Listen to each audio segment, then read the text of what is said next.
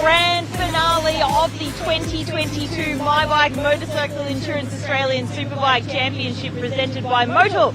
With me is Steve Martin, and we are at the Bend, and we've got a bit of cloud coverage. The temperature's changed a little bit, there's a lot of wind, but there's a championship at stake this weekend, and we are standing in front of the championship leaders' garage.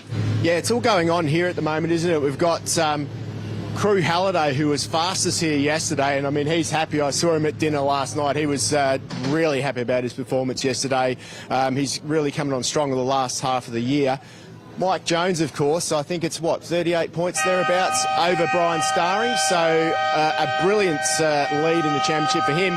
It's not over yet, though. There's still a couple of races to get through for those guys, and I mean, it's going to be a long day here at the Bend. Yeah, so they're just about to head out for time practice. Now, the conditions are different. The wind has changed. Yesterday was really hot. Temperature's going to get up there today, but what difference is the wind going to make today? Well, it's going to make a lot of difference. I mean, the wind has come in super strong.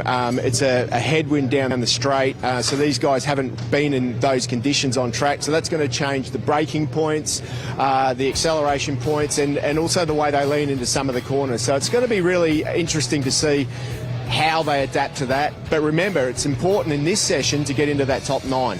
Yeah, exactly. So we've got qualifying today. Talk us through what we can expect there, who you think we're going to see at the top of the timesheets, because practice threw a couple of curveballs in there, but as you mentioned, conditions can change everything. Well, you mentioned the weather before, Kate, and there is a band of rain coming through in the middle of the day as well, so that really could throw a massive curveball for these guys. The first session, of course, today is to get into that number 1 qualifying session.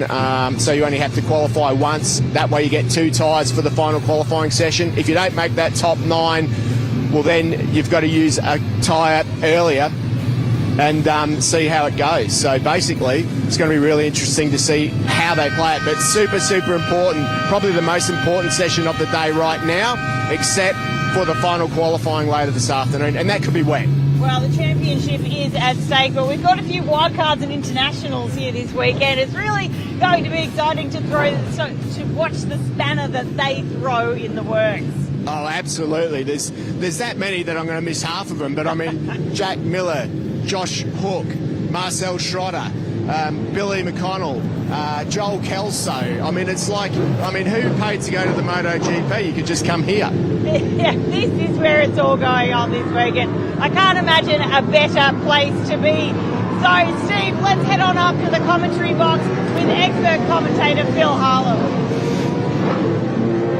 Thanks very much, Kate and Steve, down there in pit lane. We get ready now for the all-important time practice. As you mentioned, the top 9 will go straight through to qualifying 2, and everyone else will have to fight it out in qualifying 1 for those 3 positions in qualifying 2. So we'll have a look at this very impressive 5-kilometre 18-turn facility here at the Bend Motorsport Park. It all gets underway on the AMMF My Bike Motorcycle Insurance start-finish straight. We go down to Motul Corner Turn 1, back to second gear in the gearbox. Still relatively high speed though. Then it's this very fast combination of Pirelli Turn 2 and also Pirelli Turn 3, which is taken as one sort of big corner, Ducati corner, and then we go down into that very sharp left-handed hairpin at Yamaha Financial Services. We blast out of there into this series of right-hand corners where we click up through the gearbox, and then we come back down into another very tight area round through turns 9 and 10, then 11 and 12, where we saw a couple of riders come off yesterday, especially at turn 12. A few riders crashing going in and a few riders high-siding coming out. Up the short back straight into turn 13, then it's an uphill drive to Suzuki Corner Turn 14. Then we go down through the dip at Honda Turn 15 and 16 across the crest and down into this very, very tricky Turn 17, which actually comes back more on itself. It's more than a 90-degree corner, and you can get that corner very wrong and run off into the gravel trap. Then it's ride your motorcycle to work week corner, the final corner, and back out onto the My Bike Motorcycle Insurance start-finish straight to complete one 5-kilometre 18-turn lap of the Bend Motorsport Park. This is the national course here, one of the multitude of courses that we have at the Bend Motorsport Park for use for different types of events. As Crew Halliday makes his way out of the Yamaha Racing Team garage and onto the track for the first time this morning. He was the fastest man in yesterday's combined sessions. started off extremely well. Did the fastest lap of the day in session number 3 with a 1:50.969. In fact, the only rider to get into the 1 minute 50 laps yesterday was the rider on board bike number 65, looking very comfortable on board the Yamaha YZF R1M. Had a good result last time out at Phillip Island too, in the races in conjunction with the World Superbike Championship, where he scored a podium in race number 3, was on track for another strong performance in race 3 as well, but unfortunately involved in a crash during the race. As we look out on track now, you can see Nathan Spiteri there in the middle of those 3 bikes. Of course, Nathan retiring from the Australian Superbike Championship after this round, after a distinguished career in the Australian Superbike Championship. Rider on board bike number 78, but he has got a teammate this weekend, the rider right behind, Joel Kelso, on board bike number 66, both of them on the Livson Racing BMWs. Joel got a little too close for Nathan's comfort yesterday in one of the corners. He went to tip into the corner, looked to his right-hand side, and all he could see was, as he said, one of his own bikes in the way where he wanted to be. And Joel's had to make a couple of changes to that machine as well, due to the difference in stature between Nathan and Joel Kelso. Joel was having trouble reaching the bars with the tank protector on the back of the tank that Nathan uses. They've had to take that off, and Joel's using just the standard back of the BMW tank, making it a lot more comfortable for him to reach the bars on board that M1000RR BMW. So this is a 35-minute session. Just on coming up to 5 minutes to go, 5 minutes gone in this session, as we see Crew Halliday on board the 65 machine there, coming round through motorcycle ride your motorcycle to work week corner. That one's a bit of a mouthful. Crew not having any trouble with that corner though, and blasts out onto the very long straight here at the Bend Motorsport Park. That big uphill rise as we come up into the braking area for turn 1 over the corner. So Wayne Maxwell has gone to the top of the time sheets early on in his first flying lap with a 1:52.623. Ant West, been fast all day yesterday, is up into second place early on.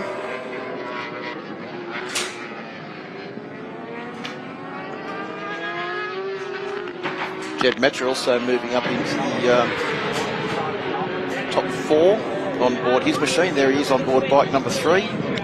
Sana Adjus, another impressive ride from the young man that's heading back over to Spain to race in the Moto2 Junior World Championship next year. An impressive 2 races here for him though. Last weekend at Phillip Island with the Penrite Honda team, and this weekend as well at the Bend Motorsport Park. He did come here last year on board a 600. Wasn't able to partake in the actual races, but was extremely strong in qualifying. We're getting a little bit deep down there into that's the very tricky turn 6, which has claimed quite a few victims this weekend, running in there a little bit deep. So Mike Jones at the top of the timesheets now with a 1:51.744. Jack Miller in second and Wayne Maxwell back to third. Time for an update from pit lane. KP? I've got Scott Bishop here, motorsport manager of Yamaha Racing Team. Scott, we had some great results from combined practice yesterday for your top 3 Yamahas. What's been clicking here this weekend?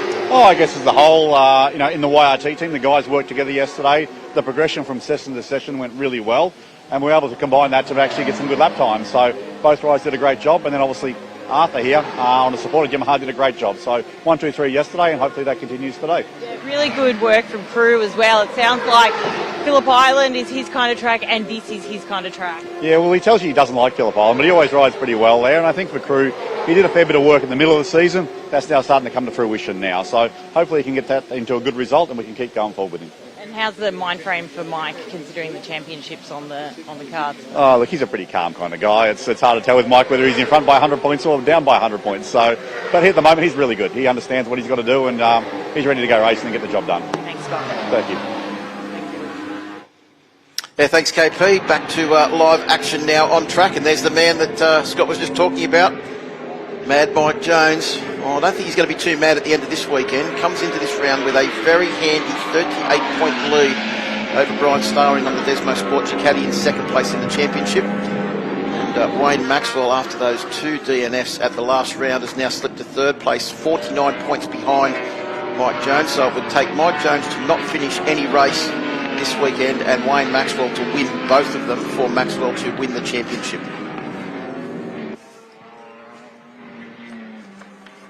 Jones currently sits on top of the timesheets. There's looks like a problem there for Jed Metcher, just having a look over his shoulder. And Bo Beaton saying, "What are you doing?" Riding on the racing line. I think Bo just indicated to Jed he wasn't real happy about the fact that he was on the racing line there. As we go back to a very impressive rookie, Steve Martin, a lot of pressure on the shoulders of that young man at the beginning of the year, making his debut in the Superbike class. But I think Max Stouffer has handled himself incredibly well this year, learning and getting faster and faster every time out.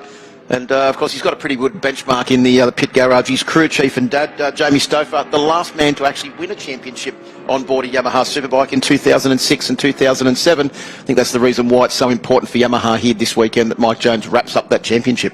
Oh, yeah, absolutely. And it's good to see young guys like Max, I mean, in the wings, working hard, learning it lap by lap to make his way. You know, obviously the guys in the Yamaha racing team are getting older, and it's the young guys like that, like Max, that are putting in the hard yards now to hopefully one day be picked up by the Yamaha, the official team. So Max doing all the right things to one day end up in that team. So I know him and his dad and the whole family are working really hard towards that. Well, it's also, I suppose it's strange for both of us seeing now the second generation of races coming through since we've been doing the championship. We started off calling races like Jamie Stouffer, Glenn Allerton. This weekend, Glenn Allerton's nephew, Josh, is racing in the Supersport 300. Max is racing in Superbike. Also, Sloane Frost, that we just saw on the screen there a moment ago on the Spectro Performance Oils .film BMW, racing with Glenn Allerton this weekend. His son Nixon racing in the Blue Crew Oceania Junior Cup as well. And we've of course got this weekend the very special event where we've got a grandfather, a father and a grandson / son all racing on the program here this weekend with the Fife family.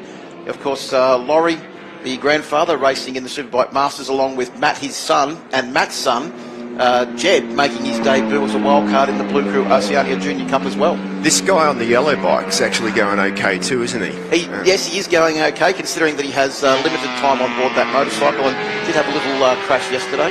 Yeah, I mean, I think like he does a bit of racing overseas. I think his bike over there this year has been red, changing to orange next year. Won a couple of races, so of course Jack Miller is here this weekend, and you know, what a brilliant job that he's doing, bringing also the debut of the Thriller Motorsport team here, a team that he and all of his friends and family have put together. And boy, what a spectacle they're putting on. He came here in a small way last year, but this is the first time that we've had Bobcats and Diggers in the pit with the cat logo. Yeah, it's great to see Jack coming back for a second appearance, and hopefully it won't be the last time that we see the Thriller Motorsport team here at the final round of the Australian Superbike Championship. Of course, we're finishing relatively late in the year, as we have done the last couple of years, which allows riders to come back from overseas. Oh, hang on, look, Jack's got something flapping off, I know. Looks like the bottom of the fairing on board the Thriller Motorsport's Caterpillar. Bit of duct tape or something, I think. Yeah, it was something flapping there.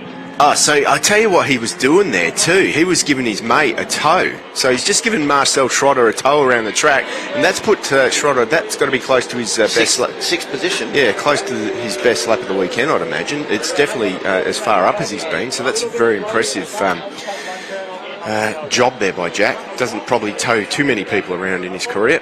Well, he actually, yesterday, Marcel did a 53.2 in the final session. So 52. So that's 8.8 of a second faster than what he was able to go yesterday. So I'm probably getting a few tips on the line here from Jack. Of course, Jack was here last year, so he sort of knows where the track goes. And I guess learning new tracks very quickly is part of his job description, really, isn't it? Well, it's that part of all of those internationals' job description, really. I mean, they've been doing that sort of think, for a long time now. So, you know, for a guy as experienced as Schrötter to come here, it's going to take him like a few sessions to learn the track. But by the time he gets up, you know, towards the end of qualifying, we'd expect him to be as fast as anyone. Troy Herfoz has just put in a cracker of a lap 2 now, moving up into 5th position, 52.0 for him. Times are pretty impressive, really, and you can just see there's Schrötter, but look at the left-hand side of the number 43. It's definitely something flapping off the back there, and it didn't fall off, so it's difficult to see what it is looking at it now. But it's definitely some fluttering going on. There's Billy McConnell. He's come on a long way too. In 13th position at the moment, but he raced that bike at Phillip Island. Got some runs on the board there, but here this weekend he's showing us that he has got some decent speed, so really, really good to see. Sloane Frost from New Zealand, another international that we haven't really mentioned with the internationals because he's raced here so much, but good to see him doing such a good job. Crew Halliday, the fastest man yesterday, back on track and takes a deep breath. He's in that top 3 again at the moment, 51.7 for him. That's about 0.8 slower than he went yesterday, but as he said when we spoke to him this morning, important to be in that top 9 in this session, especially with, you know, perhaps a band of rain coming through. Yeah, very important for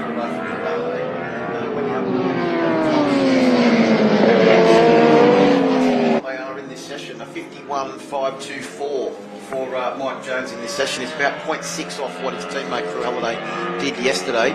Yeah. Wayne Maxwell a 51.5. Is it a 51.6?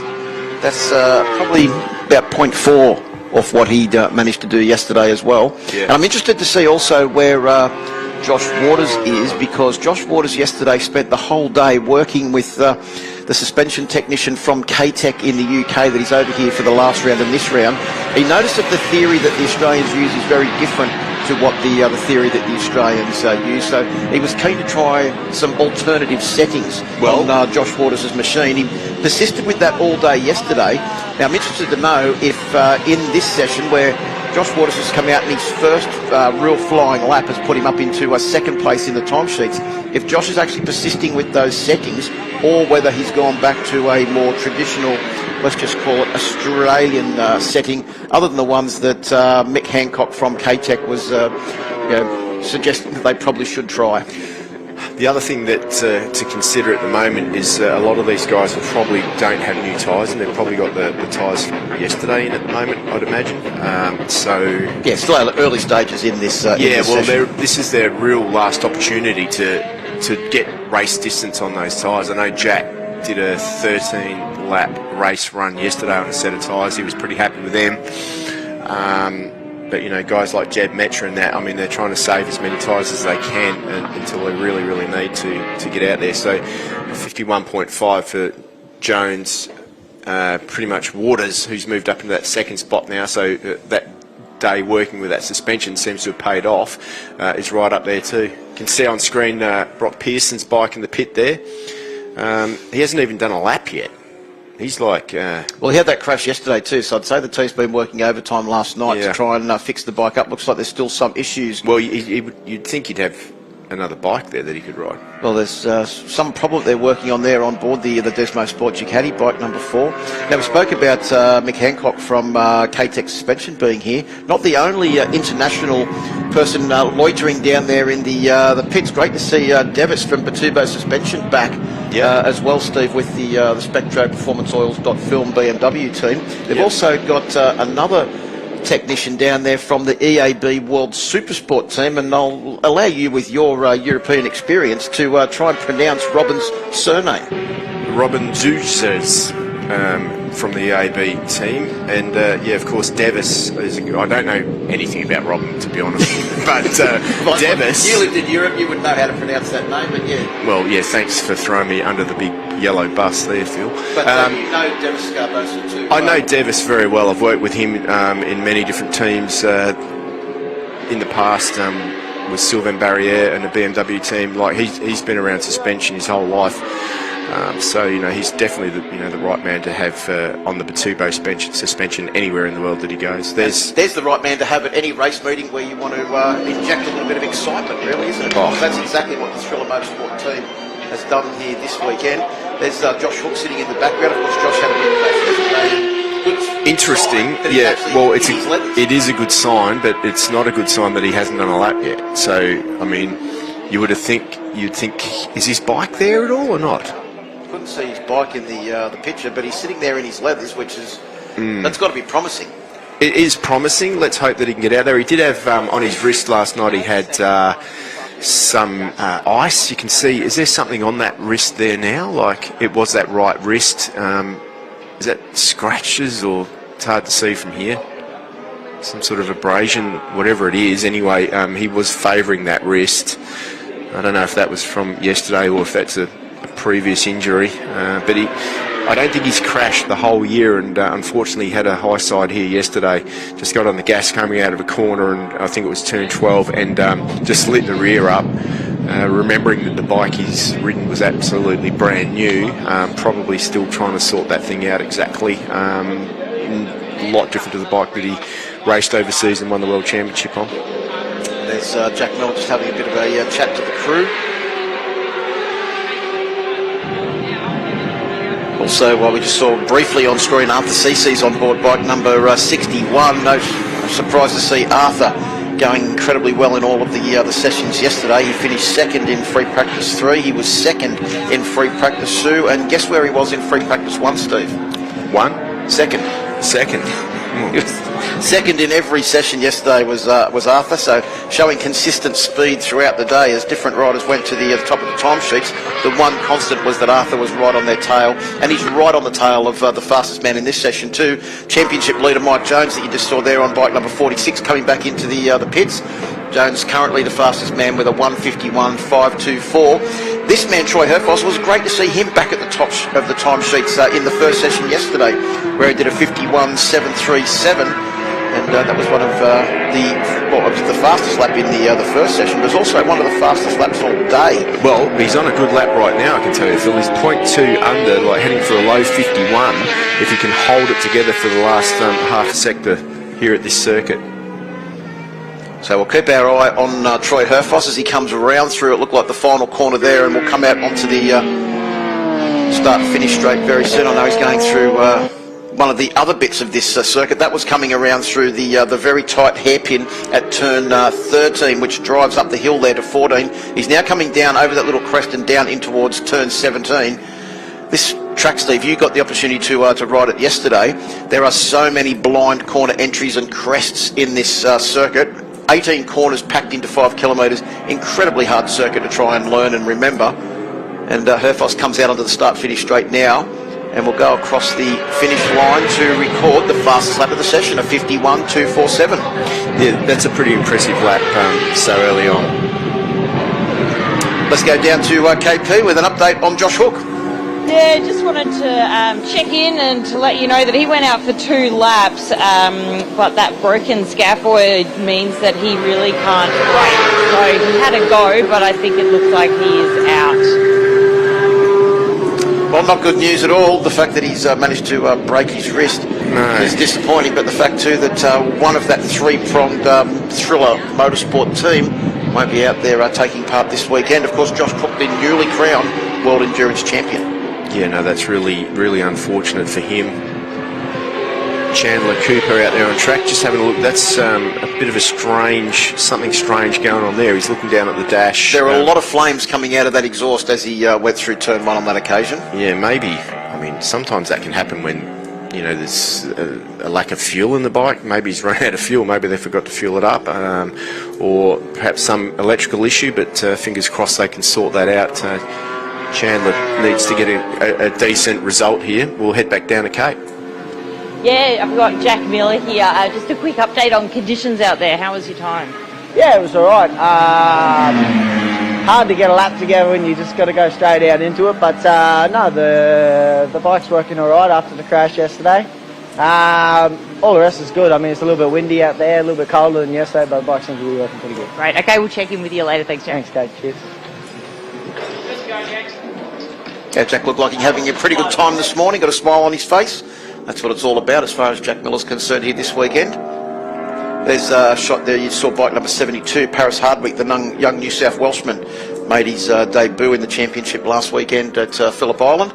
Coming back for another weekend here at the Bend Motorsport Park, 2 weekends of ASBK action in a row to finish off the 22 season. And just looking to see down the timesheets where Paris is. He's currently sitting in 23rd position with a lot of very experienced campaigners just in front of him as well, and a few right behind. He's got Sloane Frost and Nathan Spiteri behind him as well. So a young man in a bit of a hurry there is Paris Hardwick. Yeah, whatever that issue was with Chandler Cooper, he literally has had a bit of a failure there. It's an AMX replay. He's heading into turn 1 there. Everything's okay. But then if you look at the back of the bike, wham, bam, thank you, man. That's not normal, and he's noticed that straight away. Pulled as soon as he could off the track, and yeah, he's got the long push back with that bike to try and get it ready for next time out. There's Matty Walters. Yeah, Matt Walters, who he's returned to the ASBK last weekend at Phillip Island. Because was actually telling me he hasn't done a full race distance since Wakefield Park round 3 of the championship in April of this year. Of course, at Queensland he had brake issues that meant that he couldn't finish the races there.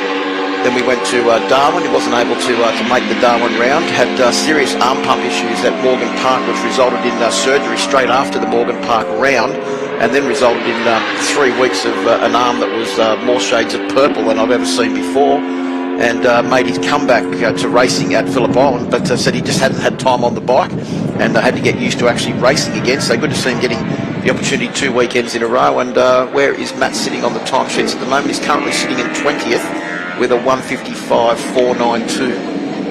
And West on screen at the moment, the Moto Go rider had a good race and a good showing last time out at Phillip Island. I guess the results didn't reflect how fast he was riding. No, it didn't, and also the fact that he had a flat tyre, which took him out of one of the races where he was looking to, he pulled his way forward to the lead group and was really looking to be on a charge, and then unfortunately a flat tyre on his rear Dunlop meant that that was the end of the race for Ant West. They've been doing a bit of testing in between rounds, Steve, and Ant's been fast all weekend, last weekend and this weekend as well. Yeah, he certainly has. I mean, it's been good to see. I mean, this team have been working hard. They've stuck by, and Ant's been getting back, remembering that he had a decent amount of time off. He's been getting fit, dedicated back to getting on that podium, and they are heading in that direction. So it's really good to see that the team has stuck by, stuck together, and they've stuck it out, and they're doing a good job. So it's coming out of Alpinestars corner there. Just see the wear on the right hand side of that tyre too there. Dunlop shod machine, obviously on a bit of a long run at the moment, so I wouldn't expect to see any blisteringly fast times, just making sure they've got the right tyre. You can see him putting his leg out there. That's like an indication of I think that he'll be coming in this time round. Also, just under 10 minutes to go in this 35-minute session. Let's recap the all-important top 9 at the moment. Of course, the top 9 will progress directly into Q2, with everybody else having to fight it out for the top 3 positions in Q1. So in first place, we've got Troy Herfoss. Then it's Mike Jones, your championship leader. Arthur Cece's the local South Australian. Josh Waters, the Mildura Missile, on board the second of the Boost Mobile Racing with K-Tech machines, just ahead of his teammate, the reigning champion Wayne Maxwell, in 5th, Crew Hallidays in 6th, Glenn Allerton in 7th, Jack Miller in 8th, Ant West in 9th. Then we've got Daniel Falzon in 10th place, the first of the riders not currently progressing through to Q2 directly. Then we've got Brian Starring in 11th, Marcel Schrötter in 12th, Billy McConnell in 13th, Senna Adjus in 14th, and Max Stouffer in 15th. Back down to the pits with KP. Just an update on Brian Starring from Desmo Sport Ducati on his bike. The bike is all good after that crash at turn 6. However, Brock, he spent about 8 minutes in the garage with this electrical problem which had to do with the shifter. Something that you can't tell till you are out on track due to his bigger crash that he had at turn 12 yesterday. Well, this is an important session for Brian Starring because he sits in 11th at the moment, and with time dwindling down, 8 minutes to go, he really does need to get into that top 9 because it is important to have as many new tyres as you can, at least 2 new tyres in that final grid deciding battle later on this afternoon. So, Yeah, you don't have to be using one of them to get through to Q2. Exactly. So starring with work to do and not much time to do with him.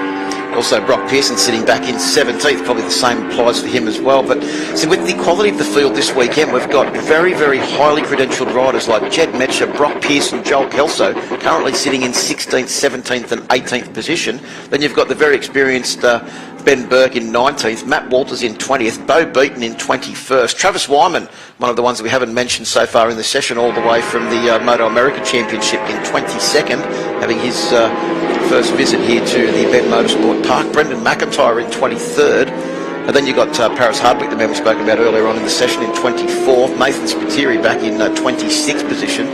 Sloane Frost in 28th. Michael Edwards, the experienced Queenslander who's been racing in the Australian Superbike Championship for would appear to be now 25 to 30 odd years, in 29th position.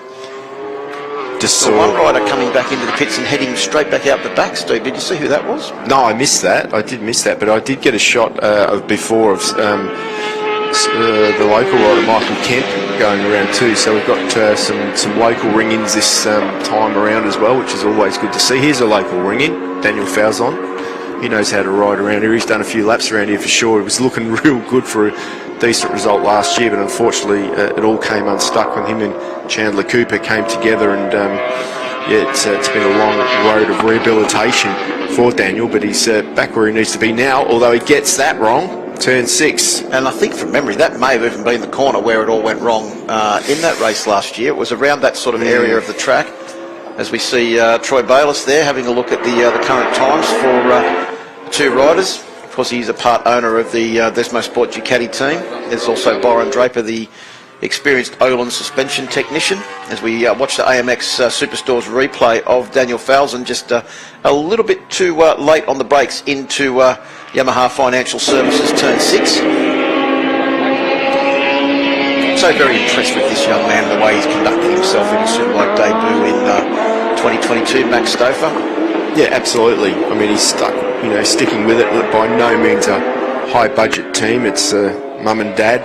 Jamie, very experienced, of course, knows a lot about superbikes and setting them up. He's got his own suspension company as well called, what is it called? You should know that. I know Jamie's engine building company, Dr. Mac.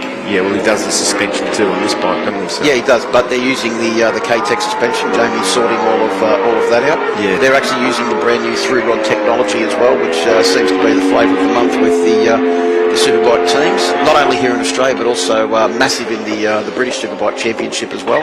Well, there's the number 4 in 17th position coming in. You've got to say with 4 minutes to go that they've got to be banging a brand new rear tyre and all. That's it for him for this session. Yeah, and I'd say that's all over for Pearson. You can just see he's looking a little bit ginger there after that off that he had yesterday. Probably looks like they haven't solved those electrical issues. You can normally tell by the demeanour of the crew when they can see that there's an issue. He's having a look. Not much to look at there at this stage for Brock, but it's not over yet. If they can sort that bike out, he gets to go into that pre-qualifying session, and if he can get through that, he can make his way through. Just having a look at the top 9 as they stand at the moment, all in the pits. The first rider down the timesheets that is currently out on track is Daniel Falzon, who currently sits in 10th position. And then we've got the next two riders, Brian Starring and Marcel Schrötter, both in the pits as well. That top 9 at the moment is still Herfoss, Jones, CC's, Waters, Maxwell, Halliday, Allerton, Miller and Ant West. Jed Metcher on a pretty good lap at the moment, 0.2 slower in the first sector, which is good result. Well, he's on track to bring himself right up into contention for direct progression into Q2, Steve, the way he's going. Let's see if he can maintain that progress through the rest of the lap at sector 2. He's still on track to be knocking on the door of that top 9. Sending Pearson back out now with 3 minutes to go. Pretty much that's just going to be to practice the start at the end, you'd think. He's not going to go. They haven't put new tyres in or anything. It's even with the tyres that he's got in the bike, at the moment he's circulating in the 53.0, which for him is probably a pretty decent time, it's going to be harder for him to go quicker. Just been through the third sector, has Jed Metcher on board bike number 3, the 727 Moto, Yamaha YZF R1, and he's still on track to be right on the verge of that top 9 as he comes around through the final corners now, down through turn 17, Michelin corner, then up through Ride Your Motorcycle to Work Week corner, the final corner, out onto the My Bike Motorcycle Insurance start-finish straight, puts his head right down behind the screen for maximum aerodynamic efficiency and moves up into 11th place.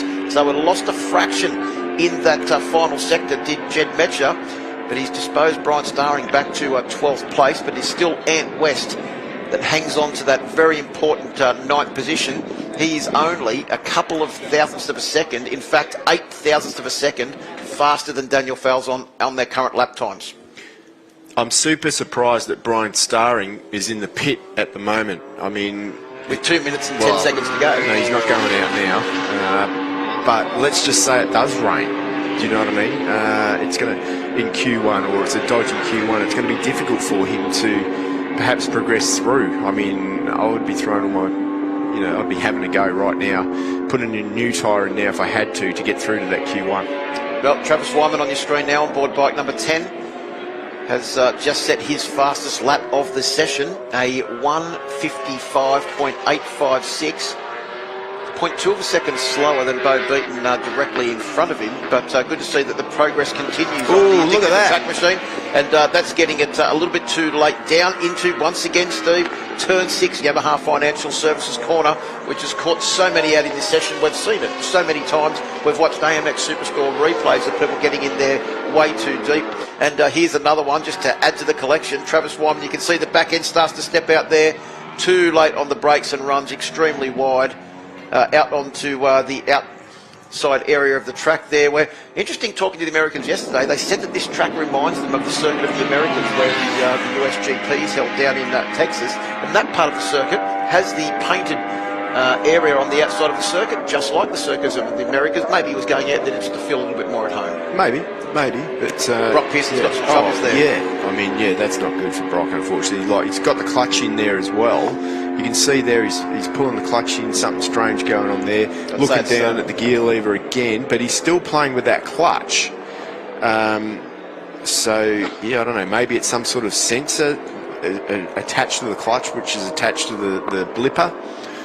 But literally, I would have turned it off and gone old school for this session, if you know what I mean. That's what they perhaps should have done if they could have, just to let Brock do some laps and get confident. Billy McConnell's currently sitting in 14th place. That lap has blitzed him up into 5th position, so that's actually disposed Ant West out of the top 9. So Billy McConnell, on a charge with 4 seconds to go, has put himself up into the top 9. You can see by the body language there that the 727 Moto rider is extremely happy with that last lap effort. A 1:51.647. His fastest lap of the session, top speed of 278 kilometres an hour. So he's giving a little bit away in the terms of top speed, Steve, but obviously riding the wheels off the 727 machine round the back of the circuit. That is super, super impressive as Bo Beaton goes over the checkered, over the flag as well. But boy, oh boy, what a very, very impressive lap by Billy McConnell. Well, just having a look at the timesheets, there is no one on track to move up into that top 9. So even though the checkered flag is out, there is not really anyone in a position to be able to do anything to challenge our current top 9.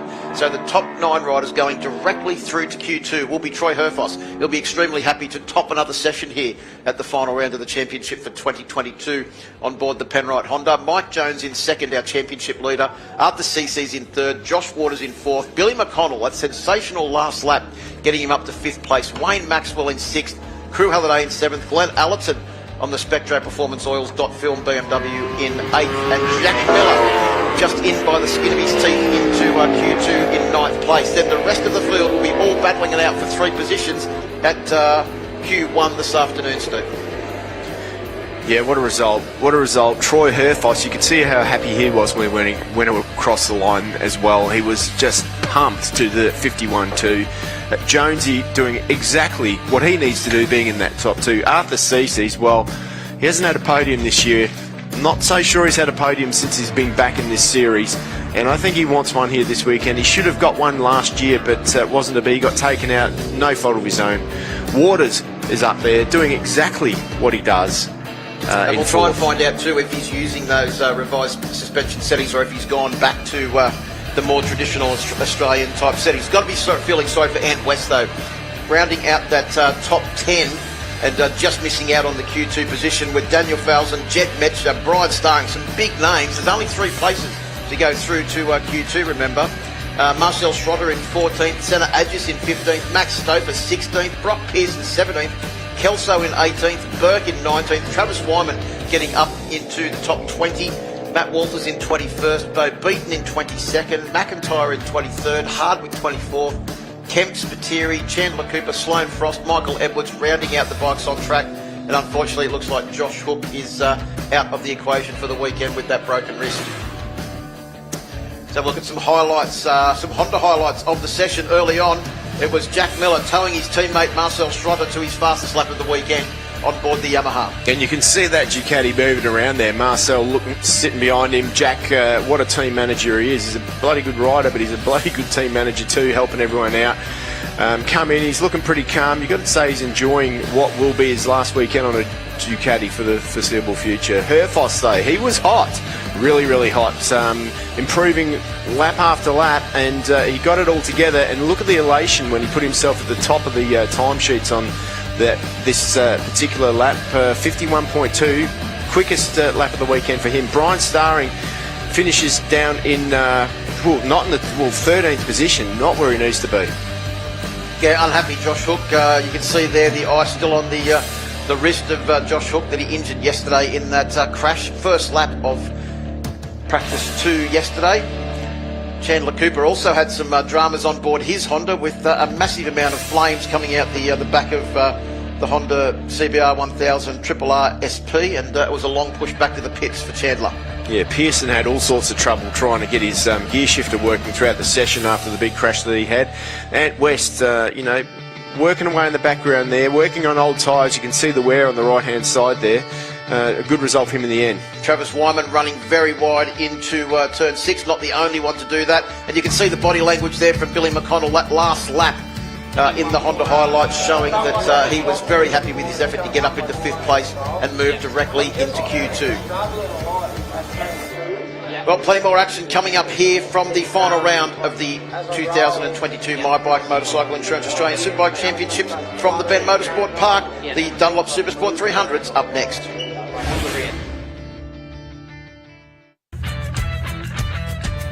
At My Bike Insurance, we are motorcycle specialists. It's all in the name. We understand how important your motorcycle is to you, and because of this, we strive to provide peace of mind cover for you and your motorcycle, no matter where your bike takes you. Visit the My Bike website for a quick and easy quote, or call the My Bike Insurance team on 1300 780 446 today.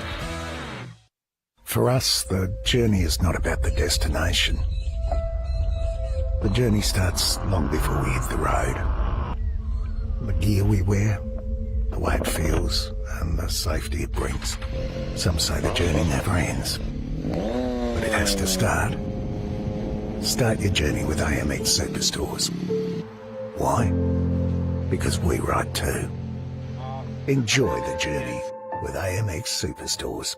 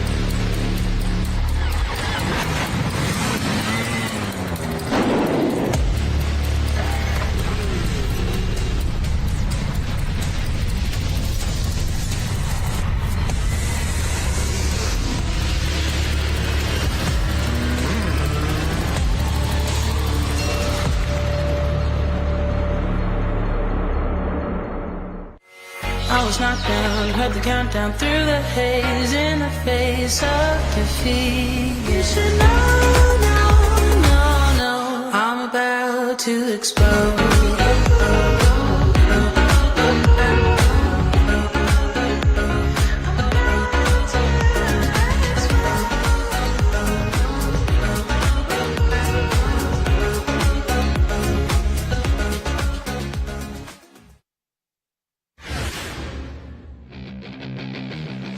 Welcome back to the final round of the My Bike Motorcycle Australian Superbike Championship presented by Motul. With me is Marcel Schrötter. Marcel, tell us how that first session was out for you today in time practice. Yeah, it was really a step forward compared to yesterday. Yesterday was everything new.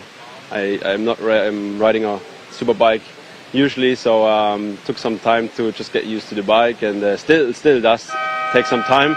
Also, the track is really tricky. It's a difficult track to not just only to learn, but then also to go really fast on it. So it took time yesterday, and also some adjustments with the bike just to help me a little bit with electronics.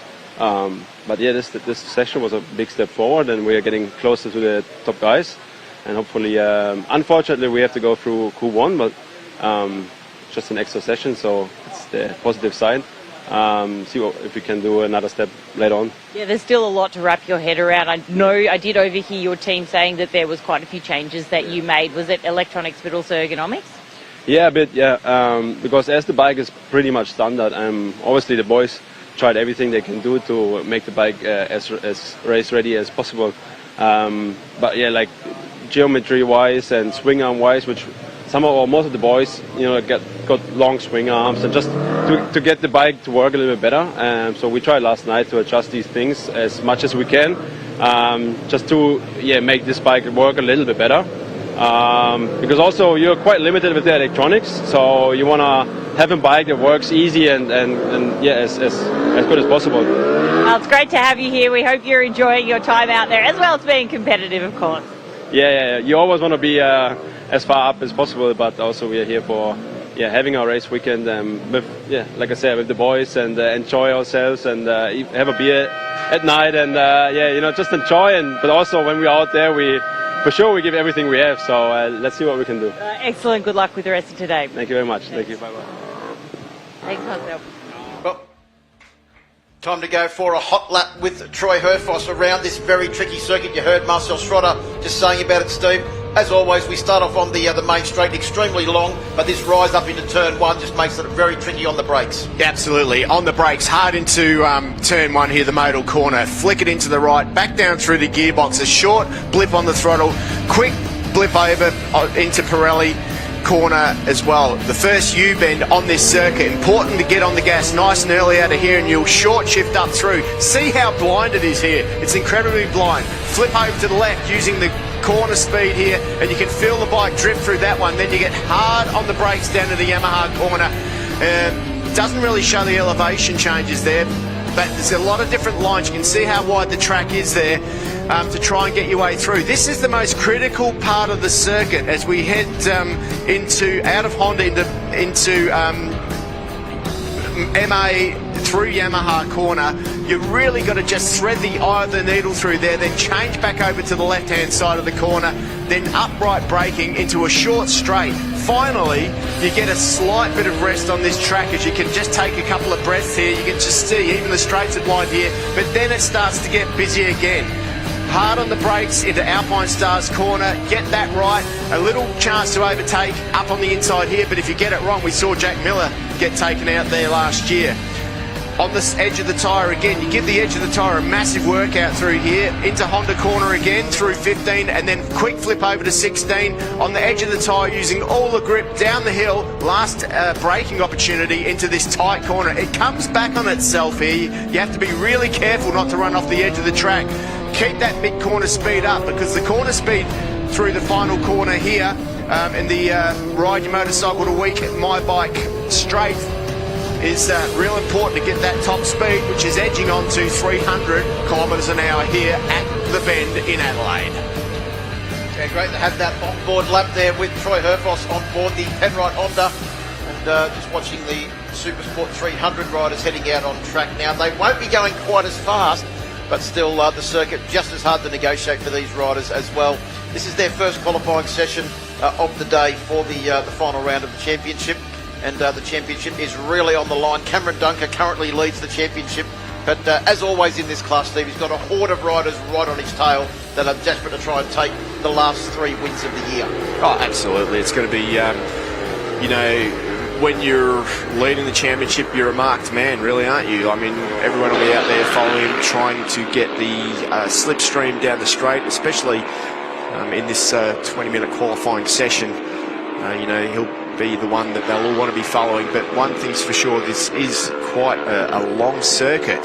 So being long, slipstream really does make a massive effect to the lap times here. So you won't see too many people trying to do it alone out there. But at the moment, it is Henry Snell who got out onto track straight up in his first flying lap, a 2:13.8. So, Henry Snell, of course, if you watched last weekend's coverage, he was riding pretty hot at Phillip Island, so good to see him out there now. Yeah, most riders going fastest in the third session at the completion of the day yesterday. It held just after 5 o'clock. It was Hayden Nelson, the fastest man in practice number 3 yesterday, followed by the reigning Blue Crew Oceania Premier Cup champion Cameron Swain in second. Cameron Dunker, our championship leader, is in third place. Sam Pizzetta, the young South Australian, who will be here quite a few times in fourth, and Tayu Aksu, who's one of our top 3 in the championship, in 5th position. So early on in this session, with just on 16 minutes to go, we'll get a quick update from KP. Yeah, I've got Tayo Aksu's mechanic here. Tell us how he's feeling, because I know he's a bit sore. He's a little bit sore and bruised from last week, but he's in good spirits, and he's really looking forward to a good weekend. Is this a track that he enjoys? He loves this track, yeah. He's only been here twice. This is his second time, actually, so he did really well here last year, and yeah, he's very happy. He's in a good place. Bit sore, but good place. Fingers crossed for some championship points, because he needs them. I hope so, yeah. Thank you. Thanks. Now, Teo is actually 2 points off third place in the championship, following Henry Snell's great results down there at Phillip Island for the last round, where he had 2 race wins and then unfortunately a DNF in the third race of the weekend.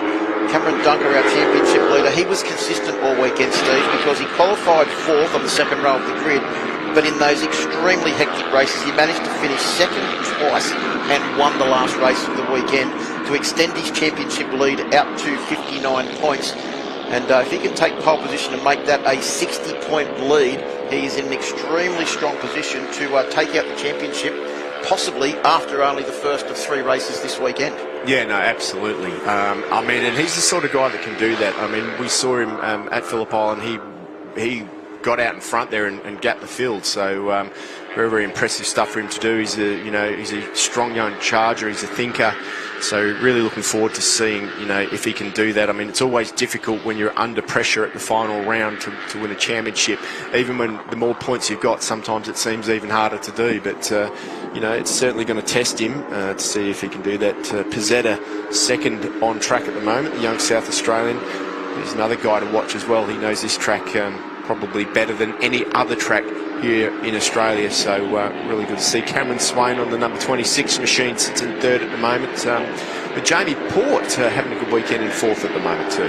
Yeah, the rider on board bike number 39, another man that you need to keep your eye on. He didn't have the best round last weekend at Phillip Island, but Glenn Nelson, sitting second in the championship, recorded 9th, 3rd and 16th in the 3 races. That is very unlike him, because when you have a look back over his results of the year, his previous worst finish was a 7th place at Morgan Park in Queensland, and that was a bit of a surprise too, because he's usually pretty good at Morgan Park. But where Glenn Nelson was exceptional was at Queensland Raceway, where he finished on the top step of the podium in 2 of the 3 races.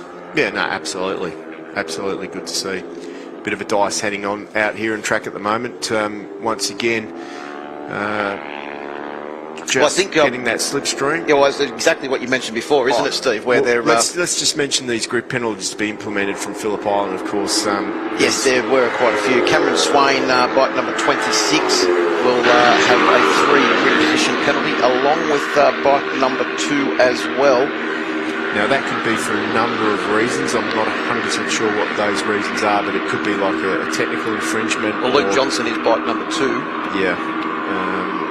So technical infringement or some other type of on-track infringement. So, interesting to see that, but it's a good rule to keep the racing clean. It makes these guys understand that if they do something on track or don't do things by the book, they're going to get brought up for it, and it's going to affect their race meetings. So, it's the way that it needs to go. Well, and also a lot of technical inspections being carried out in this class over the year as well. So Motorcycling Australia doing their darndest to try and make sure that everybody is playing by that rule book. I think pretty much the whole field had their engines sealed at the first round, and then they've been taking a few away each round for technical inspection. And a couple of people have even been fined for not having the seals still on their motorcycles. I want to speak quickly too, Steve, about a young lady that's made an impact in this class over the last 2 weekends. Tara Morrison, the local South Australian, doing an incredible job, making her debut in the class last weekend at Phillip Island. Got faster and faster in every single race. Comes now to a circuit where she's probably done a few laps around before, so we'll know exactly where the track goes. Yeah, absolutely. I mean, Tara never really been to Phillip Island before, and she did a great job at learning the track and getting closer and closer to the front and passing a lot of people along the way. So she's definitely a talented rider, and she comes home to South Australia at a track that she's done lots of laps around, but nevertheless she's in there with the toughest competition in Australia at the moment. This is the Australian Championship after all, so the level's going to have to step up for her. But this is the sort of competition that any young rider needs to put themselves into to see where they're at. You can ride around and win your club race, but riding around with these guys, if you're at the front of this race, well, you are the best in Australia. And we have got some incredible talent in this class. So Tara, right where she needs to be to improve her riding at the moment. And I'm a believer that she actually is going to make it, because she's done so much in such a short period of time. Dave O'Johnson helping her out as well. So good to see there. There's Luke Johnson on board bike number 2, one of those riders that will have that 3 grid position penalty. We're speaking about young riders on the up. Sam Pizzetta there on board bike number 51, certainly one of those. But another rider also in the Unitech Racing team umbrella, Cameron Rende on board bike number 80. His main focus this year has been the Blue Crew Oceania Junior Cup. But we've seen him also the last couple of rounds making his debut in the Supersport 300 class. Cast our minds back 12 months, Steve. It was only 12 months ago that Cameron Rende actually made his debut in this class with a wildcard Blue Crew Oceania Junior Cup entry here 12 months ago. So, a man that's done a lot in the last 12 months. 9 minutes to go, so let's head back down to KP for an update in pit lane. Now I've got Cameron Dunker's mechanic, Mark. How is he doing out there? He's leading the championship. He's doing very well in qualifying so far. We've still got some time to go, but what's his mental space coming into this weekend, considering the championship is on the line? Yeah, he's pretty relaxed. He's got his head on the prize. He knows what he needs to do, and he's focused on that. So we'll see how we go. And his thoughts on this track? Yeah, he doesn't mind it. It's only his second time being here.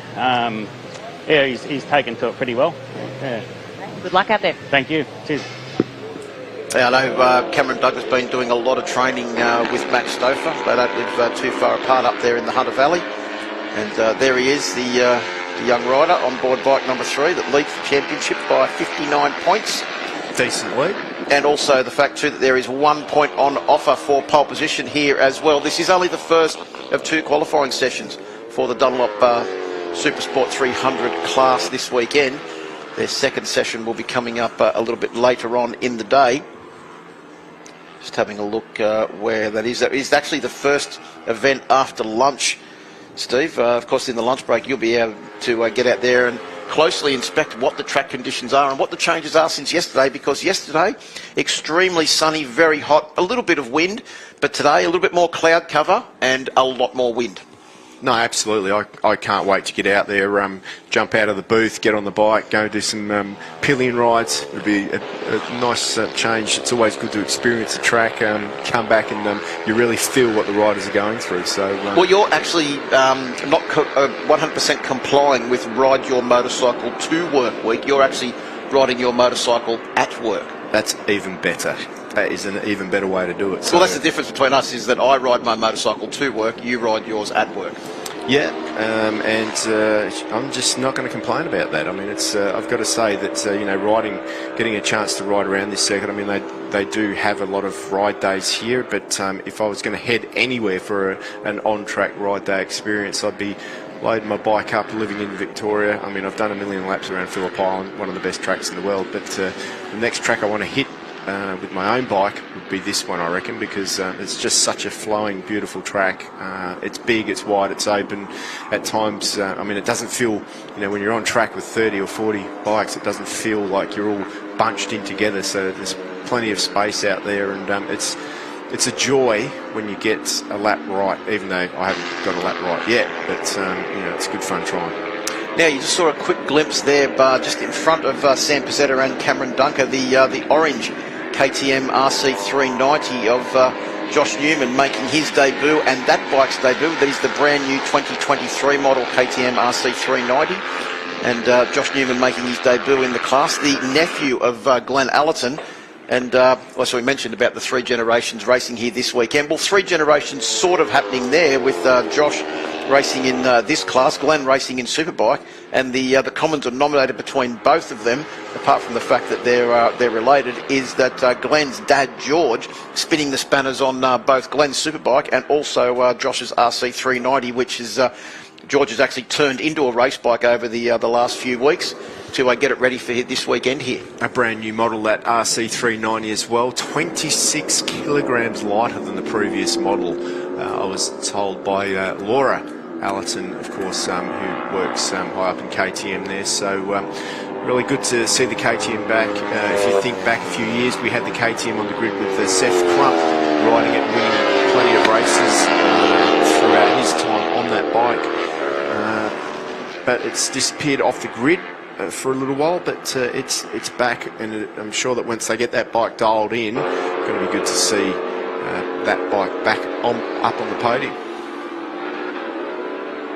So we just a quick recap now with just on 5.5 minutes to go in this session. It is currently Cameron Dunker topping the time sheets with a 2-minute 10.188, and compared to practice 3 yesterday, that is about half a second faster than the fastest lap in P3 yesterday. Sam Pizzetta sitting in second place, Cameron Swain back in third. Of course, Cameron Dunker leads this championship, and Cameron Swain back in third is the reigning Blue Crew Oceania Junior Cup champion. Then we've got Hayden Nelson, who was extremely fast last weekend. He qualified on pole, in fact, on board the 279 machine, back in fourth place.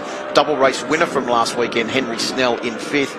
Brody Gorth in sixth position on board bike number 25. Then it's Teo Aksu, who is only 2 points behind third in the championship, in seventh place. Luke Johnson, who will have that 3-place grid penalty applied to his final qualifying position, in eighth. Cooper Roundtree in ninth. And Mitchell Simpson, the first of the Simpson clan racing here this weekend, currently rounding out the top 10 with Jamie Port. Glenn Nelson, second in the championship, back in 12th place. Jai Rosso, Jordan Simpson, another one of the Simpson clan, in 14th, and Cameron Renday making his way up into the top 15, with Tara Morrison just outside in 17th position. Big gaggle heading down that straight there. Cooper Roundtree just behind Henry Snell, trying to get that slipstream there with the number 32, Jai Russo, nipping up the inside there, using the slipstream to perfect effect as they head into Motul corner, then into turn 3, Pirelli corner. You can just see that you've got to be on the edge of the tyre for such a long time there. Tuck in nice and early as Cameron Dunker calls back into the pits. Yeah, you can see Teo Aksu there on board bike number 91, just ahead of Pizzetta.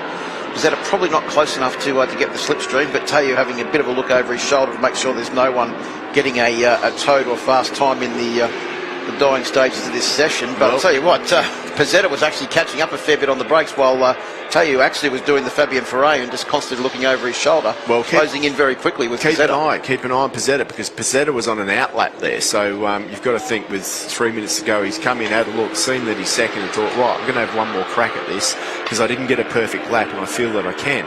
So Pizzetta at the moment, if he doesn't get held up by the rider in front of him, perhaps is trying to get that number one spot off Cameron Dunker. But I mean, boy, how many times has he come in that number one spot? Quite a few, really, hasn't he? He has been consistently the fastest rider in a lot of the sessions, or at the end of each day in this championship in 2022.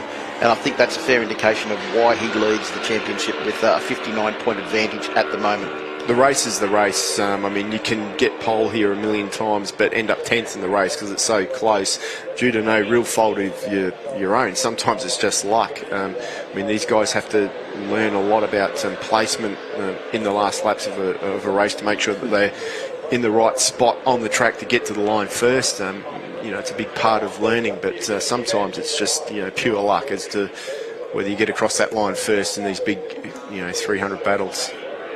Well, it was a couple of years ago part of that very impressive Motorstars team that was set up by Heath and also Damien Cudline as well, doing a good job to bring that team together. Cameron Dunker was one of the riders that they were supporting, and it's good to see that he's continued to run the Motostars livery, even though technically the team doesn't really exist anymore. But he and Max Stouffer were two of the riders in that team. They both still run colour schemes very, very reminiscent of the Motostars setup as well.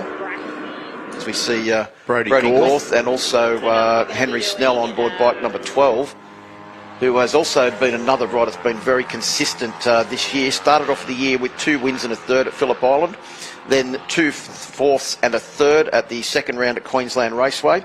Didn't have a good weekend out at Wakefield Park with a 10th and 9th and a 7th, then had a DNF at Morgan Park and then a 20th and 11th, but then back to form at Phillip Island with 2 race wins before that crash took him out, or he was taken out of the final race and recorded that unfortunate DNF, but still sits third in the championship.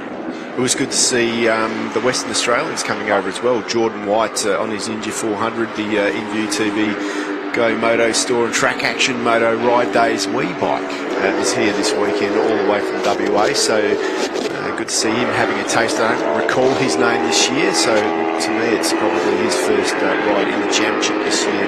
Good to see him making the trek all the way across the Nullarbor and getting involved in the championship here. And I guess that's the other thing about the Bend. It is quite a central place to the whole of Australia. Just on 30 seconds to go, quick update from KP before the end of this session.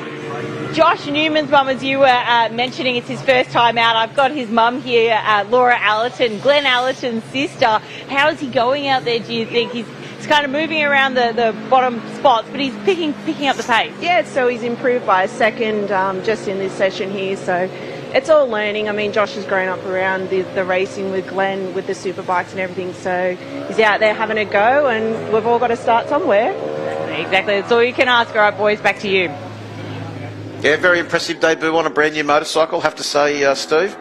And has been riding other bikes around and raced a couple of weekends ago at Phillip Island in the endurance races there with Glenn as his teammate as well. So yeah, but this is a completely new challenge for him because it's a brand new bike that he's got to set up as well as learn a new track in a new championship. So he's up against it. So as Laura says, he's just got to pretty much chip away at it, chip away at every aspect. There's a lot of time to be had quite easily in his camp, but experience is going to see him shoot right up that time shoot. And got a pretty good mentor in his uncle as well, who knows a thing or two about racing motorcycles. As the checkered flag comes out to end that first qualifying session for the Dunlop Supersport 300, a quick recap of those top 3 at the moment before we get the official results. Cameron Dunker, Sam Pizzetta and Cameron Swain remained at the top of the timesheets. Just having a look at the top speeds.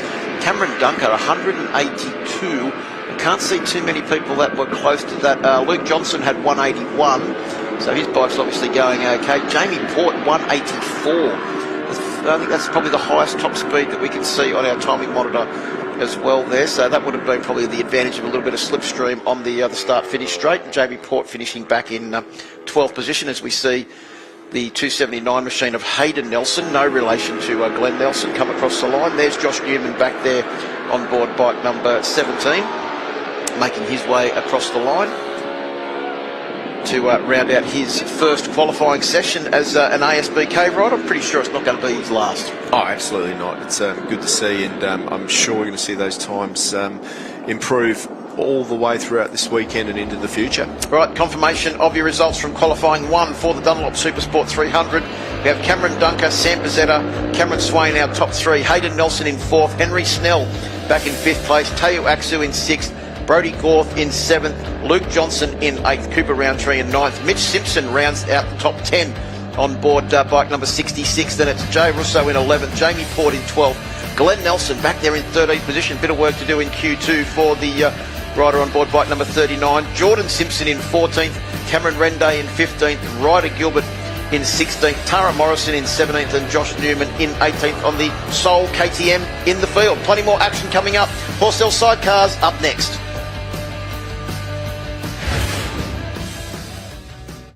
Howl of the wind in your ears, feeling every vibration, every inch of the tarmac. Just right.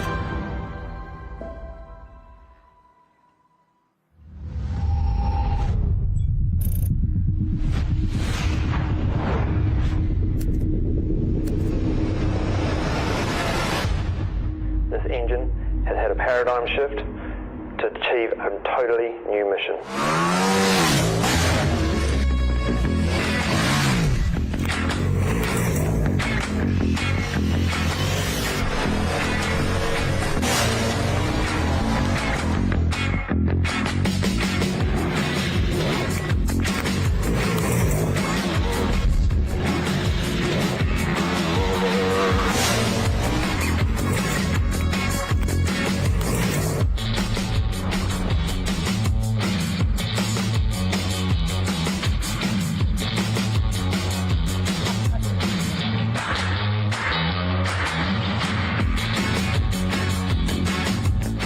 AMMF can help power your passion. We offer flexible, tailored finance solutions to motorcycle and marine customers Australia-wide. Our motorcycle and marine specialists can help you finance your motorcycle, scooter, personal watercraft or boat package with quick and easy approvals, fixed rate terms, flexible finance options and competitive rates. Call AMMF on 1300 263 123 or visit the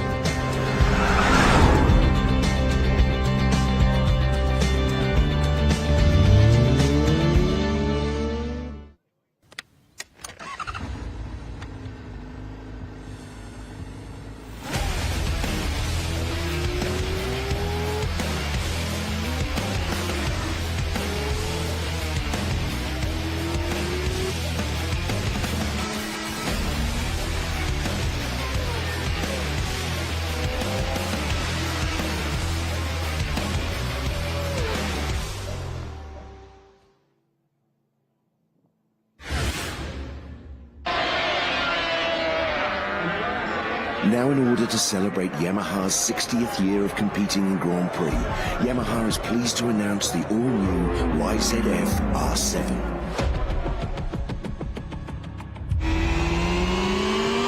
Here's a bike that rekindles the spirit of the TZ races from a bygone era. A machine that is affordable, accessible, and capable on both the road and the track. Resplendent in the iconic red and white colour scheme, the all-new YZF R7 evokes memories of Yamaha's legendary world champions. The new R7 offers the ultimate adrenaline rush, whether you're hustling around a closed circuit or exploring the twisties on a weekend blast. From the first twist of the throttle you'll feel fully connected to the surface thanks to an ultra-responsive 689cc twin-cylinder engine. Pop out from behind the screen and feel the responsive, agile chassis as you tip it in. There's no better feeling. Only Yamaha has this pure race DNA, so only Yamaha can make this tribute that marks 60 years of racing and winning at the top table. All new YZF R7, celebrating 60 years of World Grand Prix racing. I was knocked down, heard the countdown through the haze in the face of defeat. You should know, no, I'm about to explode.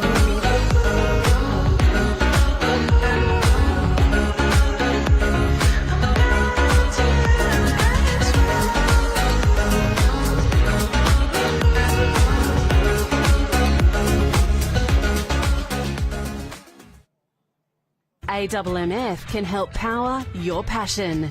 We offer flexible, tailored finance solutions to motorcycle and marine customers Australia-wide. Our motorcycle and marine specialists can help you finance your motorcycle, scooter, personal watercraft or boat package with quick and easy approvals, fixed rate terms, flexible finance options and competitive rates. Call AWMF on 1300 263 123 or visit the website today.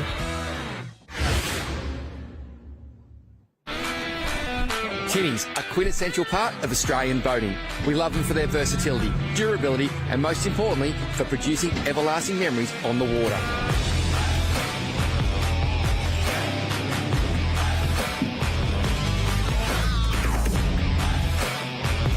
The ultimate tinny setup demands the ultimate outboard motor, and Suzuki's large range of portable and mid-size outboards are the perfect choice for the Aussie fisherman. At My Bike Insurance, we are motorcycle specialists. It's all in the name. We understand how important your motorcycle is to you, and because of this, we strive to provide peace of mind cover for you and your motorcycle, no matter where your bike takes you. Visit the My Bike website for a quick and easy quote, or call the My Bike Insurance team on 1300 780 446 today.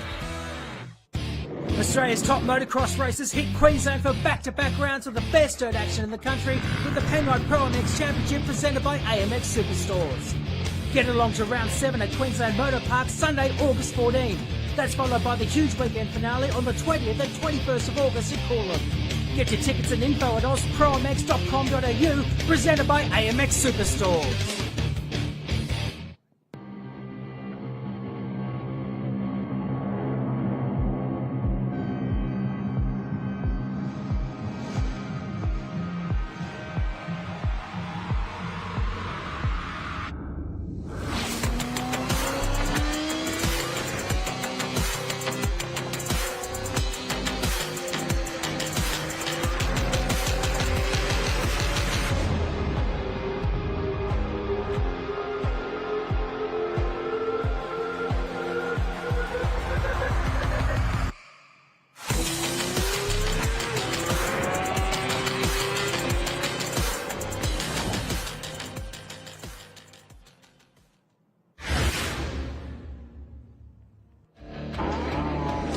Well, welcome back to the Bend Motorsport Park. The continuing action from the final round of the My Bike Motorcycle Insurance Australian Superbike Championships presented by Motul.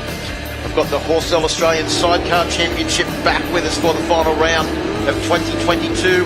And the first time, according to my stats here from CompuTime, that the sidecars have actually been part of the Australian Superbike Championship here at the Bend Motorsport Park. So it'll be interesting to see if there's any South Australians that are going to show some pace, because at the moment it was the Queensland pairing of Philip Underwood and Tristan Verco that have completely and utterly dominated the timesheets.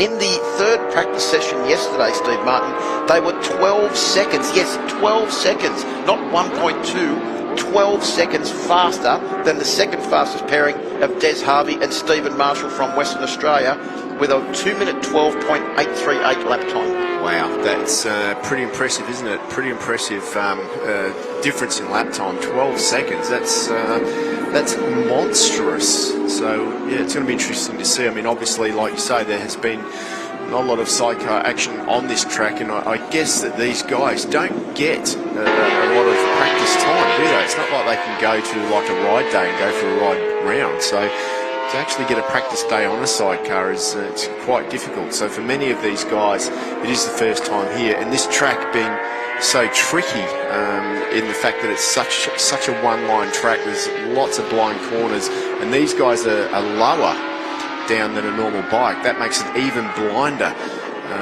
as you're riding around. So everybody out there, except for the leading duo at the moment, look like they're feeling their feet. But there's definitely time to be had yet, and you can already see some wheels lifted in the air, and that's what I like about this class. I mean, there's plenty of action. These guys are not scared to get those wheels spinning and bashing wheels and fairings and nipping up the inside, and I'm sure that in the races ahead we're going to see plenty of action. Well, yesterday in practice 3 it was the Underwood-Verco pairing that were the fastest, ahead of Des Harvey and Stephen Marshall from Western Australia. Back in third place was Pat Clancy and Steve Bonney, the Victorian pair on the DeWitt Motorsport JC Contracting Suzuki 1000. Then in fourth place we had the Queensland pairing of the, another pairing from the Turner family. We had, I think it's the oldest brother Jamie and the only girl in the family, Shelby, in fourth place. Of course, two other brothers with the surname Turner, I think, are the reigning Australian sidecar champions in Corey and Daniel. They're not here this weekend, so all of the focus of the Turner family on the Century Pools Queensland entry is focused on Jamie and Shelby in fourth place. Then we've got Stuart and Brad Gorry in fifth position on their first of the 600 machines. Then we've got Mick Alton and Chrissy Clancy, the very experienced pairing that have raced at the Isle of Man on their 600 in sixth position. Then Jeff Brown and Paris Halsey in seventh position on another 1000 machine, as we see the 57 that's bike there going Sam a little bit. Sam Watson and Eamon Hegarty. Turn 6 once again, Steve. Yeah, it is. It's a sidecar eater too, but on the sidecar with that wheel and passenger on the left-hand side, as we have a look at the AMX replay, you can just see there on the inside, gets a bit squirrely. The passenger can't get over anymore. As you turn in, that inside wheel wants to lift up. They managed to pull it all together on that Watson racing machine, but definitely this lap's not going to be a fast lap, but probably might need to brake a little bit earlier down there. That wind also on that left-hand side could affect. This is the first time that these guys have been riding in that very stiff wind that we've seen. There's Clancy and Bonney. Another thing to mention, Phil, there's a couple of different classes out there. If you don't really watch the Horsell Australian sidecars too much, there's a Formula 1 class and a Formula 2 class. So the Formula 1, of course, had the bigger 1000cc production-based engines. You can do a lot to the engines to hold them up. You can put different rods and things in them as well to make them strong. Then there's the 600s as well. The 600s, of course, are the Formula 2 machines, rev a bit more. Some tracks, they're better. Well, there's also the long and the short entries, and I know that one that was having a look at the sidecars up close and personal actually got into the passenger seat yesterday. We're interested to know when she's making her sidecar debut down to UKP. Got an update from Paul Free on Troy Herfoss. He found a setting in testing that he has gone back to. That's where he's found his speed. He's really comfortable and confident in this setting. He's able to push a lot harder, so he's feeling really good. Notice how she dodged the question of when she's making her sidecar debut, Steve, in that cross. Yeah, well, she's probably, I did see the number 15 coming into the pits. That was Jeff Brown and Paris Halsey earlier on. Perhaps Kate's got a leathers on and going to head out with on the 15 machine in this session. That'll be an interesting cross when she's trying to hang on around the back of the circuit. Well, I think there'll be a lot of screaming and not much that we can make out there. You may not know this, Phil, but my wife, Sandra, in Manly Corps, has actually been on one of these Formula 1 machines with the world champion.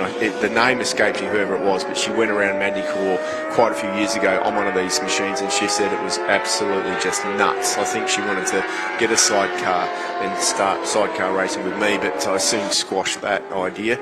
And then I've actually ridden a sidecar myself a couple of times in an event called the 24-hour race that they have here. It's an off-road event. It runs for 24 hours here in Adelaide as the passenger. Why would you want to ride? Do you actually get many people with motocross sidecars turning up the City MX? We get all sorts of people turning up to my ride park in Melbourne. We haven't had a motocross sidecar yet. We did have a guy turn up with a Desert, what are those? There's a new Ducati Desert. Oh, the Desert X. Desert X, and he said, "Oh, I'd love to have a go." And I said, "Yep, you can go for it, mate." Down to KP in pit lane with one person that's made an impressive debut in the Superbike Championship this year, Maxi Stouffer. Yes, I got Max here. Max, that was a fantastic session for you.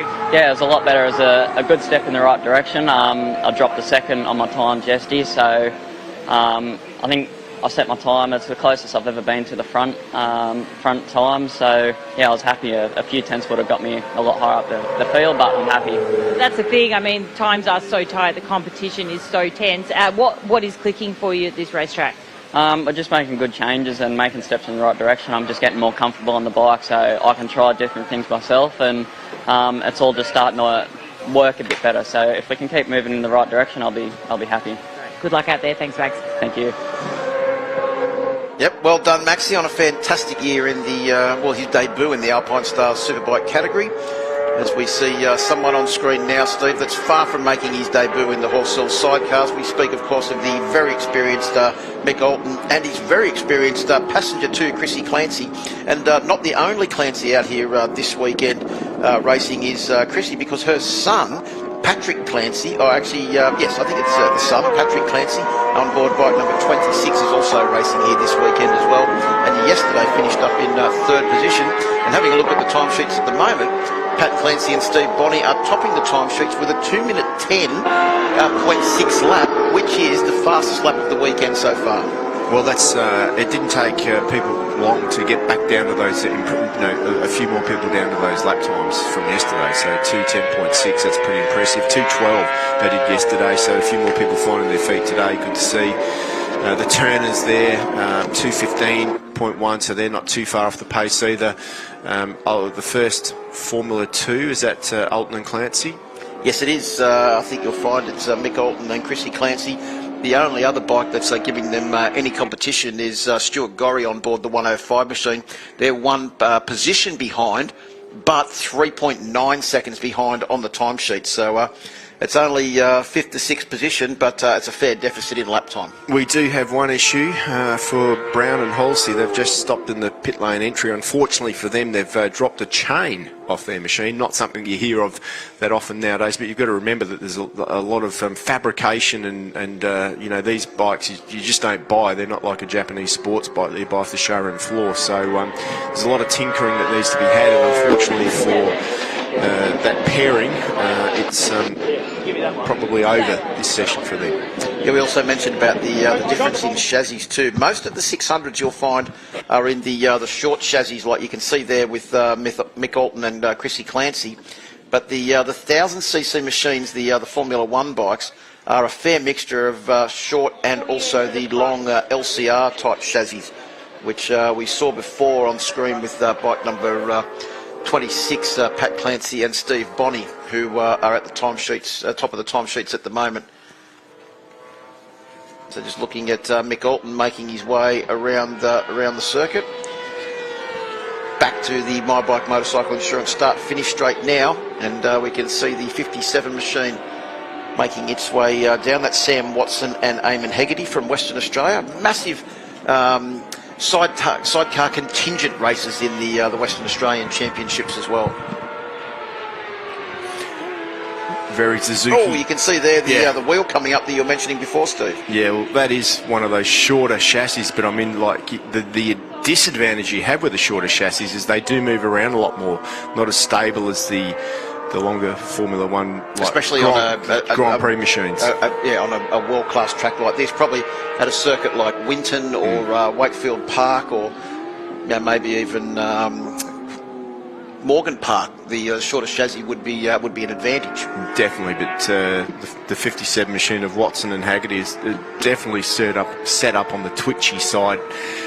Probably not ideal for this circuit. I reckon that when they get back in, they'll be doing things like lengthening the wheelbase to try and calm that machine down. But, you know, with that short chassis, it really, sometimes it's pretty hard to do anything to stop that nimbleness. But every corner that they're entering, you can just see twitchiness there as they get on the gas, bit of spinning of the rear wheel, bit of a slipstream drag here. The number 46 right behind him gets in that slipstream but can't get through. That's Jones and Harris from South Australia, the locals, on the Suzuki 600 shod machine.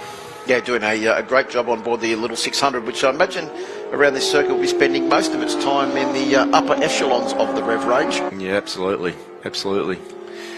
And I mean, it just shows you how, you know, reliable these little Japanese engines are as well. The amount of weight that they've got to carry. They're used to carrying like a 600 Supersport machine, but they're carrying 2 people and a bike which weighs a lot more than the Supersport machine. Time for an update with just on 3 minutes to go. KP?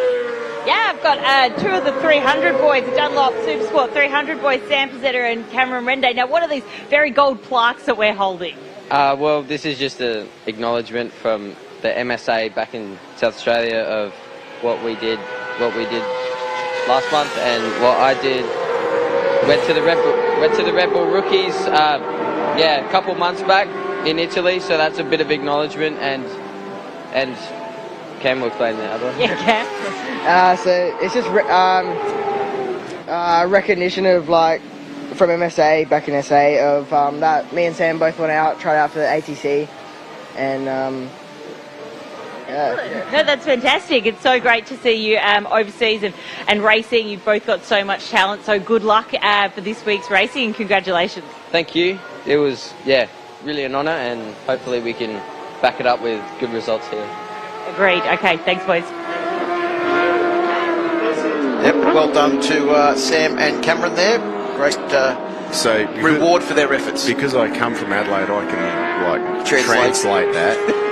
They're super fast, and the MSA, which is Motorcycling South Australia, are super proud, as all of the South Australians are following their own people. But these 2 guys are on their way and showing speed in the Australian Championship. So it's a new generation on its way through in Cameron Rende and Sam Pizzetta. So good on them. I wish I had a gold plaque that looked like that too. I'd just like to congratulate the Unitech team too, Steve, on the way that they've presented themselves and brought in those young guys from South Australia. Of course, they've got Arthur, who's an experienced campaigner, but he's getting better and better in Superbikes every time they go out. But also the way they've brought on Sam Pizzetta and also Cameron Rende doing the Blue Crew Oceania Junior Cup and also making his debut in Dunlop Supersport 300 this year as well. So that Unitech team is getting bigger. It's also getting a whole lot better. Oh, 100%. I mean, hats off to that team. It's like been growing in the background. People haven't really been taking notice, but you need to take notice now because they're at the forefront of every class. So currently with 30 seconds to go in this session, it is Pat Clancy and Steve Bonney on board the 26 machine. That are the top of the timesheets with a 2:08.558. To give you an idea, that is some 7 seconds faster than what they managed to go yesterday. So well done to Pat Clancy and Steve Bonney. Then we've got the Underwood's Verco entry, who were the fastest yesterday by that considerable margin, sitting in second place. They've managed to go faster as well than what they did yesterday, and a 2:08.856. So it may not be a one-horse race as we expected after practice yesterday. Then it's the Turner entry from Queensland in third place. Harvey and Marshall in fourth on the first of the RHR machines. Then we've got Mick Alt and Chrissy Clancy on the first of the Formula 2 bikes in fifth position. Then we've got Steve and Brad Gorry in sixth position on board bike number 105. So it's Darryl Rayner on board bike number 16 with Catherine Warren sitting back in ninth position yesterday. They've moved up to seventh today, and they are also on a 600 machine. As we can see, the 105 bike there of the Gorries, Steve and Brad, is coming round through Ride Your Motorcycle to Work Week corner and out onto the My Bike Motorcycle Insurance start-finish straight to get the checkered flag. So that session is over. Unfortunately, bike number 71, that is the Anthony Shanks and Jason Whitfield entry from South Australia, the locals. They're stopped at turn 13, which is the end of the back straight at Alpinestars corner. So a long push back to the pits for them at the end of this session. So there we go. Sidecars qualifying has been done and dusted with Clancy and Bonnie starting from pole position, with Underwood and Verco joining them on the front row of the grid. Then it will be the Turner entry on the second row, along with Des Harvey and Steve Marshall. The next row back will be Alton, Clancy and the Gorries making up row 3. Then we've got Rayner and Warren, Jones and Boggiano in 8th position, Marshall in 9th, and Watson Hegarty in 10th. Field rounded out by Jeff Brown and Pat Halsey. Look like they've had some problems on their machine. They did not record a lap in that session, so they'll start from the back of the grid, Steve. Yeah, it was a pretty exciting session, really, and I cannot wait to see these sidecars in the Horse Hill Sidecar races later on today in close quarters, because it's going to create some very, very close racing. And there is that Unitech team that we were talking about there.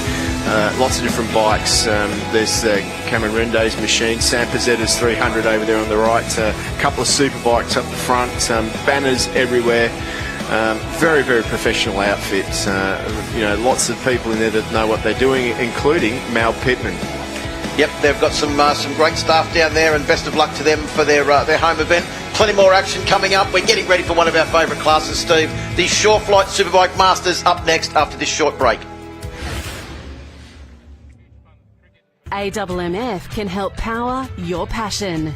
We offer flexible, tailored finance solutions to motorcycle and marine customers Australia-wide. Our motorcycle and marine specialists can help you finance your motorcycle, scooter, personal watercraft or boat package with quick and easy approvals, fixed rate terms, flexible finance options and competitive rates. Call AMMF on 1300 263 123 or visit the website today.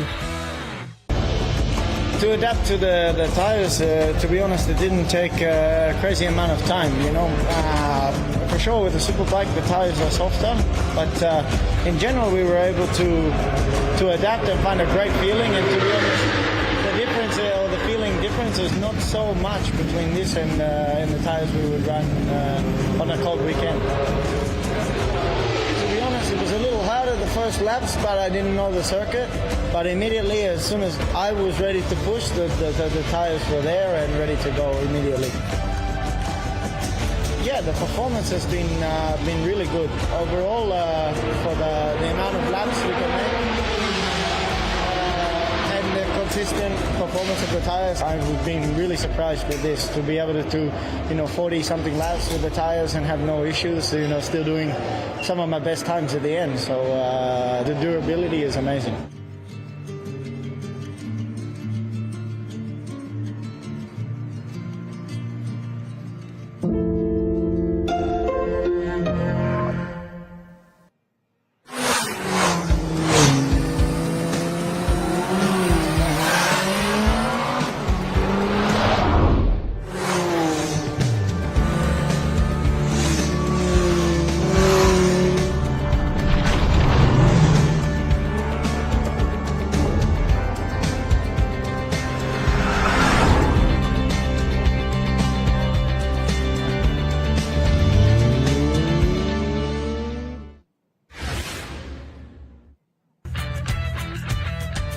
At My Bike Insurance, we are motorcycle specialists. It's all in the name.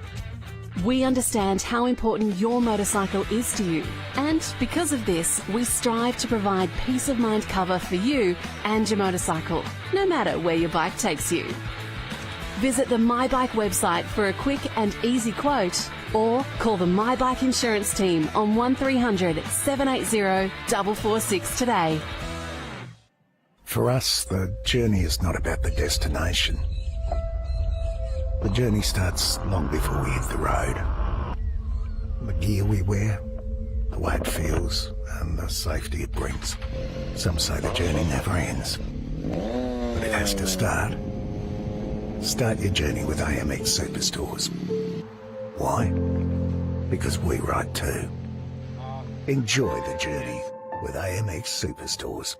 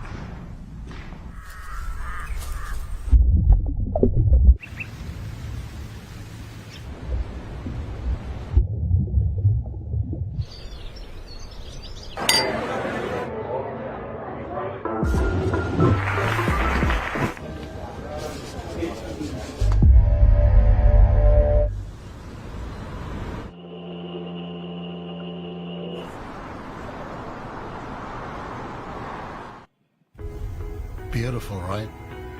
But look further. You'll see them. They're a restless bunch in search of beauty.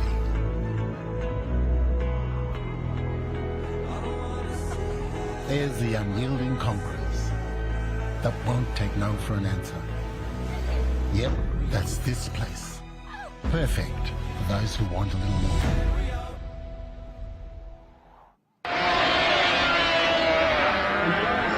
Now, in order to celebrate Yamaha's 60th year of competing in Grand Prix, Yamaha is pleased to announce the all-new YZF R7.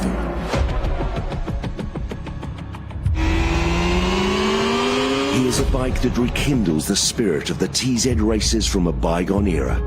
A machine that is affordable, accessible, and capable on both the road and the track. Resplendent in the iconic red and white colour scheme, the all-new YZF R7 evokes memories of Yamaha's legendary world champions. The new R7 offers the ultimate adrenaline rush, whether you're hustling around a closed circuit or exploring the twisties on a weekend blast. From the first twist of the throttle, you'll feel fully connected to the surface thanks to an ultra-responsive 689cc twin-cylinder engine. Pop out from behind the screen and feel the responsive, agile chassis as you tip it in. There's no better feeling. Only Yamaha has this pure race DNA, so only Yamaha can make this tribute that marks 60 years of racing and winning at the top table. All new YZF R7, celebrating 60 years of World Grand Prix racing. AMMF can help power your passion. We offer flexible, tailored finance solutions to motorcycle and marine customers Australia-wide. Our motorcycle and marine specialists can help you finance your motorcycle, scooter, personal watercraft or boat package with quick and easy approvals, fixed rate terms, flexible finance options and competitive rates. Call AMMF on 1300 263 123 or visit the website today.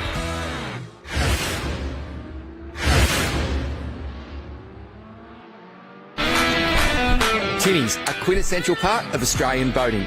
We love them for their versatility, durability, and most importantly, for producing everlasting memories on the water.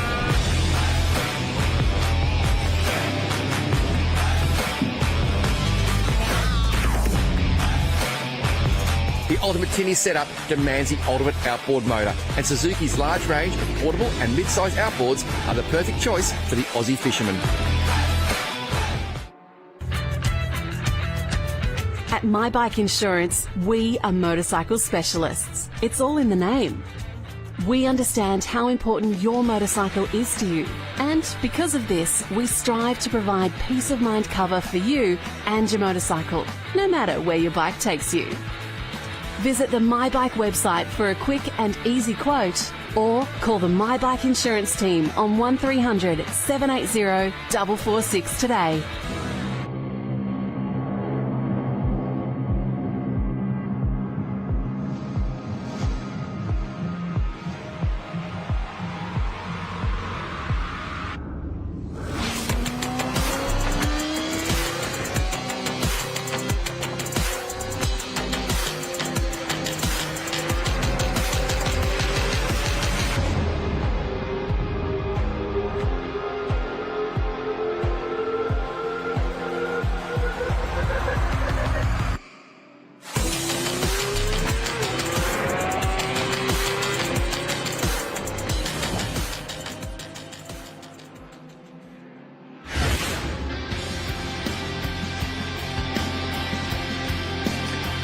Well, welcome back to the Bend Motorsport Park. There's plenty of excitement here in the commentary box because I love this class. And Steve Martin, you have ridden these bikes, and one of your ex-bikes is actually out there on track at the moment. We'll talk about that in a moment.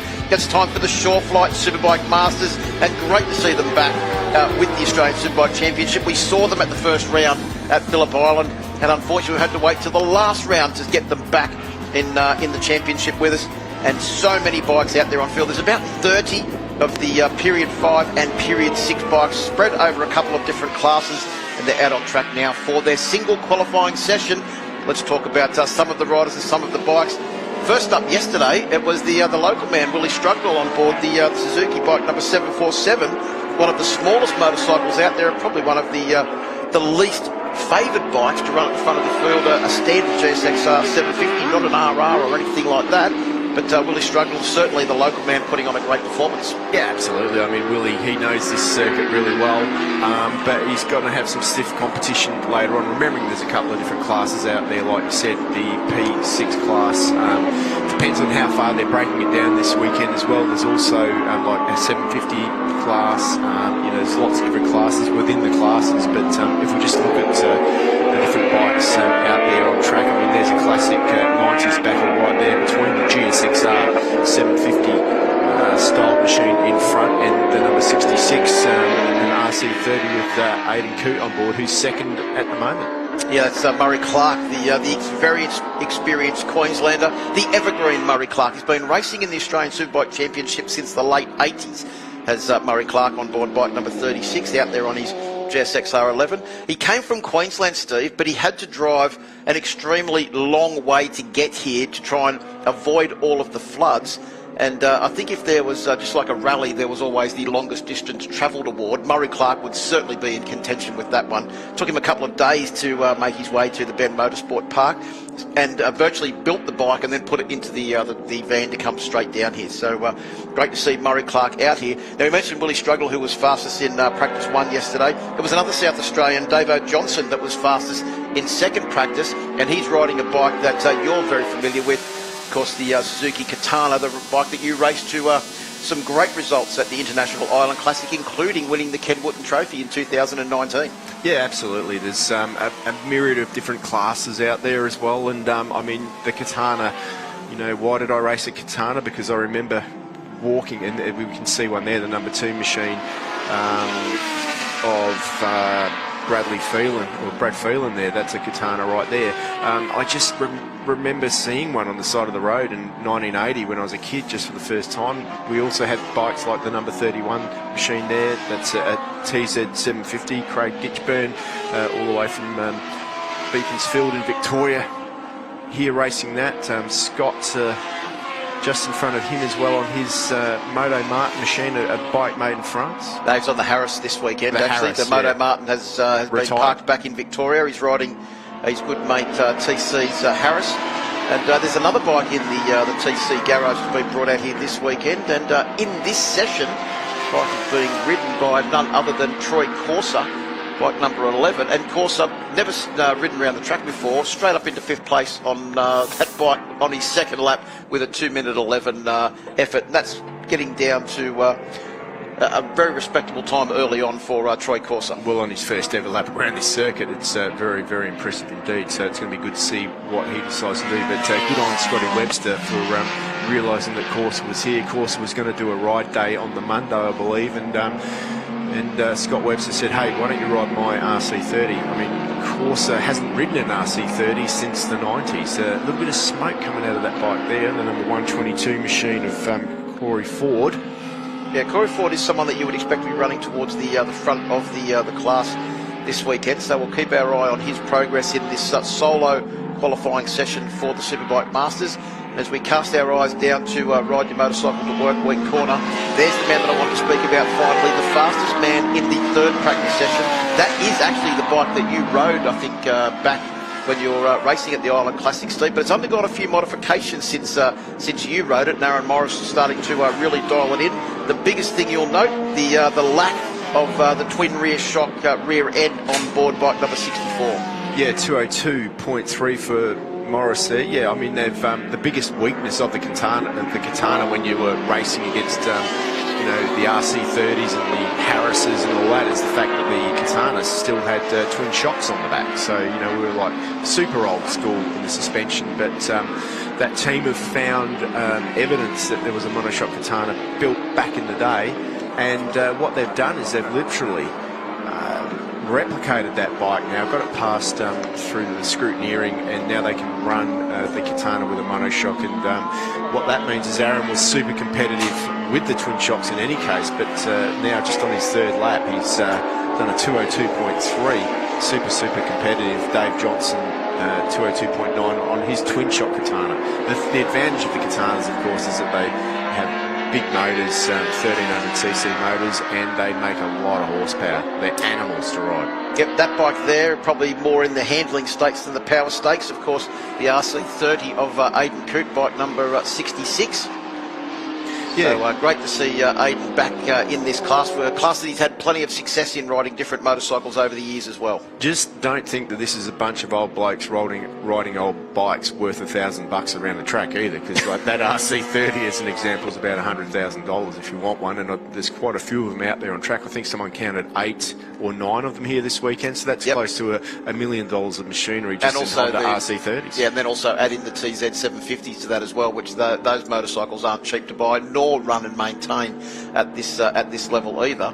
But if you're wondering what Shoreflight is, the sponsor of the class this weekend, Shoreflight Australia is a specialist provider of aircraft charter services across Australia and also internationally, Steve. So you'll be using that, obviously, plenty of times. You'll be able to use it to get from your house down to City MX. I was thinking of using it from the commentary box to get over to where I get changed to go and do the 2-up rides at lunchtime. Well, they have got a wide range of aircraft to suit all budgets, so maybe they will be able to fit you in there.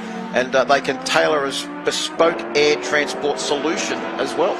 Well, I'd go psychedelic. That sounds good. I'm not sure that's what they're aiming at with the bespoke air transport solution. Right, but it's just so good to have a massive sponsor like that behind, a series like this, because it is a spectacle. When we see these bikes close together on track, I mean, you can just see the different shapes and sizes. And as we look at Dave O. Johnson there behind Ditchy, in front of him on the TZ 750. I mean, back in the day, you would never see a TZ 750 racing against a 1300cc Katana. No, great to see them back out there on track, and they both have advantages at different parts of the circuit. Now, there is a motorcycle I've actually ridden. I've ridden bike number 4, the bike ridden this weekend by Pat Pavolny, the Suzuki GSX. Rode that at the Broadford Bonanza a couple of years ago. Very well set up motorcycle. Used to be part of Roger Spud Arnold's very large quiver of motorcycles, and we can see there bike number 23 just going out of your screen at the bottom there. That is Laurie Fife, the multiple Australian Period 4 and Period 5 champion, on board his Harris. There's Albert Tehenepe on board bike number 8, the Harris Kawasaki, all painted up in the cool paint scheme. Looks like he's got some sort of issue there as well. He was looking down at the side of his bike, so let's hope that that's nothing major on that thing. John Allen's here this weekend too. John Allen had an off earlier on in the weekend, so good to see him back out there in the P5 class, custom coating CM motorcycle using Bridgestone tyres as well. Yeah, John Allen, you'll go a fair way before you find a campaigner that has as much experience riding in different places around the world in this class than John Allen. And a tougher rider. He's a tough nut, isn't he? He really does enjoy getting out there. These two guys have been together the whole way around, haven't they? Murray Clark glued to the back of Aidan Coote there. Yeah, Murray Clark on the big Suzuki GSX-R 1100. That's the tricky thing with this class too. Although that looks like a GSX-R 750, which is what I called it at the start, it's got a big engine in it. It's actually got like an 1100cc engine in it. Yeah, the 711s have been outlawed though, and for those people wondering what the hell a 711 is, that was when they used to shoehorn the 1100 engine into the 750 chassis, so you can't actually do that anymore in this class. And there's another... Well, that's Corsa. Yeah, but that's an extremely nice looking... that's TC's RC30 out there. Yep, good to see Troy Corsa back on track. The last time he was racing one of these things was in the Australian Superbike Championship before his career had springboarded. 1993 won the Australian Championship on it, wasn't it? It could well be. It wasn't an ochre coloured one, it was a red coloured one. A red Honda. A red Honda with back in the days when we had sponsorship that we can't talk about anymore. But then, of course, I remember he went to America straight afterwards, and that was what started his career with Ducati. Really, he rode a red bike in America. He was always fast on the red bikes, which just proves a point. So there's, I think that's Phil Burke on board bike number 62. Of course, his son Ben is racing this weekend in the Australian Superbike Championship Alpinestars Superbike class. Now, the first thing that Corsa's going to say when he gets off that bike is unbelievable handling But can you make it go any faster? Well, these RC30s, in a modern era when everyone's used to having like 200 horsepower, these things make virtually no horsepower. So, well, Troy Corser would be used to that because he does plenty of riding in Europe for the Racing School Europe on board their BMW S1000 RRs. Are you saying that a BMW 1000 RR doesn't have the power of an RC30? It'd have 3 times. No, that's the what I'm power saying, of is that he's used to having 200 Yes. horsepower. And that's why he'll be asking for more horsepower. Absolutely. Out of the RC30, as we see bike number 7 there making its way through. Now that's a Suzuki triple, believe it or not, a TR7 air-cooled before or around the era when they had the RG500s. Yeah, that was the forerunner, really, wasn't it, to the RG? It was their first TZ750 type thing, so that bike in the 70s would have been racing against TZ750s. And that'd be worth a few coins as well. Well, I mean, they're all worth money. It just depends on whether it's an original one or a made-up one. It's probably made up out of a road bike, but if it's original, it's worth a lot. Any of these old race bikes are big bucks now. But it's good to see these guys still get them out on track. There's Davo Johnson tipping in once again on the Carl Cox machine. And currently at the top of the timesheets is Davo with a 2-minute 1.8 second lap to go ahead of Aaron Morris and Murray Clark. Our top 3 are all in 3 different classes. Period 5 Unlimited for Dave Johnson, Period 5 Formula 1 for Aaron Morris, and Period 6 Formula Unlimited for Murray Clark. Aidan Coote in 4th place is also in another class, Period 6 Formula 750. So we've got our top 4 all in 4 different classes, 3 Suzukis and a Honda at the top of the timesheets, but the current fastest man is the local, Davo Johnson. 43 seconds to go. Want to put that into perspective, 201.8 is literally only 10 seconds slower than a modern Superbike, like the Superbike times that the Australian Superbike boys were doing That's earlier less than today. 1 second per corner here. It's actually only really half a second per corner because there's 18 corners on this circuit. If you break that into decades, I mean, like, that bike that Davo Johnson's riding there came out in 1980, so that is 42 years old. And as we mentioned, it is the original twin shock version, not the monoshock version that's being ridden by Aaron Morris in the Formula 1 category. And I think it's also a genuine Katana frame, not a rebuilt frame like the one that you've sampled too, Steve. There's bike number 21. That would be Dennis, or Mega, as he's more commonly known, Ackland. It looks more like Troy Bayliss, though. Well, he always seems to turn up at race meetings with someone else's leathers that he's managed to procure. He's had Matt Mladen's leathers for years and years. Now he's got a pair of Troy Bayliss's leathers. There goes Corsa tucked down under the screen on that RC30. The OKI just rips a tear off there, or runs over one at least, finishing the session out, seeing the checkered flag. So Troy Corsa ended up finishing 6th in that session. That's good. That's never been on the bike before, never seen the track before. No, absolutely impressive, and it's going to be interesting to see what he decides to do. He just said he'd go out in the first session, and I mean, he missed yesterday, so he didn't ride yesterday. He's just got on the bike, 6th first up. He does not muck around. It's going to be interesting to see what he does. Davo Johnson, though, leads the way. Yep, well done to Davo on board bike number 20. He'll be straight off that Katana, straight out of his leathers and straight back up to do the track commentary with Mark Brax here this weekend. Busy weekend for Davo Johnson. Oh, there's someone running That's wide. Corsa. It is Corsa. He's probably realised that the session's over and he's going to come back to the pits. Just a shortcut back. I've average run out of fuel. So there's the man that was fastest yesterday, the local man, Willie Struggle, on board the 747 machine. Ended up finishing that session in 10th position. So congratulations to William Struggle. Great to see him back on the Suzuki here in this class. But the checkered flag is out for the single qualifying session for the Shore Flight Superbike Masters. Great to have them back in the Australian Championship as well, as we see bike number 12. That would be Richard Easton coming over the line to complete that session. But it is Davo Johnson, half a second faster than Aaron Morris at the top of the timesheets, with Murray Clark. He will join them on the front row of the grid. Then we've got Aidan Coote, Joshua Mathers and Troy Corsa on row 2. John Allen, Phil Burke and Craig Ditchburn, an extremely experienced trio there on row 3, ahead of Willie Strugnall, Brad Phelan and Scott Webster on row 4. And row 5's Brad Phelan, Scotty Webster and Corey Ford. Matt Fife in 14th. 15th is Phil Bevan. Laurie Fife, of course, all of the generations here this weekend in 16th, 17th, and the lap time there is quite close as well. Richard Easton in 17th and Steve Harley in 18th. Yeah, Michael Maloney in 19th, Damon Davis on that board, that Suzuki in 20th. Albert Tahiti be back in 21st, just ahead of Dennis Ackland. Those two are always separated by nothing on track or on the timesheets. Ross Dobson in 23rd, Karen Webb in 24th, Jason Dawson in 25th, Pat Pavoni in 26th, Neville McIntyre 27th, Stacey Heaney in 28th. The big question is, where is Big Dazza, the man that's responsible for organising the Shore Flight Superbike Masters? He will be back in 29th position. Plenty more action coming up here. The last bit of on-track action before lunch is qualifying 2 for Michelin Supersport, up after this short break. Howl of the wind in your ears, feeling every vibration, every inch of the tarmac. Just right.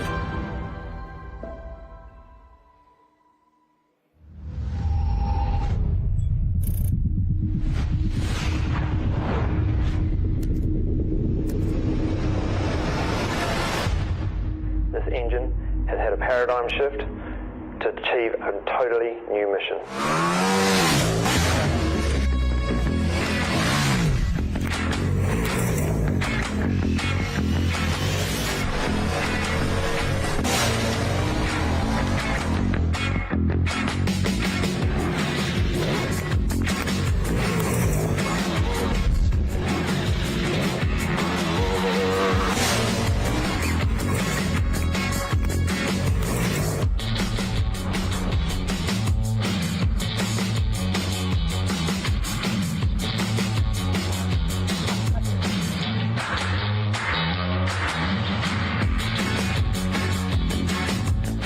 AWMF can help power your passion.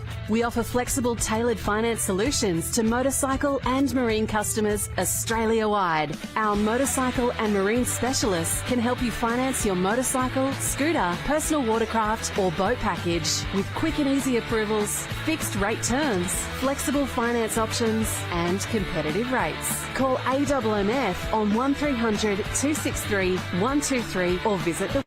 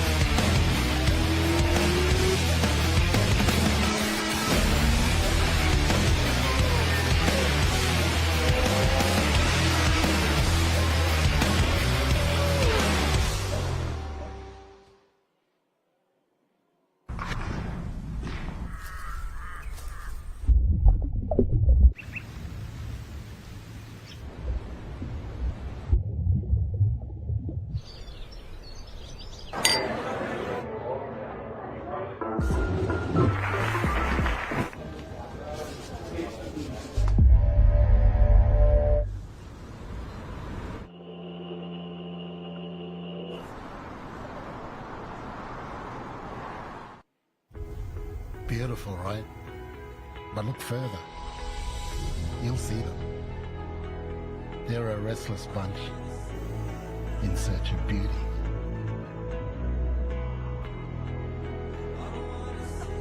There's the unyielding conquerors that won't take no for an answer. Yep, that's this place. Perfect for those who want a little more.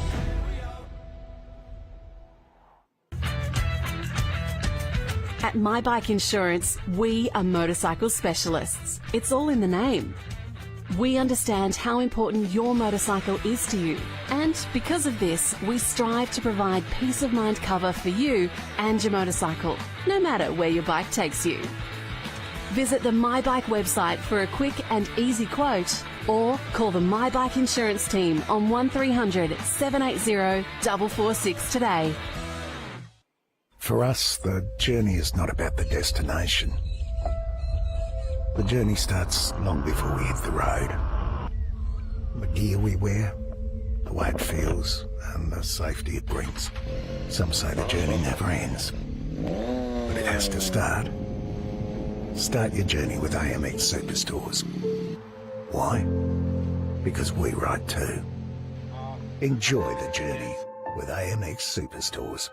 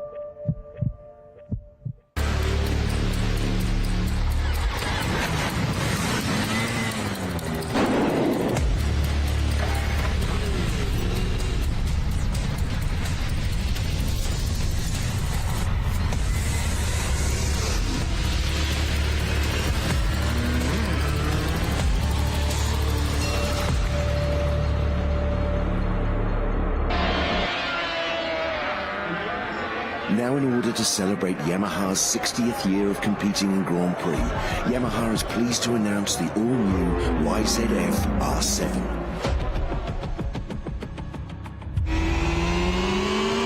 Here's a bike that rekindles the spirit of the TZ races from a bygone era. A machine that is affordable, accessible, and capable on both the road and the track. Resplendent in the iconic red and white colour scheme, the all-new YZF R7 evokes memories of Yamaha's legendary world champions. The new R7 offers the ultimate adrenaline rush, whether you're hustling around a closed circuit or exploring the twisties on a weekend blast. From the first twist of the throttle, you'll feel fully connected to the surface thanks to an ultra-responsive 689cc twin-cylinder engine. Pop out from behind the screen and feel the responsive, agile chassis as you tip it in. There's no better feeling.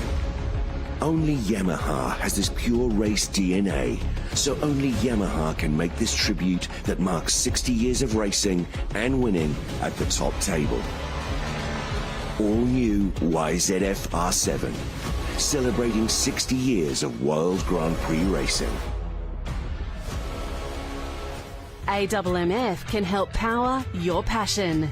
We offer flexible, tailored finance solutions to motorcycle and marine customers Australia-wide. Our motorcycle and marine specialists can help you finance your motorcycle, scooter, personal watercraft or boat package with quick and easy approvals, fixed rate terms, flexible finance options and competitive rates. Call AMMF on 1300 263 123 or visit the website today.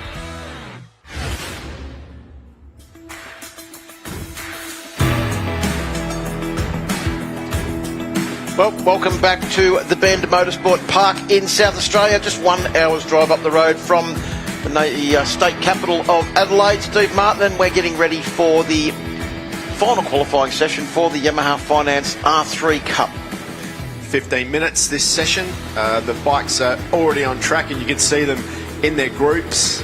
Of course, very, very important to get a tow in this session because the tow will give you lap time around the circuit as long as this.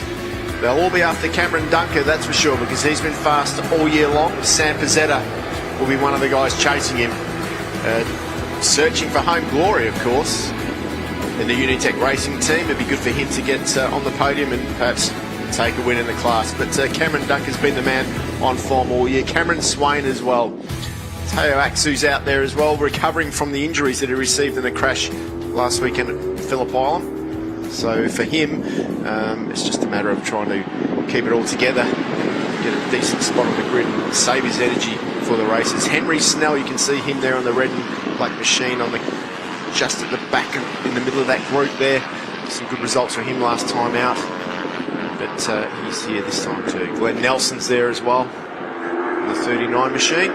Well, and also the championship is poised for a last race showdown, because we've got Glenn Nelson currently leading on 225 points from Cam Dunker on 221, Hayden Nelson on 176, Teo Aksu on 164, and Henry Snell on 155. So remembering that there is 76 points up for grabs here this weekend, so all of those riders are probably still in with a mathematical chance of winning the championship, but you'd have to say it's probably going to go down to a battle between Glenn Nelson and Cameron Dunker. And based on what we've seen so far this weekend in the combined practice, where Cameron Dunker was the fastest rider across the 3 sessions held yesterday, and Glenn Nelson was back in 11th position. Cameron Dunker probably going in, even though he's 4 points shy of a championship lead, with a slight advantage. Yes, but in this class you can never count your chickens before they're hatched. Not yet, because you don't know what everyone's been doing. It's going to come more to the fore in this session. Short and sharp, 15 minutes. There's already only 11 minutes to go. This is such a long lap around here that they don't get a lot of laps. Well, the other thing is, though, too, that in this class, there's no guarantee that everyone is going to finish all 3 races. Oh, 100%. I mean, it's very unlikely. So, I mean, the best thing that Cam Dunker can do is try and get out there, but, you know, he's got, you know, a couple of those hot guns in there, like Sam Pizzetta that I mentioned before, home track, wanting to get that victory, perhaps a little bit of a spoiler, not really anywhere in the championship, but nevertheless wants glory at home. Cameron Rende racing here this weekend as well in this class. Perhaps he's another guy that might find his mojo and want to get on the podium here as well.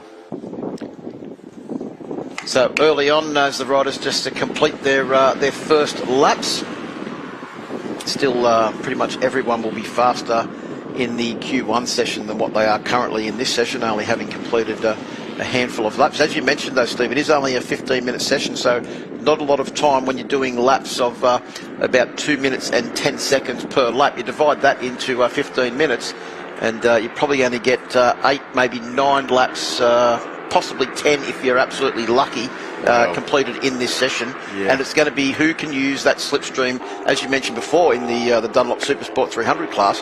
You've got to use that slipstream to your advantage wherever you can. I noticed that Cam Dunker is not in this massive group up the front. There's a lot of front runners in this group, but these guys are actually, because they're more racing than qualifying at the moment, which is going to stuff them up. Well, you only need to get overtaken by one person and you lose that 10th. You've really got to be smart when you haven't got a lot of time, like less than 10 minutes left. I mean, as soon as you start battling with other people and they start overtaking you again, well, you're losing time.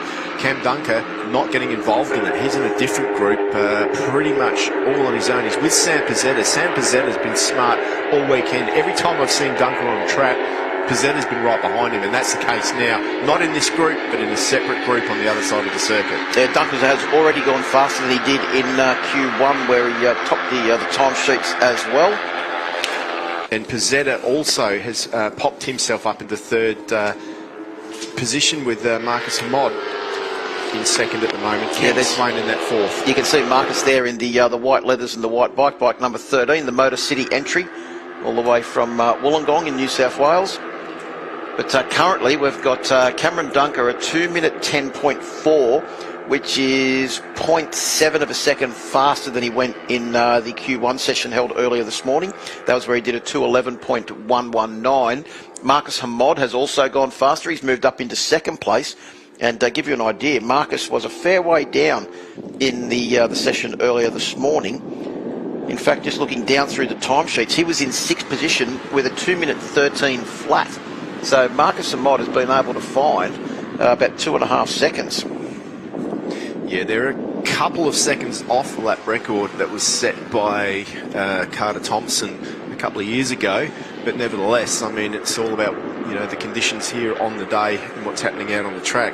With a few more laps to go as these guys warm up, I'm sure that the times will tumble under the 10s. But it looks like Cam Dunker's happy with that lap and heading back into the pits at the moment. If not, he's trying to get some clear space. Well, yeah, get Sam Pizzetta off his butt, if you know what I mean, because Sam is just following you around it there. They're not on screen, I stress, but just looking at the timesheets that we've got here, we can see that's what's happening. In this large group, Marcus Amod is the rider out front with the orange wheels. Then we've got Henry Snell on board bike number 12. Then it's one of the Simpson clan, bike number 66. Mitchell Simpson is the next rider through. We'll keep an eye on them too, because the Simpsons could throw something up in the mix here. I do recall perhaps one of the Simpsons got on the podium earlier this year in one of the 300 classes, so they certainly know how to ride as well. Just there is Glenn Nelson, the championship leader on board bike number 39. You can see there, just to see where he is on the timesheets at the moment. He's back in 11th position, so he'll be wanting to try and move up the timesheets somewhat to try and get away with the leading group. Remember, he holds a 4-point lead over Cameron Dunker in the championship. Of course, Cameron Dunker hasn't been busy in the break between the Morgan Park round and also the round here at the final round of the championship. He won 2 Australian 250 Junior Dirt Track Championships back in August as well.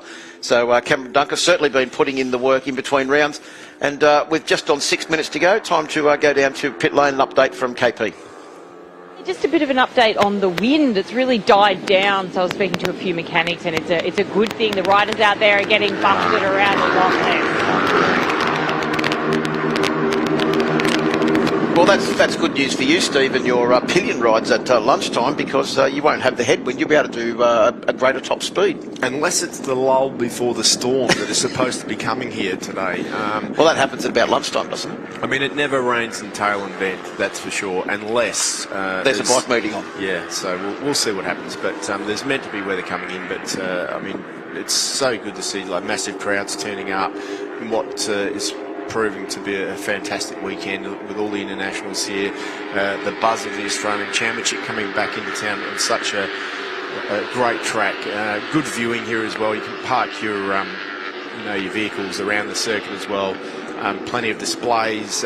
Great weekend. If you're watching at home, get down here and have a look.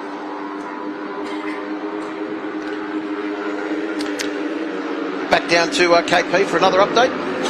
Yeah, just speaking of your ride and this clouds that are coming over, I'm feeling raindrops starting to come down, so it could be getting a little sketchy out there any moment now. Well, Steve loves a bit of sketchy, KP. That'll be an interesting ride for those pillions at lunchtime, especially with these slicks. Let's hope the tyre warmers are on, Steve. No, I'm sure that everything's ready down there in the Yamaha garage, and taking 3 lucky couple of prize winners and a guest today on the R1 around this track at lunchtime. Hope it stays dry for them.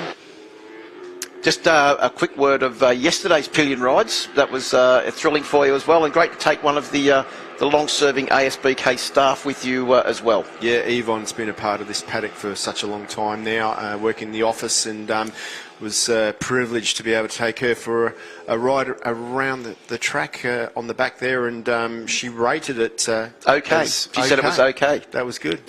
So I prodded her this morning, and she gave it 10.5 out of 10, so that was good.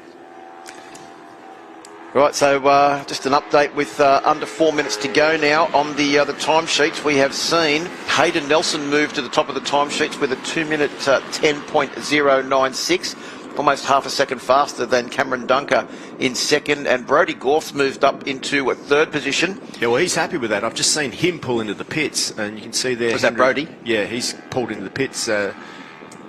Is that, I think that might be Henry Snell. Yep. He's just like literally, once again, you can see all of the guys here now. The rain's starting to come down. They've all run wide into turn 1, do you think? It's either that or they're all playing funny little mind games. It's rain, or I would say they're playing mind games because they get their knees back on now. Like they realise now, 3 minutes to go, they don't want to give up this, the slipstreaming effect. They don't want anyone to follow them in the Yamaha Finance R3 Cup. And a couple of raindrops on the camera there that you can see as Marcus Amod and Jamie Port head down into turn 6. That's claimed quite a few motorcycles running wide already It really does suck you in down there. You just head in down there, and you can see now the bike's definitely a lot more upright. Cameron Dunker has just managed to sneak in the fastest lap of the session before that little rain shower started to come along, and he's dipped down into the 209s with a 209.8. And you mentioned the Carter Thompson lap record, 208.478, set just on a year ago here, as Carter Thompson came back from a sterling year overseas. He's been back overseas again this year as well. Just having a look at the timesheet, Steve, it looks like there's a couple of riders on a bit of a charge now in the final minutes of this session. One of them, the local man Sam Pizzetta, on board bike number 51. He's going through intermediate number 2 at the moment, but he was on track to move up onto a provisional front row of the grid position. And also Teo Aksu, who's also on a charge as well. Guess who Pizzetta's with again? Teo Aksu's not on a charge because he's cut the circuit short. He's cut the circuit short for sure. But guess who Pizzetta is with? Pizzetta once again is with Cameron Dunker out on track. They're almost side by side, but this time it looks like Dunker's in front and Pizzetta is, or maybe Pizzetta's in front. You mentioned before about Cameron Dunker winning those Australian dirt track championships back in August. It was actually on borrowed motorcycles as well, so not bad when you can rock up, borrow a couple of motorcycles and win a couple of national dirt track championships. No, fantastic, and it just shows the versatility. Yeah, the versatility. With 2 minutes to go in the session, things are starting to get serious now. Looks like Henry Snell's heading into the pits. He's happy with, or he's done what he can do. Glenn Nelson as well, the championship leader, heading in as well on board bike number 39. There's a lot Marcus of guys. Amod and Jamie Port still out there on track though with 1 minute to go, trying to better their times. Well, there's a lot of guys heading in with 1 minute to go, which is quite strange. I mean, like Henry Snell is down in 10th position. I'm sure that this being the final qualifying for the race, maybe they're thinking that with those couple of drops of rain on the circuit that they're not going to be going any faster than what they've already done. Yeah, that's what I'm thinking. One person that hasn't given up hope of trying to move up from his current 8th position is the rider on bike number 13, Marcus Amod, as Jamie Port tries to go down the inside. He got in there a little bit too deep and then realised a fraction too late that he wasn't going to be making the corner. Luckily, he just ran wide on the entry into turn 6, so you can add Jamie Port to the long list of riders who've got that corner wrong this morning. Yeah, the Yamaha Financial Services Bend has claimed a few run-ons there, hasn't it? That's for sure. Yeah, Jamie's come on pretty well this weekend, doing a good job. Coming forward, you can just see once again he's on the gas on the AMX replay, gets on the brakes a bit late. On the inside, he has to dive to the outside. Just couldn't make the move. He was looking for a pass there, but just wasn't to be this time round. A couple of riders now heading back out on the circuit. They'll be going out to do a practice start because the checkered flag has been waved to signal the end of this session. The second qualifying session for the Yamaha Finance R3 Cup. Yeah, that's Luke Johnson on the number 2 machine heading out. I see him at the moment down in 16th position, so he hasn't had such a great qualifying. And I think the other rider was William Hunt on board bike number 46, as we see Cameron Dunker coming around to just sticking the foot down just to check the level of grip on the circuit. Yeah, well then there must be spots out there, so checkered flags out, but nevertheless he's just having a bit of a look to see what it feels like. As he comes around through the Alpinestars corner where the Tech Air 5 system signs are. Because that's a revolutionary system, the Tech Air 5. We did a good story on it at the Queensland round at Morgan Park, Steve, that you can get one of those Tech Air 5 vests and put it under pretty much any jacket, whether it's a road jacket or a race suit, and use it on the road as well as on the track. You go through the different configurations, set it all up on your phone. So technology doing a great job keeping riders, whether they're on track or on the road, safe. Yeah, it's good to see all these companies, especially Alpinestars, doing a massive job at improving safety for everybody. Well, Cameron Dunker has improved his chances of taking this championship. He's qualified on pole position from Hayden Nelson and Brodie Gorth. In the second row of the grid, we see Sam Pizzetta, the local man, Teo Aksu and Cameron Swain, the reigning Oceania Junior Cup champion. Glenn Nelson, Marcus Amod and Mitch Simpson will start from row 3, with Henry Snell, Jai Russo and Cooper Roundtree on row 4. Jamie Port, Ryder Gilbert, Jordan Simpson on row 5. Luke Johnson, Valentino Nezovic and Abby Cameron. Great job from Abby Cameron on that position there, number 18. So doing a good job, Avery Cameron, to qualify ahead of a couple of other competitors. Plenty more action coming up here from the Bend Motorsport Park. Michelin Supersport up next.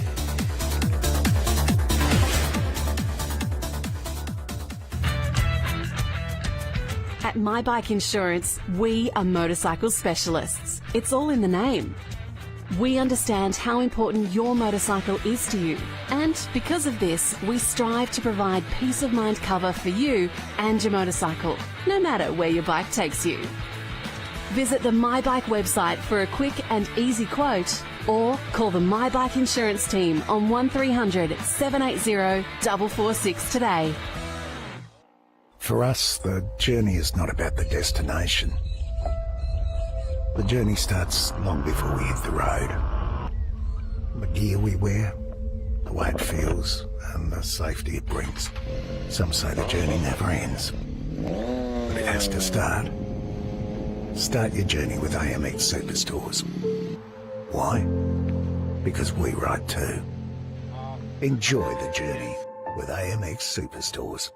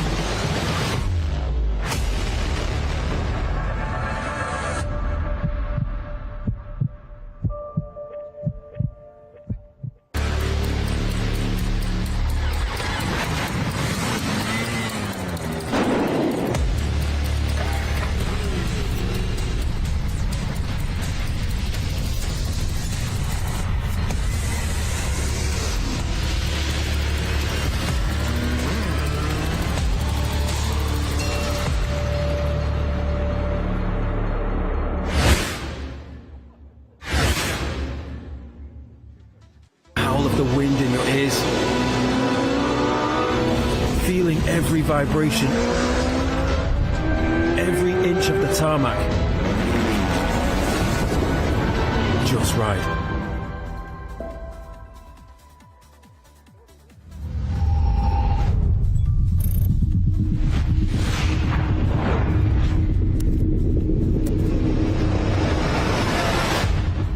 This engine has had a paradigm shift to achieve a totally new mission.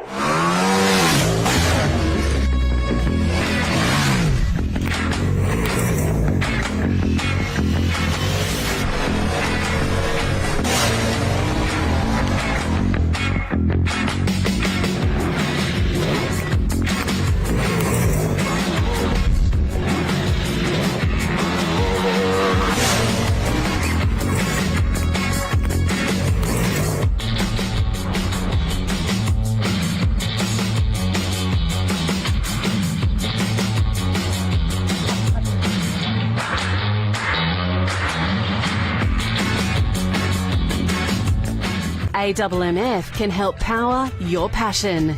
We offer flexible, tailored finance solutions to motorcycle and marine customers Australia-wide. Our motorcycle and marine specialists can help you finance your motorcycle, scooter, personal watercraft or boat package with quick and easy approvals, fixed rate terms, flexible finance options and competitive rates. Call AMMF on 1300 263 123 or visit the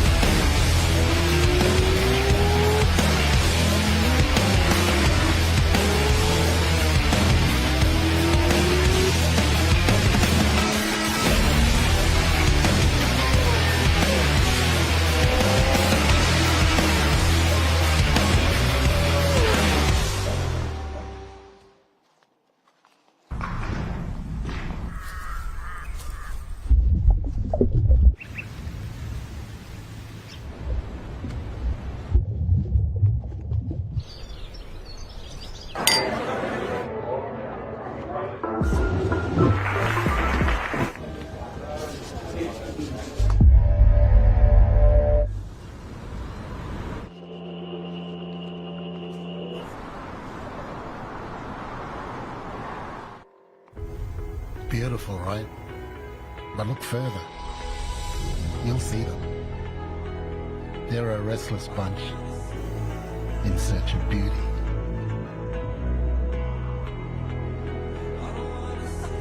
There's the unyielding conquerors that won't take no for an answer. Yep, that's this place. Perfect for those who want a little more.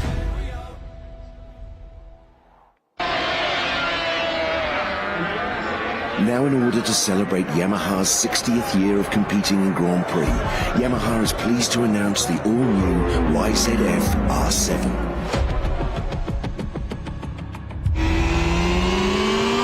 Here's a bike that rekindles the spirit of the TZ races from a bygone era. A machine that is affordable, accessible, and capable on both the road and the track. Resplendent in the iconic red and white colour scheme, the all-new YZF R7 evokes memories of Yamaha's legendary world champions. The new R7 offers the ultimate adrenaline rush, whether you're hustling around a closed circuit or exploring the twisties on a weekend blast. From the first twist of the throttle, you'll feel fully connected to the surface thanks to an ultra-responsive 689cc twin-cylinder engine. Pop out from behind the screen and feel the responsive, agile chassis as you tip it in. There's no better feeling. Only Yamaha has this pure race DNA, so only Yamaha can make this tribute that marks 60 years of racing and winning at the top table. All new YZF R7, celebrating 60 years of World Grand Prix racing.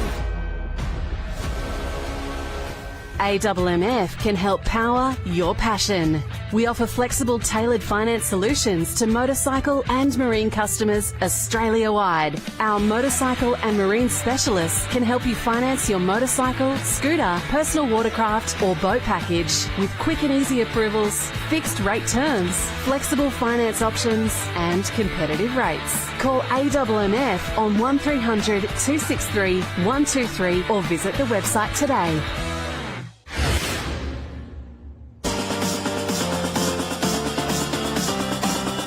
Welcome back to the Bend Motorsport Park and the final round of the My Bike Motorcycle Insurance Australian Superbike Championships presented by Motul. Well, we've seen plenty of on-track action today. It's about to heat up just a fraction with the final qualifying session for the Michelin Supersport. But before those riders head back out on track, let's go down to KP in pit lane with an update. Yeah, I've got Josh Waters here. Josh, tell us about your session this morning in comparison to how you think you went yesterday. I think we made a step forward from yesterday, so that was good.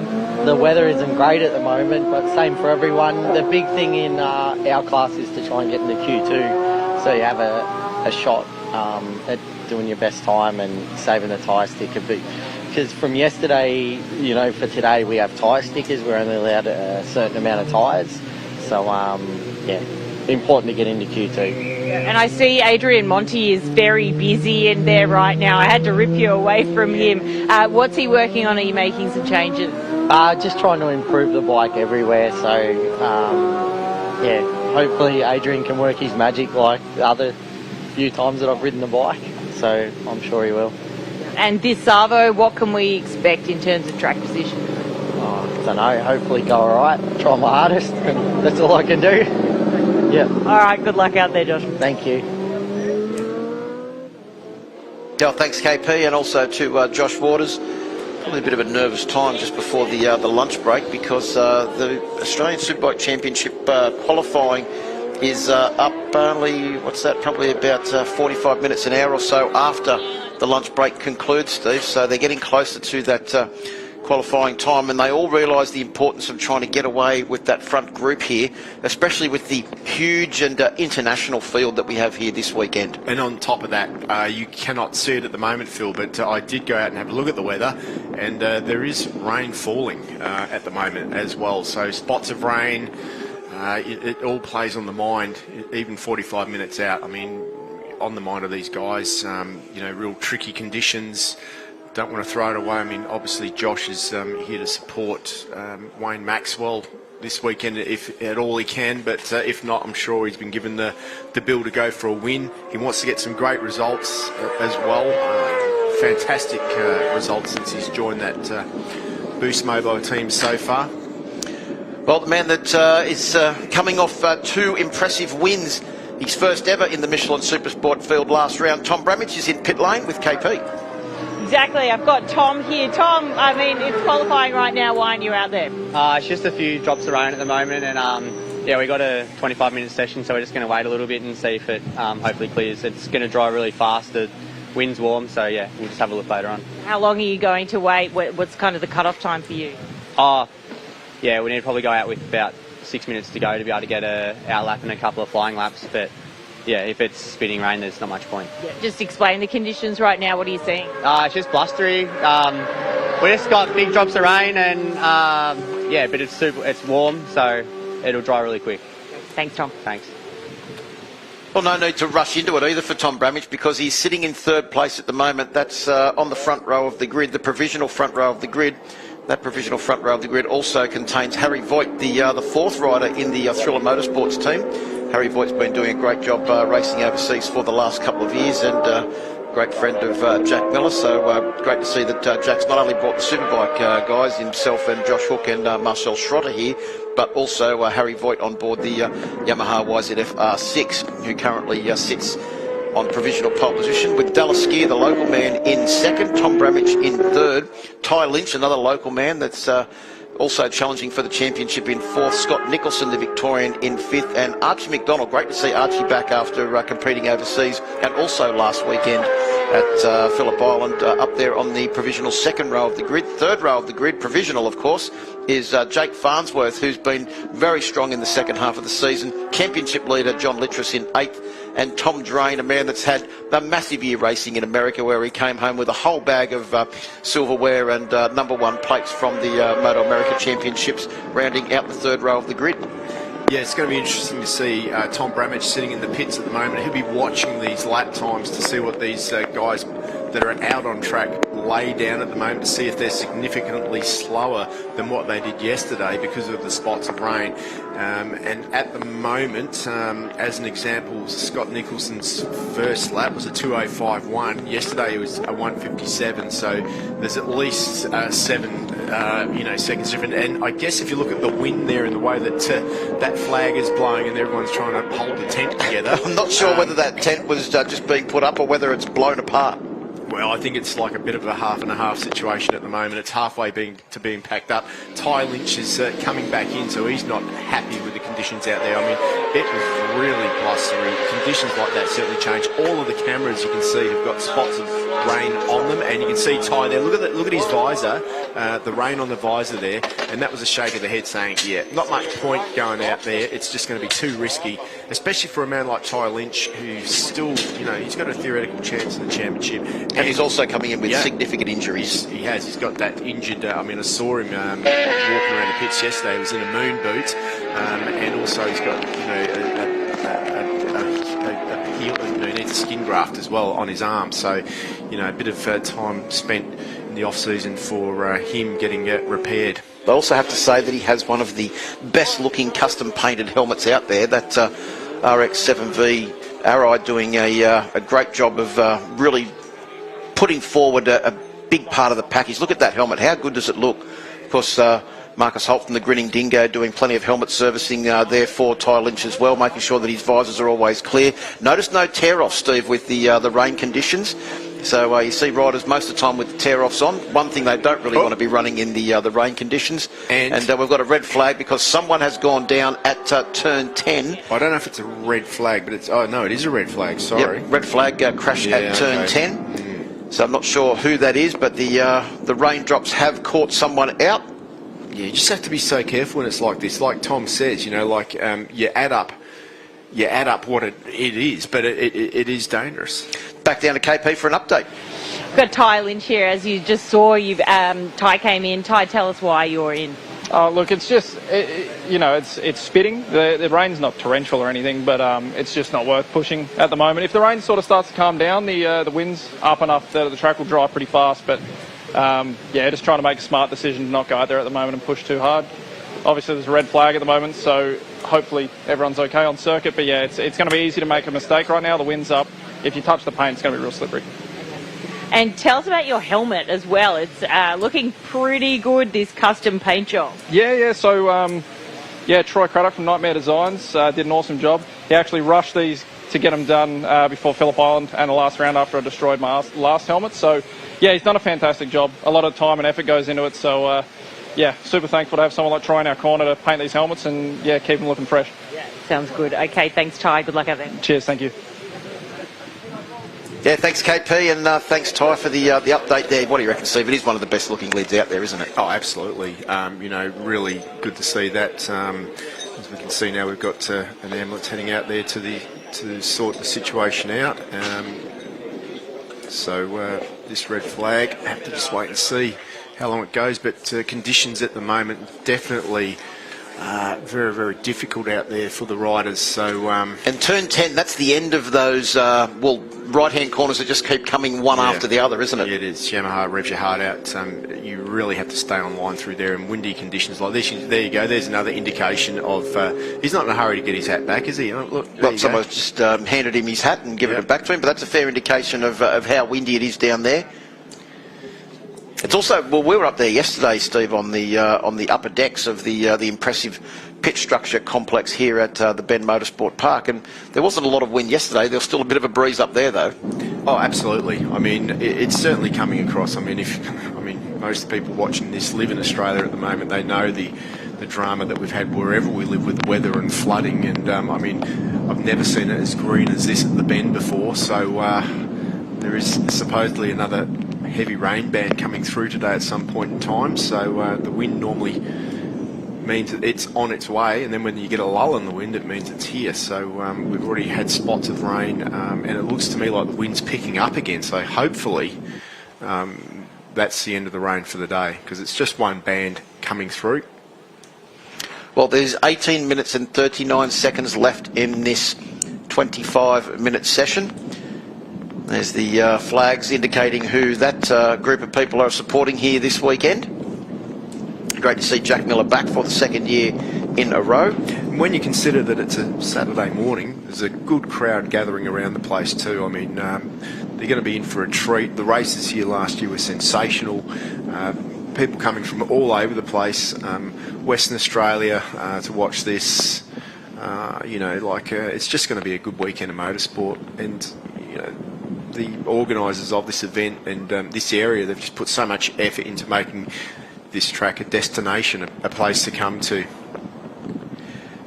Back down to KP for another update from pit lane. We've got Senna Agius here. Senna, tell us how that session was and the tyre choice, really. It wasn't bad. I just decided to go alone because I think everyone was quite spread out there. We chose the wrong tyre. And with the tyre allocation, you can't throw as many as we want in that session. So I realised that I was in trouble early on, and I just decided to come back and, I've just ended the session early. It took, swallowed the pill that I was going to be in Q1, which we aimed to be in the top 9 this morning, but the weather looks interesting now. We did well last week in the wet, so I can turn the day around. And how is the experience going? Still adjusting to this new bike in comparison to what you're used to? Yeah, it's much different. It's much different. I am getting used to it, and I'm enjoying it a lot. But the competitive side comes out in you, and you just want to do well no matter how you're feeling. So, no, I just need to... I'll be happy when I'm doing better. Yeah, I guess the frustration must come out a little bit. Yeah, it does, 100%. And what can we expect from you this afternoon? You'll obviously make a different tyre choice. Are there other choices you need to make as well? I think just whoever can ride the conditions the best. It's getting really windy. It could be wet. It could be a tyre game. And I think if I just play my cards right, I think I can do well. Good luck out there. Thanks, Etta. Cheers. Back to you, Stephen. Phil. Thanks, KP. Yeah, an impressive debut for young Senna Agius. But anyone that's been following Senna's progress since he won the Supersport 300 championship here in Australia and knows what he's been doing overseas for the last couple of years, especially this year in the Junior World Championship, where he won races and finished, I think it was second overall. Should not be surprised by the way that Senna Agius has conducted himself over the 2 rounds that we've seen him so far at the tail end of this season. Yeah, he's Steph Redmond in his corner, a rider coach. He's got a lot of good people behind him now too. So you know, Senna, he's on a mission, and he's got the talent to do it. You know, 9th in that Valencian race, the final race when he rode Sam Lowe's bike, was a sensational result. So he's got a bright future, that's for sure. I think he's re-signed to do that European Moto 2 Championship one more time, and then I wouldn't be surprised if we see him in the World Championship. Well, he did, I think it was 4 rounds this year, wildcards filling in for Sam Lowe's with the Mark VDS team, and a best finish of 9th at the season finale at Valencia. 9th in the Moto 2 Championship against the regulars of that championship. I can't convey to people just what a sensational effort that was from Senna Agius. And during this red flag stoppage, we'll head back down to KP in pit lane. I've got Jack Passfield here. Jack, coming off a really good Phillip Island, you did mention that you're struggling here. What's happening? Yeah, we haven't been here since 2019, so it's a little tricky. We didn't come over for the test either because we weren't sure if we're going to make the last 2 rounds. So we're just using it as a test really for next year because we've been out most of the season. So trying a lot of different things, and each time we go out the bike feels a bit different. So it's been hard to get used to that and the track. But we got some good times in one of the sessions yesterday. So we know if we put it together, it can work. But yeah, we're still kind of going in circles a little bit. Yeah. And I guess this didn't really help with the weather kind of turning in a bad direction. No, in the first quali I had a bit of a tip over too, so I only got 2 laps in, and we were a bit off the pace. So we're not sitting where we'd like to be, and we really needed this session. So hopefully we can still get out there, but it's not looking too good. Okay, well, we hope that you can get out there, and good luck with everything. Thank you. Yeah, thanks very much to KP for that update from Jack Passfield, a man that was incredibly fast last weekend, Steve, at the Phillip Island circuit for the penultimate round. And yeah, as he mentioned, sitting back a little bit further than he'd want. He's provisionally on the 4th row of the grid in 11th position with Rhys Belling and Jack Favell either side of him on that 4th row of the grid. Yeah, so he really needs this condition to dry out a fraction so that he can try and move up those timesheets just a fraction. Even if he can get up onto the 2nd row of the grid would be a decent place to start for Jack Passfield. Yeah, absolutely. You can see the course car out on track now, just checking things out to make sure everything's okay so we can hopefully re-get this session underway. Yeah, Jack Passfield last time out at Phillip Island had a first, a second, and unfortunately a DNF when there was a little bit of a collision between a couple of riders. It looks, Phil, like the heavy band of rain has missed us. It's been more south than the circuit, which is good by a decent amount, but we still have like lingering showers around the place, and those few spots you can still see them on the camera lens there.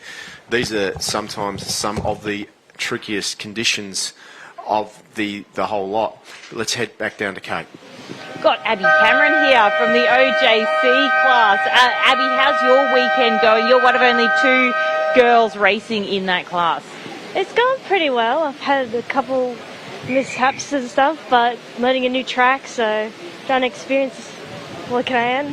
Trying to follow the other riders that have been here from last year. And done pretty good though, yeah. So we've got a pretty big weekend ahead for you, and the weather is looking a little sketchy. What are you thinking about these conditions at this track? Well, it's kind of like slightly sprinkling and it's really windy, so you feel it push you around a bit, even on the 300. But if it's going to rain, I kind of want it to be wet, not just this little rain, little bit. Okay, well, we wish you the best of luck out there. Thank you. Thanks, boys. Yeah, been doing a great job this year, Abby Cameron, on board her machine. Even relocated from the Western Australia over to the East Coast to make it a little bit easier for herself to compete in the remaining rounds of the championship. So a big effort by Abby and her family. As looks like the hooters are going off there to signal that the session will be starting again very, very soon. So Marcus, I might have a quick word with Wayne Maxwell there. I thought it was It's Marcus from Wollongong, but Wayne Maxwell actually was born and raised in Wollongong before he moved down to Melbourne.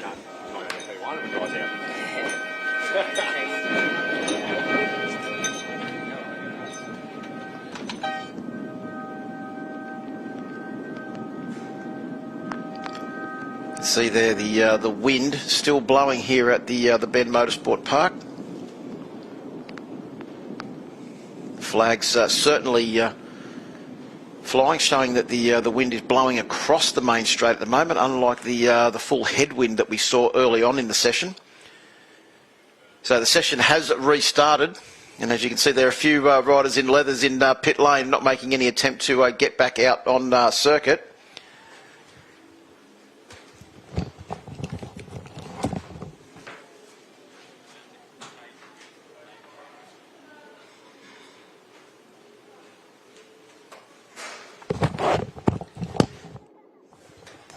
Down to KP in pit lane. Wayne Maxwell, talk us through your time practice this morning.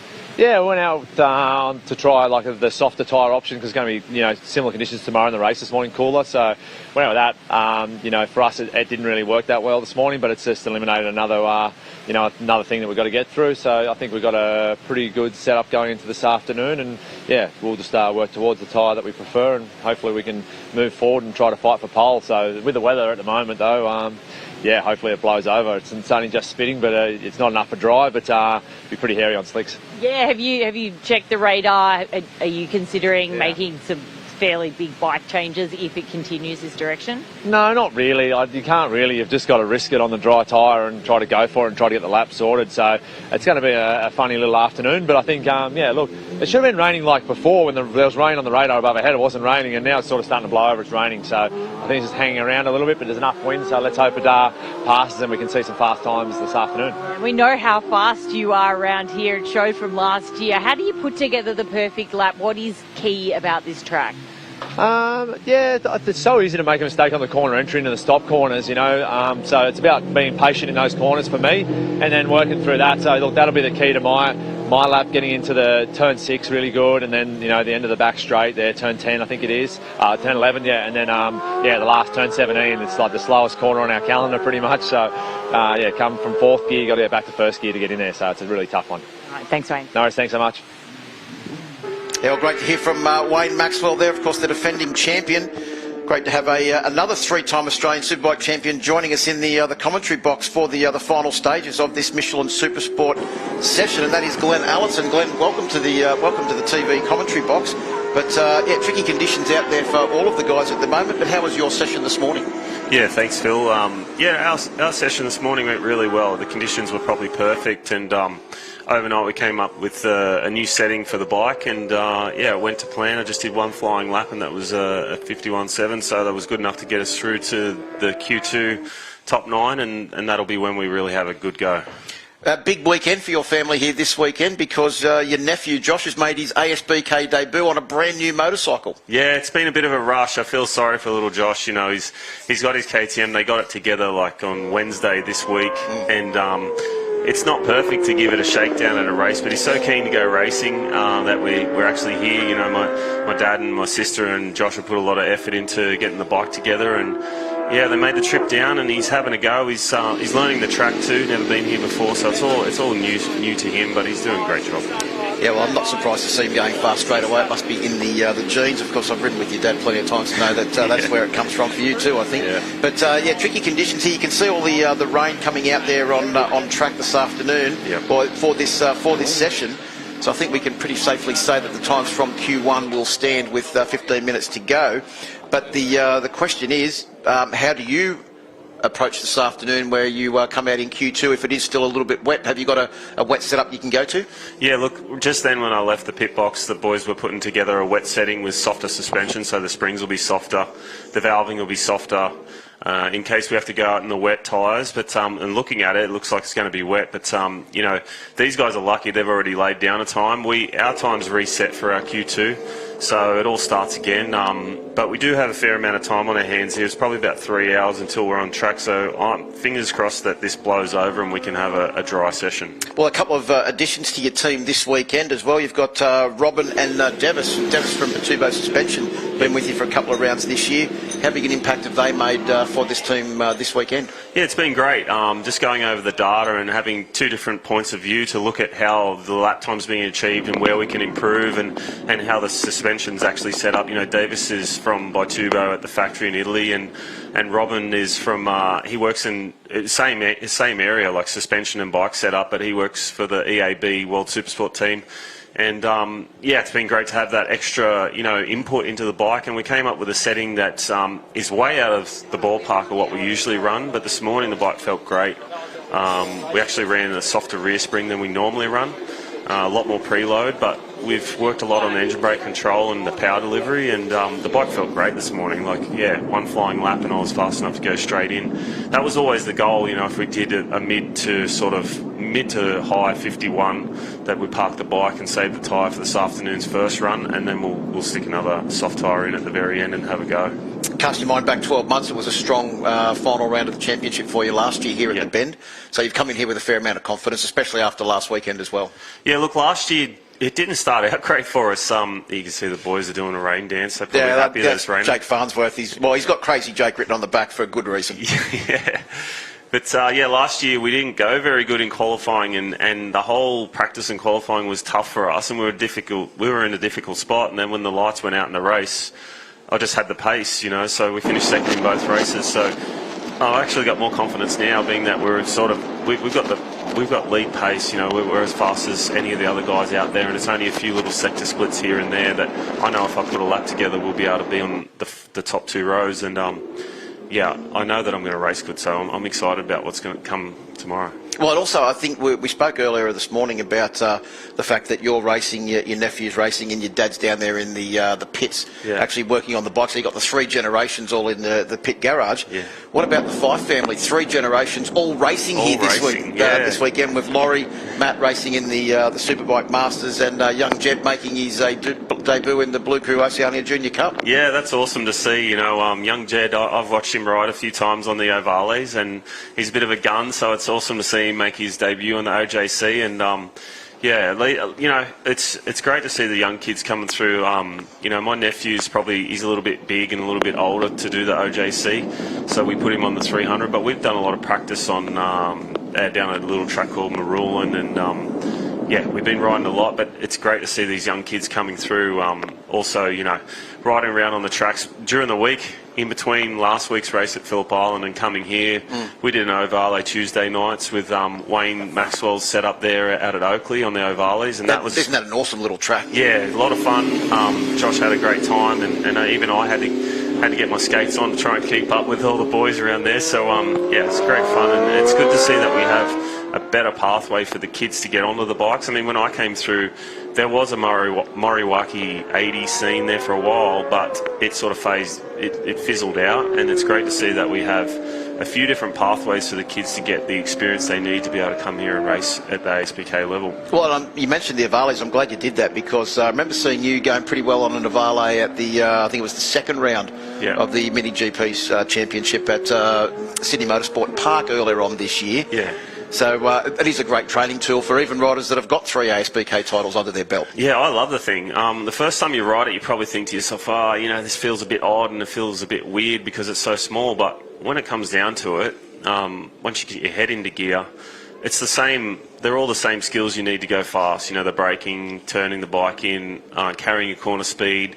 The bike's got really good power to weight ratio, so they can spin the tyre off the corner. So you got to manage the power that you have. So yeah, I love going out on the little bikes, and there's always someone, especially when you go somewhere new like I did down at Oakley. There's always fast guys that local guys that go fast, and it tests you. It's a test for you to go out and try and match, what the local guys can do. And Tom Bramage was out there, and as soon as I identified that he was the fastest guy on the track, I was like, right, I've got to try and beat this guy. And unfortunately, we ran out of time because I think he was a bit quicker than me in the end. Well, he's done a few laps around there as well, but it's a very tricky track. I remember going to the last round of the FI Mini GP series there at Oakley Kart Track, and the first thing I thought was, right, I want to get my little Mini down here and have a go at Moto Tuesday. So that's certainly on the cards. As we see Scott Nicholson head out on track to just have a look at see what the track conditions are like, with just on 9 minutes to go in this Michelin Supersport qualifying session. And we mentioned the Avale Mini GPs. Any chance you might be doing a couple of rounds maybe next year, Glenn? Yeah, I'd more love than to. one, hopefully. Yeah, my plan is to get a couple of I think it's dropped out. Come back to that. We'll come down to KP in pit lane for a quick update with just on 9 minutes to go. Yeah, so I've got Tom Bramich here. So, Tom, you can go back out, but you're choosing not to. Oh yeah, it's still wet here, Kate. It threw it down just before, and the track will dry really quick with the wind and the temperature. But yeah, it's still too wet. No one will improve their times from here. So better just to sit this one out. And we're third at the moment from the Q1 session this morning. Bit of a disappointing session. I think did 1.5 flying laps and made a bit of a mistake. So we're really looking forward to this afternoon session, but it doesn't look like it'll be dry enough for us. So yeah, third it is. Still a front row start, so I guess that's important here. Definitely, yeah, for sure. I'm still happy to be on the front row. Got really good starts last week, and hopefully we can do the same again tomorrow. Thanks, Tom. Thank you. Yeah, thanks, KP. Just looking at the screens there, Glenn, looks like the track might be starting to dry a little bit because Scott Nicholson on board the Yamaha R6 looks like he's starting to push on a little bit more than what we would expect if the track is dry. Oh, sorry, is wet. Yeah, it's difficult to see whether he's got wet tyres on or not, but the track definitely looks like it's dried out quite a lot, like you can see there through that corner. It's definitely dry out there. So, yeah, the wind is cracking along, so it's going to dry at a really fast pace, and I've noticed that this surface, still being quite new, it dries really quickly. Now, there was issues a few years ago with the track being very abrasive. Yeah. Not so much these days. Yeah, look, it still does work the tyre quite hard, but that's all temperature sensitive. You know, if it's cold and the wind's blowing really, really hard, the tyres seem to want to cool off really quickly down that big, long front straight, and so you get a lot of abrasion on the right-hand side of the tyre because it does the majority of the work, but it's getting cooled down the long straight. So the trick is to try and keep the temperature in the tyre. But yesterday afternoon when it was hot, we actually ran the softest of our tyres and it hung in there well. So it's all temperature based. That sharpness of the surface has been knocked off over the last couple of years. But you're right, when we came here the first time, the tyre wear was horrendous. Now, just getting back to before we went down to KP for that little update, you mentioned that you're trying to get a couple of bikes together for the Avales for the Mini GP. Yeah, look, I just want to have some bikes for myself to practice on too. I've got some other 400cc bikes. We've got a whole bunch of them at the moment. But the Avales are good fun. They're a physical workout, and it feels like a lot more effort to do a lap. So, yeah, just another training tool that I want to use to keep sharp on the bike. Yeah, well, you did very well at the second round of the championship where you took out the GP2 category. As we can see, some more rain falling down there in pit lane. So the unfortunate part about that is it looks like Steve Martin's pillion rides for today are probably going to get cancelled. So there's going to be some unhappy faces down there because they would be in their leathers all ready to go. And it looks like they're going to be denied the opportunity to sample the circuit with the 2009 World Endurance Champion and 1999 Australian Superbike Champion. Come on, he's a bit of a gun in the wet. I reckon he'd be all right if he just put some wets on the two-up bike and away he goes. The extra downforce from the pillion will sort it all out. He'll be fine. So lucky those riders that got in their pillion rides yesterday. As Nicholson looks like he's going to head back out on track again, yeah. So I think he must have some wet tyres in. He's got wets on, yeah, and that last lap wouldn't have helped him at all, being that the track looked like it was dry. But you can see the line he's leaving behind. There's water on the track there. So I said to the guys just about 10 minutes ago, this is probably one of the hardest tracks to ride in the wet that I've been on for a while, because we tested here a couple of weeks ago and it bucketed it down really hard.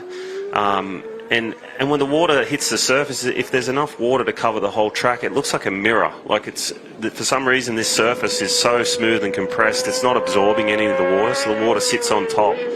And yeah, I think that we're going to have some problems. Like, it's going to be really tough if it's a full wet track. Well, the other thing is though too that with the qualifying 1 and qualifying 2, wet tyres mean that the tyre rule means that there's going to be maybe some spare tyres left over. Yeah, the tyres. So the tyre strategy is thrown out essentially. That's right. Yeah, we don't have to put stickers on the wet tyres, so it doesn't come into our allocation, and that will probably relieve a few guys in that first session that we did in time practice. A couple of guys put an extra rear tyre in, and that's a bit of a gamble. If you put an extra rear tyre in, that means that you're going to have to carry a front tyre on Sunday, and if we get a wet session this afternoon, they don't have to mark a tyre, then that relieves them of that risk, Yeah, certainly does, and there's only 4 minutes to go in this session and only one person out on track, and that is Scott Nicholson on board bike number 39. Just a recap of what we're looking at the moment. Our front row of the grid will be Harry Voight, Dallas Skier and Tom Bramich. Second row will be Ty Lynch, Scott Nicholson and Archie McDonald. Third row will be Jake Farnsworth, John Littris and Tom Drain. So back down to KP for an update with the rain falling heavily in pit lane. Yeah, it's falling very heavily. The ground is saturated. I've got John Littris here with me, who's leading the championship. Q1 meant P8 for you on the grid, which is a strange place for us to see you. Yeah, well, I made a little error in Q1 and didn't really go to plan. The team did a really good job of getting the bike all sorted. The bike felt great. I just made some errors and destroyed my tyre early, and I couldn't really do anything. So, but I'm still confident we can race forward from 8th. It's not. I've been further back and raced to the front before, so I'm not too worried with that. It's just would have been nicer to start a bit further up. It's an excellent attitude to have. Your thoughts on this track? Are you a fan? Yeah, I like this track. I'm actually getting liking it more and more every time I go out on it. And I was really keen to go put a lap time in then, and I even went out when it was half dry, half wet, but it was a bit too wet to do anything. So yeah, we had a go, but I think there's racing tomorrow, and we'll see how we go. Exactly. It's all about tomorrow. Thanks, John. Cheers. Well, I suppose most importantly for John Littris, it was not Ty Lynch or Tom Bramich that take the point for pole position, and Glenn, he goes into the final races tomorrow with a 26.5 point lead. Yeah, 26.5 points that's a handy margin to have. Basically, if he finishes in front of either of those guys, Ty Lynch or Tom Bramich, the championship's over. They're going to have a hard time reeling back in that many points when there's only 50 points available. He's just got to play it smart, and that's probably what we saw in that first session, is maybe the nerves coming in, and maybe that's why he's a bit further back on the grid. He's just trying to bring it home. Well, and also the John Littris of a couple of years ago probably wouldn't have had the mindset to go in with that right frame of mind. But what we saw at Morgan Park, where his bike was cutting out in the first race, but he had the mindset just keep stopping the bike, turning it off, turning it back on, getting round and getting 13th place and scoring some championship points. That's part of the reason why he's coming in here with a decent points haul, rather than just throwing it on the side of the road and walking back to the pits and not scoring points. That's what it takes to win a championship, as you well know. Yeah, absolutely. There's a few young guys that I do a bit of work with, and especially my nephew, and the one thing I always tell them is, if there's a possibility to finish the race, you have to get that motorbike to the checkered flag, because any point is crucial, and sometimes you just aren't really aware of how crucial even 2 or 3 points can be towards your championship total. Yep, as Max Biaggi knows, when he won that World Superbike Championship by half a point, as we see Scott Nicholson there have a bit of an out-of-the-seat moment. I think that was that coming out of that very tight corner, turn 17, yes. The penultimate corner that comes right back on itself. We heard Wayne Maxwell saying it's one of the slowest corners all year on the circuit. Yeah.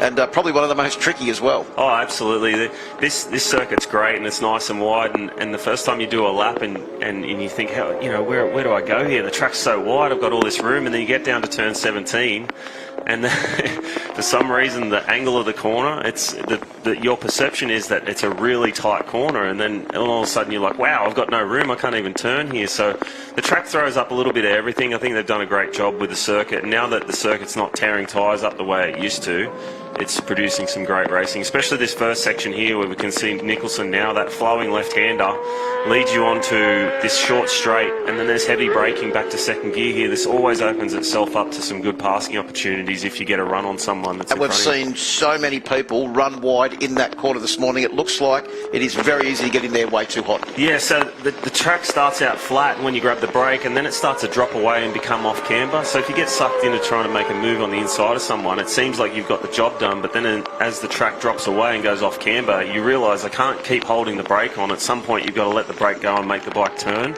That's why we see people running wide there a lot. Then we've also seen a few riders get into difficulty around this series of fast right-handers around the back end of the circuit from turn 7 to turn 10. And that leads us down, of course, to the turn 12 area, where a couple of riders have already come to grief, and then the run up that back straight, which also looks critical as well. Yeah, look, that whole section from, say, turn 6 to turn 10, that is one exhilarating part of track. When you first come here, it's blind, so you can't see where you're going to end up going down that hill, but I can tell you it's fourth gear on a Superbike, and when you get it right, it is really exhilarating, especially when you get down to the bottom there where the bike G's out, and then you come through turn 10. It's a shame that the pits, everyone in the pits can't actually see that part of the track because it's really good. It's a long way from the pits as well. Yeah. So you don't want to crash there because it's a long walk back as we see Nicholson going through turn 17 now and coming up to ride your motorcycle to Work Week corner, the final corner at the Bend this weekend, and out onto the straight. Checkered flag is out, so the session will be finalised, and those provisional grid positions will now become the grid positions for the races for this weekend. All of those times from qualifying 1 will be the times that stand. No one was able to improve in Q2. So it will be Harry Voight, the only rider in the Thriller Motorsport team to so far secure a pole position. Jack Miller will be trying to do that later on this afternoon in qualifying 2 for the Alpinestars Superbike class. Looks like Jake Farnsworth's gone back out to sample the circuit on a wet circuit as well. Yeah, so Harry's taken pole by a pretty big margin there, 1.2 seconds. It seems like he's got quite an advantage over the rest of the field, and it's a surprise to me, being that it's probably the first time he's ridden this bike, and he's been overseas all year, and he's turned up and banged it on pole. Yeah, so, well, he raced here last year, but I don't think he had the best of weekends from memory. Yeah, he's definitely on it this weekend though, so yeah, that's good to see. So Harry Voight will start from that front row of the grid with Dalaskier, the local man, and Tom Bramage, who sits third in the championship, 1 point behind second place Ty Lynch, but also Tom Bramage coming off that weekend, last weekend, where he scored his first ever victories in the Michelin Supersport category, and he will join Skier and Voight on the front row of the grid. Then the next row of the grid is Ty Lynch, that sits second in the championship, importantly starting out of 4th position, along with Scott Nicholson and Archie McDonald. Great to see Archie, another rider back from doing great stuff overseas this year. He will start from the second row of the grid as well. Farnsworth, that you just saw out on track, will start out of row 3 with Littrus and Tom Drain. So plenty more action coming up this afternoon from the Bend Motorsport Park. Dunlop Supersport 300 qualifying 2 will be straight after lunch. Then we've got the first race of the weekend for the Horsell Australian sidecars. Blue Crew Oceania Junior Cup qualifying will be up as well, along with qualifying 1 and 2 for the Alpinestars Superbike. So, as we said, Harry Voight, Dalaskier and Tom Bramage will start from that front row of the grid. Thank you very much, Glenn Allerton, for joining us up here in the commentary box. We look forward to seeing you on the Spectro Performance Oils .film BMW M1000RR down there this afternoon in qualifying 2. Yep. Thanks. And that will be out on track. You'll be out on track, Glenn, at 25 minutes past 3 South Australian time. Hopefully it's a dry track by the time we get out there. I think everyone's got their fingers crossed. Thanks very much, Glenn. Thanks. And the lunch break coming up now, so we will be back with more action here at 1:30 local time with the Dunlop Supersport 300 qualifying 2 session out on track first up after lunch.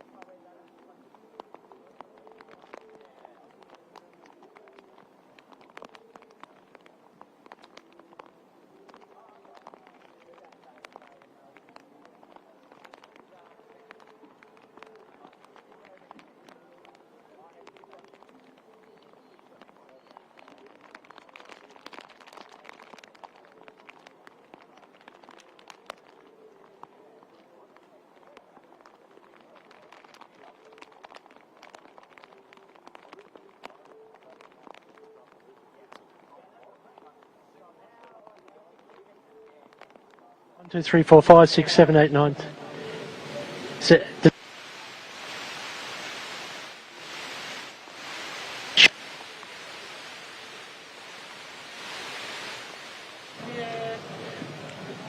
All right. 1, 2. All right. We'll give that a go.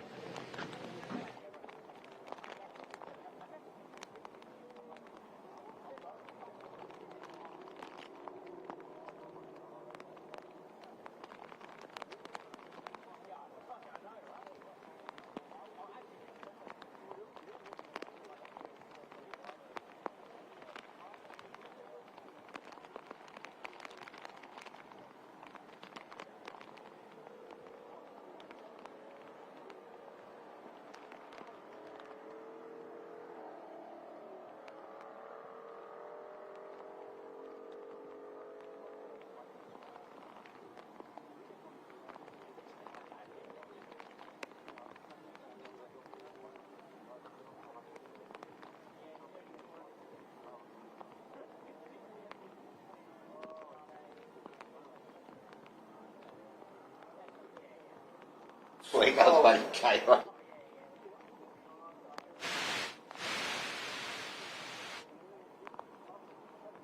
Super.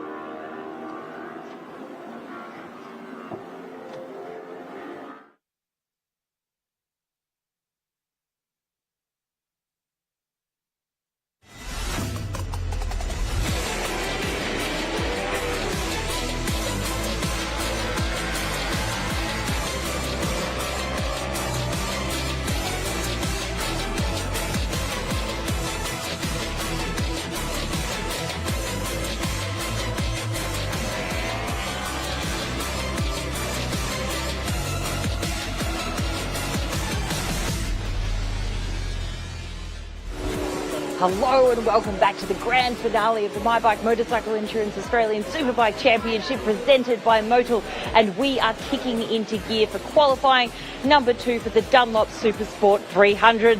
Boys, I am throwing it up to you in the commentary box. Enjoy this session, Phil and Steve.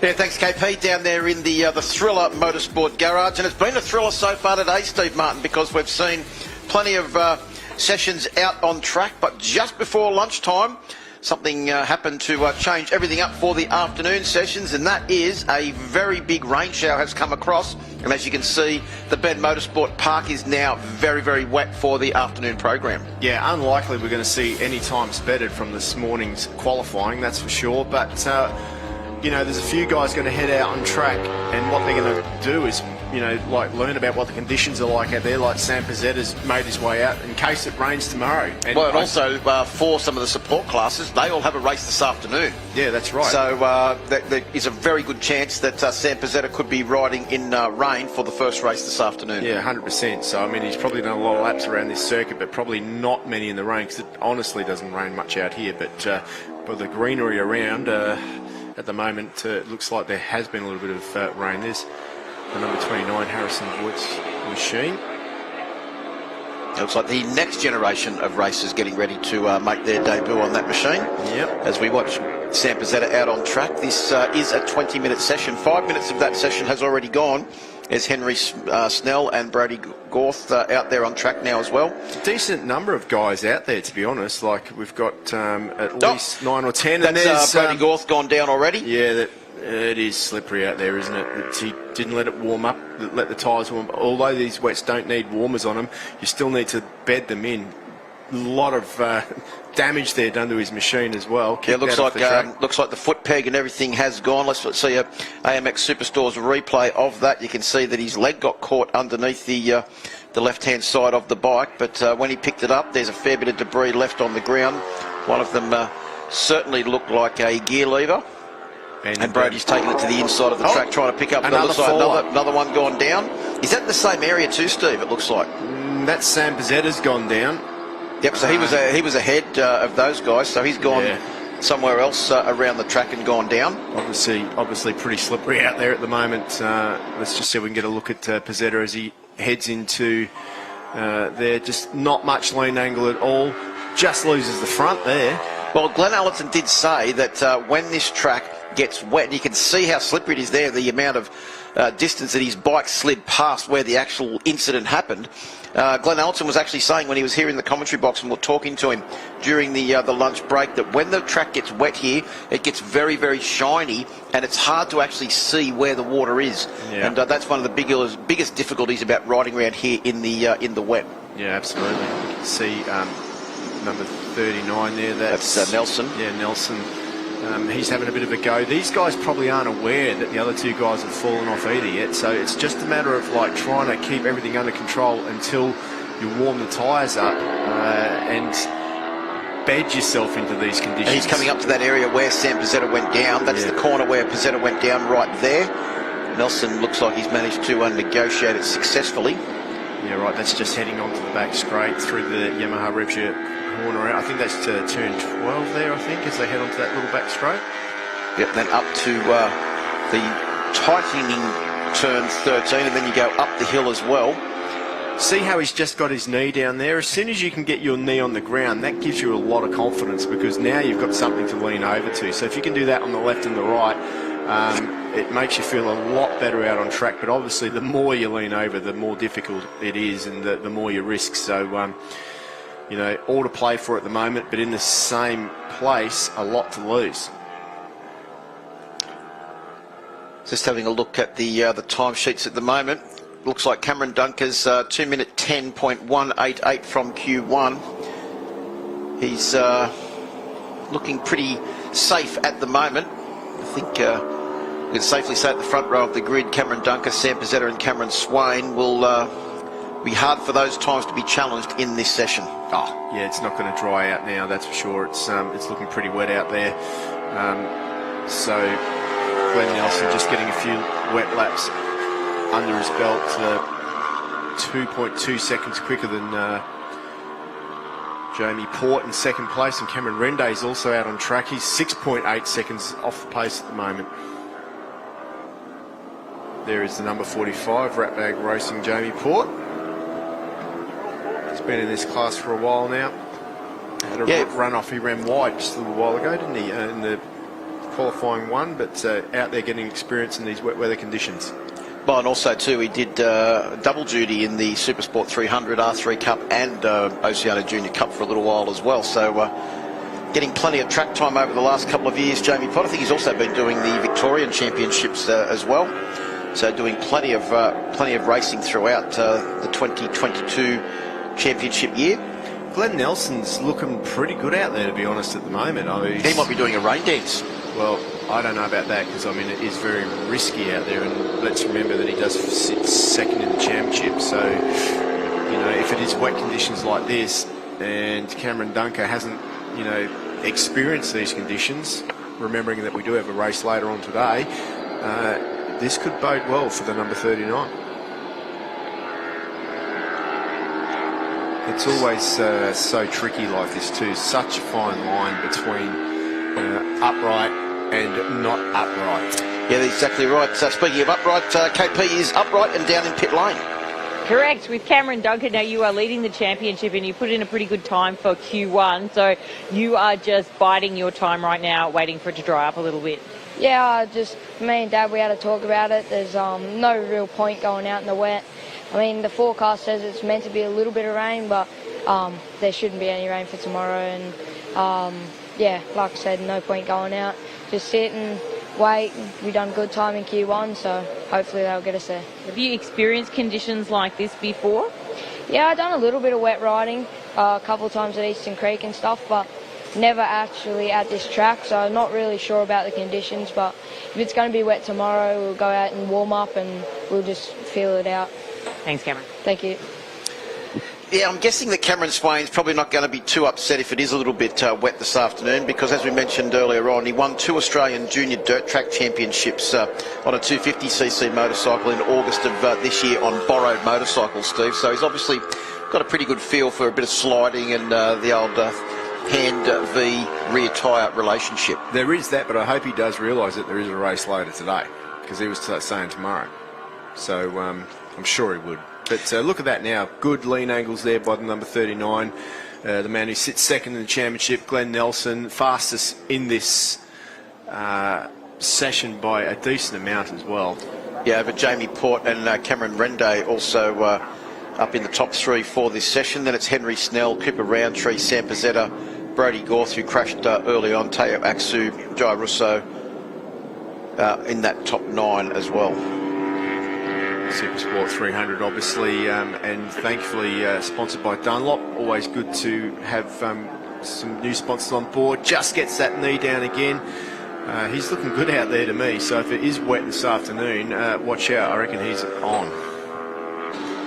Yeah, of course, I've struggled to pick him up now on track, because we're used to Glenn Nelson wearing the Jack Miller replica helmet for the first half of the year, but then I think he crashed in it and it was damaged, so he had to get a new AGV helmet, and this one's all black. Certainly doesn't have the presence of the old Jack Miller replica. Well, I'm sure that his presence and the presence that he wants to show off is that number 39 getting over the finish line first. And to be honest, the track is staying wet now. If we have another shower in an hour or so, it's still going to be wet, which means that these laps, he'll be one of the guys that have gone, I am glad that I've done these laps, because I know what it's like now. Imagine being Cameron Dunker, sitting this out, leading the championship. And how many points are in that championship at the moment? 26.5. 26.5. No, actually, the Dunlop. That's the other one. That's 59 points. 59 points is the other lead. It is a massive lead, but I tell you what, if you lost 25 points here, that'd put a lot more pressure on Cameron Dunker tomorrow. Well, Cameron Dunker's going to take a point for pole position, so that will push his lead out to 60. So he needs to be 50 points ahead, or 51 to be safe, points ahead of Glenn Nelson heading into tomorrow's 2 races to tie up the championship this afternoon. Yeah, I think Nelson's had enough. He's got a taste of the conditions. There's a red flag with 7 minutes to go. Okay. Looks like someone has come down. I'm not sure who that is. Okay, it's a red flag due to circuit conditions, due to the slipperiness of the circuit, I would think, but it could be the debris also left on the track by the faller earlier. So we just need to wait to clarify what those reasons are. Yeah. So he's come back in, and I think he's indicated that over in one of those corners over there, it's very, very slippery. That was an indication, yeah. It looked like pumping in the rear. Obviously, when you head out onto a circuit and it's wet, you modify your bike. You put softer springs in the front, softer springs in the back, take the compression off, and modify the bike for the wet conditions. Maybe it's a bit too soft. Head down to KP. Got the OJC kids here. What do you guys think about the conditions out there? It's going to be good. I love the wet. It's the funnest conditions. Doesn't look sketchy? No. Okay. Yeah, you're brave. I like it. What about you back here? I love the wet also, but it's sketchy as. Yeah, okay. Got to be a little bit careful. And you? What's your opinion of what's going to go down this afternoon? I don't really like the wet, but it's qualifying, so nothing's going to change because we already had a qualifying this morning. So I guess we just got to go out there, see what the track conditions like for the race. So yeah. Yeah, very much so. Okay, brave words there. Thanks, boys. It's a red flag due to potential oil on the circuit. There you go. So perhaps there's some sort of oil on the circuit through one of the corners from when we've had a crash earlier on. Right, well, while this red flag stoppage is here at the Bend, we'll have a short break. 7 minutes to go in the Dunlop Supersport 300 second qualifying session. More action coming up very shortly.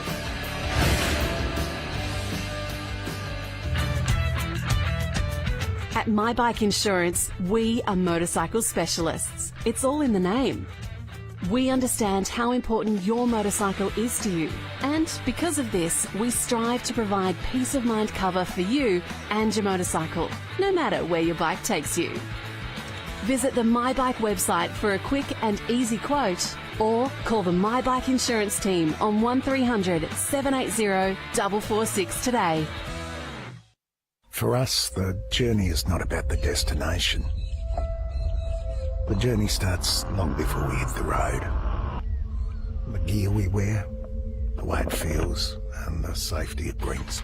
Some say the journey never ends, but it has to start. Start your journey with AMX Superstores. Why? Because we ride too. Enjoy the journey with AMX Superstores.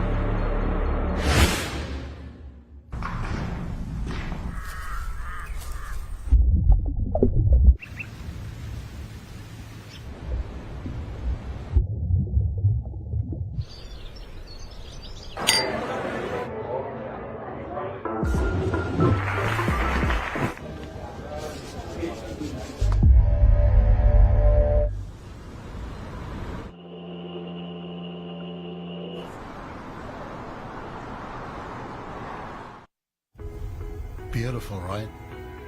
But look further. You'll see them. They're a restless bunch in search of beauty.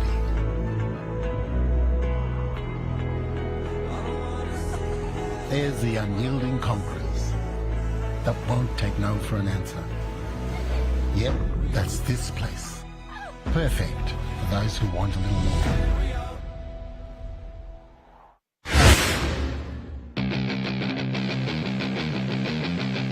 Welcome back. I've got Connor Hogan here. Now, Connor, you are on a trials bike, as I can see underneath you, a gas.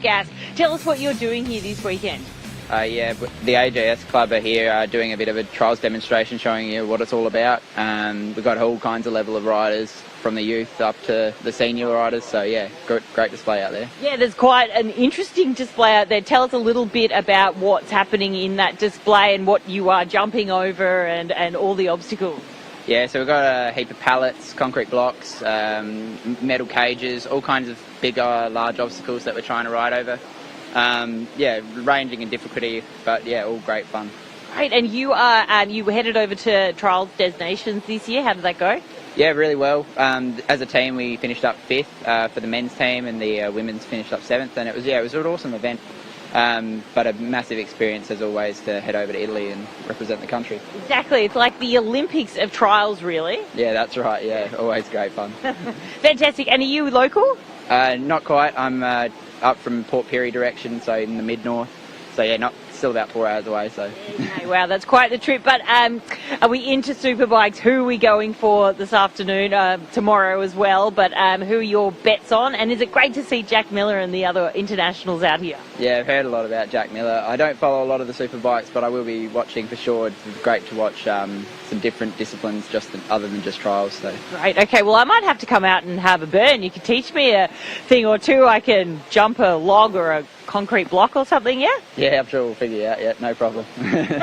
Or fall on my face. One of those options. All right, boys. Thanks for chatting, Connor. Back to you. I imagine you'll be a keen spectator down there, Steve Martin. You love a bit of trials action, but you also love riding superbikes, and it's time to take a hot lap around the Bend Motorsport Park in slightly better conditions yesterday on board with Troy Herfoss. Absolutely, as we head into turn one there, into Motul corner, back into second gear, quick blip on the throttle, flip over to the left-hand side and into Pirelli. This is the first U-turn on this circuit. Keep that mid-corner speed up, get on the gas nice and early, drive out, short shift, up through Ducati corner, and then flip it over to the left-hand side. Really keep the revs up through there, and right on the edge you can feel the bike sliding hard on the brakes into turn 6. We've seen a lot of trouble there. It turns back on itself, get on the gas nice and early once again. There's a lot of different lines through this part of the circuit, but threading the eye of the needle from this point on is what it's all about. Down through turns 8, 9, 10 and into 11, you really have to hold it all together, and you can see it's pretty much one line. Flick over to the left again, then back down through the box. You have to get that part right.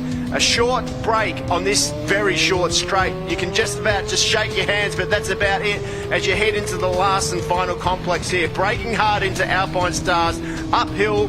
Once again, on the gas, a short burst with an overtaking spot right here. We saw Jack Miller get taken out there last year. On the left-hand side of the tyre, through Suzuki, out to the edge of the track and into Honda, trying to hold it tight all the way through this corner. Back flip over the flip-flop area and braking hard down into Michelin. This is turn 17 and it's hard because it turns back on itself. It's important to get it right though, because this is the start of the run towards the start-finish line. One more corner to go. Turn 18 before you get onto that My Bike start-finish straight, tucked in behind the screen, reaching up to speeds of 290 kilometres an hour on this fantastic track. Well, we're on board with Troy Herfoss. Let's go down to KP, who is with the man that we just took that lap with. No, I had a good night. I couldn't quite advise. I've got Troy Herfoss here with me, and I caught Troy having a look at this trials bike, Connor's trials bike. Have you ever ridden one? No, well, my dad had a really old one when I was a kid, and I learned to change gears on it, and I loved it. But yeah, funny story. The first time I ever went to a casino, I was at a motor show that day, and I thought, oh, geez, I'd love a trials bike. And yeah, I could not lose at the casino. My first time. It happens to everyone, doesn't it? And I think I made a couple of $1,000 that night. I don't go to the casino usually, but anyway, this is my first and only real time. But yeah, still couldn't afford to. I think I paid my car off or something at the time. But yeah, never got my trials bike. But one day I want to get a late model one and try it. Yeah, there's still time. But anyway, back to serious business, because you are going fast this weekend. Yeah, it's really good. Making hopefully a return back to form. Like I've felt good for the last few rounds, and now I'm starting to. Well, the guys are getting the bike to work for me, and I'm adapting to what the bike wants to be ridden like. Basically, the bike's so different to what I've been used to, and yeah, I'm starting to feel really comfortable. So enjoying it a lot. All the pieces of the puzzle are coming together when you need them the most, which is the grand finale, because it would be so great for you to go out with a bang. Did you have to change the setup a lot to adjust to this track from Phillip Island? Yeah, we actually made a big step at a practice here before Phillip Island, and then sort of confirmed that we've made improvements at Phillip Island, and then yeah, we've definitely changed the bike from Phillip Island here. Phillip Island's its own track, so it's hard to sort of go to Phillip Island with the same setup to anywhere really. But yeah, as far as the electronics go, we're starting to get the throttles to do what I want them to do, and it's a lot of fun to ride at the moment, I can tell you that for sure. Oh, that's so good. And conditions, I guess, this is a big talking point right now, because it's still coming down, it's still pretty wet out there. Yeah, I mean, luckily I'm in a position where we've been strong in both conditions, and but honestly, it's going to be dry. Like, I think there's some blue skies coming, and the wind's quite heavy here, so I'm confident. We've got 2 hours or so. It's going to be dry. All right, it's going to be dry. He's calm, he's cool, he's relaxed, Troy. You're going to be dangerous. We look forward to seeing what you can do out there. Thank you. Thanks, mate. Thanks, KP. Thanks, Troy Herfoss, for the update from pit lane. Plenty more action coming up. 7 minutes to go in Dunlop Supersport 300. We'll have a short break here from the Bend Motorsport Park.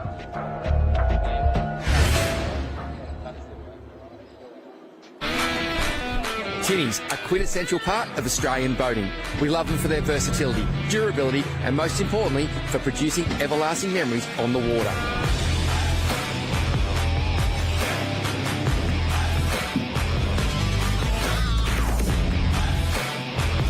The ultimate tinny setup demands the ultimate outboard motor, and Suzuki's large range, portable and mid-size outboards are the perfect choice for the Aussie fisherman. At My Bike Insurance, we are motorcycle specialists. It's all in the name.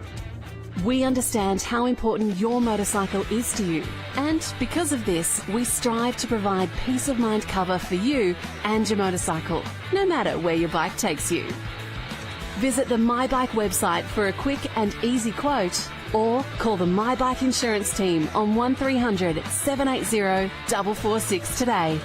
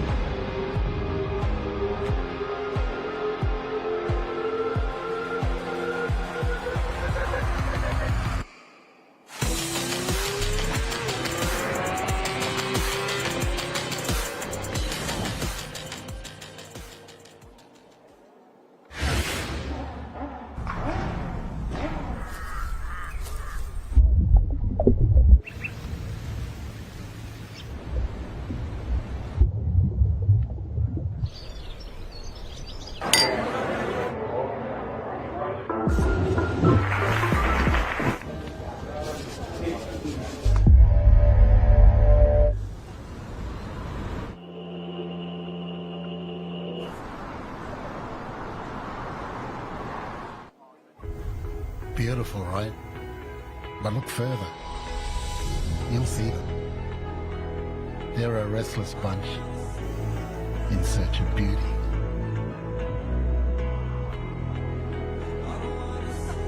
There's the unyielding conquerors that won't take no for an answer.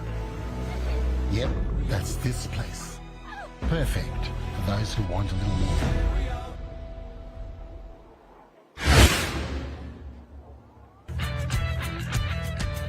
At My Bike Insurance, we are motorcycle specialists. It's all in the name.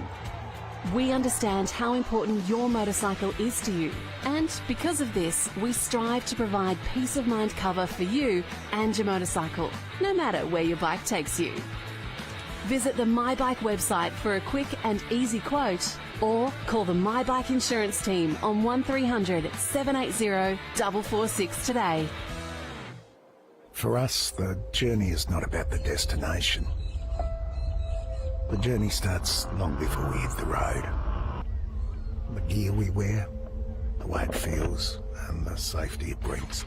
Some say the journey never ends, but it has to start.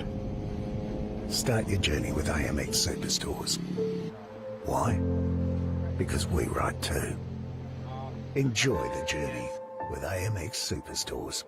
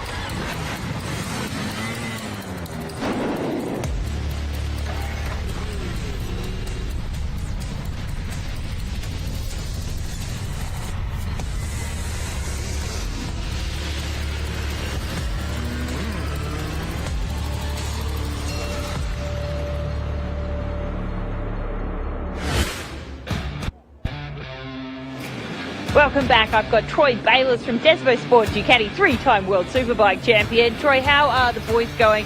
You had some repairs to do after yesterday. Was it a late night, and is anybody a little sore? Basically, both the boys are good.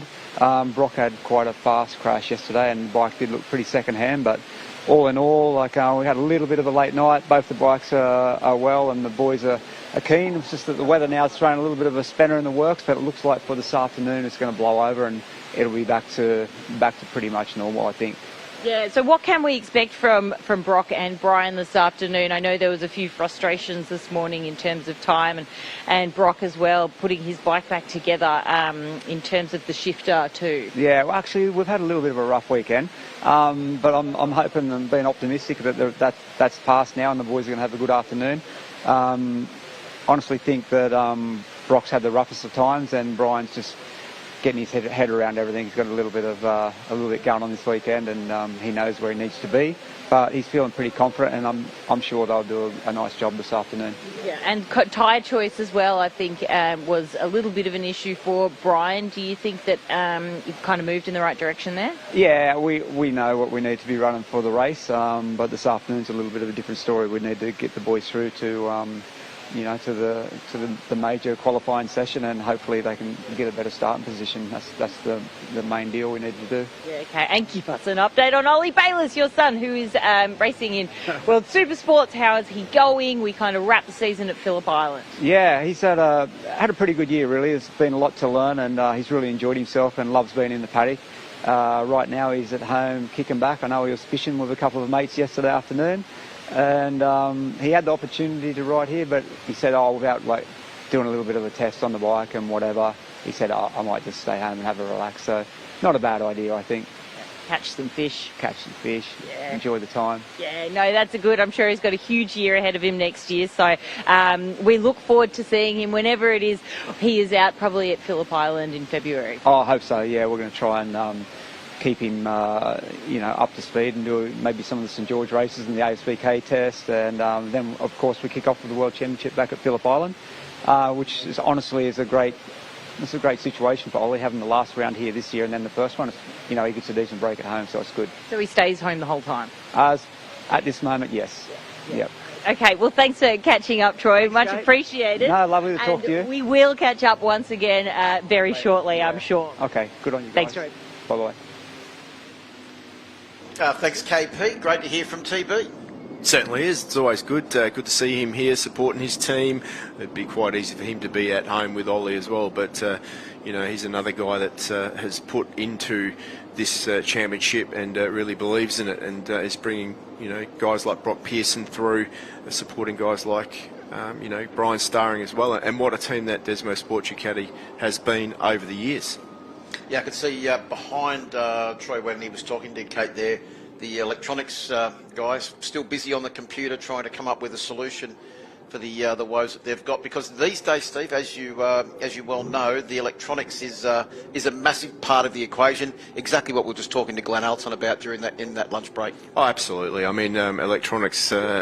The bikes now have, unlike a road bike, you get on it and ride it, which has a lot of electronics on it, but it's very far away from the limit. These bikes are so close to the limit with their electronics now that they even have torque maps. And what I mean by that, second gear in one corner makes a certain amount of power, second gear in another corner makes another amount of power, so you sort of got to set the power up for every condition, and you can see there that looks like a part of the issue when you've got to get Big Chief Hire in to clean the track off. It's a big issue. Yeah, it looks a big job. You know what I think it is? I think maybe that's where, was it Glenn Nelson that went down there? I think it could have been whoever it was that went down there, and where the foot peg spun around, perhaps there was fuel that's leaked out onto the track as well. So whatever they're doing, they're squirting that off. Looks like, correct me if I'm wrong, but that looks like some sort of bird of prey. Well, I was just going to go as far as say that's a bird. Well, it is a bird, yeah, that is true. So we just spoke to Troy Bayliss from Desmo Sport Ducati. Now she's with their star rider, Brian Starring, who sits second in the championship. Yes, Brian, so tell us how your session was this morning in time practice. Not really very good. Definitely not good enough.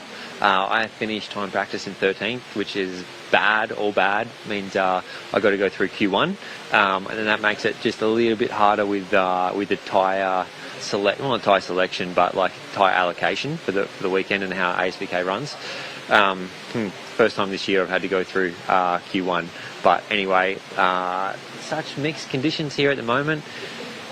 if it's wet, then it actually doesn't change anything because basically the wet tyre allocation's free and that's fine. And if it's dry, well, I guess we'll just see. It's about time for me to pull something out and get a solid lap time in, and hopefully this session's the one it's going to happen in. Does that add a lot more pressure to the process, having to go through that extra qualifying session? I don't know about like pressure is not such a big deal. It's more like I guess there's pressure because of the tyre thing. That's what makes it more. It puts you on the back foot, and you're in the position where you need to consider using another tyre, or then which forces you maybe to carry something later on. But look, we'll see. Maybe this might just work perfectly into my favour with some poor weather here at midday. But otherwise, don't know. The cards are still unfolding in front of us, so we can't make too many decisions right now. And you haven't raced on this bike here before, so this will all still be quite new to you. Yeah, I mean, yes, but we've been here and we've done some laps here, and everything's really, realistically, it's all pretty familiar for me. But the bike's certainly a pleasure to ride here. We're just looking at poking it a little bit further up the timesheet. Okay, well, good luck out there. Thank you.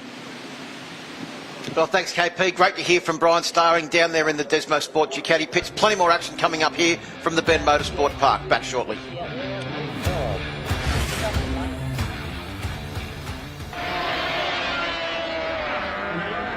Now, in order to celebrate Yamaha's 60th year of competing in Grand Prix, Yamaha is pleased to announce the all-new YZF R7.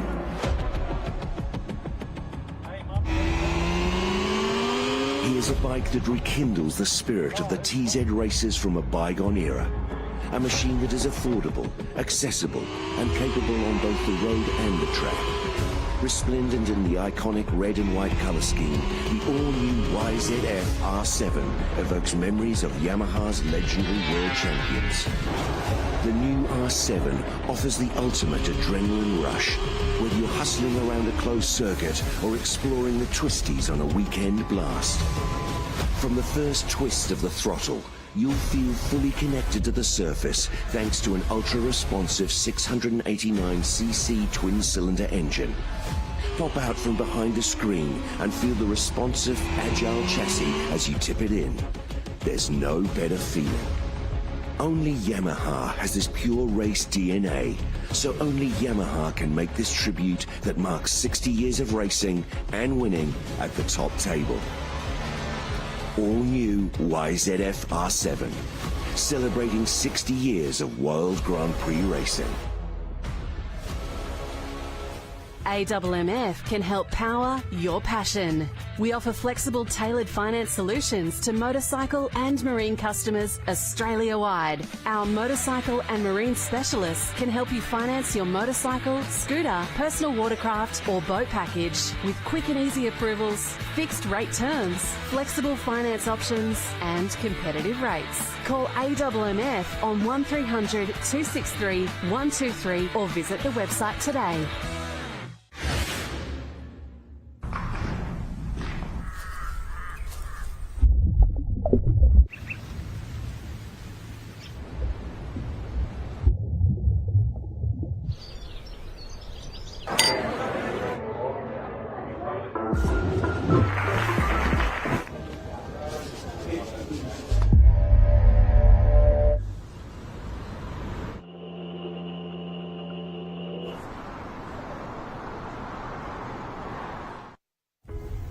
Beautiful, right?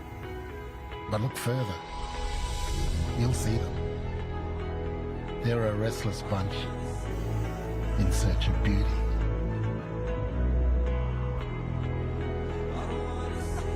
There's the unyielding conquerors that won't take no for an answer. Yep, that's this place. Perfect for those who want a little more.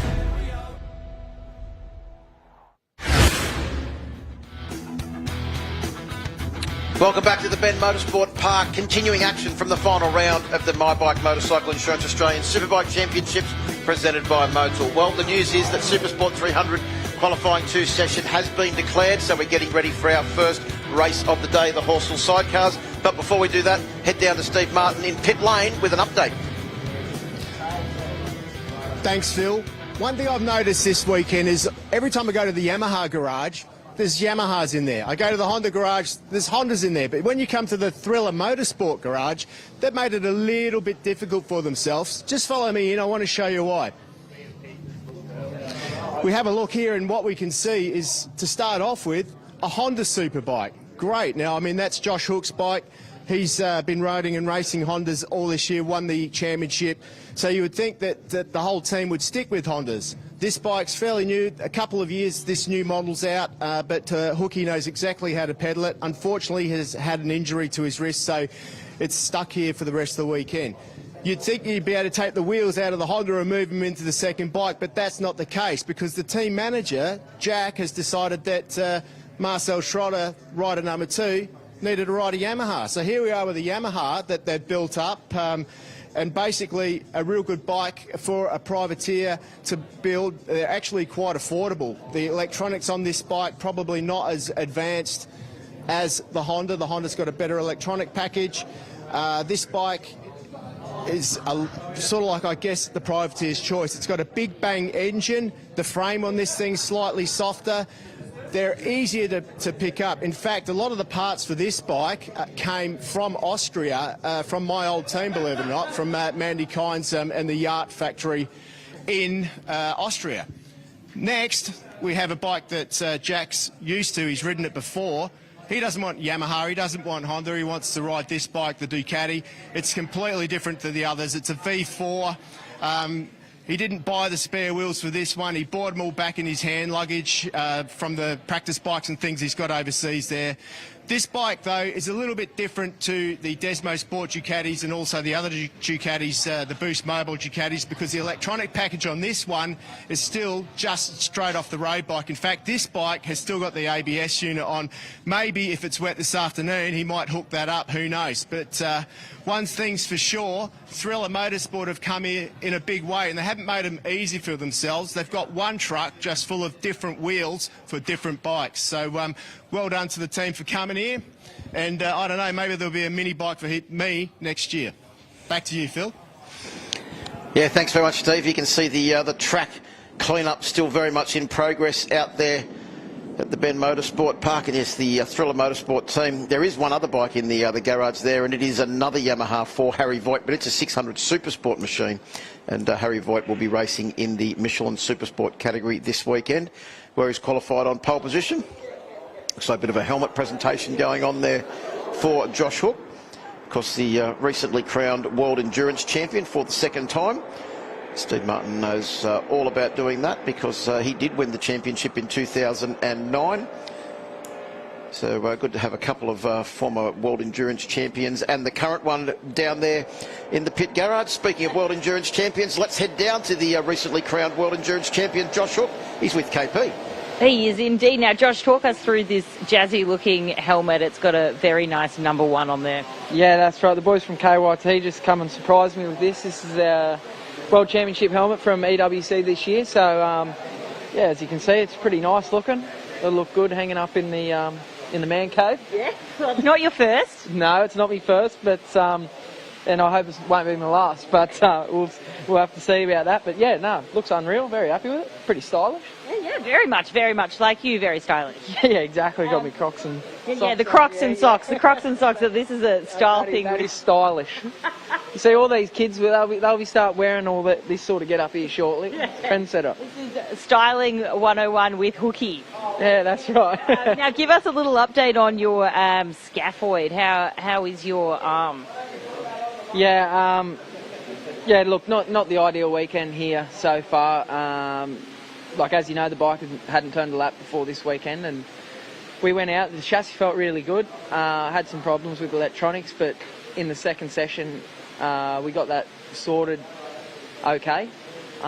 With the control work, and in the beginning, early throttle track control was working good too. And yeah, it just caught me out really, and high sided out of turn 12, quite upright, strange crash, but went over the high side and come down on my wrist. So this point in time, there's obviously something wrong with it, and we'll head in and see the specialist on Tuesday for further look at it. Yeah, well, I mean, you don't crash all year, then you wrap the year with a crash. Yeah. I mean, I shouldn't have said anything to anyone really, but until early next year. But these things happen. It's all part of racing.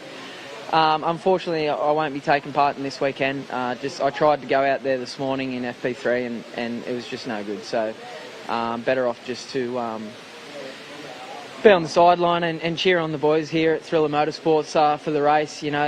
What Jack and everyone here at Thriller Motorsports has done an amazing job, as you can see. We're here, we look good, and the guys have done an amazing job on the bike. So I think they'll be real competitive for the race, and unfortunately I won't be taking part, but we'll be here, we'll be supporting them. Yeah, you can be the new crew chief or whatnot. Yeah, grid girl. That would work well too. Well, you're here to have a good time still. You're going to enjoy it with your mates, so you can still enjoy the weekend. Yeah, for sure. I mean, last round of the championship too for the OSBK guys, so it'll be a good race and nonetheless. So I'm just happy to be here. Thanks, Hookie. Thank you. Cheers. Yeah, thanks, KP. Great to hear from our most recent world champion, Josh Hook. As he said, not the first time he's had the pleasure of winning a world championship, and great to see him representing Australia and doing a great job with that Honda team in the World Championship that probably does more laps than any other championship in the world at the completion of the year. And hopefully we'll see him back in that championship as it gets underway in the new year as well. Looks like the rain may have just subsided a fraction here at the Bend Motorsport Park. Hopefully that track will start to dry up very, very quickly. As we can see, there's some people that haven't been stopped by the wet weather. The go-karts are still going on next to the circuit here. Plenty of motorsport happening around the little precinct here at the moment. Go-karts. You can see the go-karts over there in the background. Time to head back down to pit lane. An update from Steve.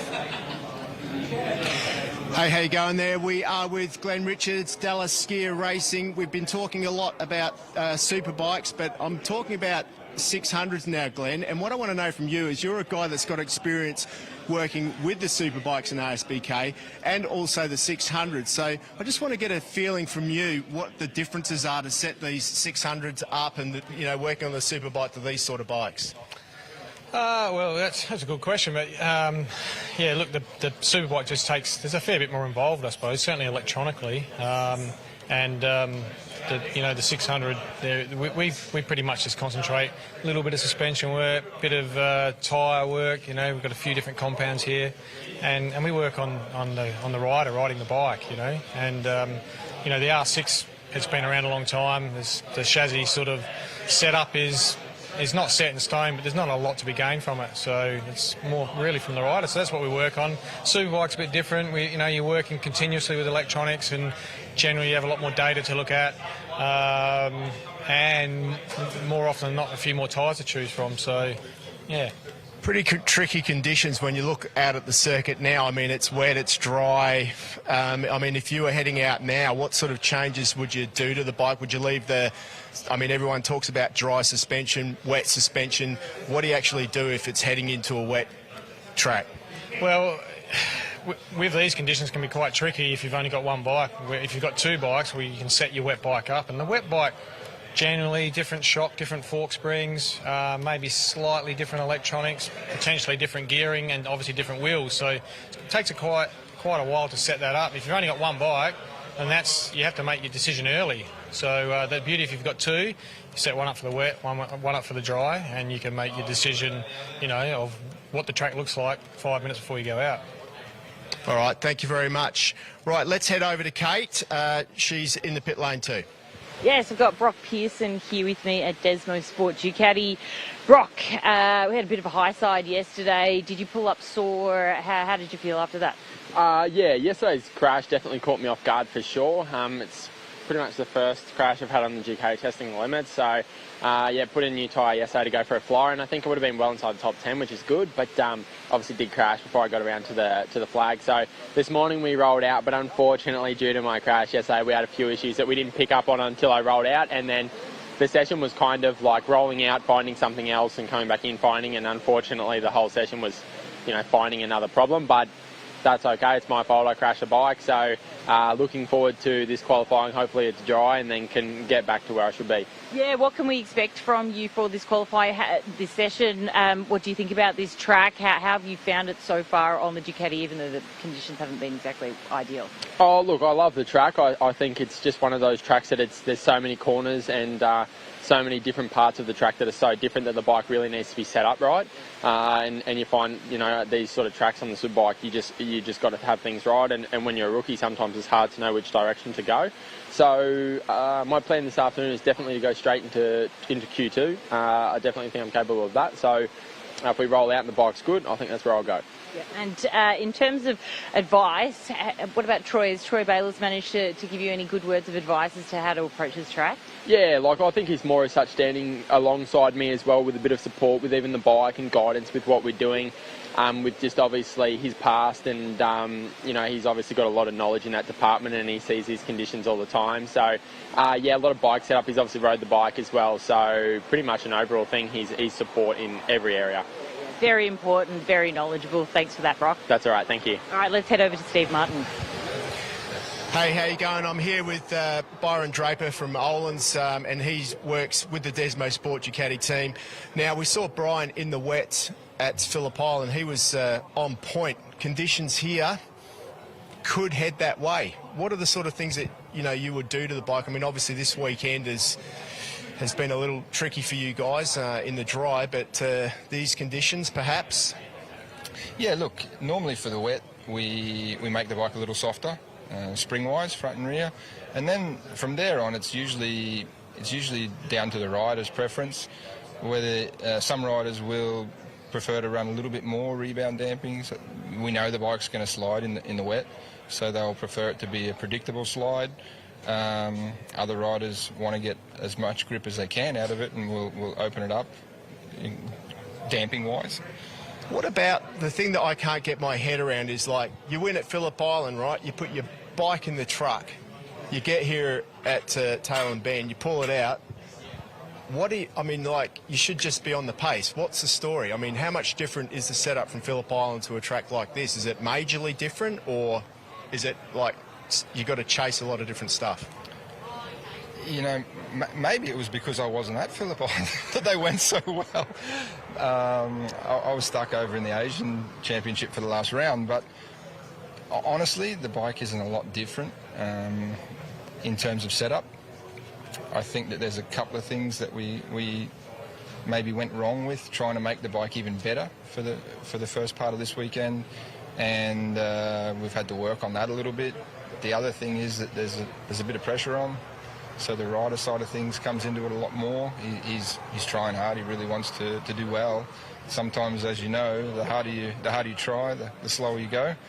So it's really about checking the data, trying to figure out and understand why we're not at the pace that we tested here with, and working from there to make some adjustments and make him comfortable on the bike, and just reminding him too that he can do it. We know that both riders are fast, so we know that they're both able to do it.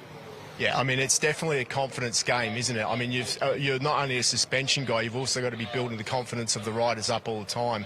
I mean, is that something that, as a suspension technician, that you find you also got to work on the mental aspect of things as well? Yeah, look, 100%. And my role here is a lot different to straight up suspension technician. I work a lot with the riders, and especially with Brian, somewhat of a crew chief, you would say. Benny and I sort of share the role, and definitely, even in my role as a suspension tech for all the years in Europe, if I tell the truth, it's maybe 80% mental, and what you say and how you say it and when you say it, rather than what click position the forks had.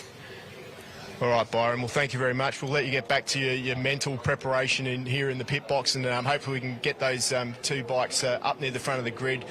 Starring, he sits second in the championship, so it's going to be all to play for him here this weekend, that's for sure. Let's head to Kate. Yeah, I've got Dallas Skier here with me in the Michelin Supersport 600 class. Now, you have secured a front row P2 start, which is the best qualifying for the season for you. Yeah, no, I was happy with that.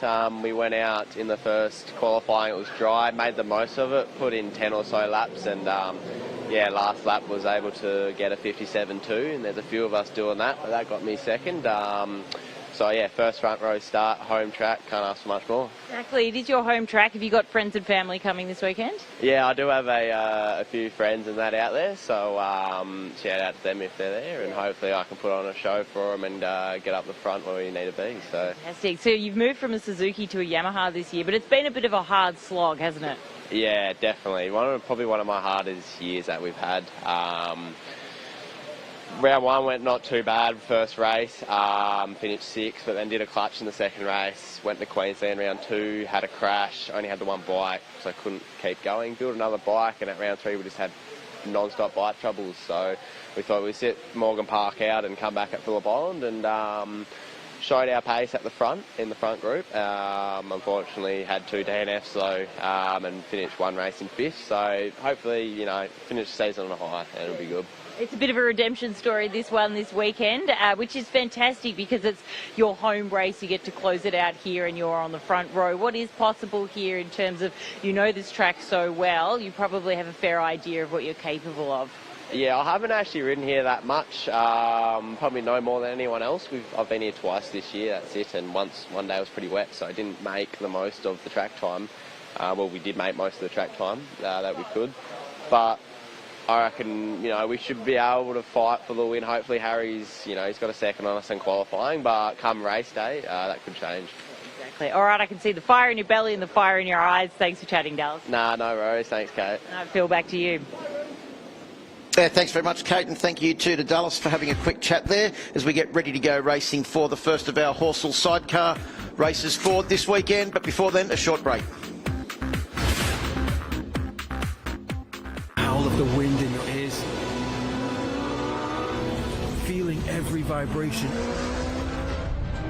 every inch of the tarmac. Just right.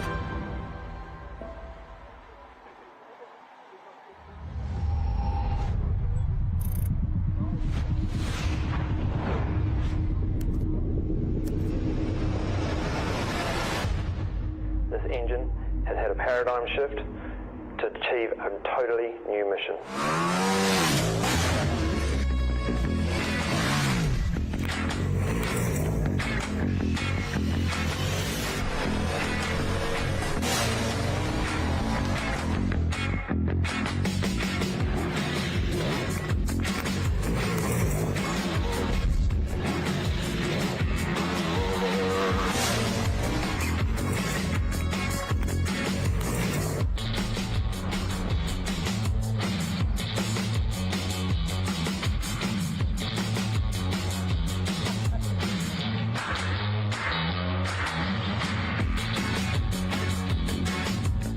AWMF can help power your passion. We offer flexible, tailored finance solutions to motorcycle and marine customers Australia-wide. Our motorcycle and marine specialists can help you finance your motorcycle, scooter, personal watercraft or boat package with quick and easy approvals, fixed rate terms, flexible finance options and competitive rates. Call AWMF on 1300 263 123 or visit the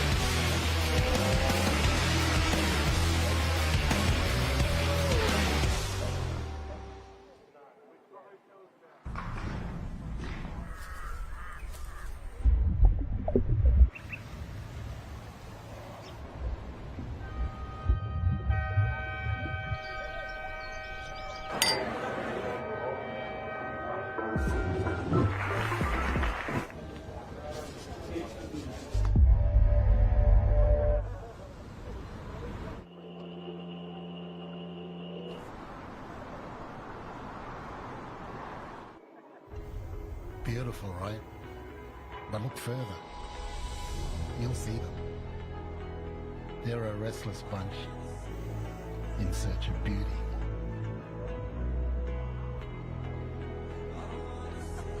There's the unyielding conquerors that won't take no for an answer. Yep, that's this place. Perfect for those who want a little more.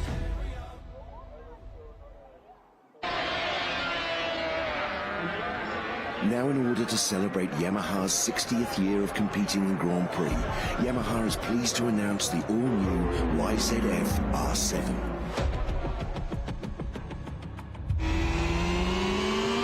Here's a bike that rekindles the spirit of the TZ races from a bygone era.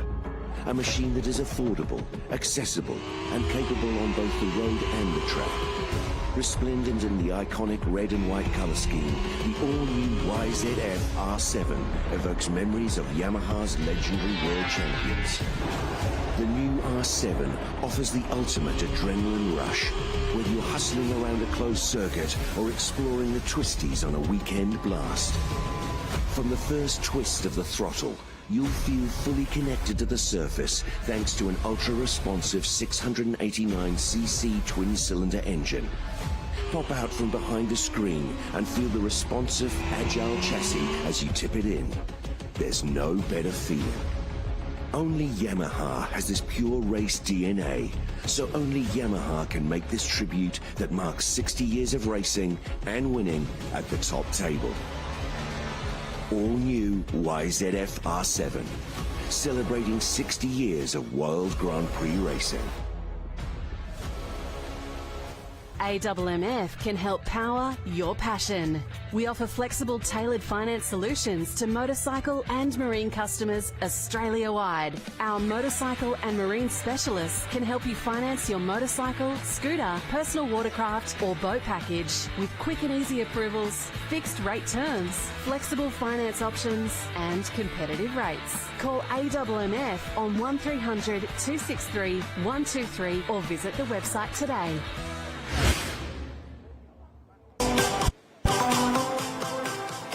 Welcome back to the Bend Motorsport Park and the final round of the My Bike Motorcycle Insurance Australian Superbike Championships presented by Motul. Plenty of action coming up on the program this afternoon. And what are we seeing here? We're seeing some sort of secret handshake going on down in the pits there between Dallas Skier and Kate Peck. I'm not sure exactly what's going on there. Time to find out. Kate, what was going on? There's some serious business that was being dealt with in that handshake. It was cool, calm and collected, just like Dallas and I really are. No, I don't know what that was. That was a bit of a disaster. No one was meant to see that. So there you go. That will be on the bloopers reel for sure at the end of season presentation on Sunday night. I'm still not sure what's going on there, Steve, but I've seen it twice. Yeah, I don't know. It must be an inter-New South Wales, South Australian thing that you should know about because you're from New South Wales. But in any case, a little bit of fun being had down there in the pit lane, and you can see the blue sky is out again. I think it was Troy Herthos who said it'd be dry in 2 hours, so maybe he should get a job as a weatherman because he's looks like his predictions may be true. Track's all clear now. Sidecars will be heading out soon, which will be good to see, so we can get some racing, the first race of the weekend underway, Phil. Yeah, pit lane will open in about 35 seconds. So the sidecars will be making their way out onto the grid for our first race of the weekend. We've got a massive program of racing here. Of course, 3 races for all of the support categories and 2 races for both the Alpinestars Superbike and Michelin Supersport. And we've got all of the categories here this weekend because we've got the sidecars, we've got the Superbike Masters, we've also got the Blue Crew Oceania Junior Cup, we've got the R3 Cup, and then of course we have our Australian Championship classes of 300 Supersport, Michelin Supersport, and also the Alpinestars Superbike category. So a massive program of racing here this weekend. Steve, that's the reason why today is scheduled to not finish until after 6 o'clock this evening.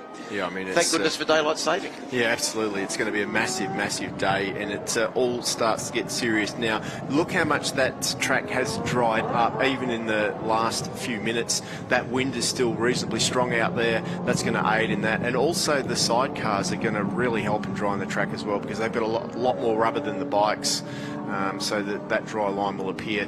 These guys in these conditions will run slick tyres for sure. They do have wet weather tyres if it's really, really wet, but you know, it's just too dry. Well, they also don't mind getting the sidecar a little bit sideways either. No, they certainly don't. A little bit of wet will help there. You're looking forward to that. The Watson brother racing, the Watson machine there as well. I just saw that was squirrely all through practice and qualifying, and on the outlap he was still squirrely. So interesting to see. You can see the rivers still running across the track, the lower drainage points. Not so much for these guys, but later on for the solos. They're going to have to be real careful when they come upon those rivers running across the track. But no, this is definitely going to be a good race, especially between the top two, Clancy and Bonnie, Underwood and Verco. Very, very close to the times. 2:08.5 for Clancy and Bonnie, 2:08.8 for Underwood and Verco. Right, let's check out the grid. We've got Pat Clancy and Steve Bonnie on the front row of the grid, with Philip Underwood and Tristan Verco on row 2. Row 2 will be Jamie Turner and Shelby Turner and Des Harvey and Stephen Marshall. Then we'll have Mick Alton, Chrissy Clancy and Stuart Gorry, Bradley Gorry on row 3. And then going back from that, row 4 will be Darryl Rayner, Catherine Warren and Sam Watson, Eamon Hegarty. The next row will be Stephen Jones and Rebecca Boganio and Morgan Marshall and Dion Marshall. Then Robert Taylor, Dean Napier, Grant Howarth, Scott Deslandis, and rounding out the grid will be Anthony Shanks and Jason Whitfield. Two South Australian outfits at the back end of the field, Steve. Yeah, good to see Scotty Deslandis there. He was the swinger for Gav Porteous. I think when Gav Porteous won an Australian Championship, wasn't he? Back in the day, so he certainly knows what he's doing on the side of a sidecar. So good to see some former Australian champions out there. Mick Alton also falling into that category as well. The riders are making their way around to take up their positions on the grid. You can see those clouds you mentioned before, Steve, how you think the major part of the rain band actually missed us here at the Bend Motorsport Park. Clouds looking very dark over that way, but thankfully the wind is not going to be blowing them back here towards us. Yeah, no, it's definitely it's a wind vertical down the straight as the chairs line up. You can see the outside part of the circuit, the bit away from pit lane, is a lot wetter than the pit lane side. So if you're on this side of the grid, you're probably going to have a small advantage over the riders that are taking up their positions on that right-hand side of the grid, as the Clancy Bonnie entry makes their way down to take up pole position. See Sam Phillips there at the front row of the grid, just making sure that everything is in order. Yeah, 100%. If you look at Underwood and Verco there, their rear wheel is in the wet, so you'd expect that they're possibly going to get a little bit of wheel spin off the line there. I wouldn't be surprised if one of the Turner and Turner machine makes its way through, because they're in a good spot there. 2x2 they line up in this class. Also, it was interesting seeing Tristan Verco actually get out of the chair and come up and slap Phil Underwood on the back, as if to say, yeah, let's get ready to go. Well, fire up racing, that's what you'd expect, isn't it? 100%. Now you can see the passengers as well. They get their body weight over the back wheel to get as much traction as they can off the line. Yeah, as you mentioned, Steve, these bikes have got a serious amount of horsepower. The bikes, the engines are a lot more modified than the superbikes that we see out there, but then again, they're carrying a lot more weight. The bike weighs a lot more, and it's got 2 passengers on it as well. Nice, I recognise those 2 helmets back there. That's the riders in 4th place, Des Harvey and Steve Marshall. Rock red, the design of that helmet, just in case you're wondering. So Sam Phillips at the front of the grid with the red flag, still just waiting to Hello, we've got one starting from pit lane. That's the 105 entry of Stuart Gorry and Bradley Gorry. There's another one missing from the grid as well. No, there was 2 in pit lane. As Sam Phillips leaves the front row of the grid, we get ready to go racing. And we're away for the Horsell sidecars.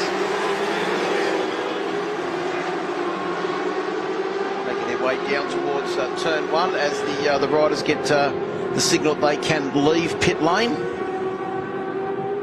And down in towards turn 1, it is Underwood and Verco that lead them through this first time.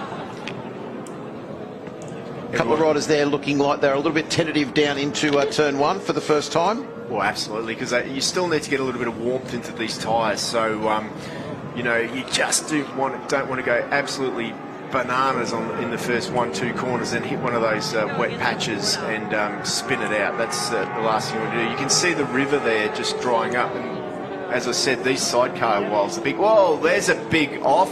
Loss of brakes there, and the number 26, Clancy and Bonnie, run wide and let Underwood and Verco through. Yeah, but they ran wide and then they virtually squared up the corner and just went blasting back on past Phil Underwood and Tristan Verco in second place on the 17 entry. Yeah, they did too, didn't they? As they go round through the back end of the circuit now. Looks like there's some serious horsepower being put out of the back of Pat Clancy's machine. You can almost see it smoking up the rear tyre there as he made his way out of turn 8. See, down the hill they go here. That's where it's tricky. You can just see those wet patches on the track there. You do not want to go through there with... I mean, yes, they'll slide through there, but these things are on a knife edge when they are sliding. You hit a little bit of lack of adhesion through these wet patches and you can spin out pretty easy on these things. You can also see the flames being shot out of the side of the LCR machine there as they make their way down through turns 14 and 15. Down through that dip. The television doesn't actually show how much of an elevation change there is there. No, it certainly doesn't. As we see the Turner entry of Shelby Turner sitting on the outside for her brother Jamie. Yeah, having a good dice with Jones and Boggiano there. And also the Turner family are very big into the sidecar fraternity. Of course, the reigning champions Corey and GJ Turner not here this weekend. As we make our way out onto the start-finish straight for the completion of the first lap. And it is Pat Clancy, Steve Bonney that lead from Underwood and Verco with Harvey and Marshall in third place. Pretty handy lead considering that at one stage of the first lap, Pat Clancy was well and truly off the circuit at the hungry turn 6.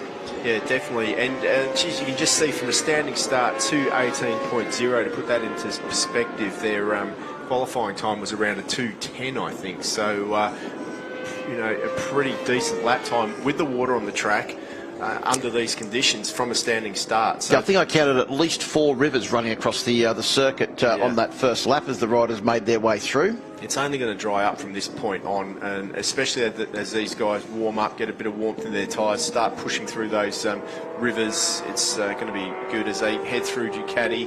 Got to be a little bit careful through there on the sidecar, that inside wheel picking up on the brakes. Oh, look how late that is. That's very late on the brakes for Gorry. The Gorry brothers making their way down into turn 6 there. Probably one of the advantages of those little 600s is in the Formula 2 class is that they are very nimble on the brakes as well. They can nip up the inside. Or go around the outside. They literally at the last minute can change their line. Well, remember they started from pit lane as well, but they did qualify up a fair way in the grid. They were actually in 6th position. They should have taken off from 6th place on the grid. But instead they started from pit lane, which is actually probably worse than starting at the back of the grid, isn't it? Yeah, so they will be coming on the Brad Sainz machine pretty much through the pack if they want to get a decent result. But it's going to be hard to pass from around here. Like, it's pretty one line for a sidecar.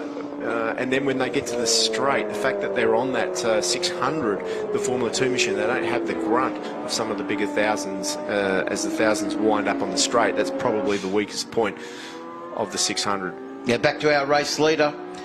It is Pat Clancy on board the 26 bike, the DeWitt Motorsport JNC Contracting LCR Suzuki 1000. Comes out onto the straight to complete 2 laps.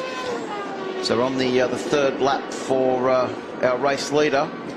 The gap back to second place is 1.4 seconds. Then it's another 2.5 seconds back to Harvey and Marshall. We can see them there on the 8-man entry.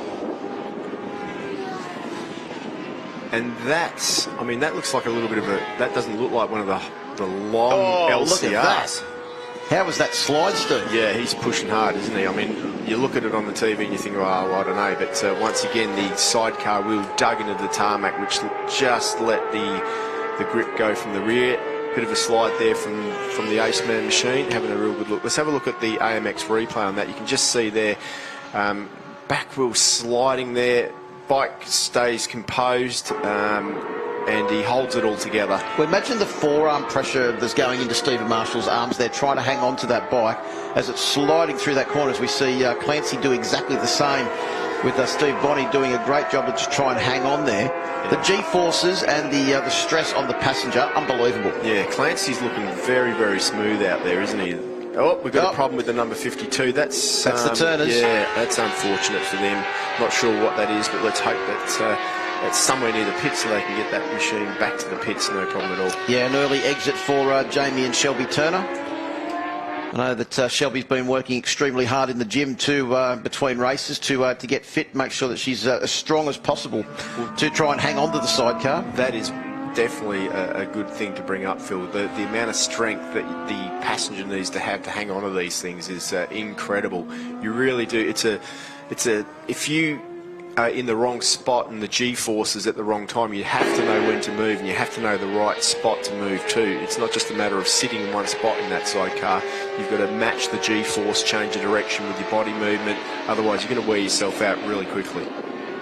Yeah, Jeff Brown, you can see there on board bike number 15, doing a good job. I don't know what happened to Jeff Brown in qualifying. He must have started from the back of the grid. Oh, big move there by Rayner and Warren up the inside. That was a good move on the Watson Hegarty machine. Yeah, well, Dale Rayner, an extremely experienced sidecar racer, saw a bit of a gap there and just thought he'd better put his bike straight through the middle of it as we go back to the 22 machine. Yeah, I reckon he was one of the guys that started from the grid, from the pit lane, making his way back through the pack. Yeah, Grant Howarth there on board bike number 22 with Scott Deslandis, as you mentioned, extremely experienced swinger, former Australian champion. They're having a pretty good battle at the moment. Very tight for those couple of positions. You can see there the slightly shorter chassis and then the more LCR-looking long chassis. They pretty much do the same job when you look at them looking at them on track, don't they? One's got an advantage in one part of the track, the tighter areas, more nimble. But of course, the LCR. You get on the straight, it's more aerodynamic, and it's got a bit of a speed advantage as well. Yeah, you can see the short one weaving a little bit more than what the entry of the Marshalls, Morgan and Dion Marshall, does. But on the brakes, the 22 machine of that's the South Grant Australians. Howarth and Scott Desland is doing a good job. But as you mentioned though, Steve, good point that they probably wouldn't have done a lot of laps around here because you can't just bring your sidecar out to a ride day and go for a bit of a ride like you can do on a road bike. No, that is true. That's absolutely true. But if you did want to give it a go, I think at Broadford on December 4 in Victoria, there's actually a come and try sidecar day. So I don't think you get to pilot the sidecars. You just get to go and have a bit of a swing. Yeah, maybe. So 4th of December, a come and try type day at Broadford on one of these machines, even if you're not riding, just to get on the side and have a bit of a feel what it's like to be a passenger. It might be enough to tip you into that sort of motorsport. So well, maybe Sandra will want to go up there and have another go on the sidecar after her effort with the former world champion over in Europe. Maybe. Well, the final lap of this race sees our race leader, Pat Clancy, Steve Bonney, have an 8.7 second lead over the rest of the field. That's a bit of a turn-up because in qualifying we saw Underwood and Verco completely dominate the field by more than 10 seconds in one session. But in this race lead, they've had to play second fiddle to the Clancy Bonney entry. Of course, the sidecars is proudly brought to us by the Horsell Group. Yeah, and on top of that, they just set the fastest lap of the race last time, round 2, 2:10.7, which is much more like their qualifying time. Well, they did a 2:08 in qualified, but that was on a completely dry track. This track has got wet patches and rivers running everywhere, so that is an exceptional lap time from Clancy and Bonnie. As we see there, was that the 22 entry of Howarth and Deslandis run a fraction wide. So they're coming around to get the last lap board now.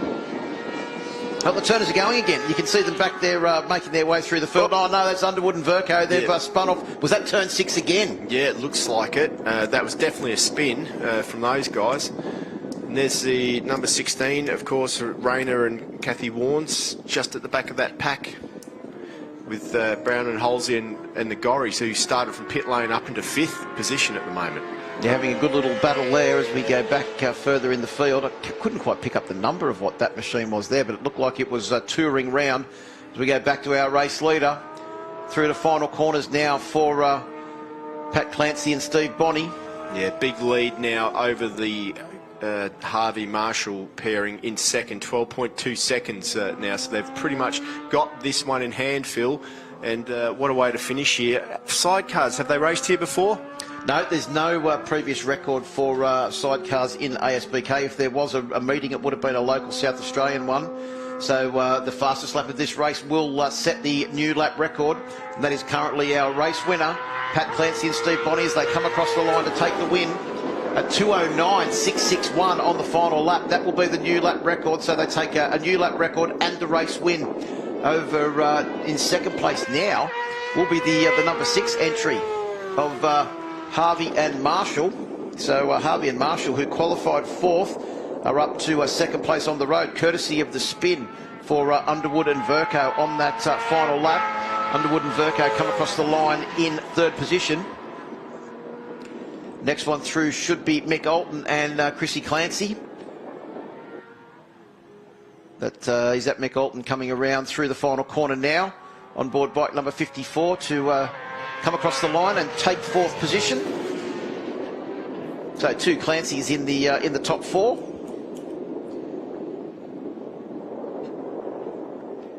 Next rider across will be the Gorries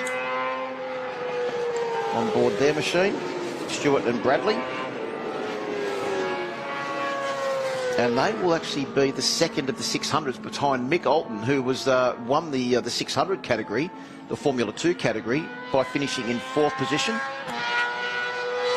Bike number 57, the next one across the line. Watson and Haggerty. Yeah, and that was a pretty good first race for these guys, wasn't it? Just see them having a bit of a chat there, as you do. That's probably one of the good things about this sport, isn't it? It really is a true team sport. It is. Most of the teams will be working on the bikes in between each race as well. There's the confirmation of your results. It was Pat Clancy, Steve Bonney that took the win from Harvey and Marshall by 13.1 seconds in the end. A new lap record as well for them. Underwood and Verco, after that spin on the last lap, finished in 3rd position ahead of Alton and Clancy, who took the Formula 2 honours from Gorrie and Gorrie. Then it was Jamie Turner and Shelby Turner that managed to get their bike going again after we thought it had problems that may have been terminal. They finished in 6th position ahead of Jeff Brown and Halsey, and then it was Rayner, Warren, Watson and Hegarty in 9th place, Marshall and Marshall in 10th, Howarth and Deslandis in 11th, Shanks and Whitfield in 12th, and Jones and Boggiano unfortunately not getting to the finish, 4 laps shy. That was an incident on the start of the second lap, I think. It absolutely was, and it was a bit of a funny start there for the number 52, Turner and Turner. They missed the start there. A couple of guys starting from pit lane. That was Gorrie, and they made their way through the pack. What a fight back they had. Yeah, also the other one was Rayner and Warren started from pit lane as well. We saw early on, there was the moment where Pat Clancy ran wide, but then immediately just went smoking back past the Underwood and Verco to take back the lead, and he was never headed from there. Absolutely, the Turners were making their way forward. That's for sure. It was a good dice by them. But there goes the Gorries making their way from the back of the grid all out to 5th place on the 600 Formula 2 machine. Yeah, this was a fantastic slide from bike number 6, Des Harvey, and there was, we thought that it was terminal for the Turners, but well, they got it going again and end up making it to the finish in 6th position. Plenty of battles going on throughout the field. See there the 22 entry having a good battle. And then that was the spin, wasn't it? Underwood and Verco lost The spin second out of spot. second. And look at that. That's Mick Alton showing the desperation required to take victory in the Formula 2 category with Chrissy Clancy, and there was Pat Clancy getting the wheel up in celebration on the last lap of the race. Yeah, well, he was just showing off at that point, wasn't he? There's Des Harvey making his way back into Park for May. On board bike number 6, he ended up taking 2nd position overall. Well done, mate. Well done. There's all the crews congratulating each other. Maybe the Fire Up Racing team were a little bit too fired up because that spin on the last lap actually cost them 2nd position in the race. You can see young Pat Clancy there, pretty happy with his efforts to take the race win. Be interesting to know actually how many races Pat Clancy's won at an Australian Superbike Championship meeting, because I can't actually remember Pat Clancy winning a race that I've seen. So could be a big day for the Clancy family. Well, it could be the first ever sidecar win at the Bend. It could very well be in an Australian Championship. That too. So we'll hopefully hear from our race winner very shortly. Plenty more action coming up on the program this afternoon though, Steve. Blue Crew Oceania Junior Cup, 2nd qualifying session for them coming up very soon. Then it's the first of our qualifying sessions for the Alpinestars Superbike category, where everyone but the top 9 will be out there on track. Let's get down to the podium and Mark Brax. Righto, we're here down here with our top 3. I feel that one, you've had a couple of little whoopsies. You got the rev up from Tristan before the start of the race. First lap you ran it wide on the exit of 15, and I think you hit a bit of a wet patch, and then you decided to do a merry-go-round. Yeah, the problem is we made the wrong tyre choices. We went out there, it was definitely a slick rather than inters, and like trying to just get it stopped before some of these corners and count around. She went on a couple of occasions there, and yeah, Paddy just got away, and then like I say, Des managed to get past us on the last lap there. So yeah, fair play to the other 2 guys. Well done to Des and Pat, and yeah, we'll look forward to this afternoon. Now a few riders might be interested. What's the track out there like? Is it dried up pretty well and not so slippery? Oh yeah, there's a couple of little patches, but the rest of it is definitely slicks all round. All right, hopefully we'll see you up in a better position later on this afternoon for Leg 2 of the Horsell sidecars. We'll go to 2nd place to the guys from Western Australia, flying the flag for Roy Hanger Racing. Well done, Des. Brexy, yeah, thanks Brexy. I'd just like to thank this old bugger here. The old blokes have done it again, eh? He hung on like nothing else. Fly on fly paper, bro. Yeah. Good to see you guys making the effort to get over here. We tried, mate. We tried. I was always going to come here, even if I hadn't gone to Queensland, because it's the first time for us all to ride here. So I really enjoyed it. I'd like to thank City Truck Panel Beaters, Swan Towing, and Chain Reaction. You know, without the people that help us, we wouldn't be here. All right, mate, well, we're going to have to get through it. We're a bit behind time, but hopefully we'll see you back here as we go to our winners, Pat Clancy and Steve Bonney, one of the younger ones. But well done, Pat. You got the start, and that was the last we saw of you. Yeah, he got a good start, but Phil managed to pull up beside us along it, and then we got in underneath him as he slipped out, and then just took off from there and thought he was right on our tail, but obviously not. But yeah, it was a great race out there, and done a fantastic job, and really enjoyed it. And Steve hanging off the side with the young fella, what was that like? Happy days, excitement plus. He did great. All right, mate, we'll leave you to it and hopefully see you back here later on. And back to you guys in the commentary box. Yeah, thanks very much, Braxy. Plenty more action coming up here this afternoon. Blue Crew Oceania Junior Cup qualifying up next.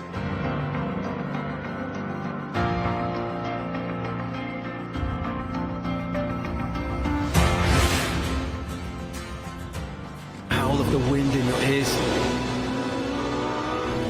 Feeling every vibration. Every inch of the tarmac. Just right.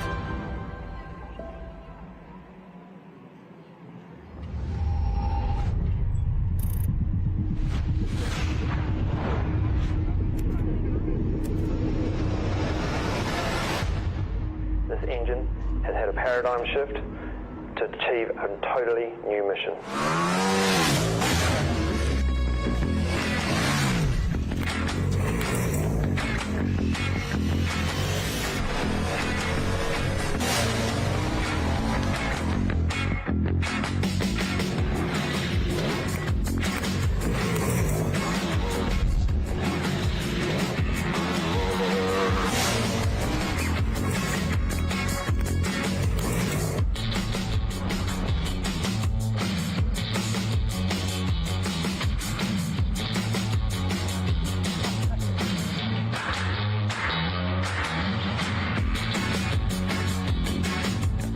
AMMF can help power your passion. We offer flexible, tailored finance solutions to motorcycle and marine customers Australia-wide. Our motorcycle and marine specialists can help you finance your motorcycle, scooter, personal watercraft or boat package with quick and easy approvals, fixed rate terms, flexible finance options and competitive rates. Call AMMF on 1300 263 123 or visit the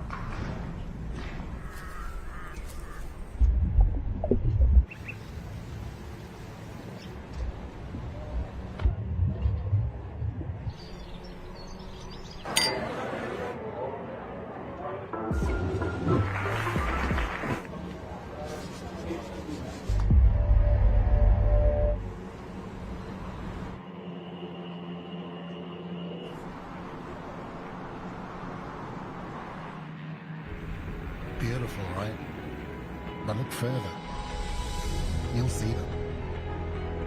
They're a restless bunch in search of beauty.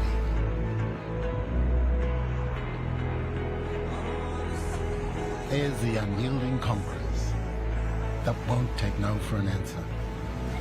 Yep, that's this place. Perfect for those who want a little more.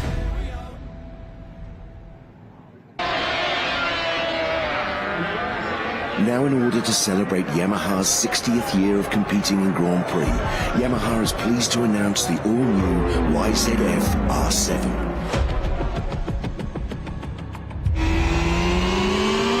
Here's a bike that rekindles the spirit of the TZ races from a bygone era. A machine that is affordable, accessible, and capable on both the road and the track.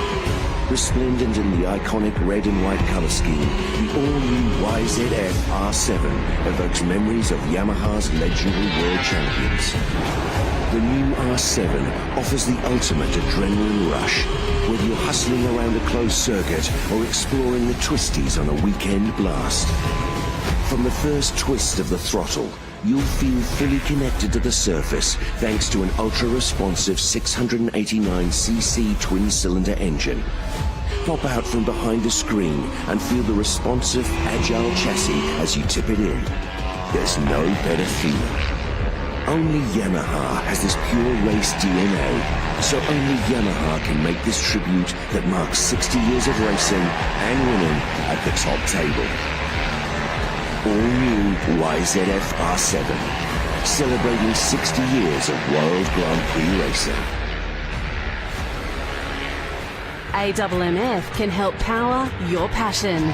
We offer flexible, tailored finance solutions to motorcycle and marine customers Australia-wide. Our motorcycle and marine specialists can help you finance your motorcycle, scooter, personal watercraft or boat package with quick and easy approvals, fixed rate terms, flexible finance options and competitive rates. Call AMMF on 1300 263 123 or visit the website today.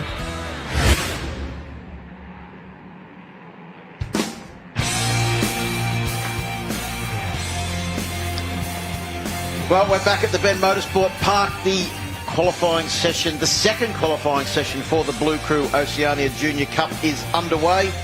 15-minute session. We've got about 8 minutes to go. And currently it is Hudson Thompson that leads the field courtesy of his Q1 time. Steve, I think a few of those little rivers that are running across the circuit just stopping the riders improving at the top end of the time sheets. But Ryan Larkin on board bike number 68 is one rider who's been able to go faster in this session than he did in Q1. Yeah, absolutely. I think now, once these riders get a couple of laps under their belt, we're going to see the lap times improve. Like you said, Larkin's already gone quicker, so that's an indication that the conditions have improved a lot. Even since the sidecars have been out there, you can see now, I mean, it just looks completely dry. It's hard to imagine that an hour ago the track was completely wet. But, of course, the Blue Crew team, once again, bringing us the Oceania Junior Cup. It's absolutely fantastic to have the support to make this class happen from those guys. Yeah, good to see that we do have our Kiwi visitor here again this weekend. Nixon Frost on board bike number 99. Making it a real Anzac affair. And another father-son here this weekend as well with Sloane Forrest in Superbike. Exactly right. So we've lost count of the amount of brothers and fathers and sons that are racing here this weekend, and the instance of the Fifes. Well, you got to be careful these days, Phil, because you also may have missed out sisters. Correct. Coming across the line, it is Jake Page that has gone to the top of the timesheets in this session. Just seeing if he's been able to improve. No, it's actually Bodie Page. He has not improved on his time from qualifying 1, and someone that was on track to improve early on in the lap was Marcus Hamod on board bike number 13. But as they came around to complete the lap, Marcus was just fractionally off his time from the session earlier on this morning. So it doesn't move from second place on the timesheets. I mean, a lot of these guys will never have seen this circuit before, so lap by lap they're going to be improving. And also, it looks like this top half of the circuit is completely dry. You can see there, Hudson Thompson has gone 0.3 under the time he did yesterday so far in the first sector. But if it's still slightly damp in the last sector, you know, he's possibly going to lose all that time, but it is drying up lap by lap, as we said. Well, and turn 12 is one of those corners that's caught a few people out this weekend. It's also one of the corners that has a bit of water around the corner, which is slowing them down just a fraction. Looking down the back end of the circuit there, it's looking all pretty much dry as they go through those series of right-handers. Yep, that is Hudson Thompson at the front of that group too. Bang on line. Just using all the circuit there. You can see you do not want to run wide out of Yamaha revs your heart out corner there, because there's a wet patch there. It's just the odd wet spot around the place now. They get on the brakes and up the hill again, heading up to Suzuki turn 14. Real critical on these bikes. Every small straight is a slipstreaming opportunity or an overtaking opportunity. Try and get on that drive a bit more than the guy behind you. Once again, another little spot there they need to be careful of. You can't afford to run over onto the ripple strip there. I think what we will see this weekend, Steve, if we can get some fine conditions for their first race this afternoon, we will see a new lap record if the times in this session are anything to go by, because the current lap record for the Blue Crew Oceania Junior Cup is a 2-minute 35.569, set by Cameron Swain 12 months ago at the final round of the championship, where he'd actually wrapped the championship up a round before the final round. But the current fastest time from Hudson Thompson is a 2:32.8, so taking about 2 points, basically just over 2.5 seconds off the time set by Cameron Swain last year. Yeah, that's an incredible amount of time, isn't it? Just goes to show you how hard they're pushing at the front of this class. And going to the front of that pack of riders now is Cameron Rende on board bike number 80. Of course, Cameron Rende debuted about a year ago now in this class, and the young South Australian doing a great job. Has been on the podium a few times. Won a few races. And has also made his debut in the R3 Cup and Supersport 300 as well. I know, he's got a busy weekend this weekend. He's probably hardly off the bike, so definitely one to watch.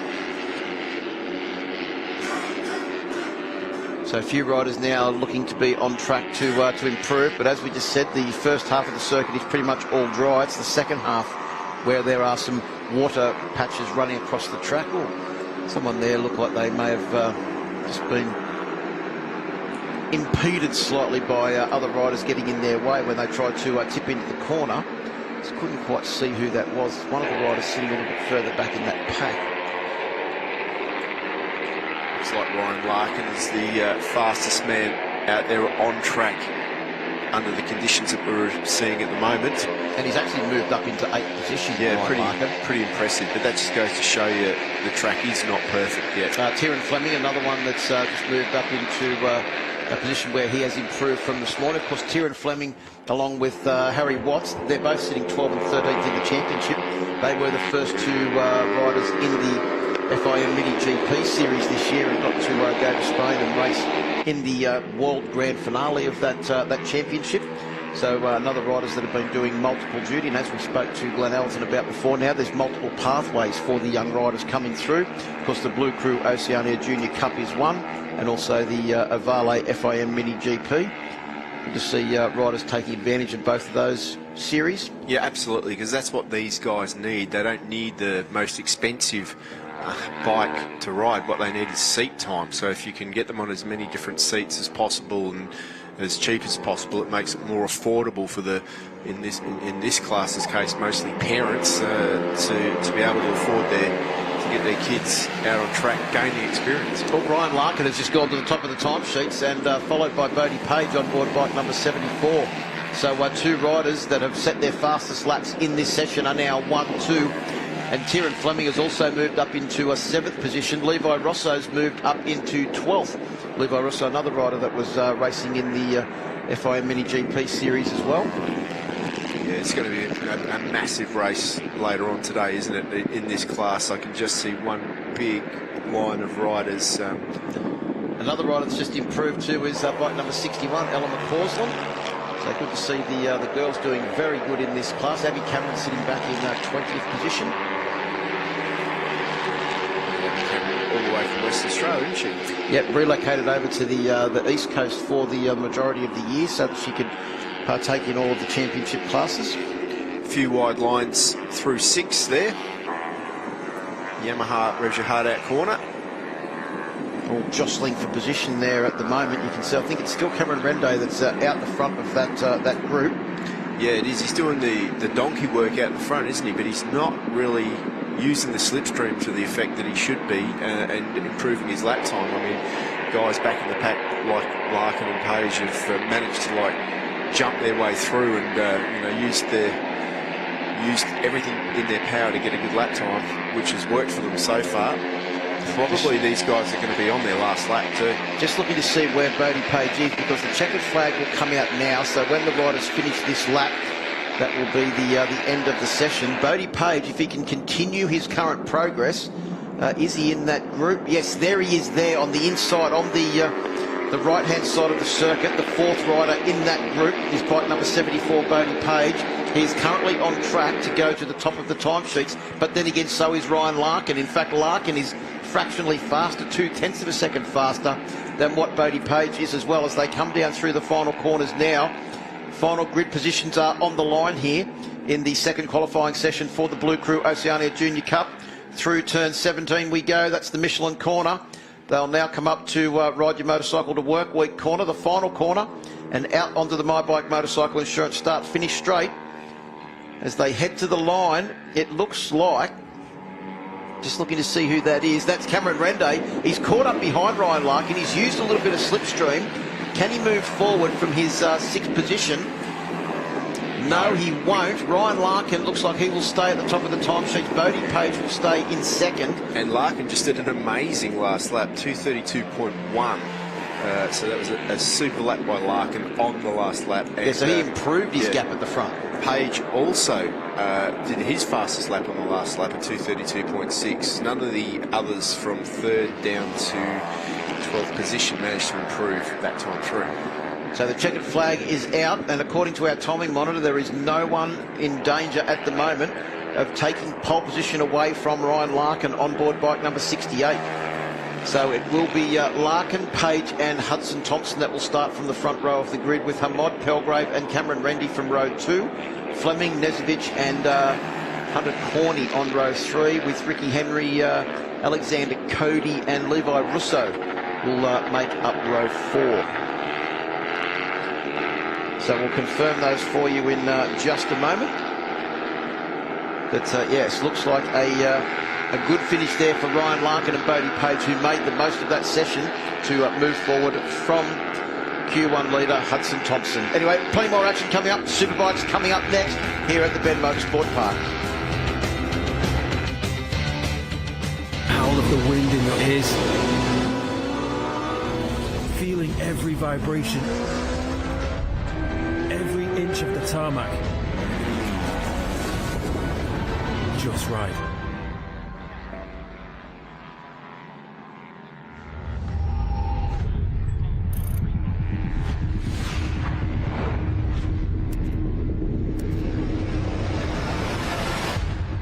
This engine has had a paradigm shift to achieve a totally new mission.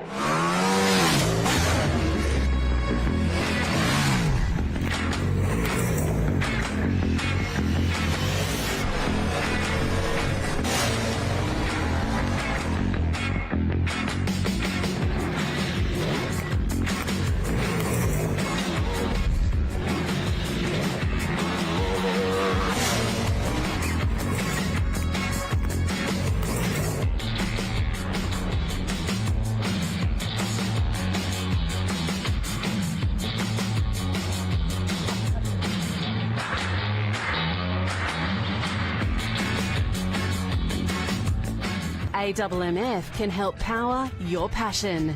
We offer flexible, tailored finance solutions to motorcycle and marine customers Australia-wide. Our motorcycle and marine specialists can help you finance your motorcycle, scooter, personal watercraft or boat package with quick and easy approvals, fixed rate terms, flexible finance options and competitive rates. Call AMMF on 1300 263 123 or visit the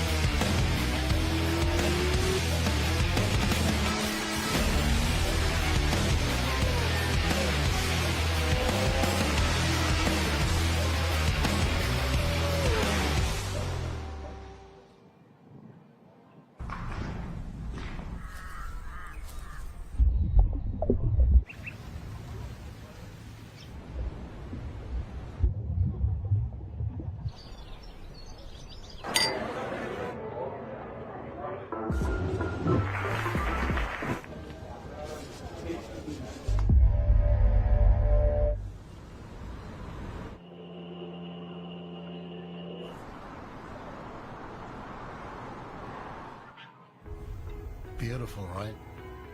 But look further. You'll see them. They're a restless bunch in search of beauty.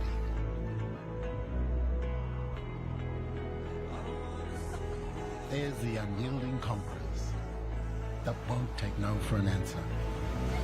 Yep, that's this place. Perfect for those who want a little more.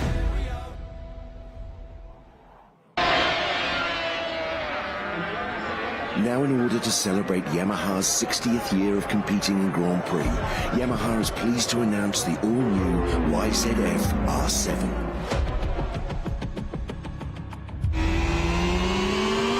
Here's a bike that rekindles the spirit of the TZ races from a bygone era. A machine that is affordable, accessible, and capable on both the road and the track. Resplendent in the iconic red and white colour scheme, the all-new YZF R7 evokes memories of Yamaha's legendary world champions. The new R7 offers the ultimate adrenaline rush, whether you're hustling around a closed circuit or exploring the twisties on a weekend blast. From the first twist of the throttle, you'll feel fully connected to the surface thanks to an ultra-responsive 689cc twin-cylinder engine. Pop out from behind the screen and feel the responsive, agile chassis as you tip it in. There's no better feeling. Only Yamaha has this pure race DNA, so only Yamaha can make this tribute that marks 60 years of racing and winning at the top table. All new YZF R7, celebrating 60 years of World Grand Prix racing. AMMF can help power your passion. We offer flexible, tailored finance solutions to motorcycle and marine customers Australia-wide. Our motorcycle and marine specialists can help you finance your motorcycle, scooter, personal watercraft or boat package with quick and easy approvals, fixed rate terms, flexible finance options and competitive rates. Call AMMF on 1300 263 123 or visit the website today. Welcome back to the Bend. We are at the grand finale and we have the championship leader here for the Alpinestars Superbike, Mike Jones. Mike, the conditions have changed dramatically. Yeah, look, we've had some rain today and the track's now drying, and it looks like it's pretty dry now, completely dry for the qualifying session this afternoon. So the wind is up a little bit though, so that'll play into it. So a little bit different to the conditions that we had yesterday. It was very, very hot during practice, so I think the setting of the bike will change a little bit, and we'll see how we go.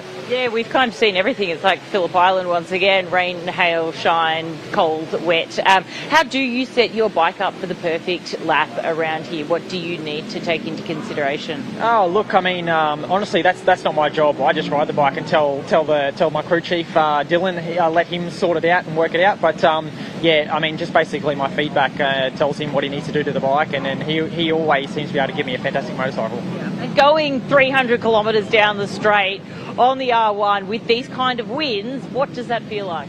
Yeah, it's a little bit daunting. Obviously going that fast is one thing when it's completely still, but to have the wind added in as well, it makes it difficult to get your braking marker precise and enter the first corner very well. So yeah, it's quite difficult. Yeah, and so they're heading out for Q1 now. What do you do in this time?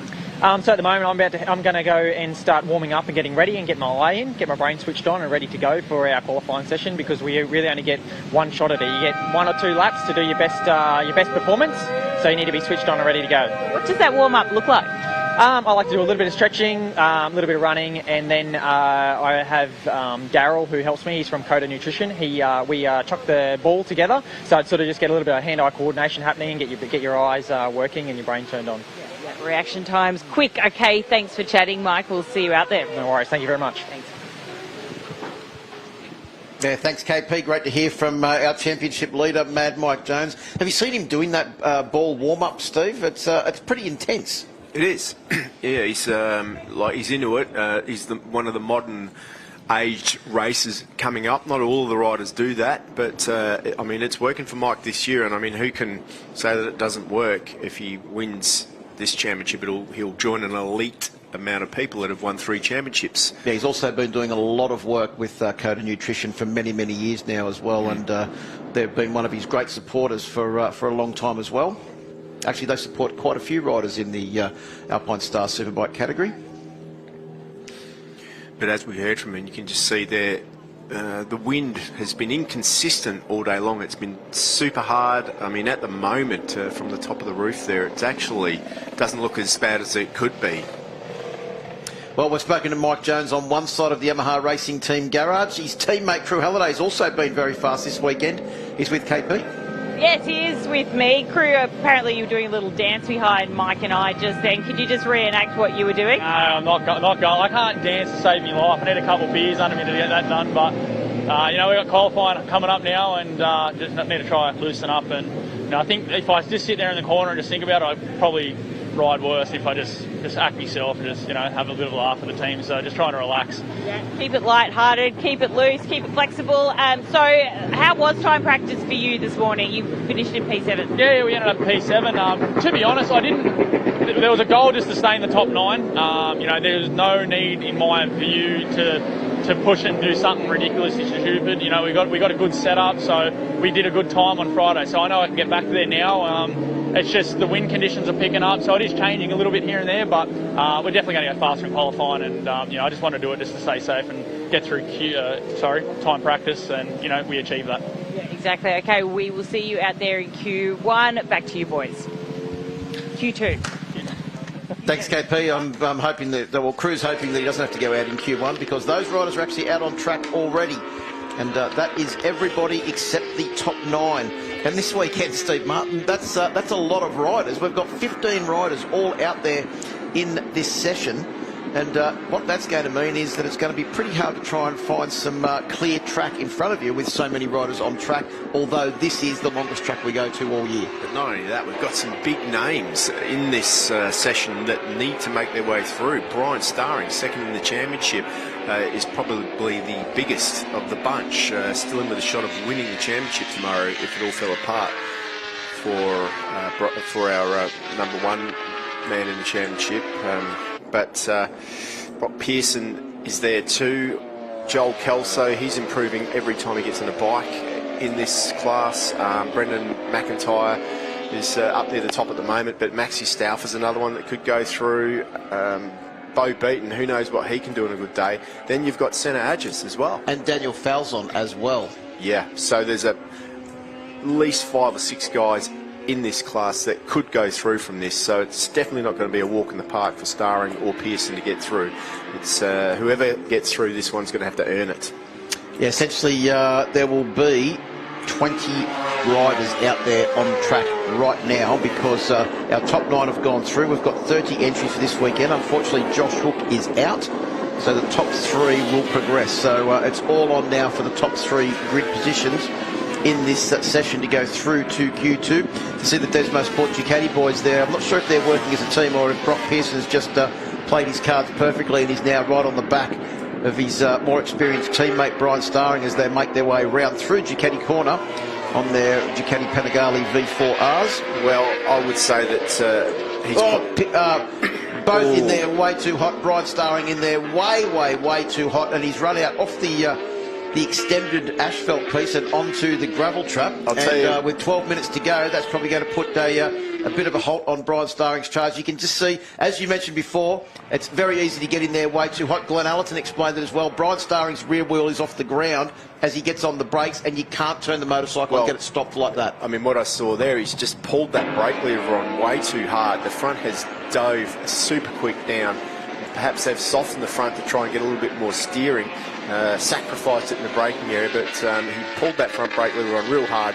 The front dove super quick, and that lifted the rear off the ground, and he ran off the track. So there'll be a lot of pressure on his shoulders at the moment, but it's Travis Wyman who leads the way at the moment on track, about to put down his first time of the weekend. And if he's like any of the other internationals, he's going to do a good job at improving. I mean, he's been improving lap by lap, so who knows what he can do straight from the Moto America Championship. Well, a little bit more knowledge equals a little bit more speed, and that's what they're getting every single time they go out.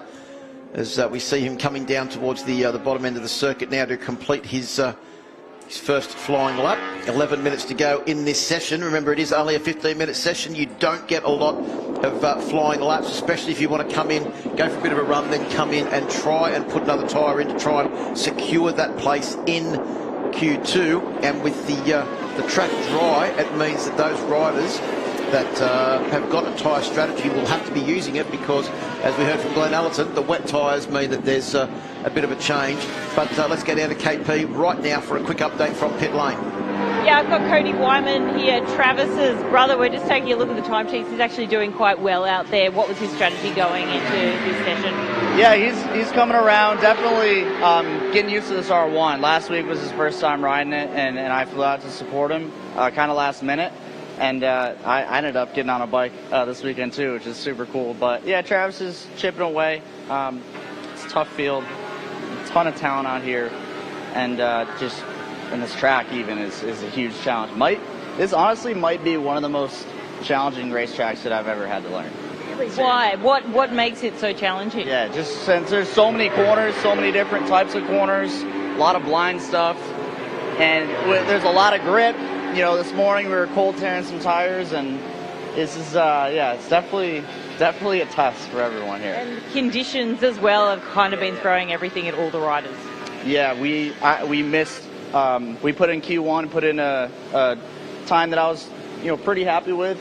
But really was banking on that 25 minutes of Q2 to try to improve it, but it started raining and we didn't get anything. So we'll do a little warm up tomorrow and try to get going for these 2 races. Yeah. What can we expect from this afternoon from you?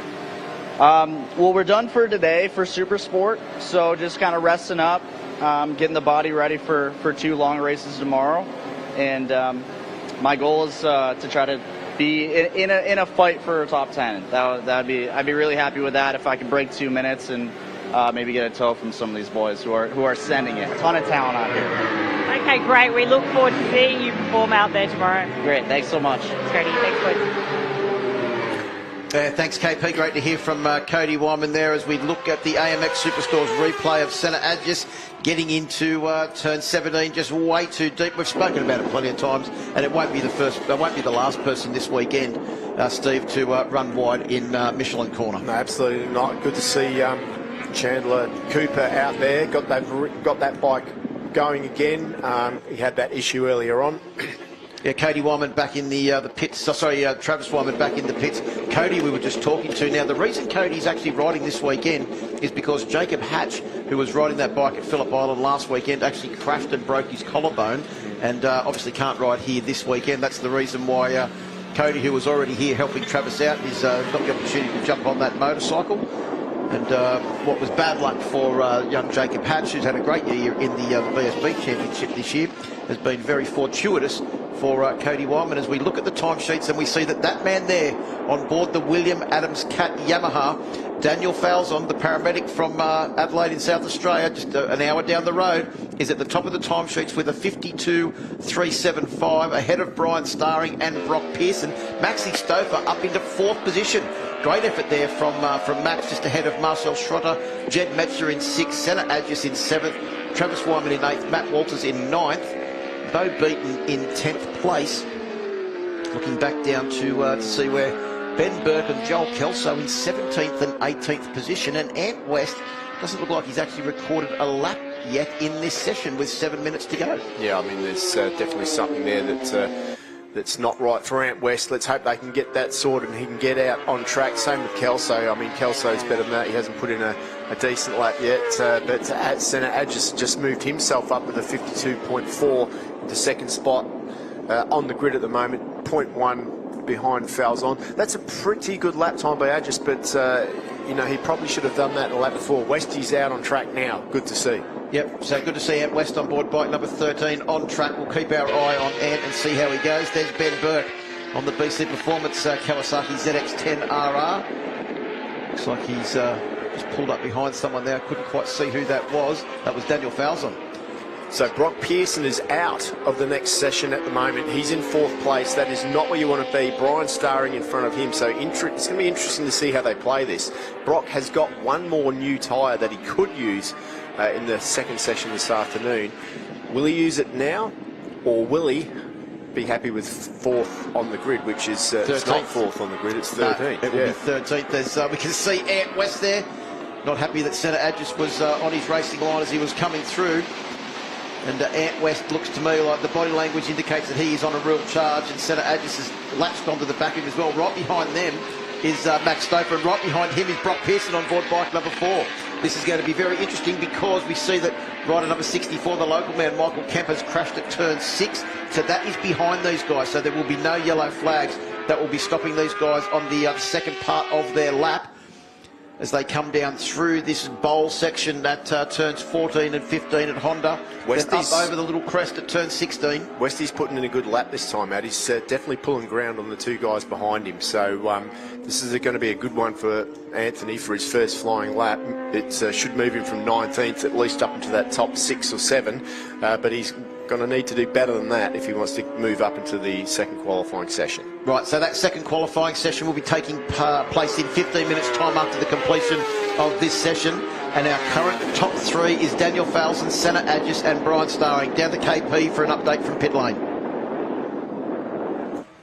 Here, Jake, what do you think's happening for Joel out there? Yeah, look, at the moment it's just important for Q1.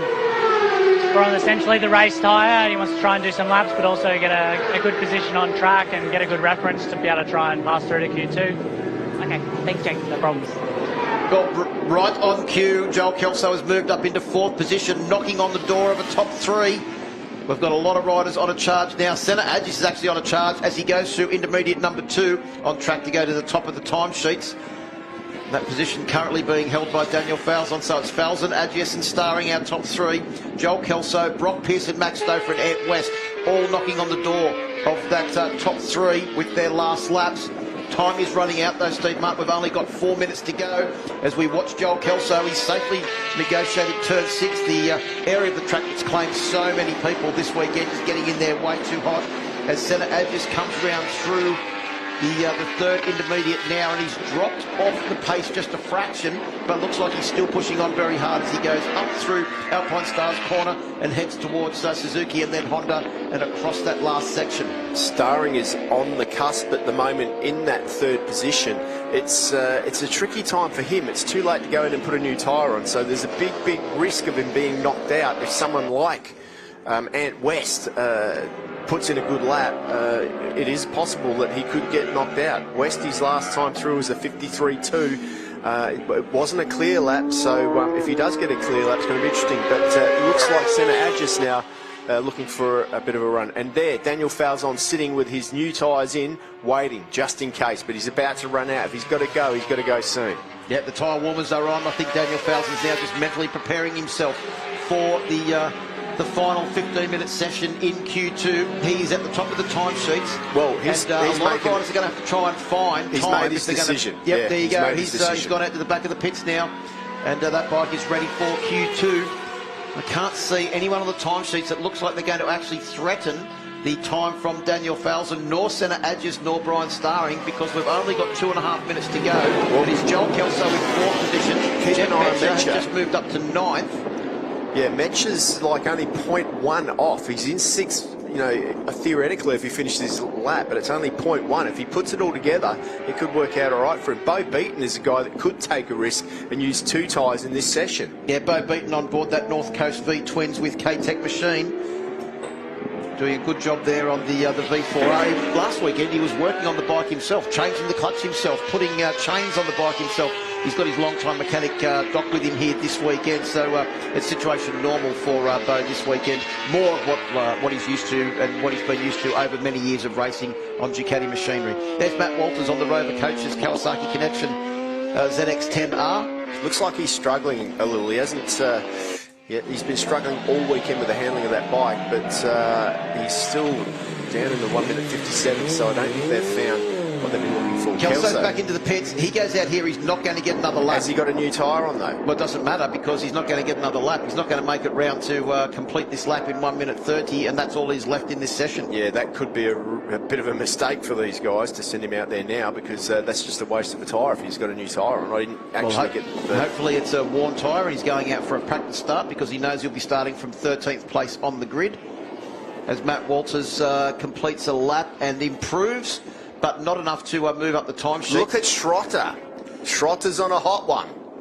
He certainly is, as he's coming through the end of intermediate number 2. Now, he could very well go to the top of the timesheets. We'll keep our eye on bike number 23, the German Moto 2 star that's part of the Thriller Motorsports team here this weekend.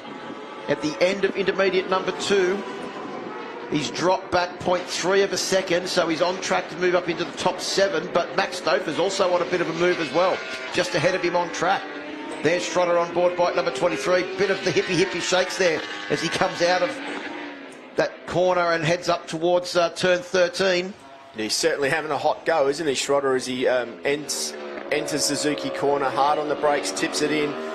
all the way out to the edge of the track on the outside there, holds it on the left-hand side of the tyre all the way through here, getting a lot of heat in the tyres through that part of the sector. Through the flip-flop, down into Michelin they go. This is the area where he can't afford to run in there too hot, because this corner does come way back on itself. You can see the boot off the side of the bike there, trying to get the bike stopped. He safely negotiates the Michelin corner. Comes up to Ride Your Motorcycle to Work Week corner now, gets the good run through there and out onto the My Bike Motorcycle Insurance start finish straight. He will greet the checkered flag, but where will he end up? Marcel Schrötter just comes up fractionally short. Brian Starring is out. Brian Starring is out because Jed Metzer has moved his way up into third position, so Brian Starring will be starting from 13th place on the grid.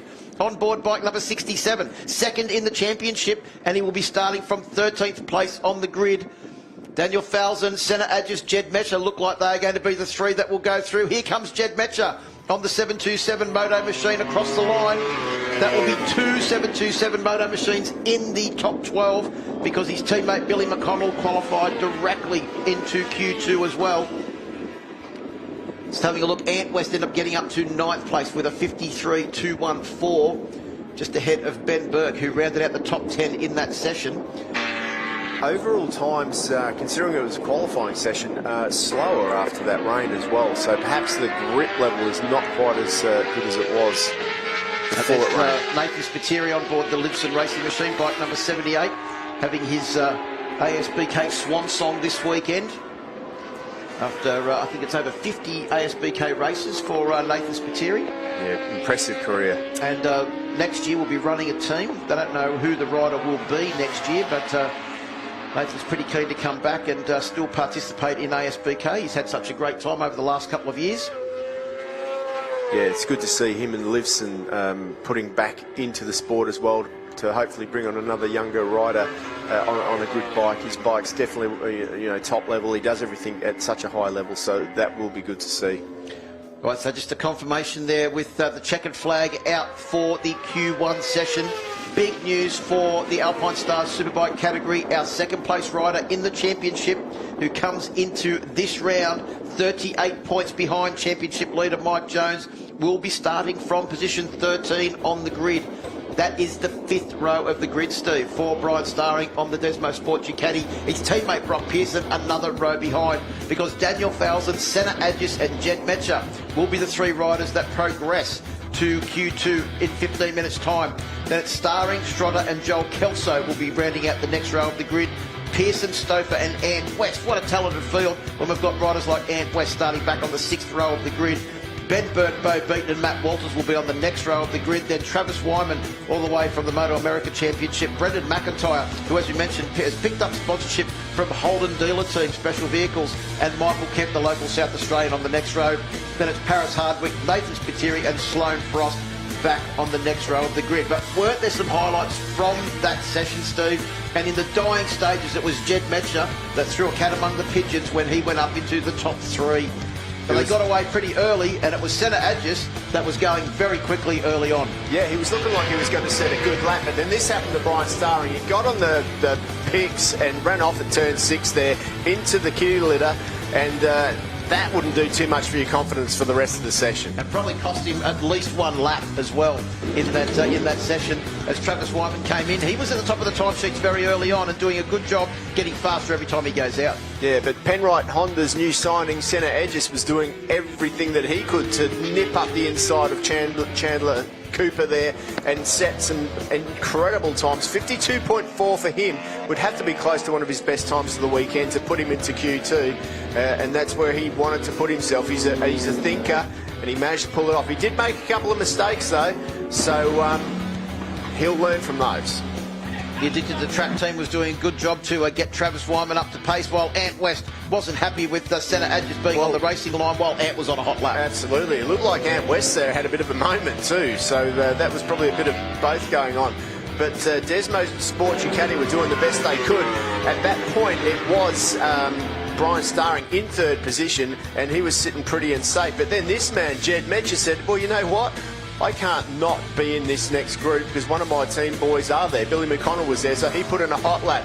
And Marcel Schrötter, he was getting faster lap by lap too. He was going extremely fast and just missed out in the end, finishing in 5th position. 15 minutes time, qualifying 2 up on track to determine our final grid positions for the Alpinestars Superbikes. Coming up next.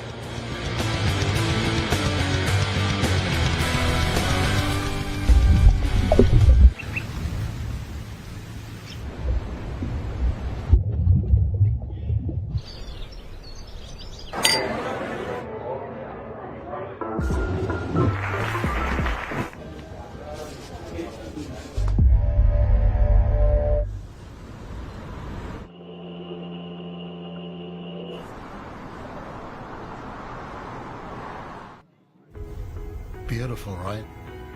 But look further. You'll see them. They're a restless bunch in search of beauty.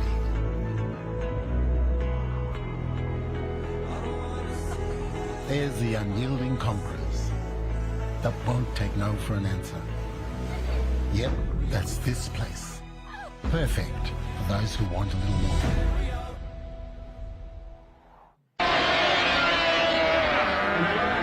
Now, in order to celebrate Yamaha's 60th year of competing in Grand Prix, Yamaha is pleased to announce the all-new YZF R7.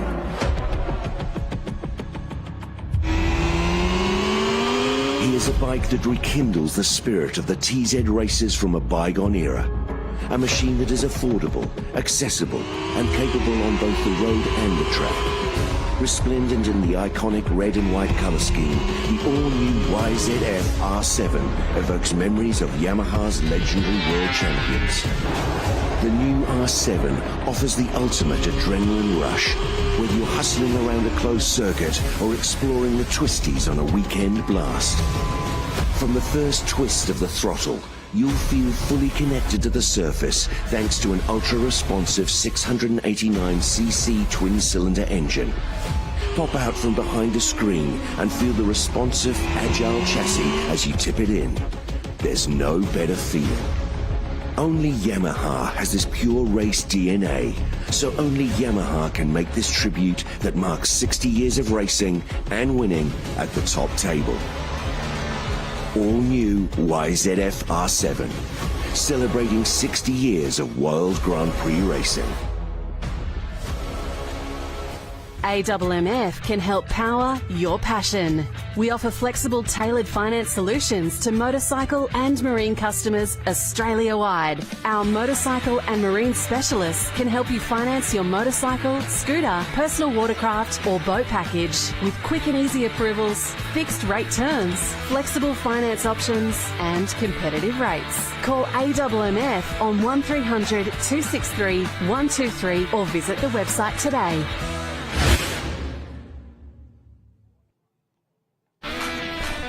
Tinnies, a quintessential part of Australian boating. We love them for their versatility, durability, and most importantly, for producing everlasting memories on the water.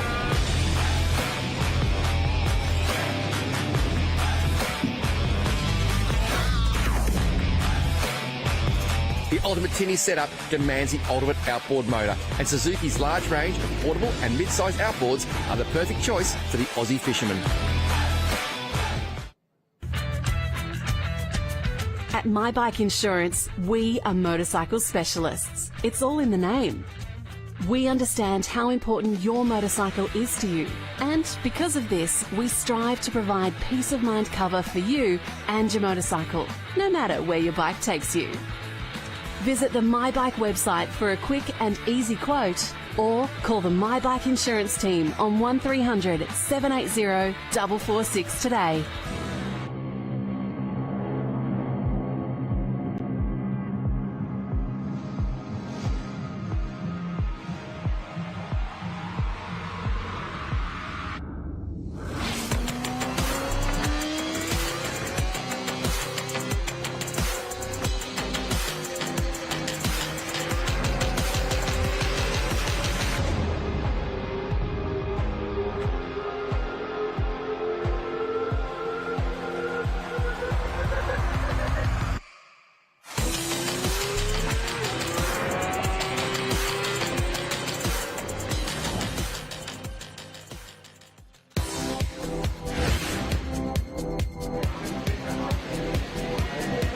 Welcome back. I've got Marcel Schrötter here. Marcel, tell us about your session. You got a bit of an applause as you walked in here.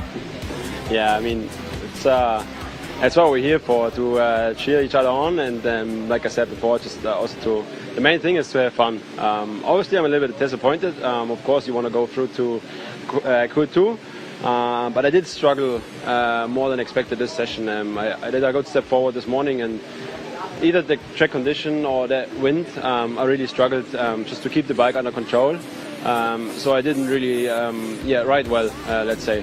So I'm a bit disappointed about this, but at least I could improve in the end, and it's only 2 attempts, so would have been nice, but it's what it is. We are in one piece here, that's the most important, and then looking forward to improve a little bit tomorrow. Thanks, Marcel. You're welcome. Bye-bye. Yeah, thanks, Kate. Great to hear from Marcel down there in the Thriller Motorsport pit. And of course, the big news from this weekend for that team is that Josh Hook is out for the remainder of the weekend after damaging his wrist in a massive high-side crash in practice yesterday. They did look like they got the bike back together, but unfortunately Josh's injuries mean that he won't be able to take part in the 2 Alpinestars Superbike class races tomorrow. Just a recap on that, the top 3 riders from Q1 heading into Q2, Daniel Falzon, Senna Agius and Jed Metcher. Of course, Jed Metcher's teammate Billy McConnell, who has been racing in the BSB Championship for many, many years, came back and put in a stunning lap at the end of time practice to go directly into Q2. So that will be both the 727 Moto machines in Q2, which gets underway in about 3.5 minutes' time. Big crowd in here at the Bend Motorsport Park for all of the Saturday action. Plenty more action coming up after this as well. The Alpinestars Superbike Q2 will go for 15 minutes, starting in 3 minutes' time. Then we will have the Dunlop Supersport 300 first race of the day. The Superbike Masters will get their first race, along with the Blue Crew Oceania Junior Cup. Second race for the sidecars, and then rounding out today's program, race 1 for the R3 Cup. Down to Steve and Kate in pit lane. We're in front of the Desmo Sport Ducati garage. There is a lot to dissect from that, Steve. Yeah, absolutely. I mean, it certainly didn't work out for the Desmo Sport team, especially Brian Starring, sitting second in the championship. He should be up in that next slot to have a chance at getting up in the front 3 rows of the grid. But for me, they sort of had 2 tyres. They came in, tried to save a tyre for whatever reason. I mean, Brian put himself under pressure running off in that one as well. So it was always going to be difficult for him from that point. But they came in, they sat in the pits. They were in 3rd position, which of course 3rd is the last spot to tip yourself into the next session. And then at the last minute, Jed Metcher put in a flyer and got himself up there. So it was, I don't know, perhaps a slight technical mistake there. They should have gone out with their second tyre and at least got into the 3 rows of the grid. Yeah, so a lot of hard work ahead for Brian Starring, starting from that position. Yeah, well, they had that opportunity, in my mind, to come in and say, right, well, you're going to have no new tyre for this session coming up, but at least you're going to be in the front 3 rows. So that's the way that they probably would have played it, but in the end, Brian probably should have done a time earlier on. Obviously it's not running as smooth as it should be this weekend for them, but we know he's a fighter and he'll dig through. It's just, it's a shame that he's so far back, because for the championship, sitting second, he's ridden so well up to this point that, it would have been good to see a real good battle at the front, but he's going to have to really get a good start. How important is the start? How important is it to be on the front row for this track in particular? Well, look, you do need to get a good start here, because there's a bit of overtaking opportunity up to turn 6, but from that point it does get a little bit, thread the eye of the needle type scenario. So, like a guy like Daniel Falzon, who's moved himself up into that next session, is giving himself a better chance of getting into that eye of the needle part of the sections, through 8, 9, 10, 11, through that part of the circuit. You sort of need to be in a good position by that, otherwise it it lengthens out the grid a little bit. Yeah, to stay out of that chaos at turn 1. Somebody who did perform really well is Jed Metra. It was great to see him get through to that next qualifying. Well, absolutely. Jed's probably one of the guys that I'm guessing he doesn't have a new tyre to go into this session, because he did, in my mind, use 2 tyres because he set that time late on. And the times weren't blisteringly fast either. You know, all of the guys were in the 52s in that session. So that meant that, you know, if you were doing a 52, that wasn't a safe way you go through. If you'd done like a 51.5, I'd say, yeah, sit in the pit box. But all of those top guys were sitting on the edge of being knocked out at one point or the other if someone else put a brand new tyre in. Yeah, and Daniel Falzon as well. He came through with a great Well, time. Falzon, he was sitting there ready to go, and he'd already made up in his mind. He had his new tyre in there. He had 3 minutes left to go, and he's gone, right, well, I'm still leading, 3 minutes to go. I've got my new tyre. I'm going to take the gamble and not use it now. So he was ready to go. Yeah, okay, local boy right there. It's exciting for him to get through to Q2, but approaching Q2, the leader of the championship is Mike Jones. How does he approach this qualifying session? I mean, every time we ask him, it's always pole, go for the win, go for the win. But do you start to play it safe when you are this far into the championship? How will he approach this qualifying? Well, he needs to stay safe, you know what I mean? Like, he can't afford to throw it away now.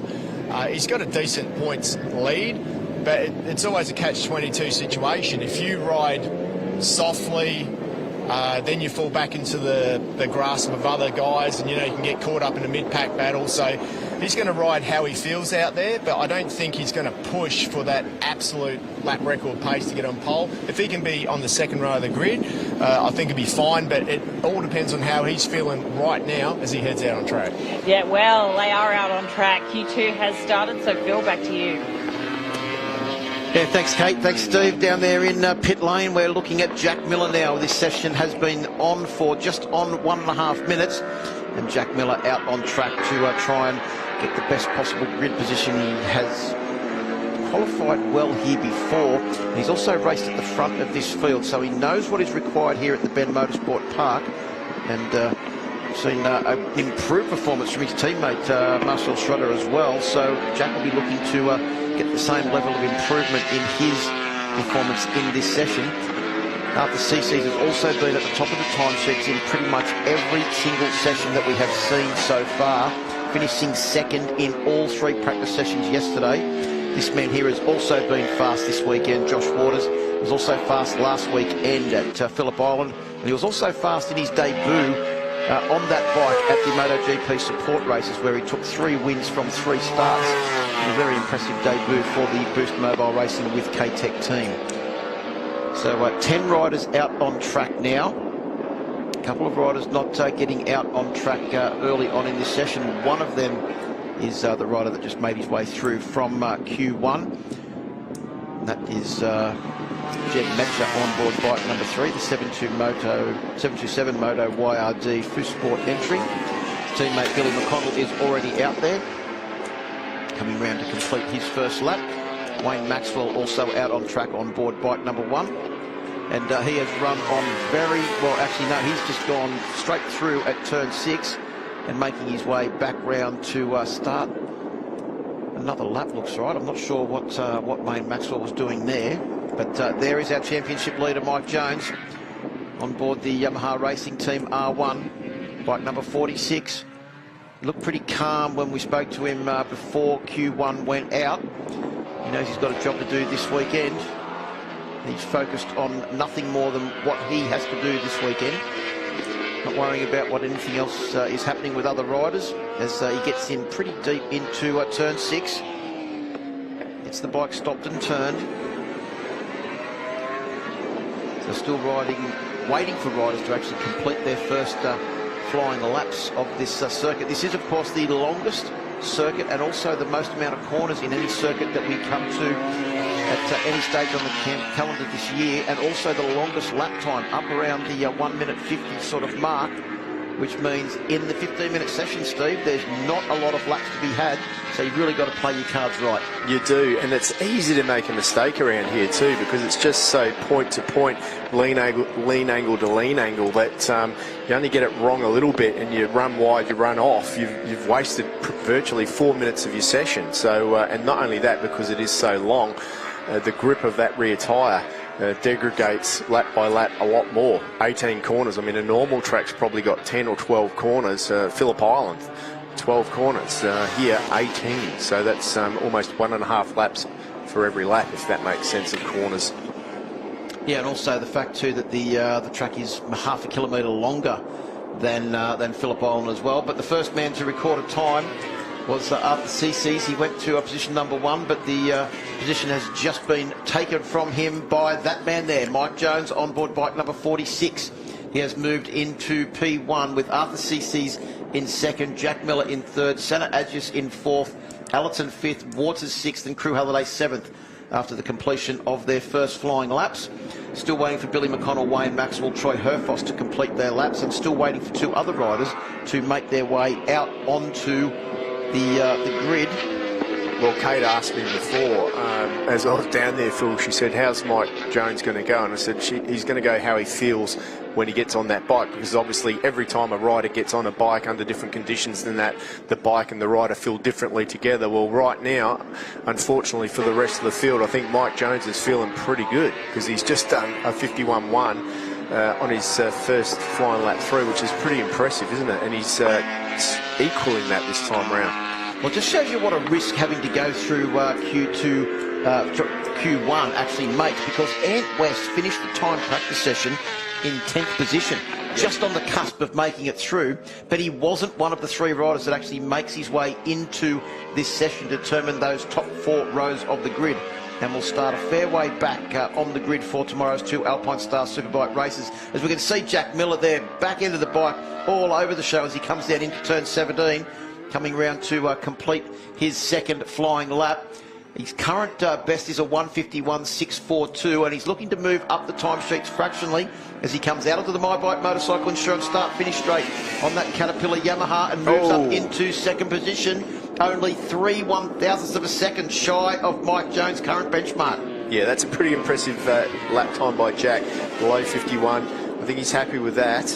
He's still probably, if he wants to, got another tyre that he could put in, but that would mean that he would have to start, like Glenn Allerton said earlier on, that he would probably have to start tomorrow with a used front tyre at some point.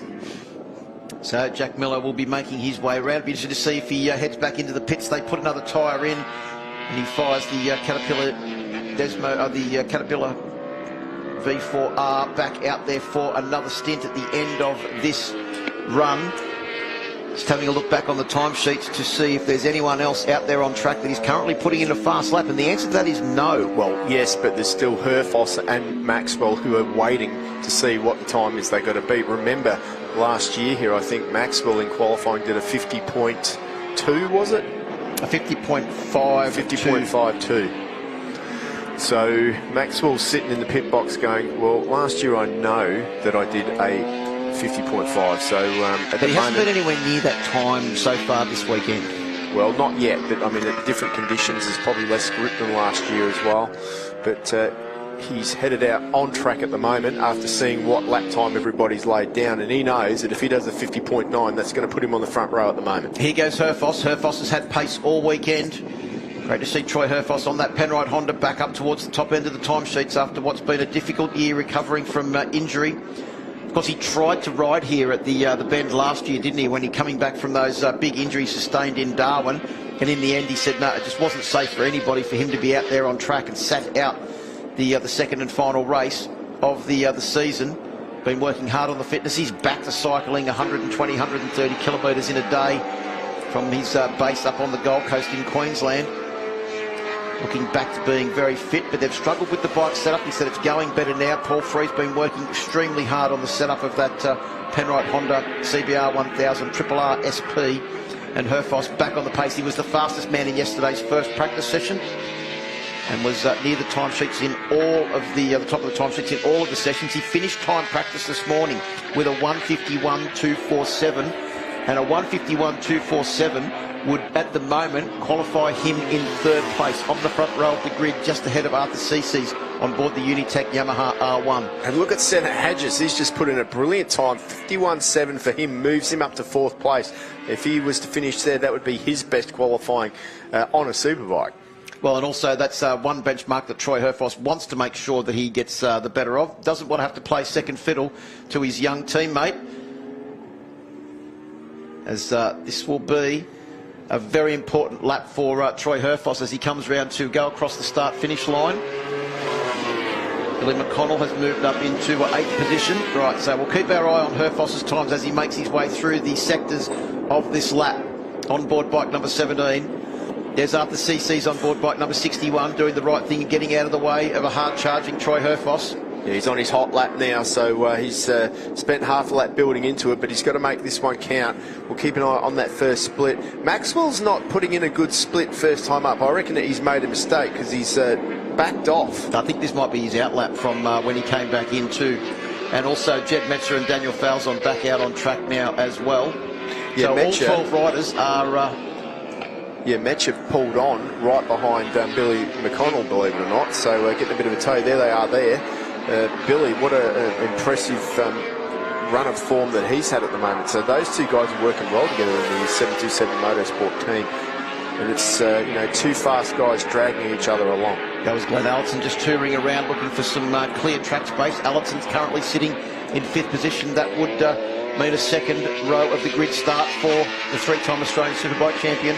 I would say that rain is definitely, you know, there's a lack of grip out there compared to earlier on today. I know we didn't get a lot of rain, but for some reason these guys just aren't laying down the lap times that we expected to see. Well, Herfoss is on track to move into 5th position, so he's currently sitting in 10th. And McConnell is looking to improve a couple of positions as well as Herfoss comes across the hill and down into Michelin for the final time on this lap. This will probably be the best opportunity for Herfoss on this tyre. Has it got another good lap in it? That is the big question. With 3 minutes to go, there is no more coming back to the pits for Troy Herfoss. It is going to be this lap or possibly the next one that will be his lap for this session. As he goes across the line, Herfoss moves up into 5th. That's currently the second row of the grid, and he is 0.2 of a second off his, well, you'd have to say junior teammate, Senna Hadges, on board bike number 81. So it's the two Penrite Hondas in 4th and 5th position.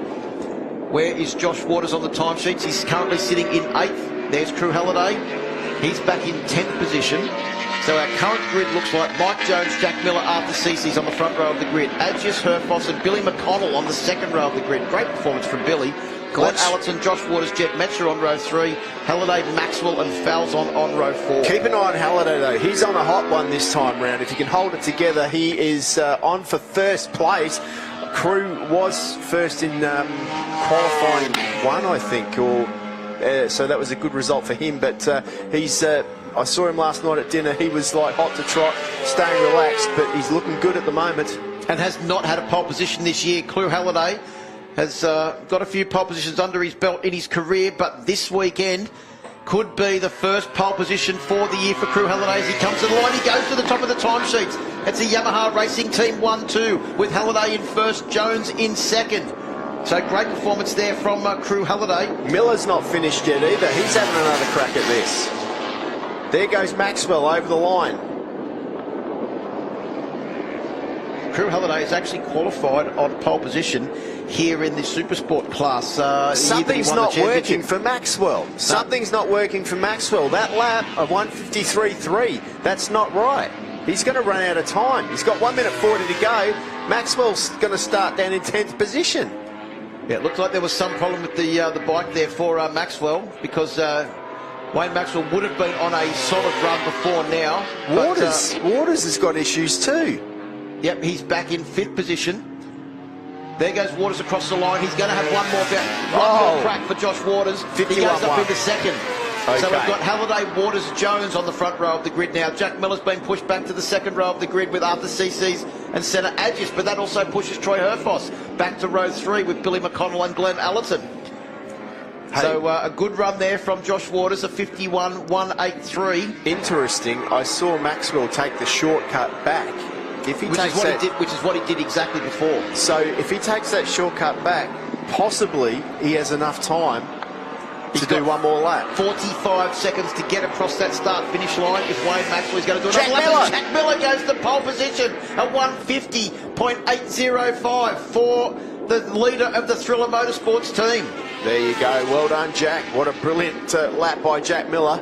I think he's happy with that. I think he's saying, well, that's what I can do. That is 59 thousandths of a second faster than Crew Halliday's time. So Crew Halliday was on track for his first pole position of the year, and it's been robbed out of his back pocket by Jack Miller on board bike number 43. It's not over yet. Ducati. It's not over yet. There's still people. Glenn Allerton's on for a top spot as well, as is Mike Jones. Yeah, Jones could move up to second if he keeps the momentum going on this lap as he comes through Michelin corner. A little bit of front wheel lift as he comes out of there and through Ride Your Motorcycle to Work Week corner now and onto the My Bike Motorcycle Insurance start finish straight. The checkered flag is out. There is no more opportunities for Mike Jones. This is it. Jones goes to pole position at 50.644. They've had 3 changes in the last couple of moments. And Mike Jones, if he takes that pole position, if he manages to hang on to it, will move to a 39-point lead over Brian Starring, who didn't make it into the top 12. So 1 additional point for Mike Jones, and after all the pressure that's been hyped on him this week, he comes out and puts bike number 46 on pole position as Allerton moves up to 4, Nelson moves up to 10. But I think, Steve Martin, that could very well be the end of it, and Wayne Maxwell will be starting from the back of the top 12 in 12th position on the 4th row of the grid. Yeah, something hasn't worked out well there for him. 276 top speed for Maxwell. Not sure what the issue was, but normally it's some sort of electrical issue when that happens. But Jones has got to be happy with that. That is super impressive under the pressure that he's under right now. All he's got to do is virtually ride around to win this thing, but he's going to go out on top. Well, he might be known as Mad Mike, but this weekend it's pretty much Cool Mike, isn't it? Because he's played it cool under pressure, and look at that. He's just sitting there thinking, yep, I've qualified on pole. That is job done for qualifying. 2 more races to go tomorrow. Yeah. Good job, Mike Jones. Exactly what he needed to do there. He didn't even need to do that. He went above and beyond, really. But if you think back to the start of the weekend, he was struggling, and he's worked his way from struggling to the front. But how many times this year has he done that, where he's just started off and just worked his way through a program? As he said, he comes back, he gives the crew chief some information, they make the bike a little bit better, and they've made it better at the right time because Mike Jones has qualified on pole position, takes a point, takes that championship lead out to 39 points over Brian Starring in 2nd place and 50 points ahead of Wayne Maxwell in 3rd place. Jack Miller also on the front row of the grid. Great debut for the Thriller Motorsports team, and Crew Halliday will round out that front row as well. So it's 2 YRT R1Ms on the front row of the grid. The field makes their way back into the pits now. The top 3 will be in Park for May. Hopefully we'll be able to hear from Mike Jones, our qualifier on pole. So it is Jones, Miller and Halliday on the front row of the grid, as we mentioned. Allerton, CC's and Josh Waters on the Boost Mobile Racing with K-Tech Machine back on the 2nd row of the grid. Then it's Senna Adjus, the first of the Penrite Hondas, in position 7 ahead of Troy Herfoss in 8th, Billy McConnell in 9th, the first of the 727 Moto machines. Then it's Falzon on that William Adams Cat Yamaha, Jed Metcher and Wayne Maxwell. Reigning champion back in position number 12. Obviously some sort of problem there. So I think if anything, this is going to fire Wayne Maxwell up ready for the 2 Alpinestars Superbike races tomorrow. There's cool, calm and collected Mike Jones. There's the Coda Nutrition guys in the background there. They were helping Mike Jones do his warm-up earlier on, and geez, they warmed him up properly because he was on fire in that session. Yeah, have you got their number? I might give them a call myself. That means a lot to the team. 1 pressure spot relieved. Well done, Mike. You've qualified where you need to. Is that the most important point psychologically of the whole weekend, getting that pole position point? It's only 1 point, Steve, but it's more than that, isn't it? Well, it's not the point. He doesn't need the point. He needed the... I mean, he's looking now. He's going, well, my 2 closest rivals are struggling and have got problems, and I'm on the front row. I'm sitting pretty. Is he thinking about winning? No, but I tell you what, a lot of pressure's been relieved. If Maxwell was up there next to him on the front row of the grid and starring on the other side, I tell you what, he wouldn't be smiling as much as he is right now. There's Kev Marshall, the boss of the Yamaha racing team, just in the background there, overseeing proceedings of what's going on. Congratulate his men on a job well done. Yeah, 2 Yamahas on the front row. They've got to be pretty happy with that. And this guy, Jack Miller, wow. Thanks for coming back, Jack. Yep, done a sensational job on that bike that isn't the same specification as a lot of the other Ducatis in this championship, but what he's shown is that when you're a champion, you do champion-type things. Yeah, absolutely. That one there is virtually a road bike, so the Thriller Motorsports team doing a brilliant job straight up, eh? Comes back, congratulates everyone. The first thing he says, how was that wind? So Jack Miller having a bit of a party time here this weekend. Over to congratulate Crew Halliday and Crew's team as well. Well, let's have a look at the highlights of that Q2 session, and weren't there some, Steve? Because in the dying stages we saw so many changes of position, but early on it was Wayne Maxwell that came out, had some sort of problem, went straight on there at turn 6 and back around and back into the pits, and that was the first issue that he had early on in the session. Then it was Senna Adjus that put in a very, very good lap time on board the Penrite Honda bike number 81. Yeah, it was pretty impressive, but look at Miller. He was here to play and play hard. Had that Ducati moving around all over the place. And that one, he's just giving the crowd a wave, actually probably just pulling out of that lap, has a bit of a look behind him. And then he really put the gauntlet down and put himself up onto the front row of the grid with that lap. But there was one more to go after that. He was happy with that. Yeah, Troy Herfoss also put in a fast lap and was momentarily at the top of the timesheets as well on board the Penrite Honda. Falson, who was very fast in Q2, eventually qualified in 10th position, but Herfoss was still charging. And then it was Mike Jones's teammate, Crew Halliday, that went to the top of the timesheets, looking to score his first pole position of the 2022 season. And he was on the top of the timesheets, but only momentarily, because his teammate Mike Jones ended up getting the better of him and put the Yamaha on top with a 150.644 lap time to go ahead of Jack Miller and also Crew Halliday. Yeah, and what a fantastic ride it was by him. Well, congratulations to Mike Jones. He's down in Park from A with KP. No, I've actually got P3 Crew Halliday. Really good performance from you out there. Front row start is so important, but you don't seem that excited. Nah, obviously not. I wanted to get on pole, but it is what it is. Looks like my teammate got it, so it's good for him for the championship. But yeah, it's I think I rode pretty hard then. Probably override it when that tyre was in the best part of its life, and just overriding it. Like, it was bouncing all over the joint. And I shouldn't be doing that, that early in the tyre. So yeah, it's just. I think too much aggression. I just need to relax on the bike, but it's great for the team, Yamaha team to get front row starts, and I just did a practice start and I actually got one finally dialed, so hopefully I didn't waste that for tomorrow. Okay, good luck tomorrow out there. Thank you. And in P2, one of our favourites, we've got to admit, Jack Miller. Well done. The pole position was stolen from you right at the last minute there, but is the bike feeling how you need it to be? Yeah, first of all, g'day everyone, thanks for coming out. Massive congrats to Mike and crew, they rode well. They've been riding well all weekend. I've been playing catch up, but happy we could pull it out in the quali. The wind made it very tricky out there, but it was a lot of fun. At least we got a nice dry quali for everyone to enjoy. The bike's getting better and better each exit, understanding the tyres and the bike a little bit more, as much as we can. We'll see for tomorrow. I feel good. I did a practice start, first one just now, and it wasn't very pretty, so I hope they don't look as terrible as last year. Well, we saw some good stoppies out there, but yeah, get onto those starts. Try to. Cheers, eh? Thank you. Thanks, Jack. And in pole position with the AMX Superstores gift card is Mike Jones. Wow, you stole that from a MotoGP star. Incredible effort out there. You've really got to be happy with that momentum to flow through to the race. Yeah, thanks very much. That was a pretty crazy qualifying session. Went out there and obviously banked a decent time to start with, but my crew were on top of the ball, and they gave me a bike then to go back out and do that lap time. So just felt really good, and just so happy for the Yamaha racing team. And it's really good to get pole position here and start from the front. Can't wait for the 2 races tomorrow. Good luck out there. Thank you very much. Cheers.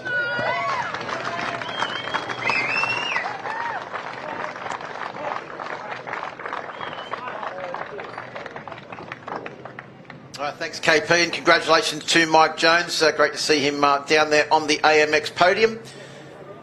And plenty more action coming up in the afternoon program. It's time to go racing. Next up, Dunlop Supersport 300, their first race of the afternoon.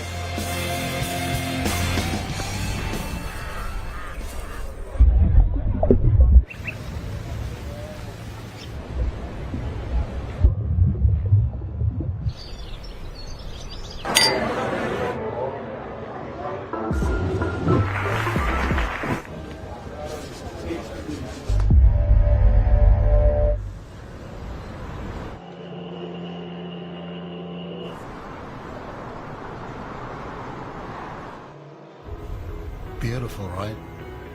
But look further. You'll see them. They're a restless bunch in search of beauty.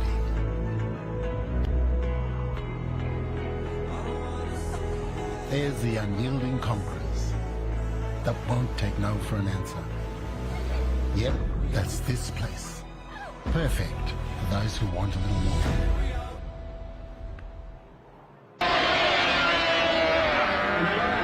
Now, in order to celebrate Yamaha's 60th year of competing in Grand Prix, Yamaha is pleased to announce the all-new YZF R7.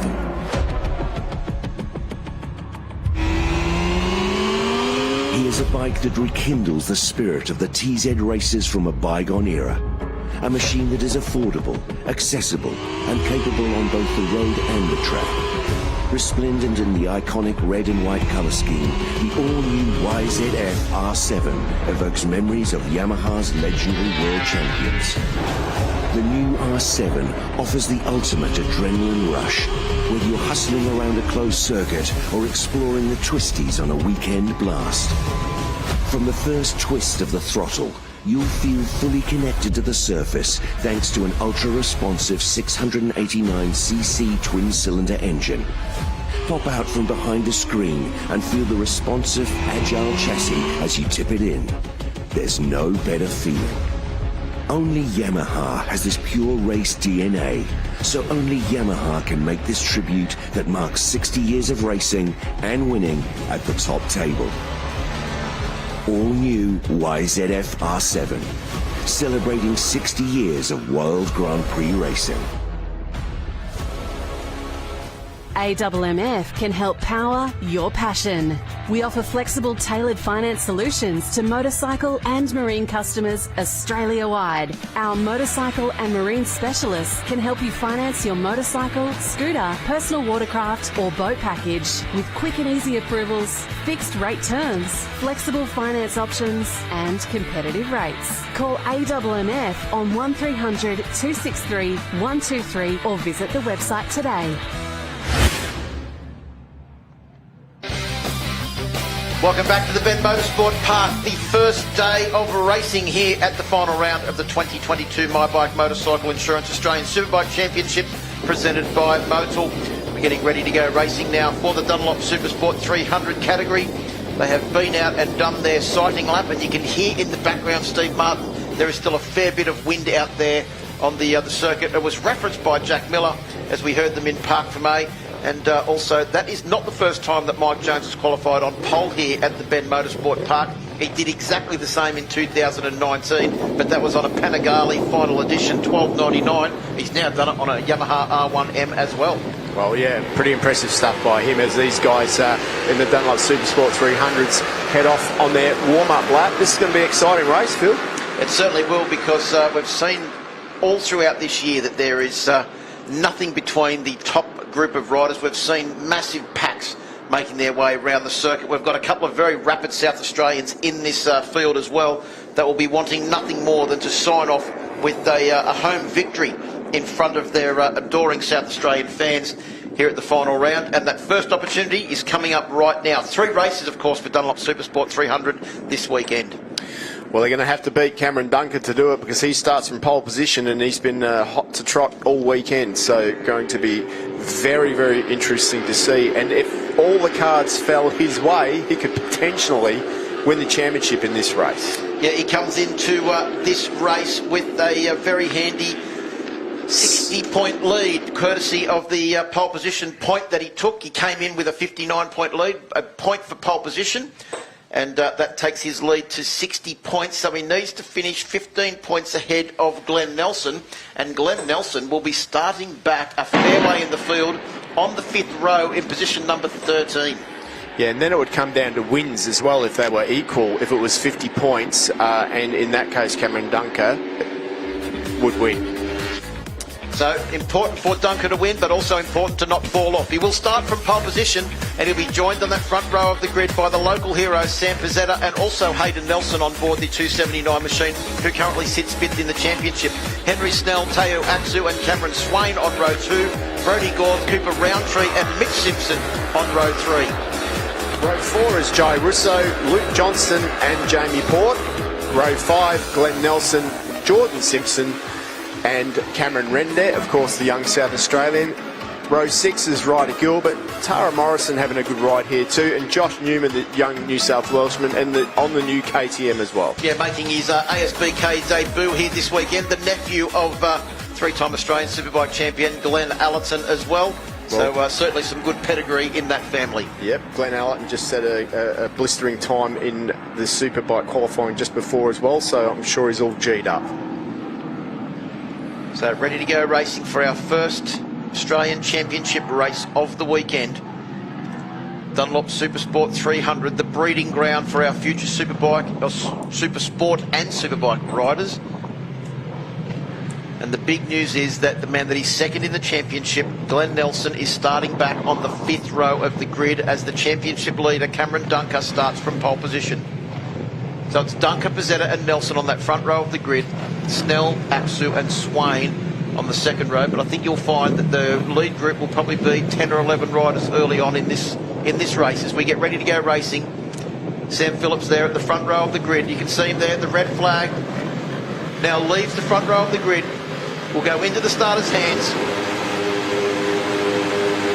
Oh, that's a jump Supersport start. 300 is go. Big jump start there, but pin your ears back and go because you're going to get a 10-second jump start penalty anyway as the field makes their way up towards turn 1 for the first time. I think that may be Jai Russo, the one that jumped the start there on board the yellow machine. As they come down in towards turn 1, it will be Jai Russo that moves up into 3rd or 4th place. Oh! Sweeping around the outside, we've got a couple of riders down. Jamie Port is one of them. Looks like he's come into contact with another rider. Can't see who the other rider was. I think it might have been Cameron Rende. The young South Australian Jamie Port have gone down. But it is Cameron Dunker doing exactly what he needs to do, already with a couple of bike lengths lead over Sam Pizzetta, who's been following him around all weekend. But it looks like Teo Atsu, or Hayden Nelson, in fact, who's moved up the inside there. Yeah, it was Nelson that moved up to second position on the run into turn 6. We'll have a look back where Glenn Nelson is. He's still a fair way back. He's in 7th position. He's managed to move up a few positions from his starting place, but still a fair way back in the field at the moment. But the good news for Nelson is he's got 7 laps to try and move forward. And confirmation that it was Jamie Port and Cameron Rende that crashed at turn 1. Well, Nelson has to finish in front of Dunker for this to happen, doesn't it? For him to keep the championship alive. So around along the back straight we go now. You see Sam Pizzetta there right down behind the screen aboard his machine. Up the inside. Yeah, big move from Sam Pizzetta to move up into second place down the back straight. We come up the hill now into Suzuki Corner. Around through Honda, and then we go down through the dip. Then back up across the next blind crest. This circuit is full of blind crests and dips. So many blind corner entries. Down the hill and into Michelin, the corner that's catching a lot of people out. Pizzetta under brakes. Oh, has a big look as Pizzetta couldn't quite get down the inside of Dunker. Now this is the last thing that Dunker needs, is a hungry home boy, South Australian behind him. Pizzetta wants nothing more than to win this race, and we just saw then how desperate he is on the brakes. The Unitech Racing rider, desperate to get past Cameron Dunker. But Dunker at the moment thinks everything's okay, but Sam is going to go for it. He pulls out of the slipstream, out of that wind, and they're side by side down the straight, heading into turn 1, the Motul corner. Up the inside goes the number 51 and makes the move. Into the lead goes Pizzetta. He's had one podium this year, and that was in the final race at the last round. So he's starting a bit of a charge home. Can he take his first win in front of his adoring home fans here at the Bend Motorsport Park? Duncan knows that he doesn't have to win, but he's going to be very confident in trying to get to the lead. There he goes up the inside through Ducati corner. Back into the lead goes Cameron Dunker. Yeah, this is exactly what Dunker does not need, because Pizzetta is going to be trying to dive up the inside of him. He's going to be desperate to get the win. He's got nothing to lose, really. Wants to go well in front of his home crowd. So, well, he probably didn't have to do the same thing at the last round at Phillip Island as well, because he went in there with a pretty handy championship lead, but he consistently raced at the front and took a second place and also two second places and a win over the weekend as well, did Cameron Dunker. So there's no playing it safe for the rider on board bike number 3. The jump start has been confirmed to be under investigation. I don't think the investigation will last all that long because I think Jai Russo actually gave himself up there on board bike number 32. Oh, and then there was that incident too, which took out Cameron Rende and Jamie Port. I didn't actually see who crashed into who there, but I think Rende would have been behind Port. I'm not sure who caused the incident though. Yeah, there was, you know, possibly, you'd have to look at it a couple of times. It was possibly like another touch from another bike as well, but you need to, you know, reevaluate it a couple of times before you can rule on that one. It's Nelson. That will be harder to judge than the jump start penalty, Steve. A little bit harder than that. There goes Nelson, looking there in third position for a way past, but Pizzetta was just very late on the brakes down into turn 17. So Pizzetta has got his bike set up perfectly in that final overtaking opportunity on this track there. He's stronger than both of those guys. He's stronger than Nelson and also Dunker. And that will be a very important last lap when we come to it in a couple of laps' time. Absolutely. So there is the provisional points with Cameron Dunker on 324, Glenn Nelson on 252, Atsu 233, Henry Snell 233. So the battle is really on now for third place in the championship. Henry Snell is in 6th place. And Atsu is in 4th place. Well, Taya Atsu, he's had a ripper of a year, hasn't he? He's had a few podiums. He had almost a perfect round, I think, was it back in Queensland. He was on fire. So, you know, we didn't see his name too much last time out in Phillip Island, but I think he had an accident there, which means that he probably was a little bit injured, but riding well now. Yep, well, there's one of the Caboolture Yamahas back in the pits there, trying to... Something wrong there with the gear lever. Yep, looks like the gear lever's come loose. That's what's happened there. So Pizzetta back into the lead ahead of Cameron Dunker and Hayden Nelson on board 279, still sitting there in 3rd place. Is Nelson just keeping his powder dry, waiting to make an attack towards the end of the race. First win still on the cards for Hayden Nelson. He's had 5 podiums so far this year. The young South Australian Tara Morrison's doing a good job too, working her way forward through the field, doing some pretty decent lap times at the moment. She's moved up to 13th position, having a really good little battle there with Josh Newman and also Mitch Simpson. Yeah, Mitch Simpson, fellow South Australian. So those two would have raced against each other locally plenty of times before. As Pizzetta still holds down the lead just fractionally from Cameron Dunker. Now we're coming to that area where you notice that Pizzetta's bike was set up perfectly for the run into turn 17. Dunker is gaining fractionally as he sneaks up onto the back of Sam Pizzetta. He's very late on the brakes there too, but Pizzetta just seems to be able to let the brakes off and just glide in there with a fraction more speed than Dunker as they come now to turn 18, the Ride Your Motorcycle to Work Week corner. So they are still level pegging as they come out onto the straight. Well, what Dunker will be looking at now is can he slipstream past the start-finish line? And he can't if it was to go into that turn 17. So if he wants to win this race, he needs to be in front by turn 17. New fastest lap of the race. It was the honour of Hayden Nelson's, only a lap of go. And Nelson's actually gone faster again, but the fastest man on the last lap was our former race leader, Sam Pizzetta, who's now back to 3rd position, courtesy of the slipstream advantage for both Cameron Dunker and also Hayden Nelson. Lap times down a little bit from the lap record, which is still held by Brandon Demery at a 2:08. So 2:11 is the fastest lap of the race so far. 2:11.2 by Hayden Nelson in 2nd position. I think that wind... Oh, absolutely. That wind is probably playing havoc with the riders, especially on the start-finish straight. Well, you can hear it. It's like a jumbo jet taking off. And we can hear it in our sound effects, Mike, so here in the commentary box for sure, as Cameron Dunker is back into the lead. Pezzetta trying to find his way around the outside of Nelson. They've actually really dropped off Teo Aksu, who is now 1.7 seconds behind Pezzetta in third place. Brody Gorth is 3.8 seconds further back in fifth position. So Teo Aksu is having a very lonely ride at the moment. Henry Snell in sixth position. But importantly for the races ahead, Teo Aksu is actually doing the same lap times now as the guys in front. 2:11.7 for him. Everyone else is in the 2:13s. Hayden So Nelson into the lead. Yeah. Big move there at the Alpinestars corner as they come up through Suzuki now. As we said before, this doesn't really show the undulation of the track there. As we see Brody Gorth on board bike number 25, holding down fifth position just ahead of Henry Snell, Glenn Nelson and Jai Russo.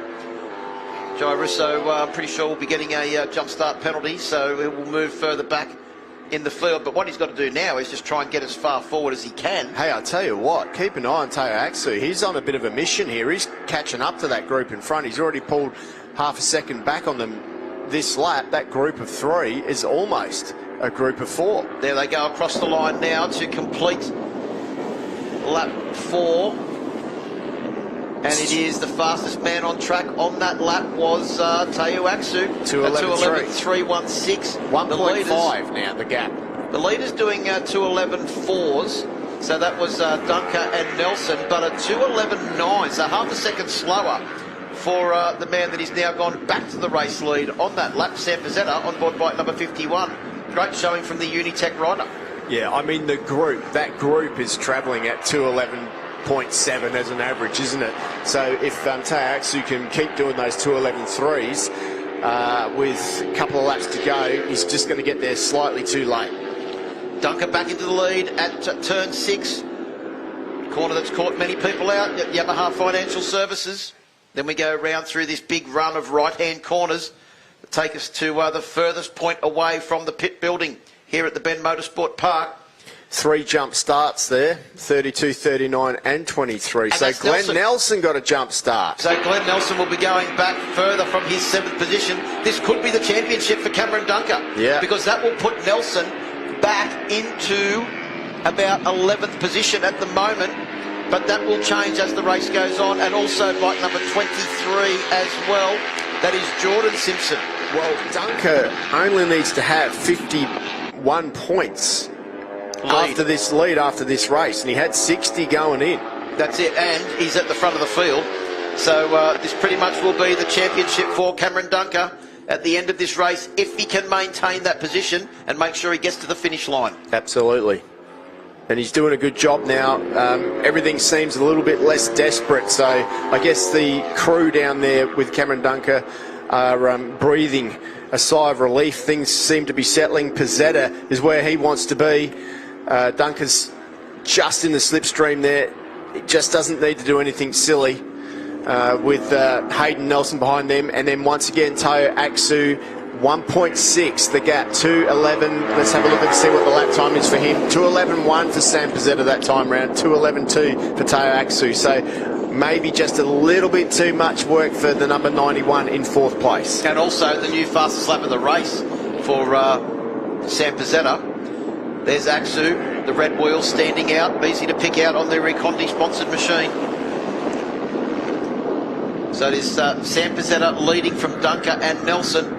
Imagine that will change over at turn 6. It looks like one of Cameron Dunker's favourite overtaking opportunities. No, he didn't even wait for turn 6. He's got ahead as they come around through Ducati corner at turn 5.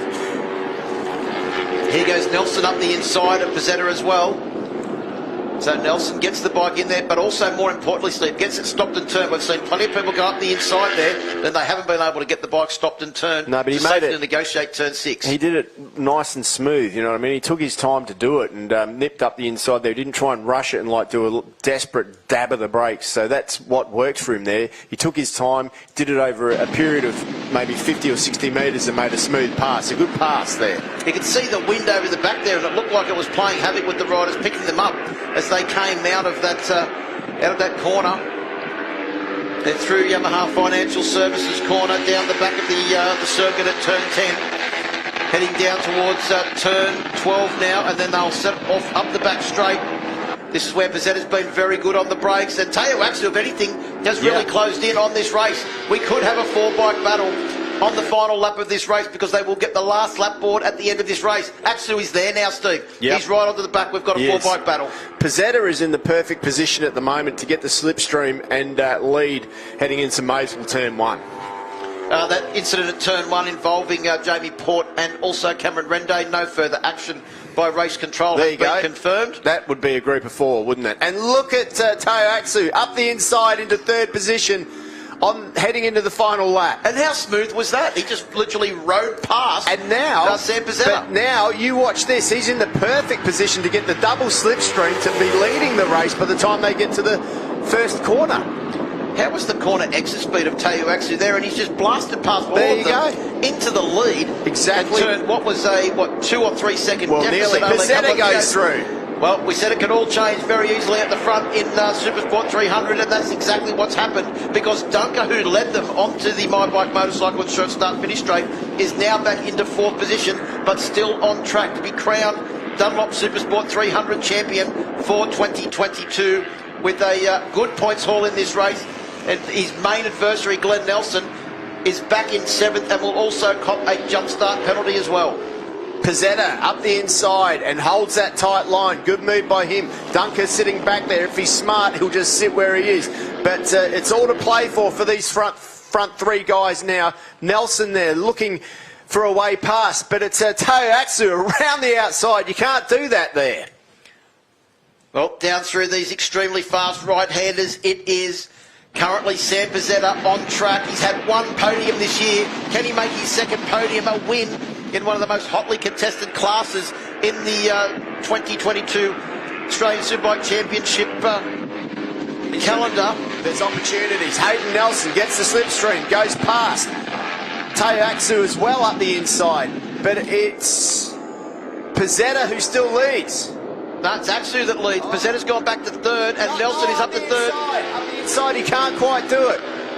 This is going to be the big moment for Sam Pezzetta. You noted that his bike was set up very well down at Michelin. He's going to have to try and make a run, but we saw the corner exit speed, the drive out of Michelin corner. Last lap for Teo Axu, who's in the lead. Nelson goes down the inside. Pezzetta's trying to go down the inside as well. Nelson and... Well, Teo Axu's got it all wrong on the exit. He tried to get on the gas too hard. Up the inside comes Pezzetta. Cameron Dunker also into the equation as well as they come out onto the My Bike Motorcycle Insurance Start Finish Straight. But it looks like it could be Sam Pezzetta on board the 51 machine that will get the win. What a ride by Pezzetta. He deserved that. He gave it everything. So Sam Pezzetta takes his first win of the season on board the Unitech machine, bike number 51. Hayden Nelson in 2nd, Cameron Dunker in 3rd, and Teo Axu, after a heroic climb back, takes the 4th place on the podium. But Cameron Dunker is the 2022 Australian Dunlop Supersport 300 champion. Congratulations to Cameron Dunker. Yeah, what a brilliant ride by him. It was just so good to see. And I tell you what, he could have got mixed up in that, but in the end he was smart. He ended up getting 3rd over the line. Teo Axu gave it everything he could, come for a long way back. But Cameron Dunker played it smart and wins. Well, what a ride from Cameron Dunker. He showed that he wasn't scared to get in there and battle for the race win. And in the end, he came up in 3rd position, 0.153 of a second behind the race leader, but more than enough points to secure the Dunlop Supersport 300 championship. His first Australian championship for Cameron Dunker. Man that was noticed by Damien Cuddle and Jamie Stouffer and a few others as a certain pedigree of rider that they wanted to have in their team. And he's now delivered with his first Australian championship. Yeah, wow, that didn't take long, did it? Didn't take long. Difficult conditions out there too, very, very windy. You can see, you can hear the camera, the buffeting. It's just like, it's an insane, yeah. You can see the wind blowing the long grass in the background. So what a way to take your 2nd podium of the year for the young rider from South Australia, Sam Pezzetta. He's had 1 podium, that was at the last race, so he's gone from 3rd place on the podium to a race win in the space of 1 round. Takes the win by 0.131 of a second over Hayden Nelson. The new champion Cameron Dunker finishes in 3rd place. Teo Axu in 4th. That was a miraculous recovery from Axu. Henry Snell in 5th, Brodie Gorth in 6th place, Glenn Nelson in 7th, Russo in 8th, Mitchell Simpson in 9th, Luke Johnson rounds out the top 10 with Cooper Roundtree. Tara Morrison, great ride from her, Steve, to finish in 12th place. Yeah, real good job by her. Ryder Gilbert in 13th. 14th was Jordan Simpson. Jordan White gets that last point in 15th. Josh Newman, good result for him in his first ASBK race on the KTM in 16th. Cameron Swain in 17th. And then unfortunately, the rest of the field were back. Now, after the results were, the penalties were applied, bike number 39, Glenn Nelson, only moved back 1 position. Yeah, okay, that's good for him. Not as bad as it could have been for Nelson. He finished across the line in 7th, only went back to 8th position, so not too bad. But it means not too bad, but it's still close in the championship. 234 points to 233 going Nelson's way at the moment, so 1 point between us, so there's still plenty to play for in tomorrow's 2 races. Yeah, certainly, and also too, Henry Snell, Teo Aksu, all battling for those top 3 positions in the championship. So it is currently Glenn Nelson on 252, Snell on 234, Aksu on 233. So very, very close. And also in that equation as well is Hayden Nelson on 227. Yeah. So the championship may have been decided for Cameron Dunker, but second, third is still well and truly up for grabs. There's Maxi Stouffer, one of the first people there to congratulate Cameron Dunker on his first Australian championship. The championship shirt is already on. And that will be making its way to the podium. They'll be down there with Kate very, very shortly. Max has been doing a lot of training with Cameron Dunker in the gym, preparing for this season. Cameron Dunker, he looks too small to go to the gym. So doing a great job all season, and is rewarded with wrapping up the championship 2 races early. So now he can let it off the chain, so to speak, Cameron Dunker, for the rest of the season. Riders are now back in Park for May. Can't wait to hear from first-time winner Sam Pizzetta and our new champion Cameron Dunker. Imagine that we'll probably hear from Hayden Nelson first, the rider that finished in 2nd place in that race. There's Cameron Dunker. He's got the special KYT gold helmet on. And he also gets the Australian Supersport 300 champion hat. Funnily enough, the hat doesn't have Dunlop written on it. Here's the Dunlop Supersport 300 class. Can we grab him down there? Right, I think we're just about ready to head down to Kate. A lot of interested spectators there have just seen the first Australian Championship wrapped up. Still a couple more to go. Let's go down to KP on the podium with our top 3, our race winner and our new champion. Yes, the 2022 Dunlop Supersport 300 champion, Cameron Dunker. Such a tight championship. You pulled brave moves all year. You must be so happy. Yeah, it's unbelievable. Couldn't have done this without my family and friends and just all my sponsors. It's been an awesome year, and see what next year brings. Yeah, how are we going to celebrate? Oh, I don't know yet. You enjoy that helmet and the celebration. Thank you. All right, in P2, Hayden Nelson. Great ride. The conditions and the wind, talk us through it. Yeah, I think I was happy to get away with only 3 of us out there, otherwise it would have been a fair bit more carnage. But no, it was a good race. I'm really happy and I'm excited for the rest of the weekend. 1 more today as well, so I'm looking forward to it. Great performance out there. Thank you. And in P1, at his home race, his first win, Sam Pizzetta. The crowd is going wild. You should be thrilled with that ride. It was a really safe, smart ride through a lot of battles. Yeah, it was pretty shocking. Like, normally it's a big group, but we broke out at the front and Teo ended up catching up, so I thought I was settled for another podium, but then Teo caught up, so I had to get on it again. But yeah, I'd just like to thank everyone that supported me. They're all over there yelling. And also everyone that's just been like, just trying to get in my head and doing all that stuff to me just to try to get me down. That's to them too, because yeah, it's just amazing being especially here at our closest track, is just insane. You enjoy that win. Congratulations. Thank you. Yeah, thanks, KP. Great to hear from our top three there, including first-time race winner Sam Pizzetta and our Dunlop Supersport champion for 2022, Cameron Dunker. Let's have a look at the race highlights. First of all, there was a massive jump start, and Jai Russo, you can see there, he was displeased with himself, but as we came up to turn one, there was more displeasure for a couple of riders, Jamie Port and also Cameron Rende going down. Looked like Jamie Port was the innocent victim on the outside there, getting taken out by someone else's motorcycle. It wasn't long before Pizzetta took the lead, and he wanted it bad, so he was battling tooth and nail to grab this one, but Dunker was up the front. Hayden Nelson joined the fray, and the three of those guys were giving it everything they could. They thought they were going to have it their own way, didn't they? But look at that number 91 in the background there lurking. That gap looks too big to catch up, doesn't it? Well, keep an eye out. Well, that's what we thought, but Teo actually just reeled off fast lap after fast lap as the top three battled away.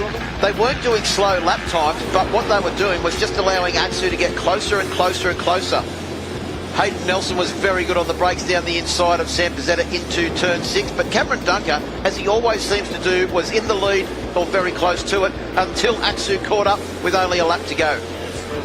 He went past Hayden Nelson, nearly ran into the back of Pizzetta, and then he made a move around the outside. You can't do that there, but he managed to pull it off, and then bang, all the way up the inside there, and it was a massive dogfight until the final corner when that happened.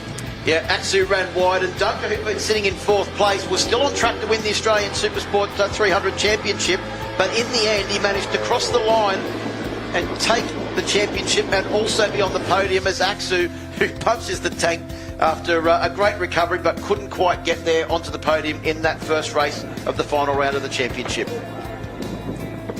But there is your Dunlop Supersport 300 champion for 2022, Cameron Dunker. Hey, Ross. No. We said the championship shirts are already out. That's a nice shirt too, isn't it, that one? And also the celebration KYT helmet.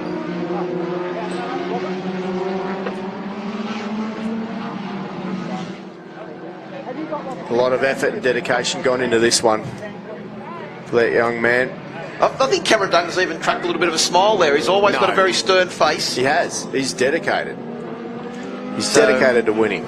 Anyway, the Shore Flight Superbike Masters are making their way out onto the grid now.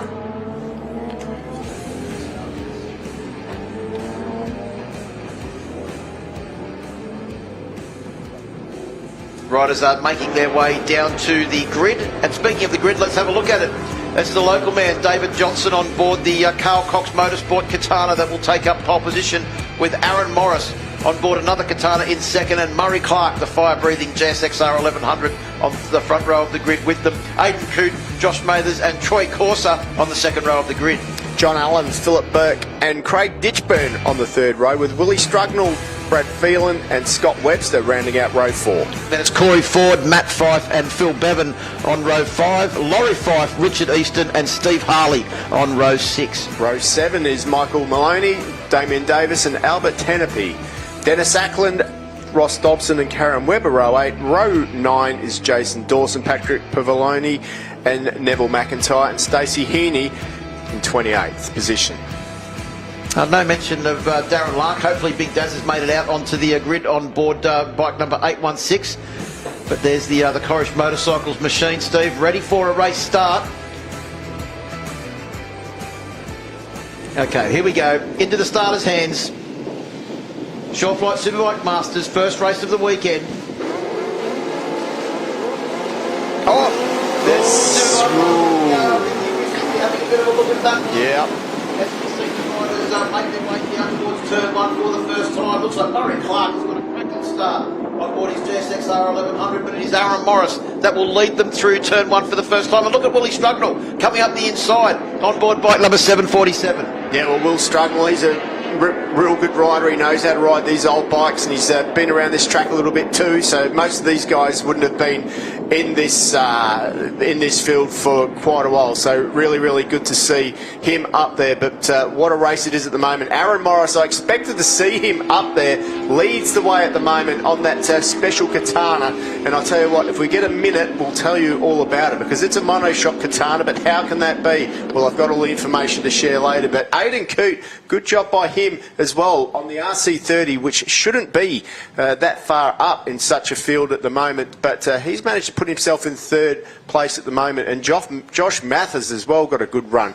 But it is Aaron Morris with Davo Johnson right behind him. Katana versus Katana, side by side out there on track. One a monoshock and one a double shock machine. The number 20, Davo Johnson, doing a great job there, just sitting in behind Aaron Morris. Good to see him as they head up the corner, hard on the brakes. It looks to me like Davo Johnson is doing a pretty good job of just sitting in there. He looks over his shoulder to see if he's got company, but there is no company at the moment. Aidan Coote, who's doing such a good job just sitting there at the moment, on the RC30 in 4th position. Will Strugnall back there in 5th position as well, and Corsa, who didn't ride yesterday, is doing a fantastic job on the RC30, a bike that he hasn't ridden for such a long time, sits back there now in 6th position. But it is Aaron Morris, qualified 2nd on the grid, who comes onto that start-finish straight on the Korish Suzuki, the special bike, which we'll tell you about in a second. Yeah, the race is under investigation now. Official confirmation of that on our timing monitor. Of course, the Superbike Masters proudly brought to us by Shoreflight. As Aaron Morris, look at the big slide into turn 1. The back end of that machine, leaving a big black line on the way into turn 1 on that occasion. Davo Johnson would have seen that and knows that he's pushing Morris to the absolute limit. Morris is just warming up with a move like that. He's when he gets these big bikes flying, he is absolutely crazy. He doesn't mind getting a little bit sideways into the corners, does Aaron Morris. I'll tell you what though, I'm super impressed with Dave Johnson. Look at that under brakes by Dave. He really catches up. That's a real good move by Dave Johnson there. He's keeping this race alive. Well, he tried to get it stopped and turn. Then the let's just say the Katana was a little bit recalcitrant to get in there and actually turn. Bound through the back end of the circuit. These very fast right-handers. It is still Morris that leads from Davo Johnson. The Carl Koch Motorsport machine doing a good job to hang on to that Korish bike.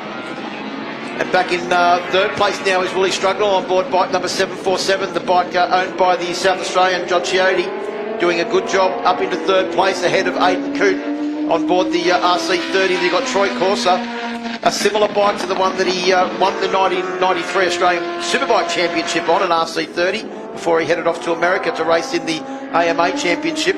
Then we've got Murray Clark back in 7th position, John Allen in 8th, Phil Burke in 9th, and Craig Ditchburn in 10th position. And there's Corsa on the number 11 OKI liveried machine, doing a great job, just catching up to the back of Aidan Coote. I didn't think that these two guys would have thought they would have been dicing with Troy Corsa in their career, that's for sure. But they're out there at the moment, and Joshua Mathers doing an absolutely fantastic job on the number 777 machine.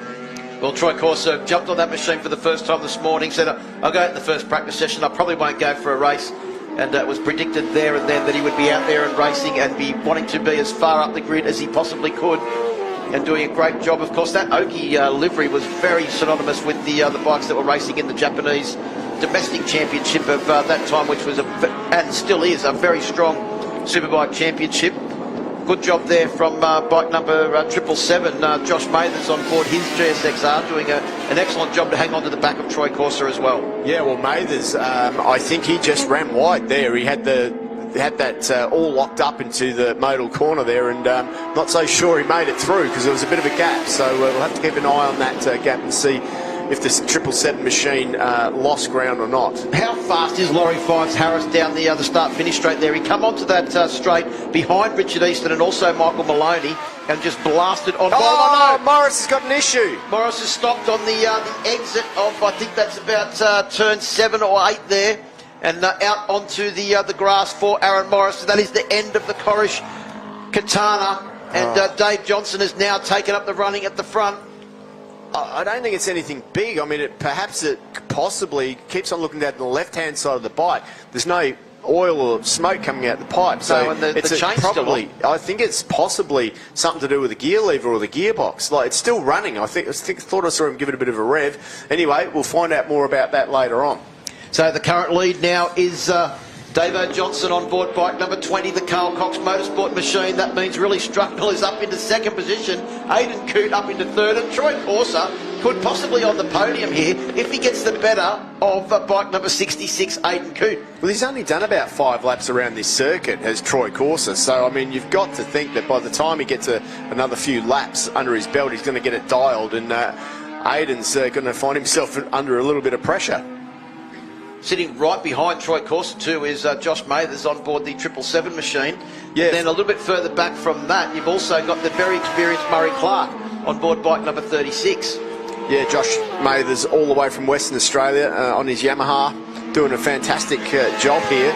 Probably never seen the Bend before, but to be honest, he's got his hand off the bar going, what's going on with his teammate to his pit crew there on the wall, but either that or he's saying, have a look at me, I'm sitting in 4th position or 5th position, I wasn't expecting this. Corser is catching up as they made their way down into turn 1 on that occasion. So there is Mathers on board the 777 machine. Yeah, 2:05.3 for Corser that time through. No, 2:05.7, 2:05.3 for Aidan Coote. But Aidan Coote finds himself on the RC30 in a podium position, so that's pretty impressive. He's close now though, isn't he, Corser? Yep, he is, and Mathers on an FZR 1000 as well, so David Johnson currently leads outright, but he's in the P5 Unlimited class. Then we've got William Strugnell in second. He's actually in the period 6 750 class, the same class as Aidan Coote and Troy Corser are in. Yeah. So we've got 3 750 machines in second, third and fourth place, with some engines in this class up to 1300 cc's. Yeah, no pressure here for Aidan, is there? World champion behind him. Multiple world champion. Absolutely, yeah. He's doing a good job though. He's keeping his cool as Aidan Coote. Doesn't get on a bike that regularly, so to do such a good job on this RC30, I mean, like, under brakes, Corser's, there, but he's not like blowing up to the back of him, is he? So Coote's riding a pretty smart race at the moment. Well, TC, the owner of the bike that Troy Corser's racing, brought that as the spare bike for... It's Corser's got his hand up, I reckon. He's dropped back there. Yeah, it looks like there's something happened to that machine. Yeah, so some issue there with Corser's RC30. He's pulled off to the edge of the track. Yeah, not sure what's gone on there. So he's coming into the pits. Oh, disappointment for Troy Corser. Could have been a possible podium there. Looks like the bike is still running okay. Yeah, strange, but nevertheless, what about Davo Johnson? He's having the ride of his life out the front. 3.76 lead over Willie Strugnell. And here comes Corser into the pits. So a 2:03.404 on the last lap. Let's see if it's still running. Hang on. Well, it looks like it's still running because he wouldn't be able to make his way up the hill and back into the pits if it wasn't running. Well, it was going down the hill there when it all happened, so he may have had momentum. And it is Troy Corser, so he can do just miraculous things anyway. Can coax it around to the lead. Well, this man doesn't have to do any coaxing because he's got a very handy lead of 3.9 seconds over Willie Strugnell. So it's a South Australian 1-2 in the first race for the Shore Flight Superbike Masters, and it's Davo Johnson that will seemingly almost certainly take the race win now with a very handy lead over Willie Strugnell in second and Aidan Coote in third. Pressure's off Aidan Coote now because he's got a 4.3 second lead over Josh Mathers. Listen to the difference in revving of these motorcycles compared to the modern day superbikes. These are very low, growling, torquey beasts compared to the high revving Ducatis and Yamahas in the ASBK class. Top speeds, 298 thereabouts on the modern bikes. Davo Johnson's fastest speed on this thing, 260. Not a lot of difference, is there? 4 decades difference in To be fair, age. the engine probably weighs as much as the current superbike on Davo Johnson's machine. Yeah, there's certainly a big lump. No water cooling either. Air cooled that Katana. Twin shock. So Johnson comes round through Ride Your Motorcycle to Work corner. Well, he's ridden his motorcycle, and that is to victory in the first of the Shore Flight Superbike Masters races for the weekend. And across the line he goes, gives it the thumbs up. Davo Johnson takes the win. Willie Strugnell takes second. John Quixote will be extremely happy with the performance of his motorcycle this weekend, as will Aidan Coote, who rounds out the podium on board his RC30. That's super impressive for an RC30 to be up there, because they do lack a decent amount in top speed. Just to put that into perspective, the top speed of the RC30, 244. Like, it's they're not the fastest things in the world. Well, and also great effort from Willie Strugnell on a GSXR 750, you would have to say. And Steve, you've raced a GSXR 750 against RC30s. It was a pretty hard ride on board the GSXR most of the time. Yeah, let's move on from that. But yeah, no, great job there by the number 20, Davo Johnson. Well done to Davo. He's got the gold leathers on, so he celebrates with victory first up. Had to win, didn't he? Gold leathers, you've got to win if you wear them. So that's making a statement, isn't it? It is, and I mean, it's good to see him out on a bike too. I mean, he's had a couple of years where he hasn't really been able to race much, so just so rapt for him to be able to showcase in front of his home crowd what he can do, even in the Superbike Masters class. It was really special to see. You know, well done to the two local men, Dave Johnson and Willie Strugnell. Yeah, 1-2. Coote. Now there's on the tarmac there next to our top two. Well, look at that bike, John Allen's TZ 750.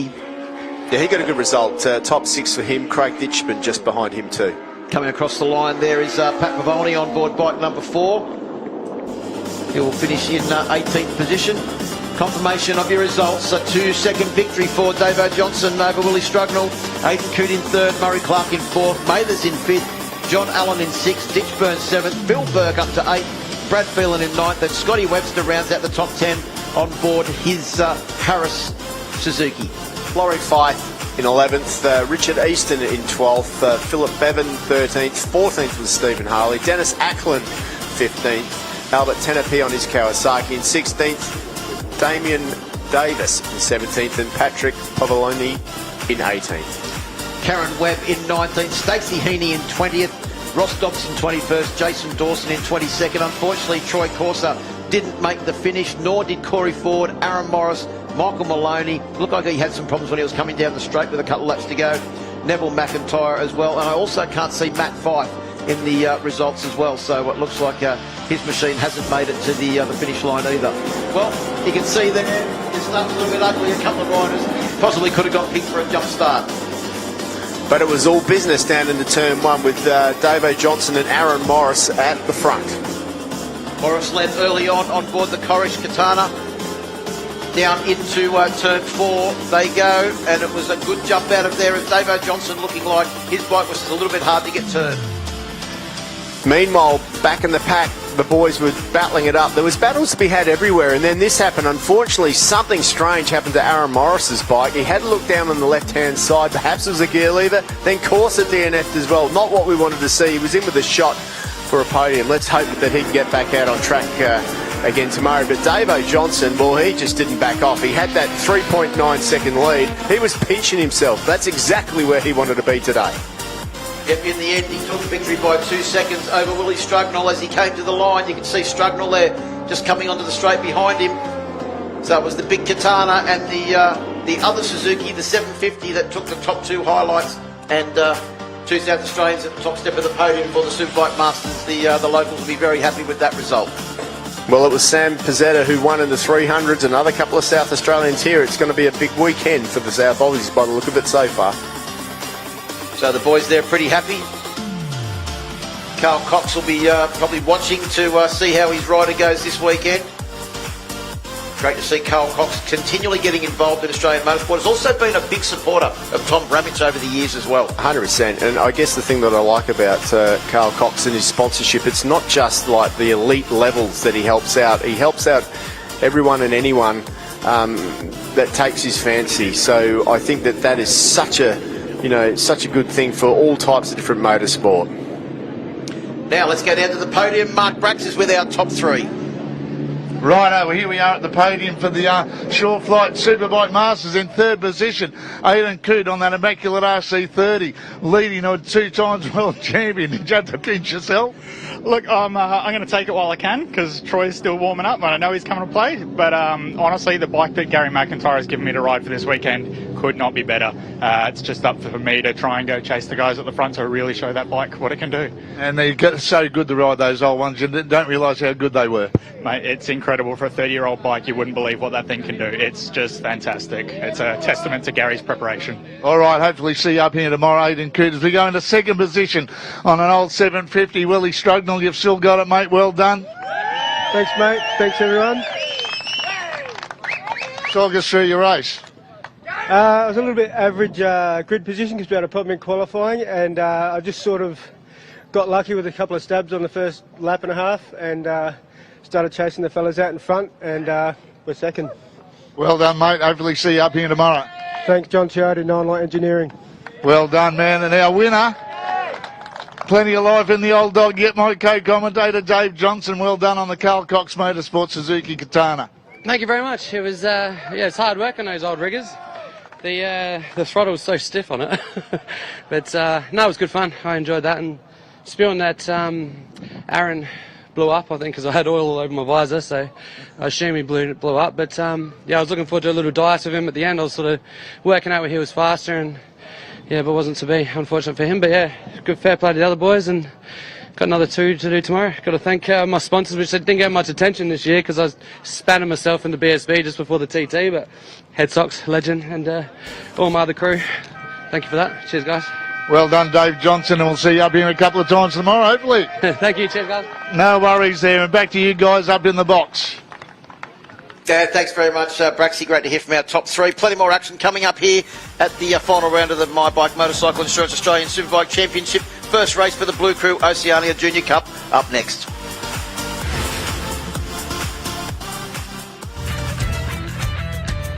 At My Bike Insurance, we are motorcycle specialists. It's all in the name.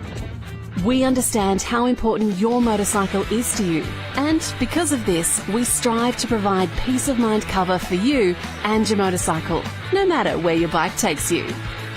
Visit the My Bike website for a quick and easy quote, or call the My Bike Insurance team on 1300 780 446 today.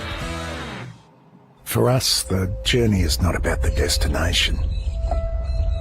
The journey starts long before we hit the road. The gear we wear, the way it feels, and the safety it brings. Some say the journey never ends, but it has to start. Start your journey with AMX Superstores. Why? Because we ride too. Enjoy the journey with AMX Superstores.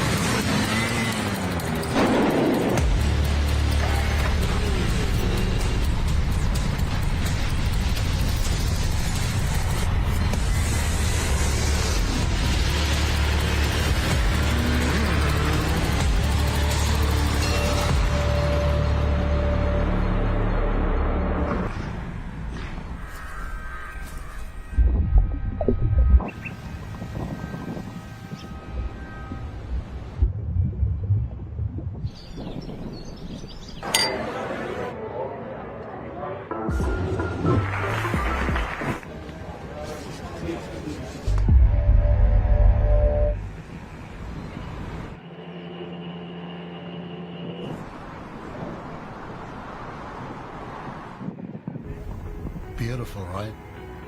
But look further. you'll see them. They're a restless bunch in search of beauty.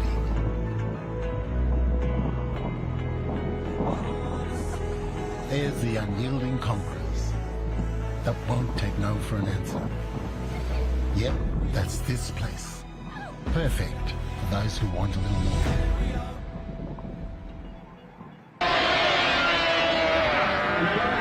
Now, in order to celebrate Yamaha's 60th year of competing in Grand Prix, Yamaha is pleased to announce the all-new YZF R7.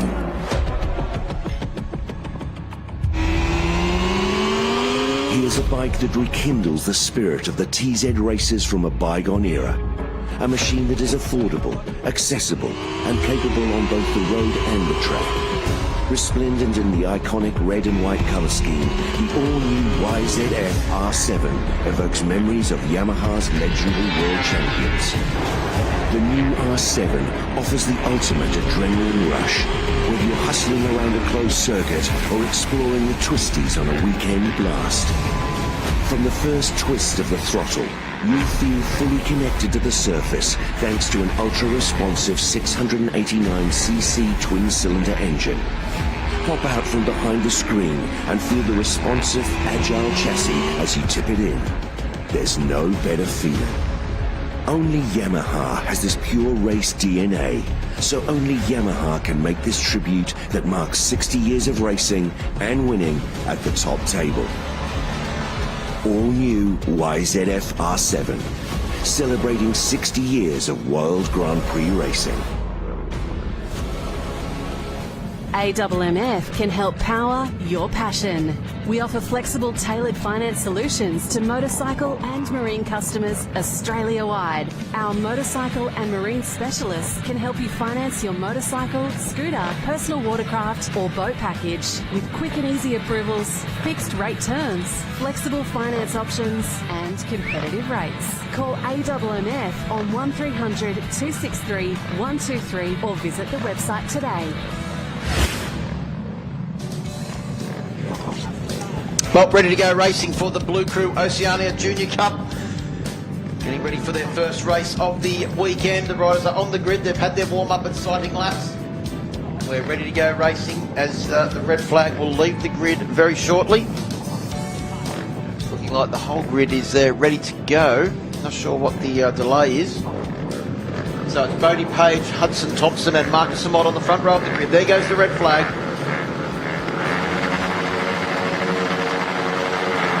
Oceania Junior Cup is go. Not a good start from the outside of the front row of the grid there as the bike went skywards rather than forwards as the field makes their way down to turn one for the first time. With these bikes, Steve, there's even slipstreaming on the way to the first corner. The run from the start-finish line down to turn one is so long. Yeah, absolutely, but it looks like Bodie Page has got a brilliant start there, but how tight is it in the mid-pack? They all make it through there. Good to see. Side by side, once again into the Pirelli corner. A couple of wide riders there. It's okay, you can get away with that on the first lap. Gives you a bit of an extra drive down there. Into the fast sweeper. Ducati corner. We go through Ducati. Is that moving up into the lead? Looks like it could be Ryan Larkin on board bike number 68. Is well positioned there as this massive field of riders make their way down into turn 6. Looks like everyone's made it through there safely on a corner that's caught many people out this weekend.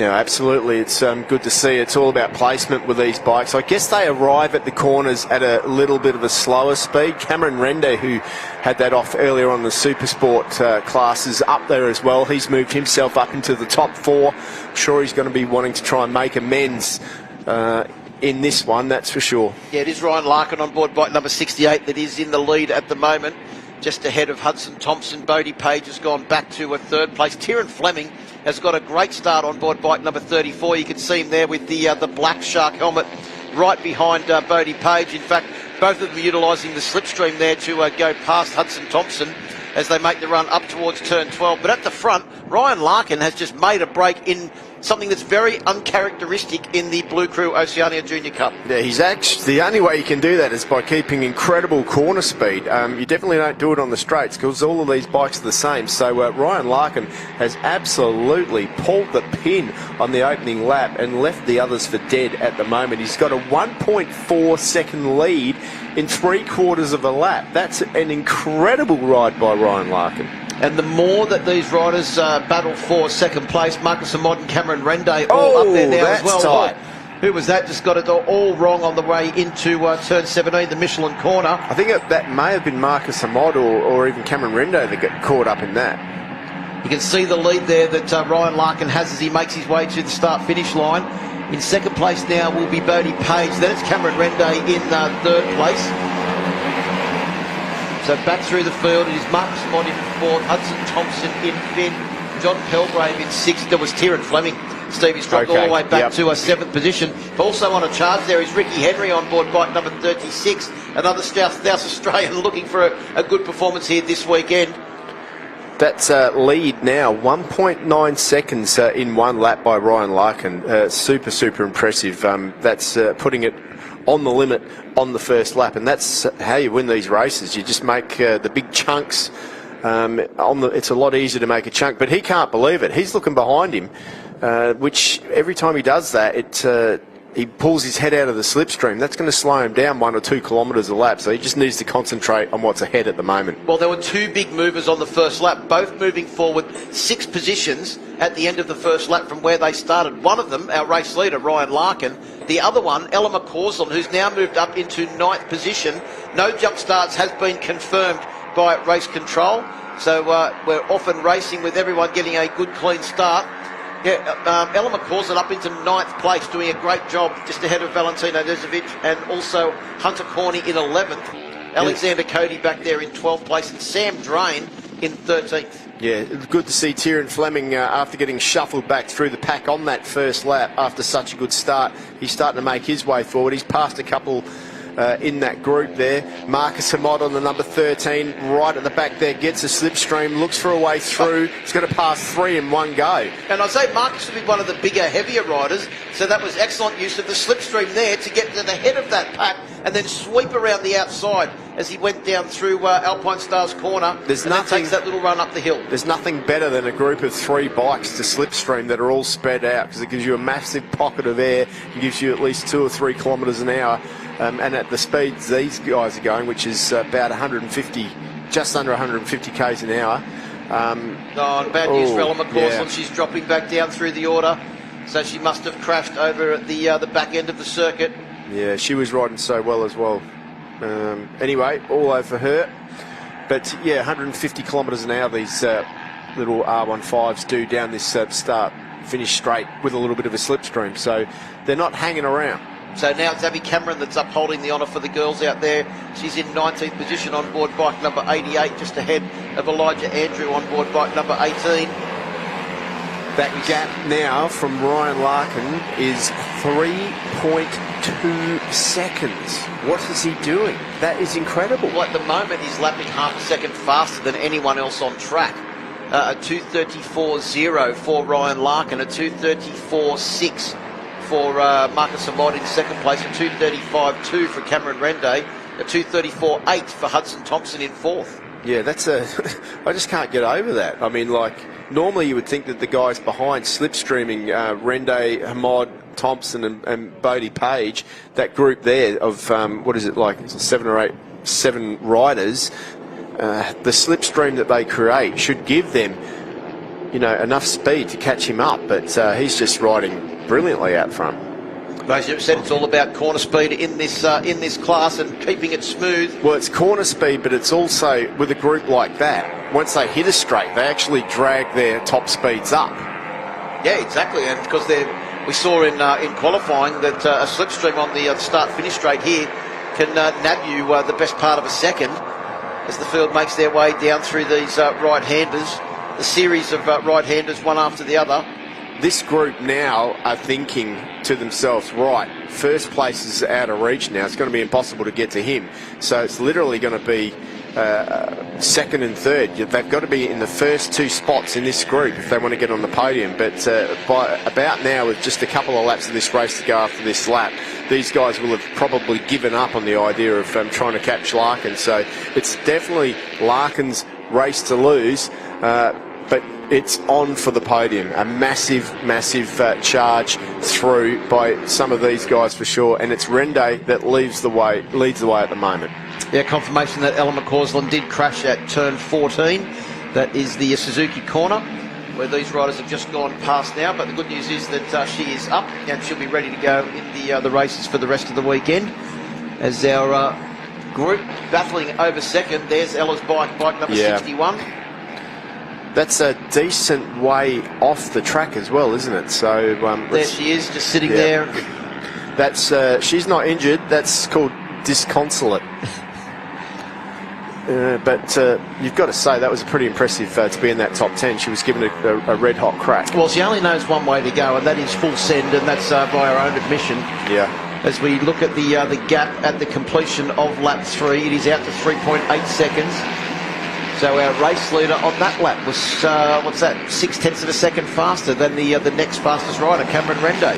Well, so Rende's actually gone back to 3rd place now because Bodie Page on board bike number 74 has taken up the running in 2nd. Well, Ryan Larkin knows a thing or two about being fast at this track because he actually is the current lap record holder from the last time we were here in 21, and he's a second quicker than he was a year ago because whatever he's eating for breakfast or whatever training he's doing is working because he's smoking the rest of the field and setting impressive lap times. But look at this massive dice that these 4 guys are having now. It's Bodie Page just gets chewed up a little bit. Cameron Rende's up the front there. Marcus Hamod wants a part of it. Pretty much the battle for the rest of the podium is going to be out of those 4. And Tyrrell Fleming's gone to the lead of that group now. So Fleming on 34, just ahead of Marcus Hamod on board bike number 13. Well, that's good work for him because he got chewed up earlier on, didn't he? He got spat out the back of that group at that turn 17. So it was. He's worked his way forward. He's not a guy that gives up easily. Well, and as we know, he finished 2nd in the FIM Mini GP and was competing in the World Championship finale at the Valencia circuit in the days leading up to the final MotoGP race of the year, along with Harry Watts, who, where is Harry Watts? He's back in 13th position at the moment. His lap time at 2:35.416. Tyrrell Fleming at 2:33.8 on the last lap. Marcus Hamod looks up the inside. Oh, a bit wide there. I think that was Tyrrell Fleming, just ran a little bit wide on the exit of Suzuki corner. Trying to maintain a lot of corner speed. Down the hill we go into Michelin, turn 17. Oh, looks like we got another faller. Ricky Henry's gone all the way down to 16th, so either had a run off, managed to get back on. No, it looks like Ricky Henry's fallen off in that first sector as well.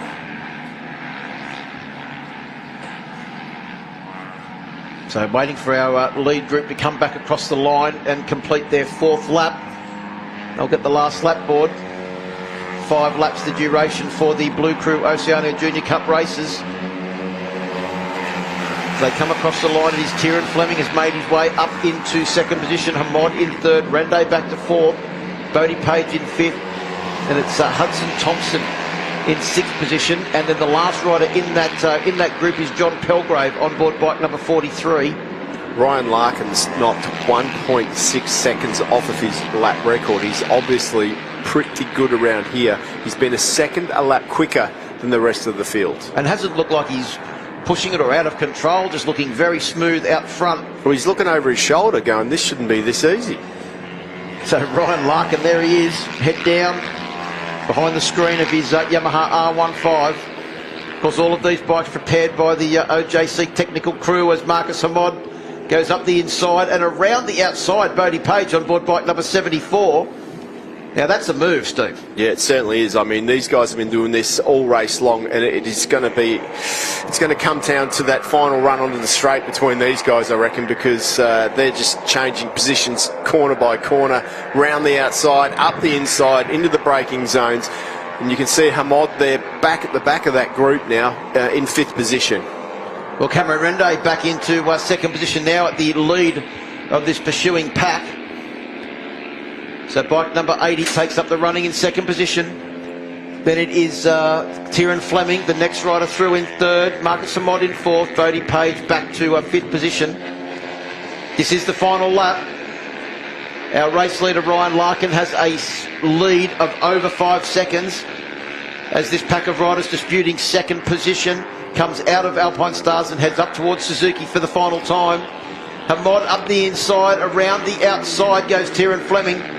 And he holds it too, but Rende with a tight line moves back into that fourth position, which puts him into a perfect spot. But look at that man out the front, Larkin. It's daylight between him and second place at the moment. And it's not usual that we see a gap of 5.3 seconds at the start of the last lap as those four battle for position.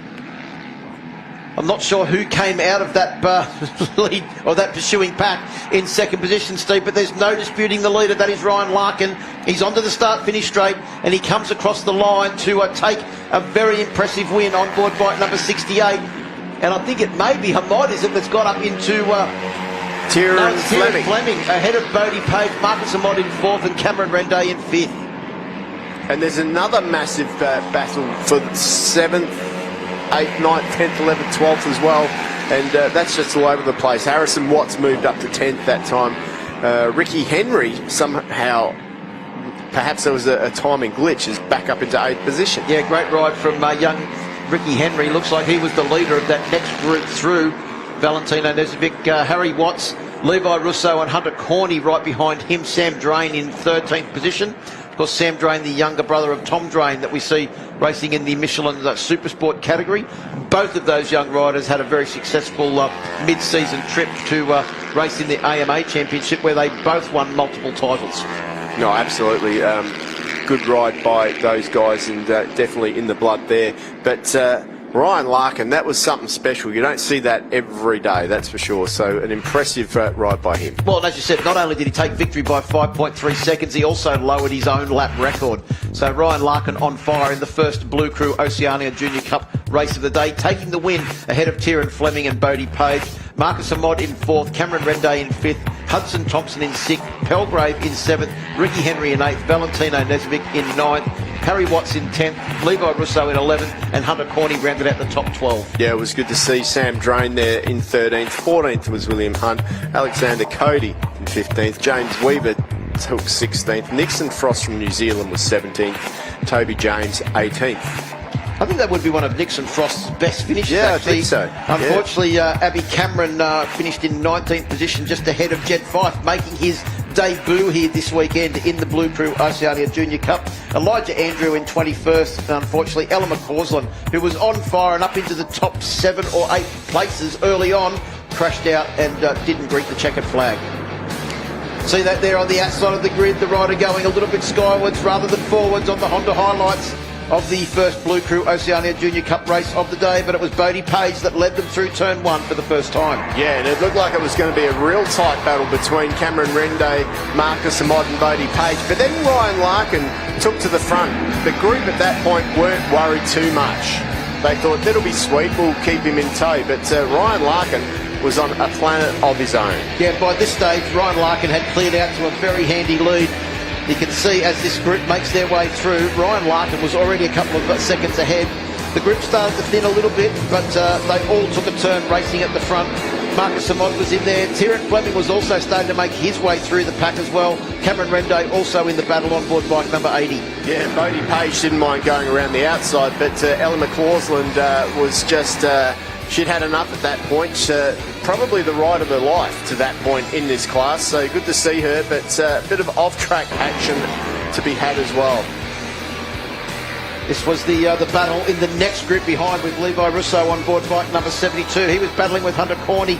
Sam Drain also in that battle as well. Ricky Henry, we thought he'd crashed, but he was still in the battle. Must have been a timing glitch on board bike number 36. Marcus Amod went wide heading into the last lap, and Cameron Rende went tight, but it was Ryan Larkin who took the line, and a battle royale for second, third and fourth. Yeah, Tyrrell Fleming eventually getting the nod over Bodie Page, and those three will be down at Park for May in just a moment.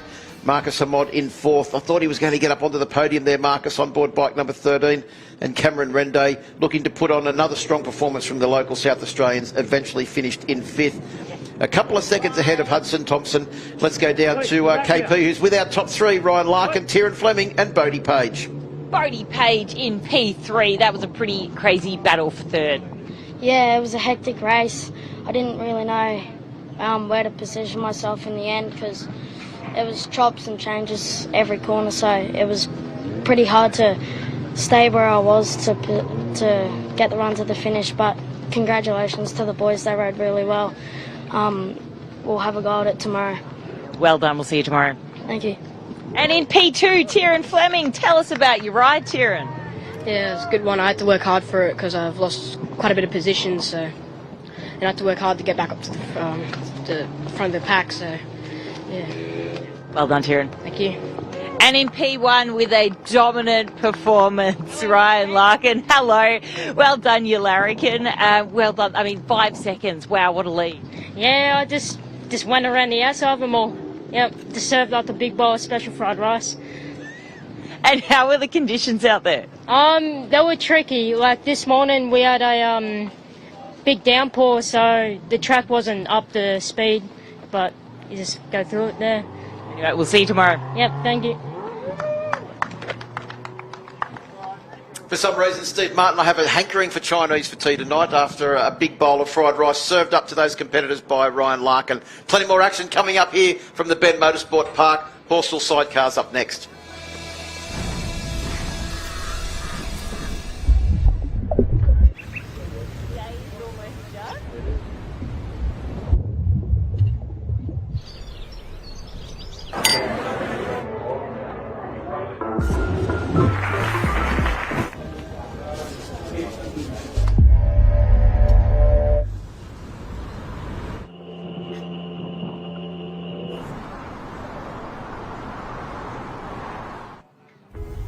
Beautiful, right? But look further. You'll see them. They're a restless bunch in search of beauty.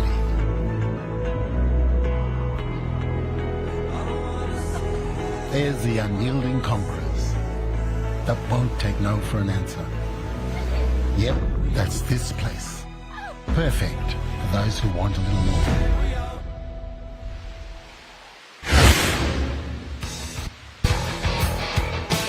And welcome back to the Bend Motorsport Park. We're ready to go racing once again with the second race for the Horseshoe sidecars. And we've already seen a big victory this morning for Pat Clancy. He will start from pole position with his very experienced swinger Steve Bonney, and also the Underwood Verco entry, who we thought was on track for second position, but they end up coming up in 3rd place. Both of those teams will start from the first row of the grid. Back on row 2 we'll have the Turners back there on bike number 52, then Harvey and Marshall on the same row as them. Mick Alton, Chrissy Clancy put in a great performance to finish at the head of the Formula 2 category, ahead of the Gorries on board bike number 105, who started from pit lane and did a great charge through the field. Darryl Rayner and Warren will start out of position number 7, Watson and Hegarty out of 8, Jones and Boggiano in 9th, Marshall and Marcel in 10th, Taylor and Napier in 11th, Howarth and Deslandis in 12th, and the field rounded out by Shanks and Whitfield on board bike number 71. There's Mick Alton and Chrissy Clancy. Sweet sort of leathers he's got there. Well, they've both got, haven't they? And they've got the matching Profile V Arrow helmets as well. Getting ready to head off on their first lap.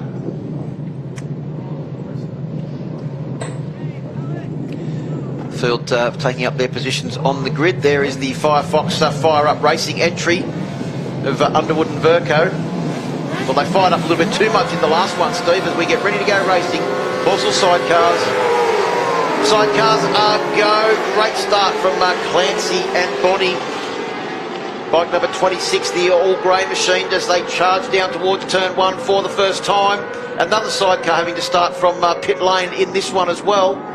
That is Clancy that tips into turn 1 first. And if the first race is anything to go by, that could very well be the last time anyone sees Pat Clancy. No, absolutely. Well, I don't know, because looking at the stats, the lap record was actually set by Underwood and Verco at a 1:10. So although they didn't finish the race, and look at that, they're right on the back of them at the moment. Well, it's coming down to, I think, this corner, wasn't it, where they spun on the last lap, and that second position was taken from their grasp. Up the inside, what a move! Nearly. Definitely putting a lot of pressure on them at the moment. Yeah, couldn't quite get through there. Of course, the sidecar needs a lot more room to get through than a solo. Listen to those engines scream, Steve, as we go down towards the back end of the circuit now on this first lap. Yeah, absolutely. And it's Clancy and Bonnie who are right where they need to be at the moment. Well, and unlike the first race before where there was rivers running across the field, and I think it was Underwood and Verco actually said that they went with a intermediate tyre rather than a slick. So this one is a fair indication they've got a lot more speed than they showed in the first race. And they were also the ones that at one stage in qualifying, at practice yesterday, were 10 seconds faster than anyone else. Yeah, well, it's going to be interesting to see how this one plays out. They've got a lot more grip than they had last time out. You can just see there the squirreling out of that one as they head into Suzuki corner. Both Suzuki engine and GSXR engines in these two machines, the F1 Formula 1 bikes. Yeah, both long LCR chassis as well. So they make their way down through... Clancy and Bonnie were a lot quicker through that section of the circuit, though, weren't they? Yep, it's also a very physical part of the circuit to try and change direction, especially for the swinger that's fighting the laws of gravity.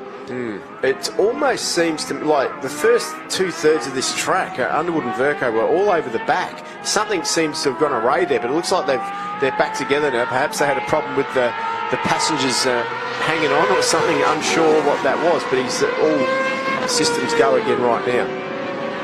So a 2:14 from a standing start for Pat Clancy and Steve Bonnie. Up the inside, yeah. Big deep lunge on the brakes there. The next rider through is Harvey and Marshall. Oh, hear that.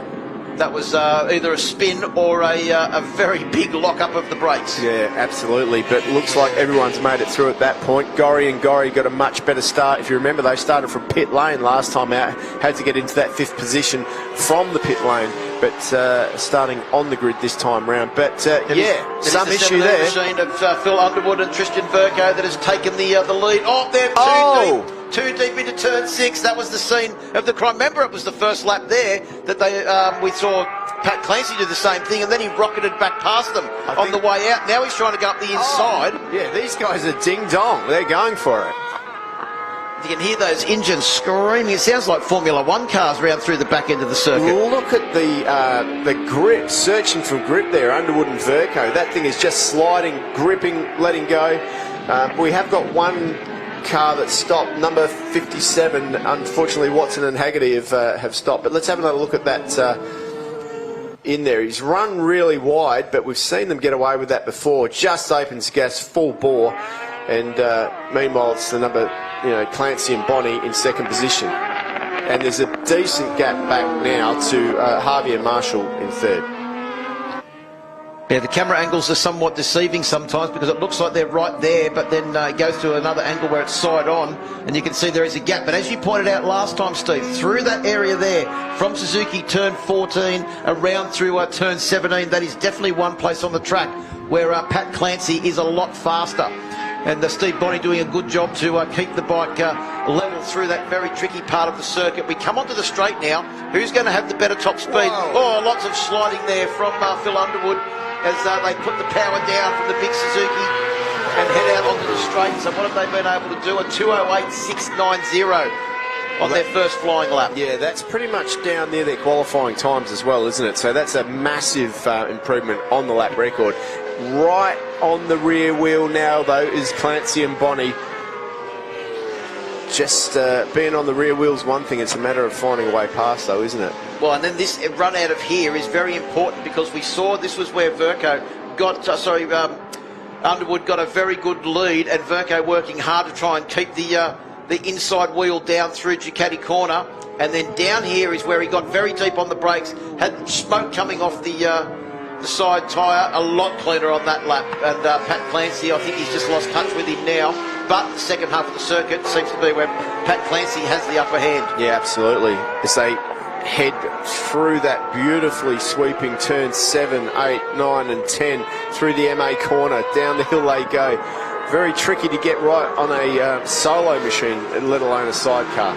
Yeah, it looks like Jones and Bojana have a jump start penalty on board bike number 46.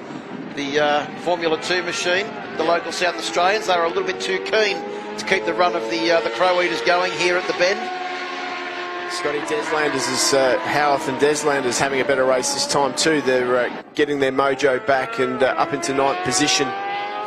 Well, as we said though, the second half of the circuit is where Pat Clancy seems to have the upper hand, and he's showing us that now as he's closed right up onto the back of Phil Underwood's machine. Yeah, bike number 17, the Firefox training entry. See the difference in line there? That's the problem. They've got their line completely wrong. Oh! And Bonnie nearly goes for a ride that he didn't want to take, but they're looking for a way through there. Definitely a much better line by Clancy and Bonnie through that last corner. Was that Bonnie that slipped, or was it the fact that Clancy was a little bit out of shape and it was Bonnie's quick body reaction that possibly even saved that slide there? It was a slide, and the passenger just got thrown around. Literally, they were definitely going for a ride at that point. You've got to have 4 arms like steel to hang on to these Formula 1 sidecars. Let's have another look. See the completely different line on the AMX replay. They get that rear slide, and then the understeers, which throws the passenger over the wrong side there, but they manage to hang it together, and they get to have another shot next time round, because that's where they're definitely quicker through there. Look at the amount of sliding now. It's almost like the rear tyres on these things are perhaps too soft for this length of race. Well, and they also turn very differently from left-hand corners and right-hand corners as well. So a lot easier to turn one way than the other, because you've got that chair hanging out the side with that very big, thick tyre, and Clancy just takes a little bit easier through there. It looks like he was a lot easier on the run-in, not hard on the brakes like he was last time. Well, imagine if you get these things spinning up all over the place, and up the inside he goes. He gets a great drive, retakes the lead. So it's the number 26 that goes back into the lead now. Both of them sliding through those series of fast right-hand corners. They'll come down here, then they will turn right once again and come out onto the back straight through Yamaha Revs Your Heart corner. Yeah, that's a pretty impressive overtake there on the AMX replay. You can see just up the inside, Clancy and Bonnie take that inside line as Underwood and Verco try to aim for a better line through at the bottom of the hill there, but at that point the line doesn't matter. It's too late. They're already in second position. But as I said, he went a bit easier into that corner, wasn't deep on the brakes running wide like he had on the last lap. Look at the distance great here. Drive out, and now he's got a pretty handy lead. Oh no, we've got the 16 entry of Daryl Rayner and Catherine Warren. Looks like they may have had some sort of problem there. Well, I'd say so. They're definitely they've either got cramp or they're limping, that's for sure. So unfortunately for the number 16, Rayner and Warren, I think there must be a crash, because Catherine Rayner is Cathy Warren is she's limping away from the machine. Yeah, good to see that they're generally okay. Let's have another look and see if we can get the incident there. That's a spin out, and she's come off the back of it. Not ideal, but good to see that she's generally okay. So, start of the last lap. And it is Pat Clancy that's just cracked a 2:06.114, the fastest lap of the weekend, Steve. Well, that's not just like 1 second quicker, that's like 2 seconds. Well, it's 4 seconds quicker than what they did in race 1. The old lap record was a 2:10, 2 seconds quicker than they did in qualifying. So lap time's tumbling here. I'll tell you what though, the 17 entry of Underwood and Verco certainly not out of this yet. No. They're coming down to the area of the track where they have been very good. Yeah. And it is this run into here on the brakes. Up and the inside. Takes the inside line. Oh. No. Clancy sweeps across the front, shuts the door well and truly in Phil Underwood's face as they make the run down now through these series of right-hand corners. Geez, I reckon if they could mould those two machines together, they'd have the perfect sidecar, because one is so good through the first part of the circuit, the other one is so good through the second half of the circuit. Oh, look at them both sliding their way through those corners. They come down towards the back end of the circuit. This is about as far away from the pit building as you get here at the Bend Motorsport Park, through Yamaha Revs Your Heart corner. And once again, Underwood gets a great drive out, but Clancy better that time. Now this is the area where Clancy has that very different line as they come up through Alpinestars corner here and take the run to Suzuki. Will you watch? Oh, up the inside. No, couldn't quite get up the inside there. Too desperate. But the difference is, if you watch the sidecar wheel on the number 26, he runs it all the way over the ripple strip there. Oh, now that is... that's wide. That's a little wide right there.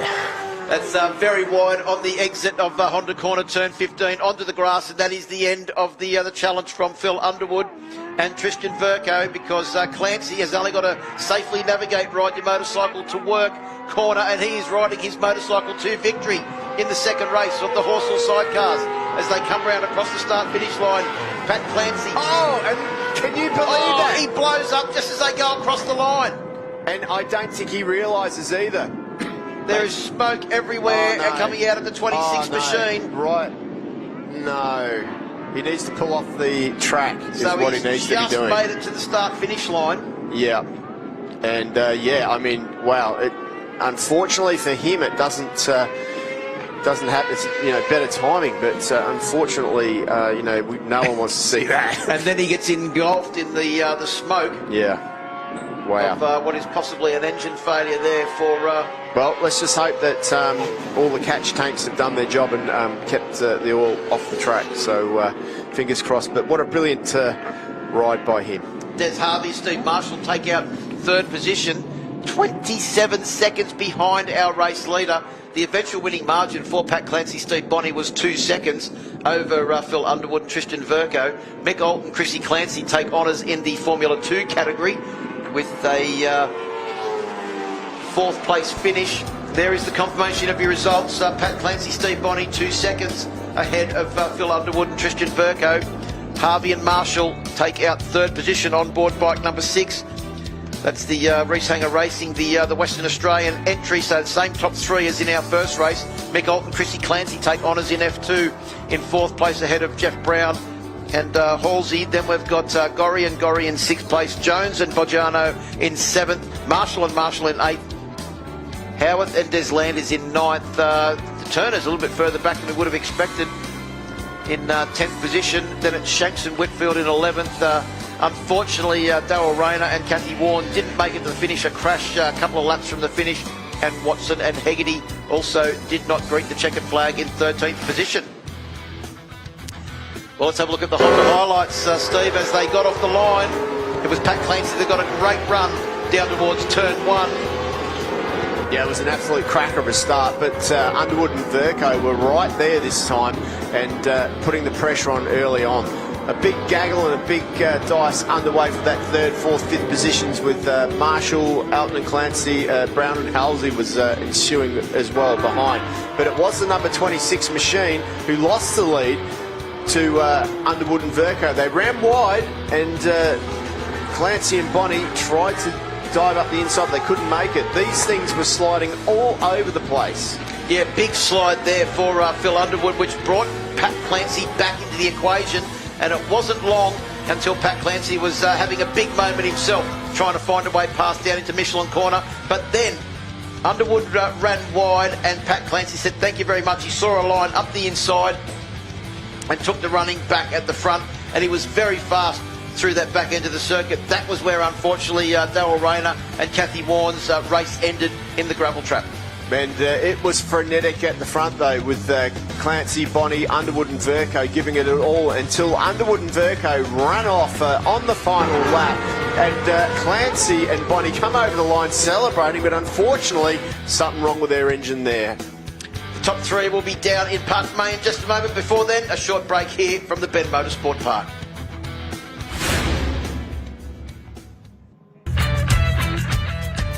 At My Bike Insurance, we are motorcycle specialists. It's all in the name. We understand how important your motorcycle is to you, and because of this, we strive to provide peace of mind cover for you and your motorcycle, no matter where your bike takes you. Visit the My Bike website for a quick and easy quote, or call the My Bike Insurance team on 1300 780 446 today. For us, the journey is not about the destination. The journey starts long before we hit the road. The gear we wear, the way it feels, and the safety it brings. Some say the journey never ends, but it has to start. Start your journey with AMX Superstores. Why? Because we ride too. Enjoy the journey with AMX Superstores.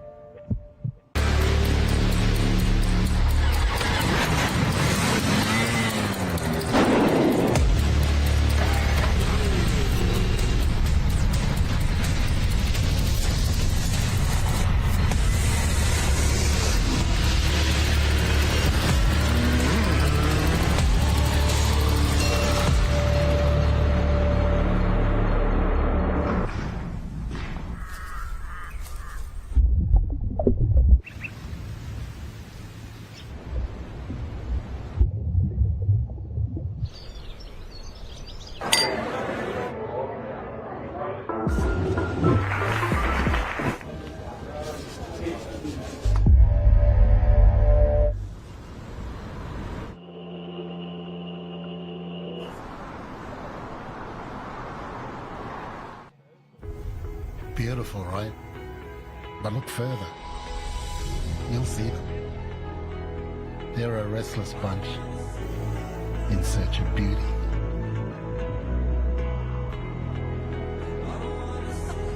There's the unyielding conquerors that won't take no for an answer. Yep, that's this place. Perfect for those who want a little more.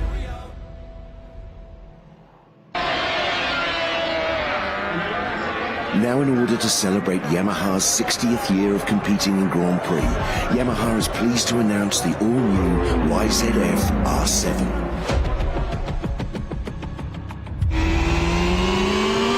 Here's a bike that rekindles the spirit of the TZ races from a bygone era. A machine that is affordable, accessible, and capable on both the road and the track. Resplendent in the iconic red and white colour scheme, the all-new YZF R7 evokes memories of Yamaha's legendary world champions. The new R7 offers the ultimate adrenaline rush, whether you're hustling around a closed circuit or exploring the twisties on a weekend blast. From the first twist of the throttle, you'll feel fully connected to the surface thanks to an ultra-responsive 689cc twin-cylinder engine. Pop out from behind the screen and feel the responsive, agile chassis as you tip it in. There's no better feeling. Only Yamaha has this pure race DNA, so only Yamaha can make this tribute that marks 60 years of racing and winning at the top table. All new YZF R7, celebrating 60 years of World Grand Prix racing. AMMF can help power your passion. We offer flexible, tailored finance solutions to motorcycle and marine customers Australia-wide. Our motorcycle and marine specialists can help you finance your motorcycle, scooter, personal watercraft or boat package with quick and easy approvals, fixed rate terms, flexible finance options and competitive rates. Call AMMF on 1300 263 123 or visit the website today.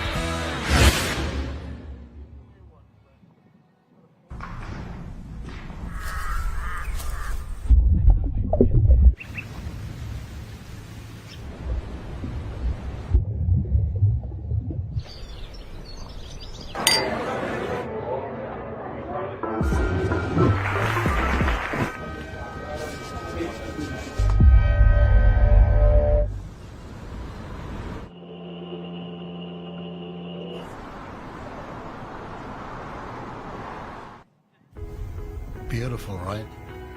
But look further. You'll see them. They're a restless bunch in search of beauty.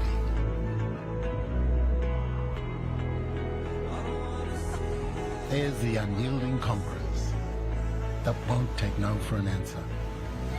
Yep, that's this place. Perfect for those who want a little more.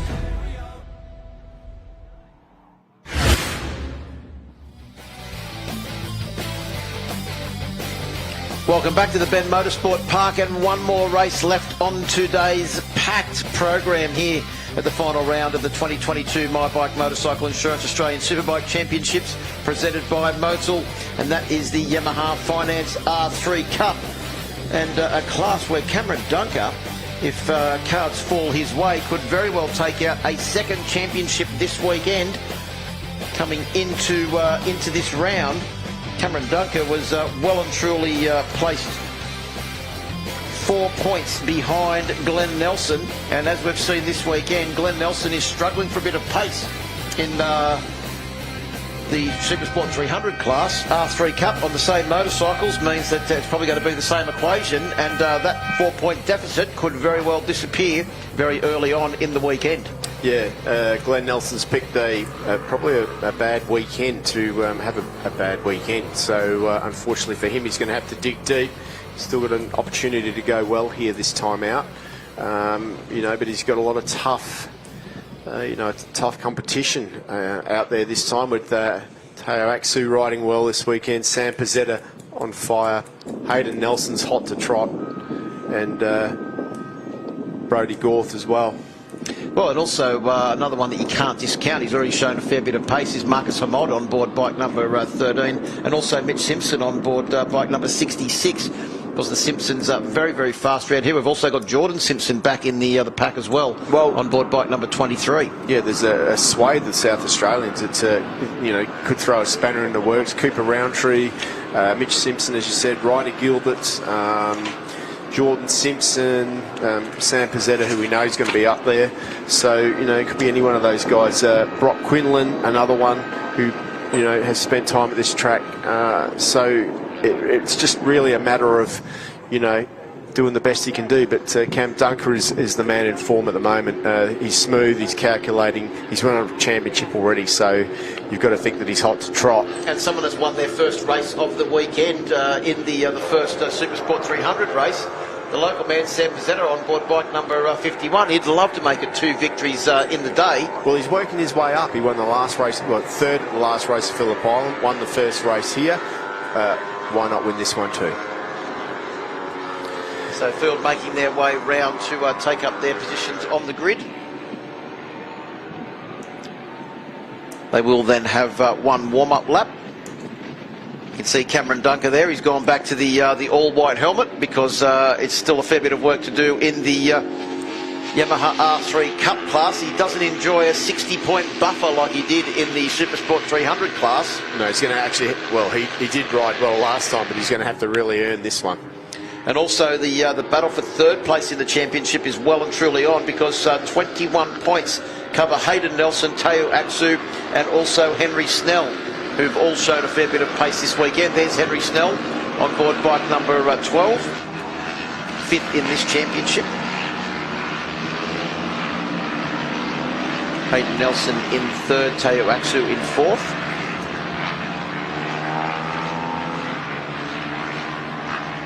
And Glenn Nelson will start this race from the 3rd row of the grid. That's actually better than what he was starting in the Supersport 300 class. So keep your eye on Glenn Nelson on board bike number 39 to see what he can do in this race.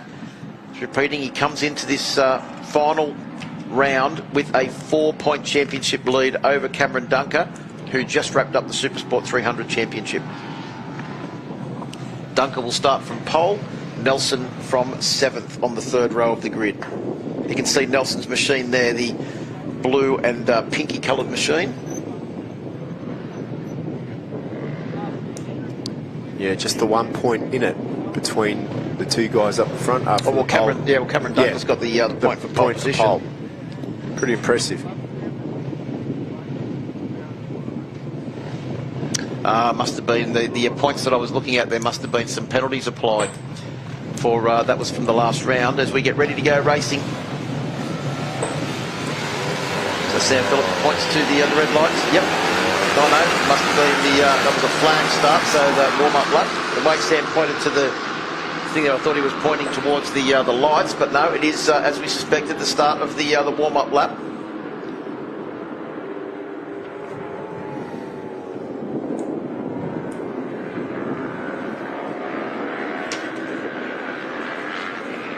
So you have got the progressive points there, Steve. Yep.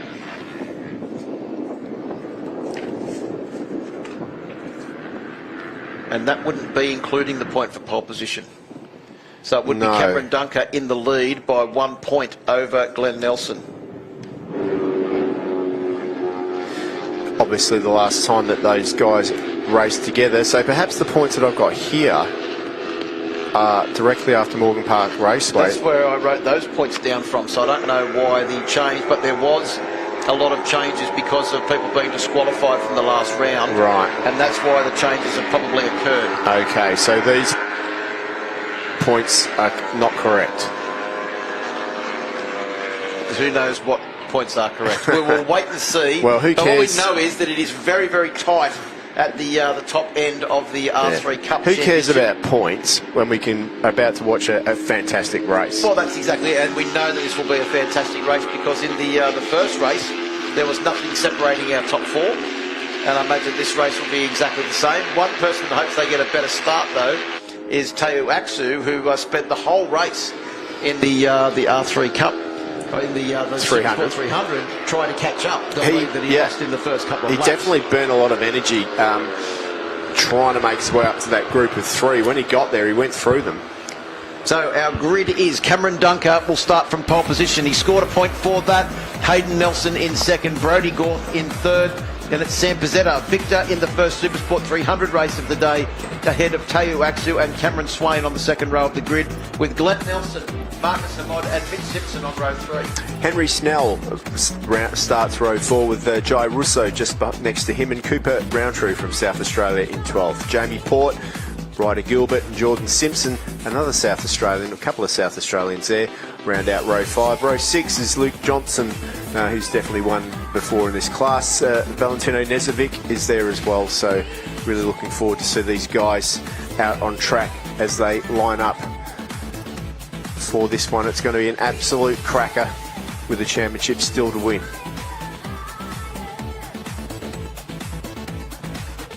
Well, final race of the day about to get underway. It is a 6-lap race for the Yamaha Finance R3 Cup. You can hear that wind is still blowing as we get ready to go racing. R3 Cup, final race on the program for today. First race for the weekend.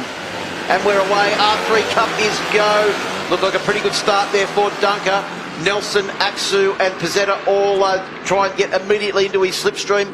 Coming up the inside of the circuit is Cameron Swain on board bike number 26. And Nelson has got a fantastic start, Steve Martin.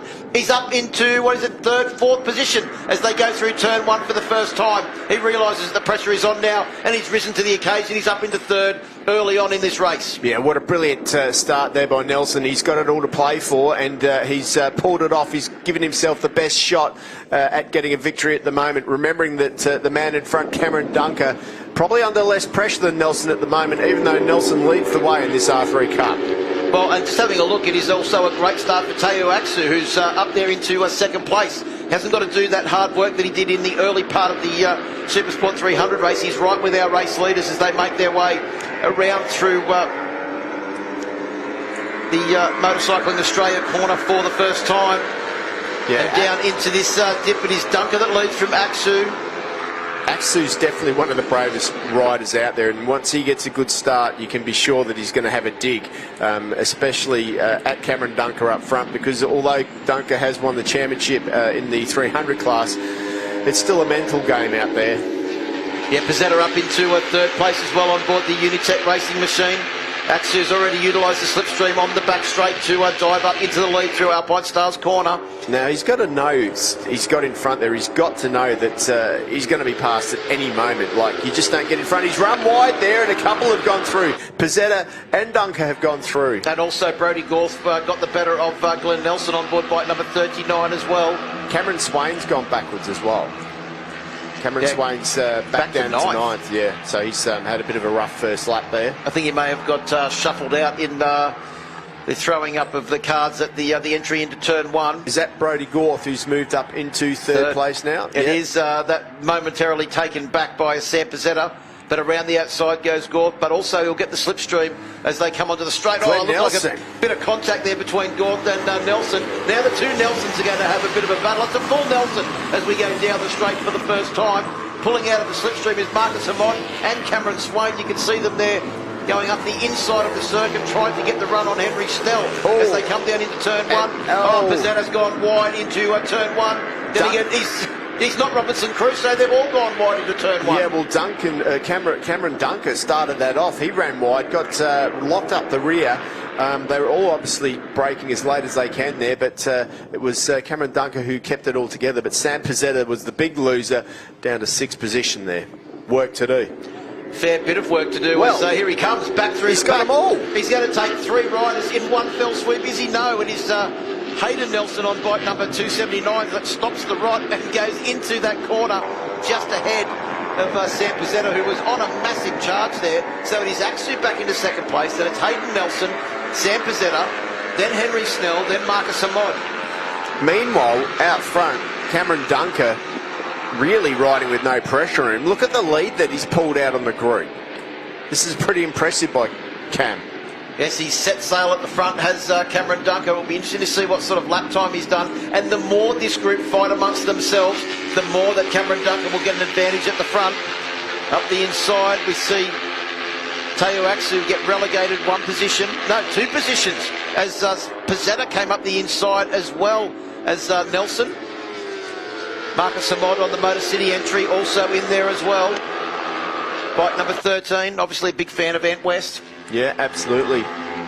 Brings luck to a lot of people, that number 13, and not to others. But meanwhile, out front, Dunker is clear. Hayden Nelson is in a big battle up the inside. Pizzetta looks to go through. We know that Pizzetta is strong into that turn 17, the Michelin corner. Well, we saw it on the last race, how strong he is in there, but Nelson looked very strong on the way out as they come out onto the My Bike Motorcycle Insurance start-finish straight to complete the second lap. As we start lap 3 of this 6-lap race, the gap is 1.3 seconds, but the fastest man on track, a 2:11.1, Hayden Nelson. It is, but that gap, the 1.3 seconds, was all made in the first lap by putting his head down while these guys were tussling it out, running wide. So it's not that Cameron Dunker at the moment is in a league of his own, because there's another 4 or 5 guys doing a similar sort of lap time. So there's still an opportunity for this group behind, once things settle down a little bit, to catch up Cameron Dunker in front.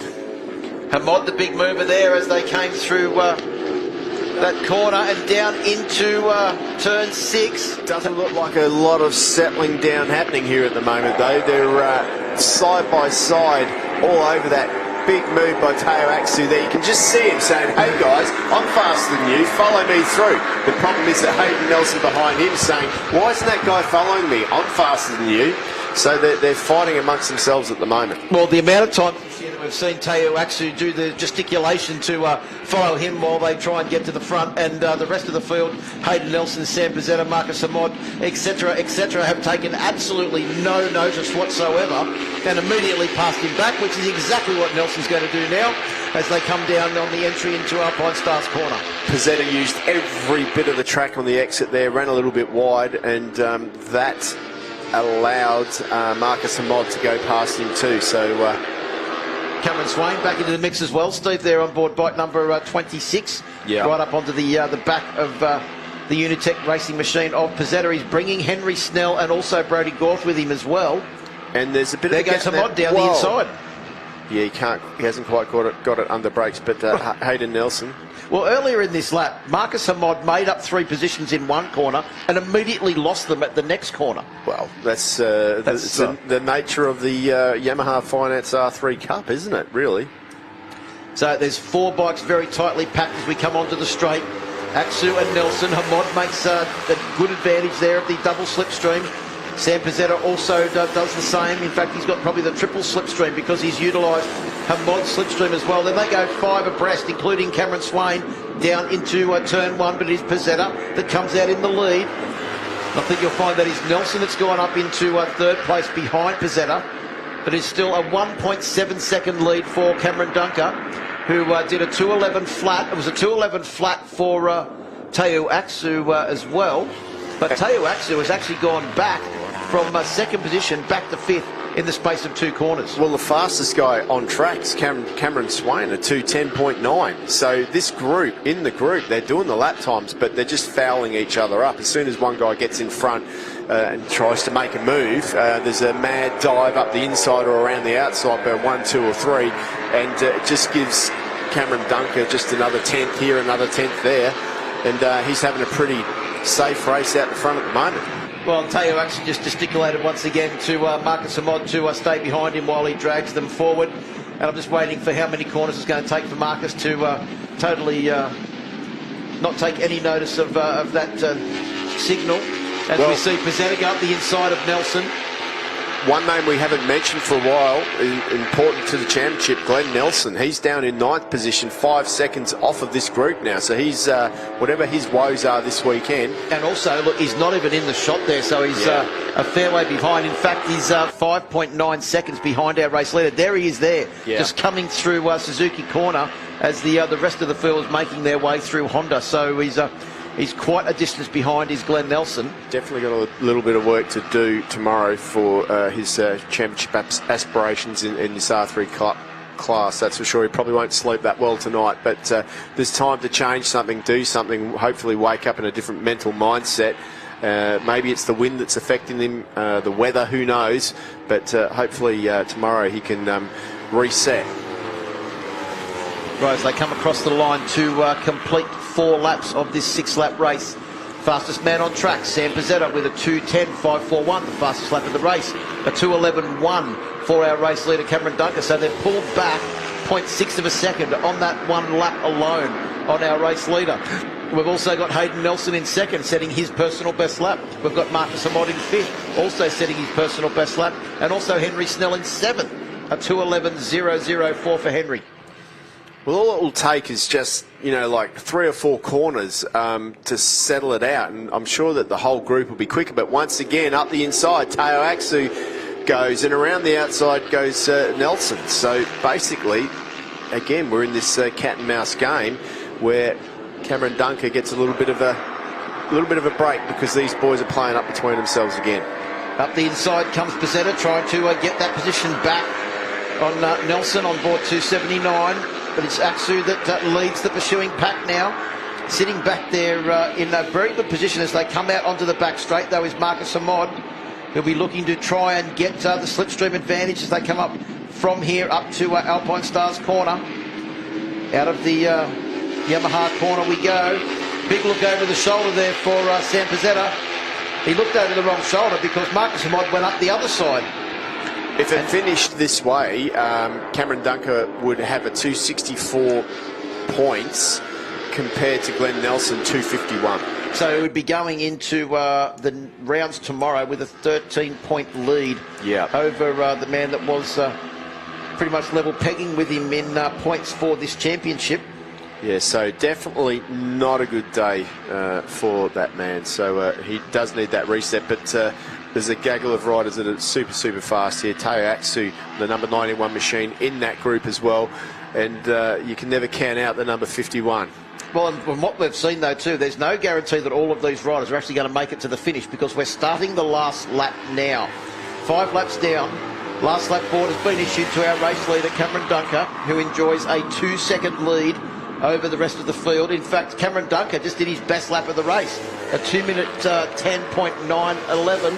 And that he's just so constant. Pizzetta up the inside there, moves into that 3rd place behind Marcus Amod. Aksu ran wide on the exit of turn 1. He could be out of the equation here as Amod has moved forward. And then we've got Pizzetta and Nelson, and then a bit of a gap back to Teo Aksu, who's back to 5th place. So they tip into Ducati for the final time tonight, and Pezzetta is looking up the inside, and he makes the move that's been made on him so many times. Hayden Nelson looks around the outside, but it's Pezzetta with the perfect line this time round. And still, there's a group of 5 guys going to go up the inside of him. I thought Henry Snell was going to make a move up the inside of Teo Aksu there on the run into turn 6. The Yamaha Roger Hart corner. And Marcus Amott has just gone backwards from that, taking up the running in second position. A minute ago you said Teo Aksu was out of this, he ran wide. Well, in my mind, he's on his way forward again. Oh, Hamad's on his way backwards, just having a bit of a dice there with Gorth. Positions has Marcus Amott in the space of a couple of corners, as Teo Aksu, as you predicted, Steve, is charging forward down the back straight and up into Alpinestars corner. It is Sam Pezzetta that is sitting in second place at the moment, but the real danger man, I think, could be Glenn Nelson on board 279 or Brody Gorth on 25. Yeah, Gorth tries to go around the outside, takes that wide line. That'll set him up nicely through Honda into here, get him with a bit more drive on that slipstream through. But Sam Pezzetta, how quick is he through there? Well, and we know he's good into this corner, yeah? And he used all of the track once again, right out onto the slipple strip. Up the inside they come. Oh, how did he make that? Well, they did. Only just, because there was certainly a fair bit of rubbing panels there as we come out onto the straight. It is Cameron Dunker that goes slam dunk and takes the championship lead by, yet to be determined amount. Teo Aksu and Sam Pezzetta disputing second position as they came to the line. It is Pezzetta that gets the nod, 0.165 of a second over Teo Aksu, with Hayden Nelson in 4th. But what a race from Cameron Dunker. Well, we spoke about pressure. One rider there obviously feeling a bit of pressure, Glenn Nelson. He'll finish with 251 points after that race. So it is a 13-point lead for Cameron Dunker going into the final 2 races for the Yamaha R3 Cup tomorrow. Yeah, no, absolutely fantastic. I mean, what a ride for him. So congratulations to Cameron Dunker, who takes victory in the first Yamaha Finance R3 Cup race for the weekend by 1.723 seconds over Sam Pezzetta. Teo Aksu in 3rd, Hayden Nelson in 4th, Cameron Swain in 5th, Marcus Amott 6th, Henry Snell 7th, Brody Gorth in 8th, Glenn Nelson in 9th, and Mitch Simpson rounds out the top 10.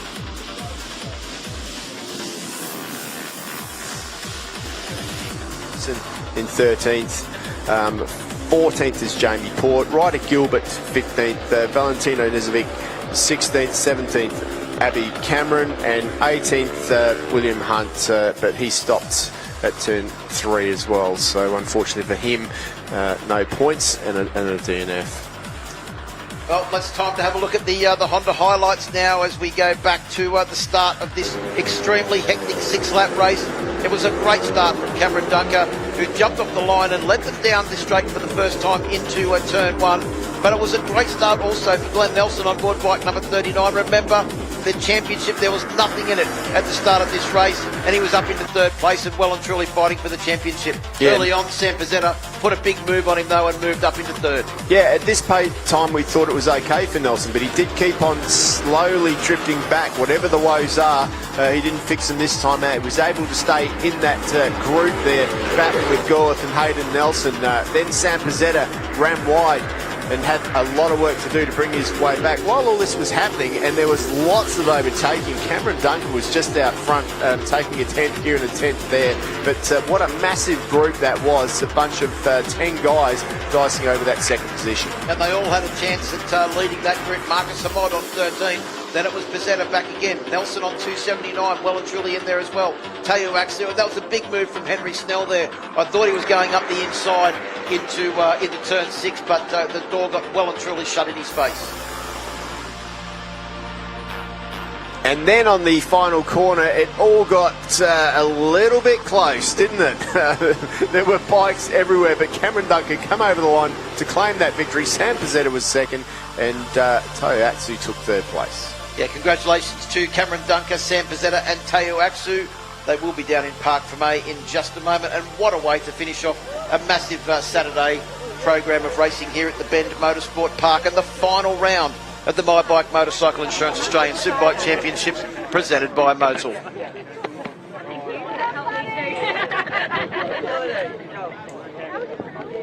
Well, a lot of people there to enjoy the podium celebrations. Cameron Dunker, of course, taking that win. He's already wrapped up a championship this weekend in the Dunlop Supersport category, trying to make it 2 championships in the 1 year. Been running towards the front of this championship now for a couple of years as young Cameron Dunker, and we're just about ready to go with third place rider Teo Aksu. Down to KP. Teo, we are on the podium. Congratulations, you are back. Yeah, it feels good to be back on the podium. That was a pretty tough race, I'll be honest. Sam and Cameron, Cameron just pulled away, but Sam, he was extremely hard to battle with. He's such a good rider. He's come a long way this year. But yeah, all credit to all my sponsors: Triple X Rated Suspension, Triple M Motorcycles, Racondi, Race and Road, Oakland Park Racing, APO, and all the rest. Well done. Thank you. And in P2, back on the podium, Sam Pizzetta, this is your weekend. Yeah, thank you. It was a really, really tough race in the battle. It was a bit bigger battle than the last race, so yeah, it was a bit more difficult. We couldn't catch Cam at the front. He just broke away at the front. Awesome ride. And yeah, I'd just like to thank just the Unitech Racing team, PowerCell, Declan for always helping me, PowerCell, Global Access, everyone in my team, and yeah, it's great to be back on the podium again, and we see you for tomorrow. Good luck for tomorrow. Thank you. And in P1, Cameron Dunker, you are smashing it today. The championship for this cup is still very much alive. Yeah, it is. I thought I'd try and get to the front and break away. On the first lap, I had a big moment, and it was pretty good to recover from that and pull away. So yeah. Pretty hard to concentrate after you just won the championship of the 300s. Yeah, it was. But it comes to us. Good luck tomorrow. Thank you. Thanks, boys. Back to you. Thanks, KP. Congratulations to Cameron Dunker, the first person to wrap up an Australian Championship for the 2022 season. What a day of racing. Plenty more to come tomorrow, Steve Martin. We've seen the first race for all of our support classes this weekend. 2 races for the Horsell sidecars. Plenty of action in Superbike. We've seen Jack Miller qualify on the front row of the grid. Marcel Schrötter put in a great ride as well. But it is Mike Jones that starts from pole position. He enjoys a 40-point championship lead now over Brian Starring, who is back onto the 5th row of the grid, and Wayne Maxwell also had problems in qualifying, and he will start from row 4. So join us tomorrow for all of the Superbike racing action here from the final round of the My Bike Motorcycle Insurance Australian Superbike Championship, presented by Motul from the Bend.